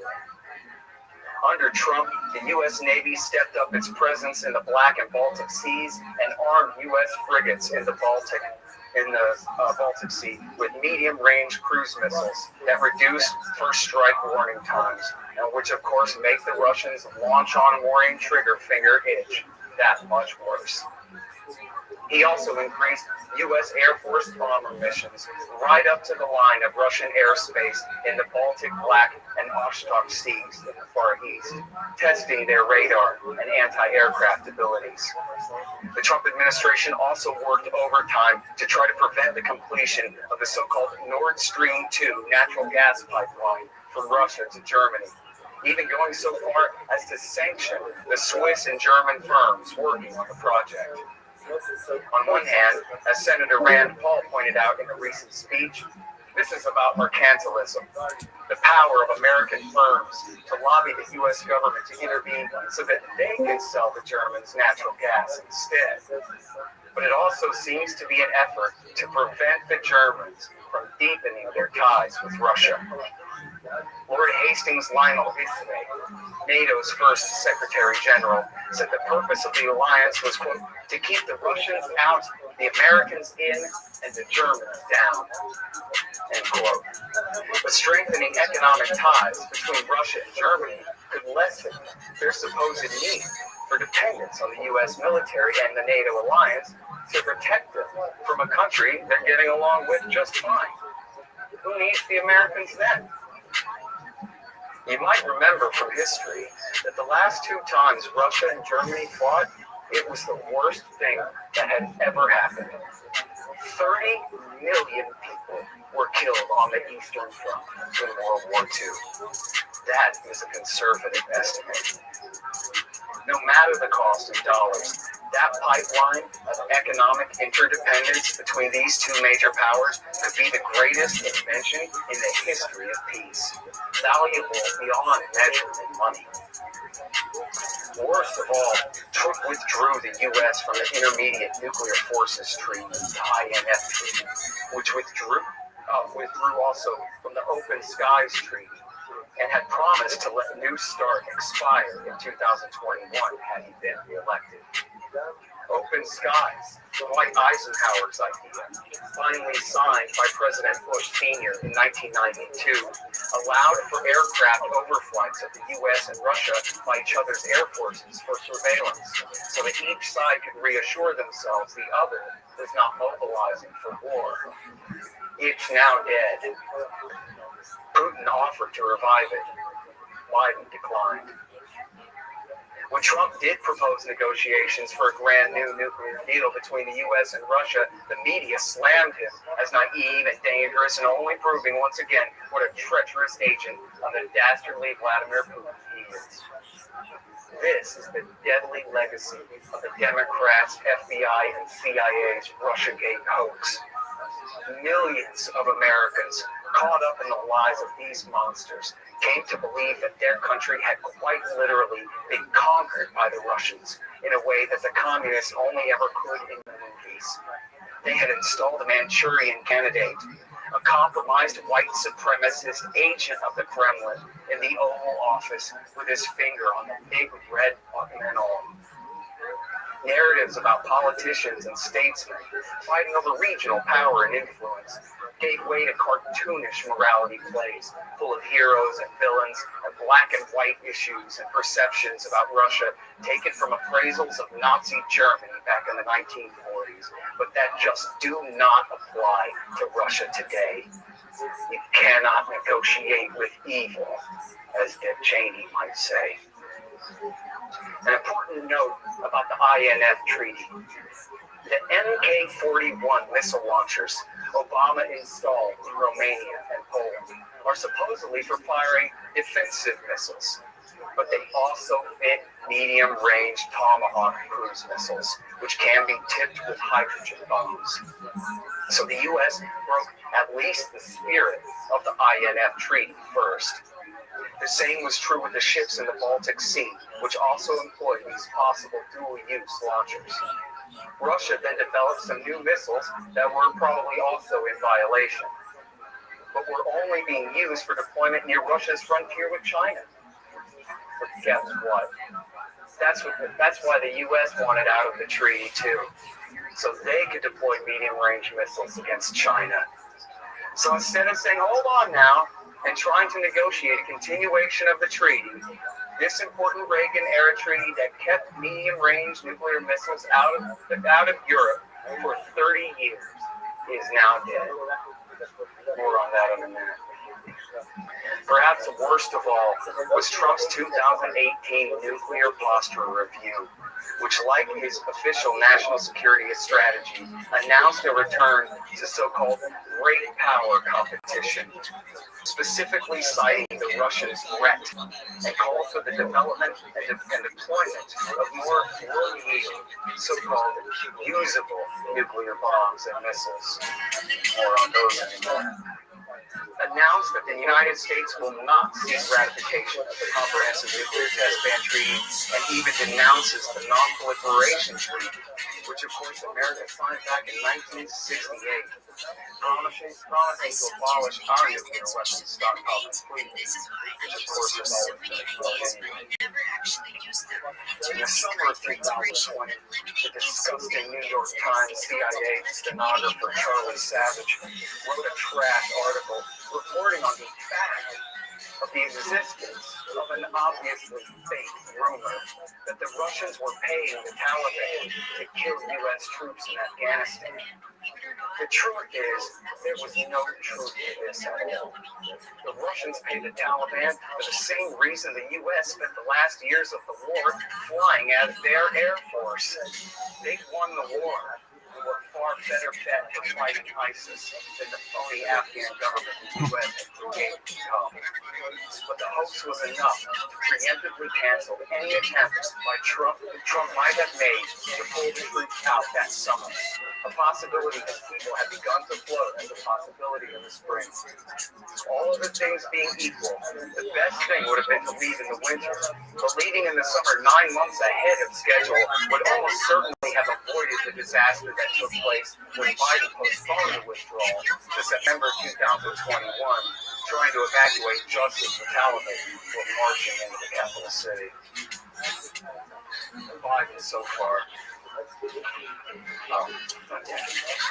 Joe Biden came to power seemingly determined to increase tensions with Moscow.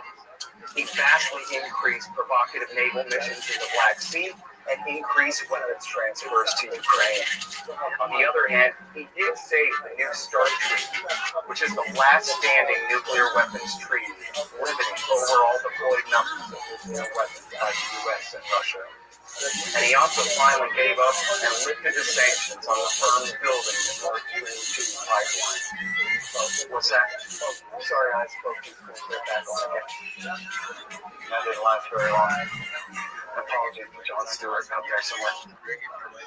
Biden vowed to reinforce America's, quote, sacred commitment to NATO, to the NATO alliance in Europe, and roll back Russia. Well, it has to be something. After helping lose a 20-year war in Afghanistan and turning Libya into a warring den of militias and bin Ladenites, the bureaucrats at alliance headquarters were starting to get nervous. A New York Times headline from the end of 2020 says it all. NATO needs to adapt quickly to stay relevant for 2030, report urges. They do not even know to be embarrassed. This is what they mean by self-licking ice cream cone. If the NATO alliance is not relevant, then why do we have it at all? How can their mission be sacred when they had to hold an emergency study group to decide what it is? The answer they came up with? China. The North Atlantic Treaty Organization's new reason for existing is China. Or maybe they just got lucky and a new lease on life in Eastern Europe. This is how the Bush and Obama governments talked about the Afghanistan war as well. It was a, quote, team-building exercise, end quote, for the Atlantic Alliance. In other words, these policies exist because all the vested interests want to stay paid without having to get a real job. It is understandable, but unacceptable. Ukrainian President Volodymyr Zelensky visited Washington in September 2021 and asked to begin negotiations toward Ukraine's admission to NATO. This may have been the final straw before President Putin began to build up forces at bases adjacent to Ukraine last fall. Putin proposed a treaty stating that Ukraine will not be brought into the alliance, that the U.S. promises not to station troops or offensive weapons there, to revive the Intermediate Nuclear Forces Treaty, and for the U.S. to withdraw its military footprint in NATO member nations in Eastern Europe, as the Bill Clinton administration had promised not to do when embarking on the expansion project in 1997. Putin knows the U.S. will not agree to these terms, but he knows the U.S. will not seek to integrate Ukraine into NATO in the medium term at least. Biden has said repeatedly he does not seek to integrate Ukraine into the alliance or station missiles there, and in his written response to Putin, offered serious guarantees that the U.S. will not deploy Tomahawk cruise missiles to Romania and Poland, even with the INF treaty being dead, and including offered for negotiations for a new verification regime. On both of these major points, Putin has already won. But apparently, the situation in the Donbass and the failure of the Kiev government to fully implement the Minsk II peace deal in 2015, which would have given the Donbass increased autonomy and also veto power over the foreign policy decisions of the government in Kiev, was too much.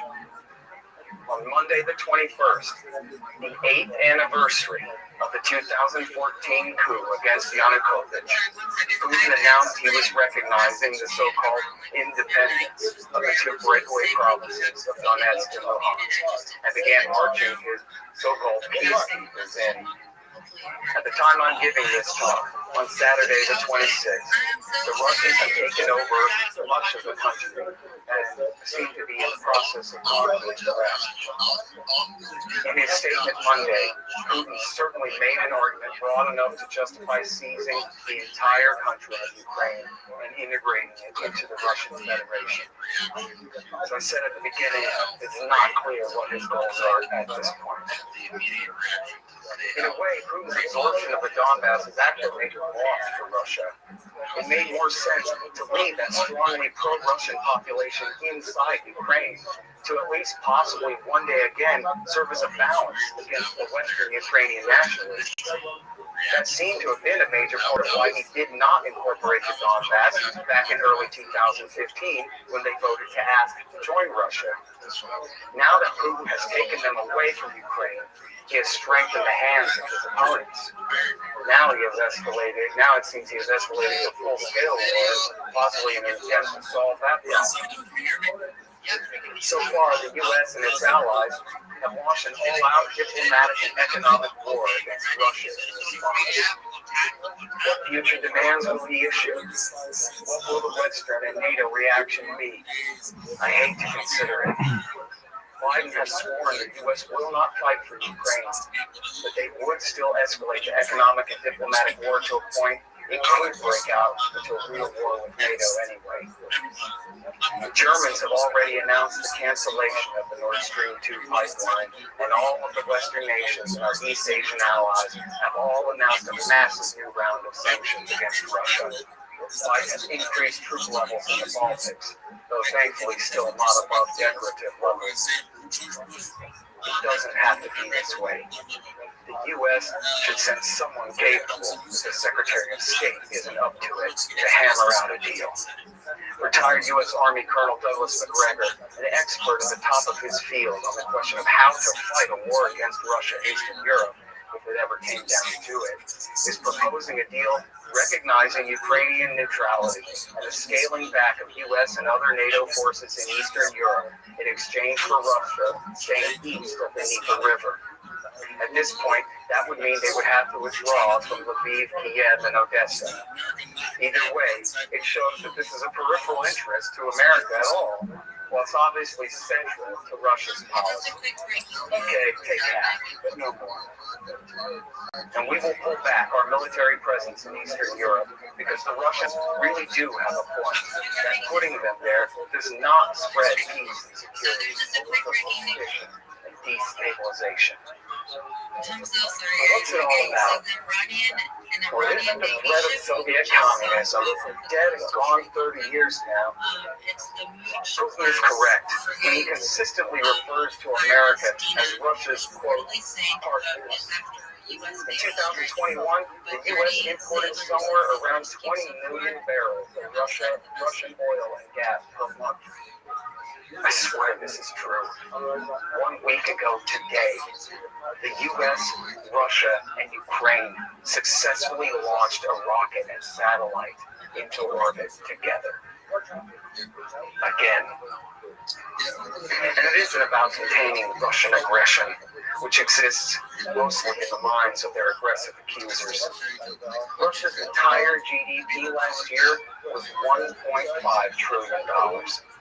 When you include the VA and the Energy Department's care and feeding of the nuke stockpile, the U.S. spends $1 trillion per year on our military. Russia spends $60 billion.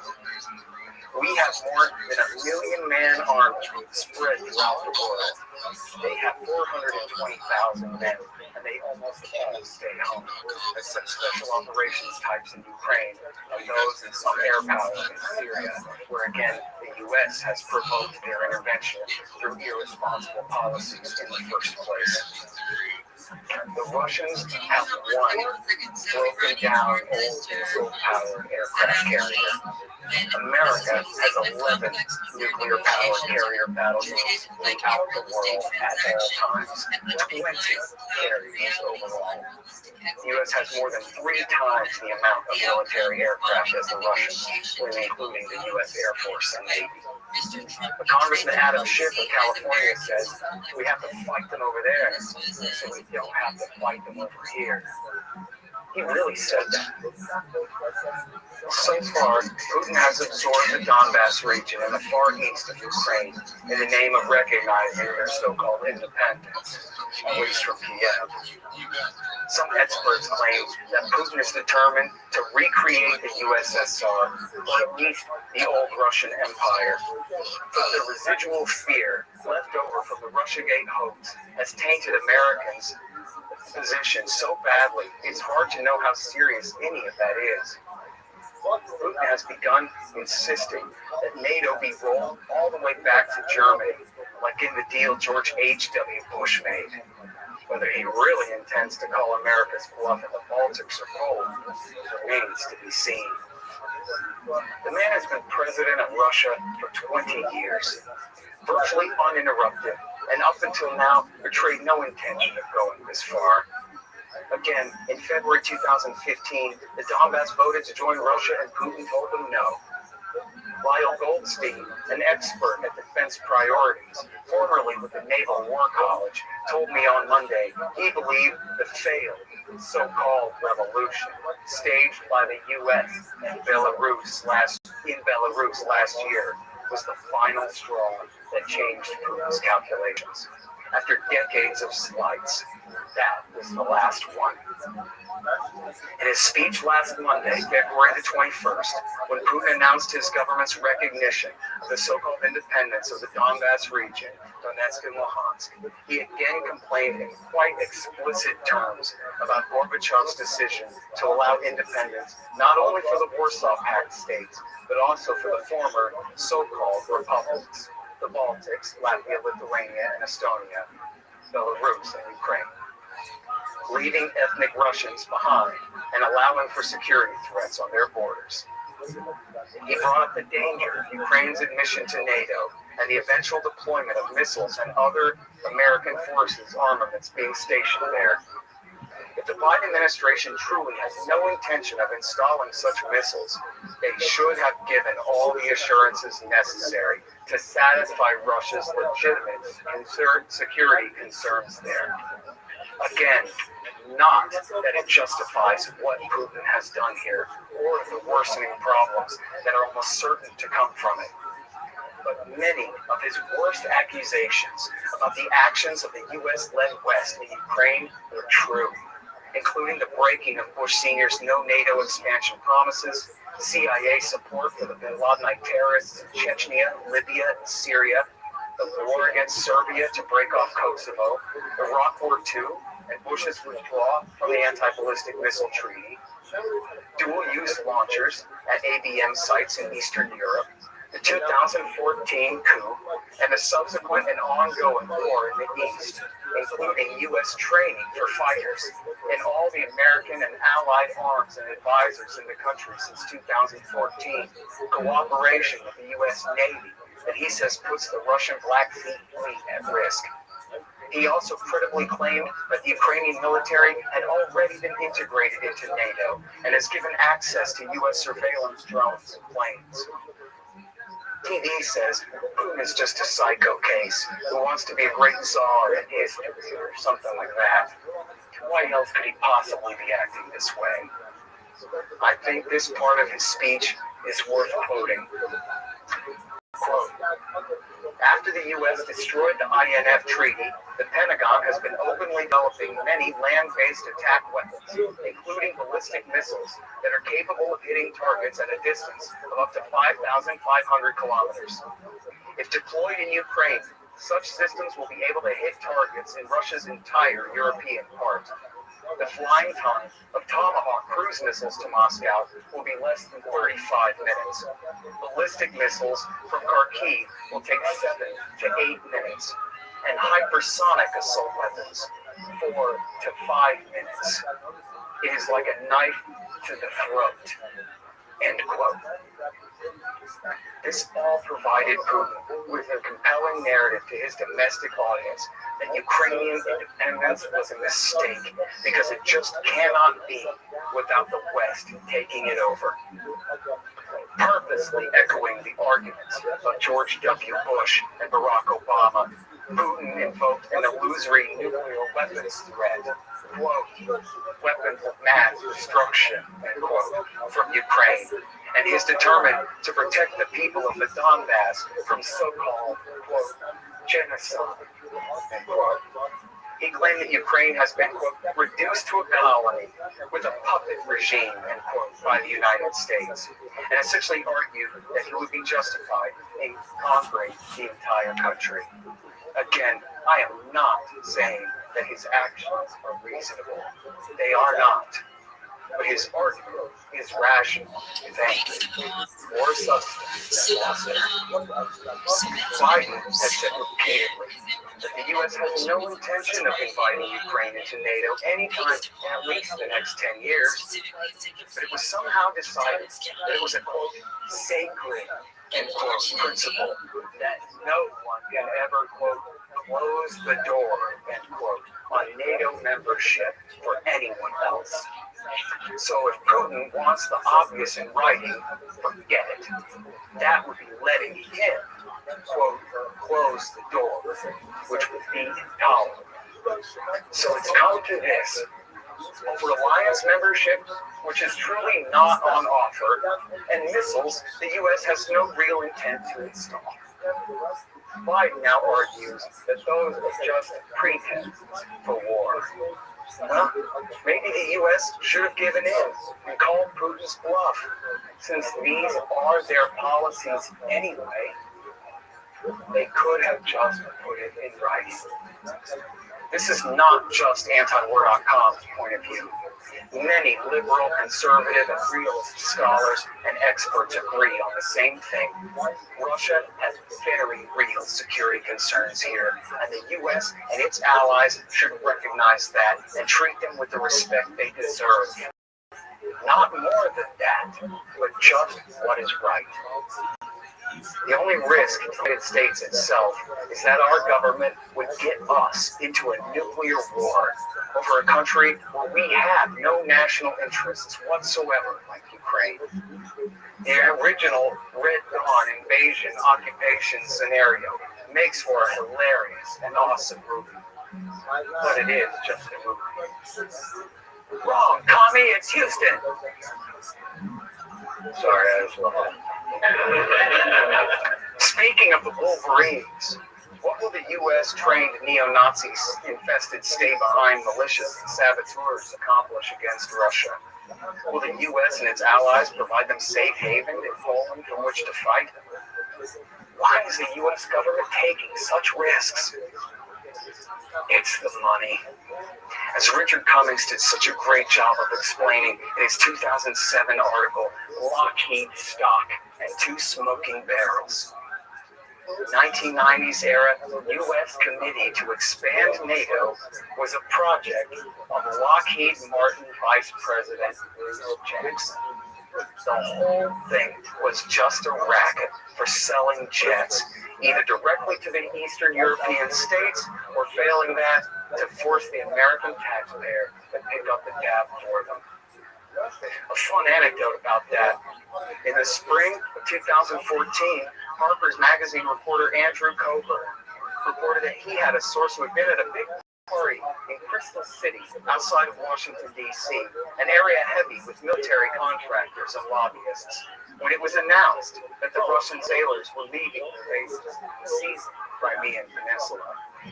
They all started laughing and cheering and celebrating. Forget the trolling costume peasants in Paktika. The massive buildup against the renewed Russian threat was exactly the conflict these men were looking and hoping for, threatening the future of our entire species so that they don't have to get real jobs. You'll note that while the Army and Air Force focus on Eastern Europe, the Navy and Marines are much more concerned with implementing their air-sea battle doctrines in East Asia, while the Special Operations Command is busy doubling down in Iraq, Syria, Somalia, Libya, and on into West Africa. What accounts for the different services' perception of the threats facing America? It's all in the game. The entire U.S. military is, as they themselves call it, a self-licking ice cream cone, dedicated to its own perpetuation at any cost, and conveniently, continually creating the disasters which are said to require their next intervention. Full spectrum dominance is a government program. As such, it is the means and the end in itself. Of course, we shouldn't sell the American foreign policy establishment too short. They are not only greedy, but seem to truly believe their own public relations about how smart and moral and exceptional they are. As Bill Clinton's Secretary of State, Madeleine Albright, explained in 1998, quote, "If we have to use force, it is because we are America. We are the indispensable nation. We stand tall. We see further into the future, and we see the danger here to all of us." She was defending bombing Iraq from bases in Saudi Arabia, a policy policy, which got 3,000 Americans killed just 3.5 years later. Nukes. The elephant in the room here, of course, are the hydrogen bombs, otherwise known as thermonuclear fusion bombs or strategic nuclear weapons. One of these in the high kiloton or low megaton range can kill your entire city in a single shot. Barack Obama pushed a massive appropriation toward revamping the entire U.S. nuclear arsenal, as well as a complete overhaul of the entire industry. All the factories and national laboratories too. They started by saying the project will cost $1 trillion. Now they say it's $1.75 trillion. We'll be lucky if it's only $3 or $4 trillion by the time they're done. And this after spending almost $6 trillion on the current nuclear arsenal during the last ongoing for the Russians in the 20th century. This was the only way to get the New START treaty ratified by the Senate. The nuclear weapons caucus's financial needs must be satisfied for us to have any limits on overall stockpiles and deploy nukes at all. Much of the time, if you listen to the DC blogs talk about it, the H-bombs just go without saying. Of course, everybody knows that both sides are armed to the teeth with them, but then they just seem to get left out, leaving entire plans and discussions about war with Russia. Leaving entire plans and discussions about war revolving around the idea that we could really just fight a conventional war with Russia, like in some fun fantasy of a junior tank officer or a stay-at-home PlayStation general. But both sides still have about 2,000 nuclear and thermonuclear bombs deployed, with approximately another 4,000 in reserve. Possibly even more dangerous than the multi-megaton city killers are the new dial-a-yield bombs, capable of being detonated at so-called usable low-yield strengths in the tens or even single-digit kilotons. They also come with new and improved proximity fuses that make them far more accurate. This might sound like an improvement, but at the same time, it makes the actual use of these weapons seem far more plausible to the men in control of them. It was only announced 2 years ago that the first of the new generation of these new weapons have been deployed on U.S. submarines. The Americans have a theory that the Russians' new military doctrine in Europe is to, quote, escalate to de-escalate. That is, in the event of war, to use one small nuke to dissuade any further escalation by our side. But the U.S. wants the Russians to know that that won't work. The U.S. will escalate back, not disengage. To drive this point home, a story was leaked in 2020 about a war game which included the use by Russia of a low-yield nuke under their alleged new doctrine. So in the simulation, Secretary of Defense Mark Esper immediately nuked them right back. Hans Christensen from the Federation of American Scientists says the leak was also a public relations stunt to get Congress to fund the new submarine-launched low-yield cruise missile. By the way, in Andrew Coburn's book, Rumsfeld, His Rise, Fall, and Catastrophic Legacy, Coburn describes how the former Secretary of Defense, filling in as the president while playing continuity of government simulation games in the 1990s, would always blow up the world every chance he got. Even when the game was designed to provide off-ramps from whole on this side, Rumsfeld still went for it every time. In real life, this type of exchange, beginning with so-called tactical nukes, would almost certainly devolve into general nuclear war and the destruction of the northern hemisphere and the starvation of billions more, as war simulations carried out by Princeton University demonstrated in 2019. Any people who survived would have been sent back centuries. Even an extremely so-called limited nuclear war, such as between India and Pakistan, could kill as many people as all who died in World War II in a single day. The soot from the fires, rising high above the clouds where it cannot be rained out, could be enough to darken sunlight enough to cause a nuclear winter, massive global crop failures, and the death of billions.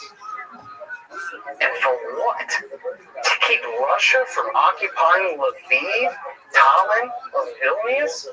Cities most Americans have never heard of before in their lives?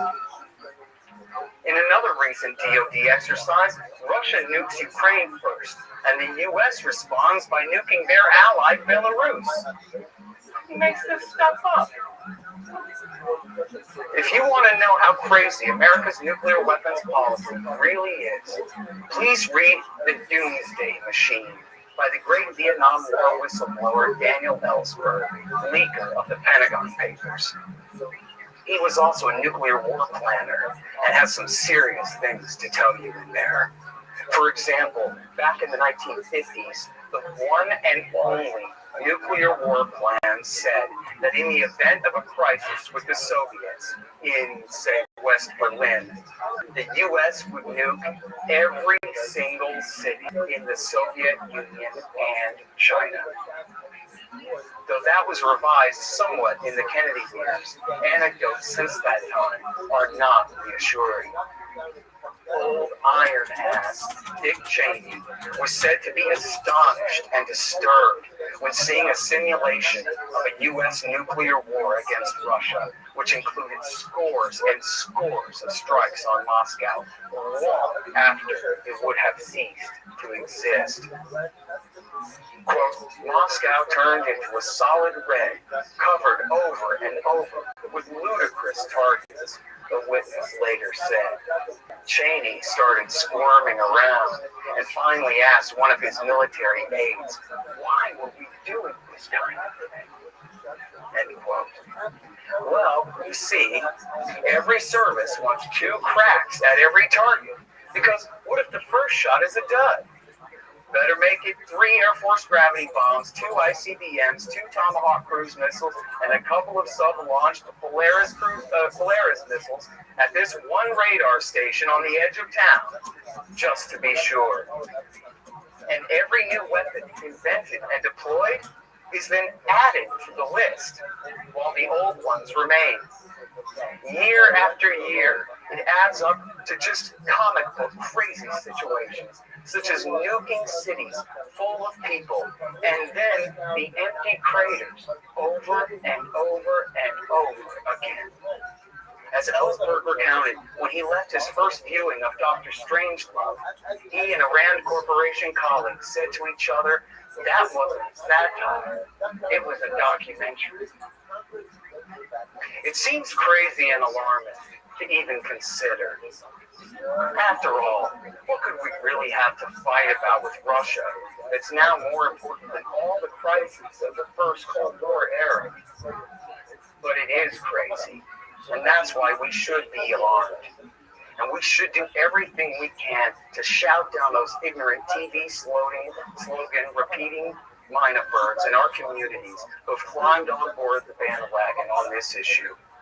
It is no different than the demonization of any of the U.S. government's enemies here and around the world.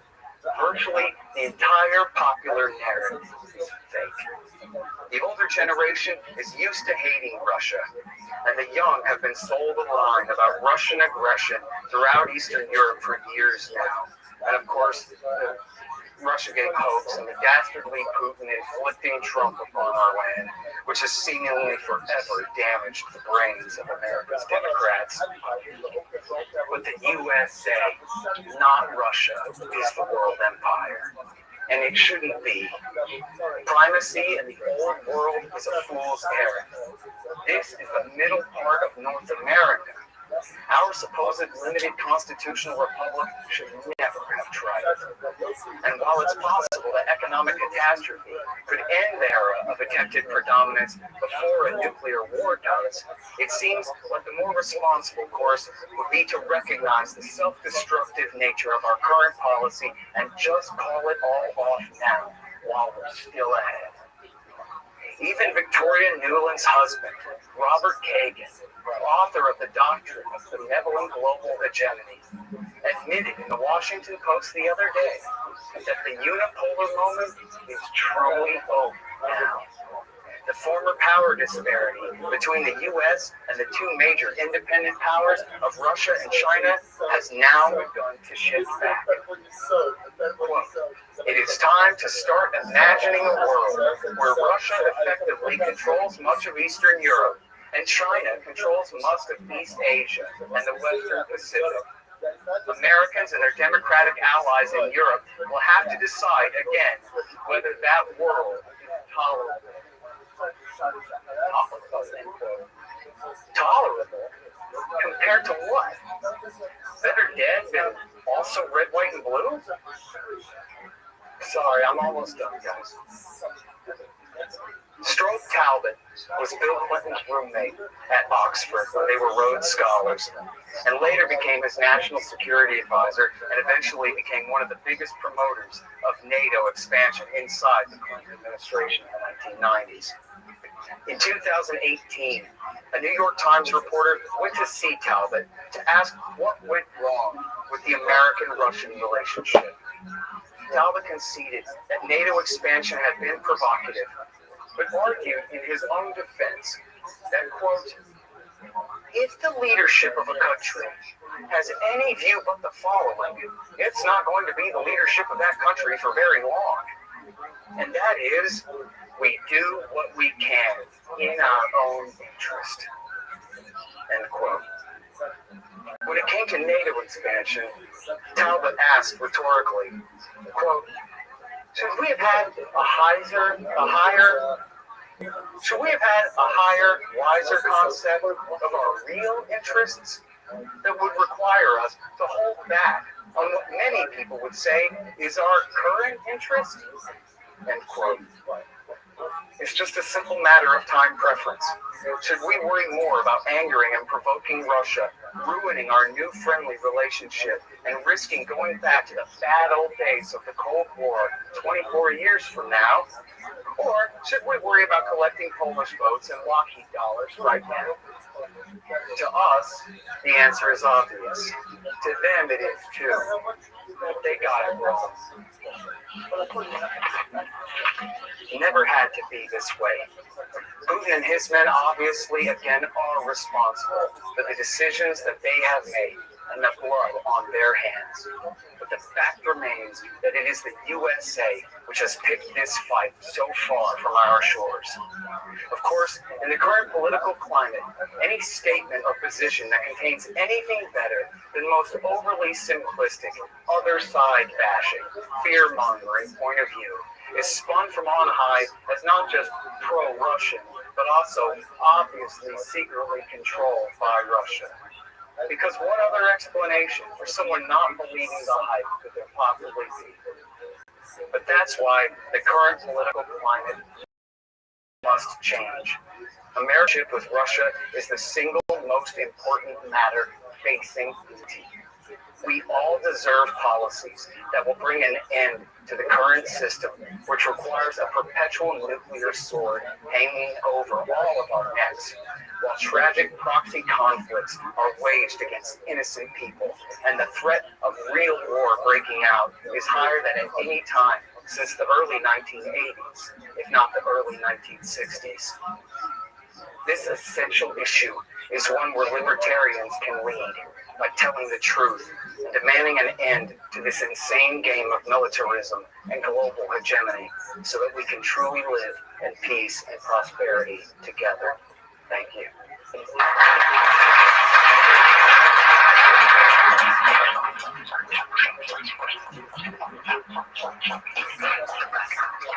Thanks, guys, very much.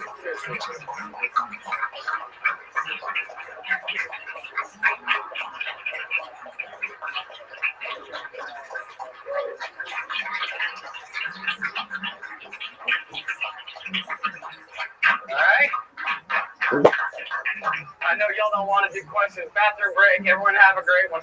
Thank you. Thank you very much.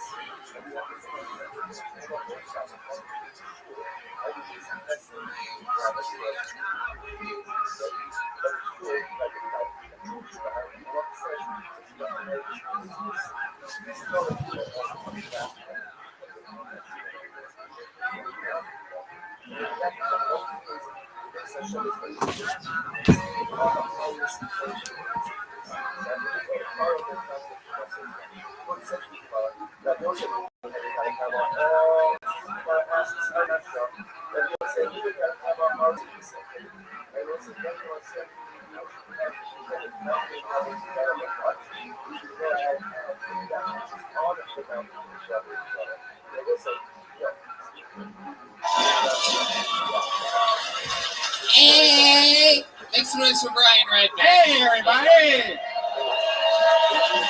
Welcome to Kill Tony, brought to you by the Red Rose and the Yellow Rose, the two best strip clubs on planet Earth. And of course, Deep Eddy Vodka, also from here in Austin, Texas.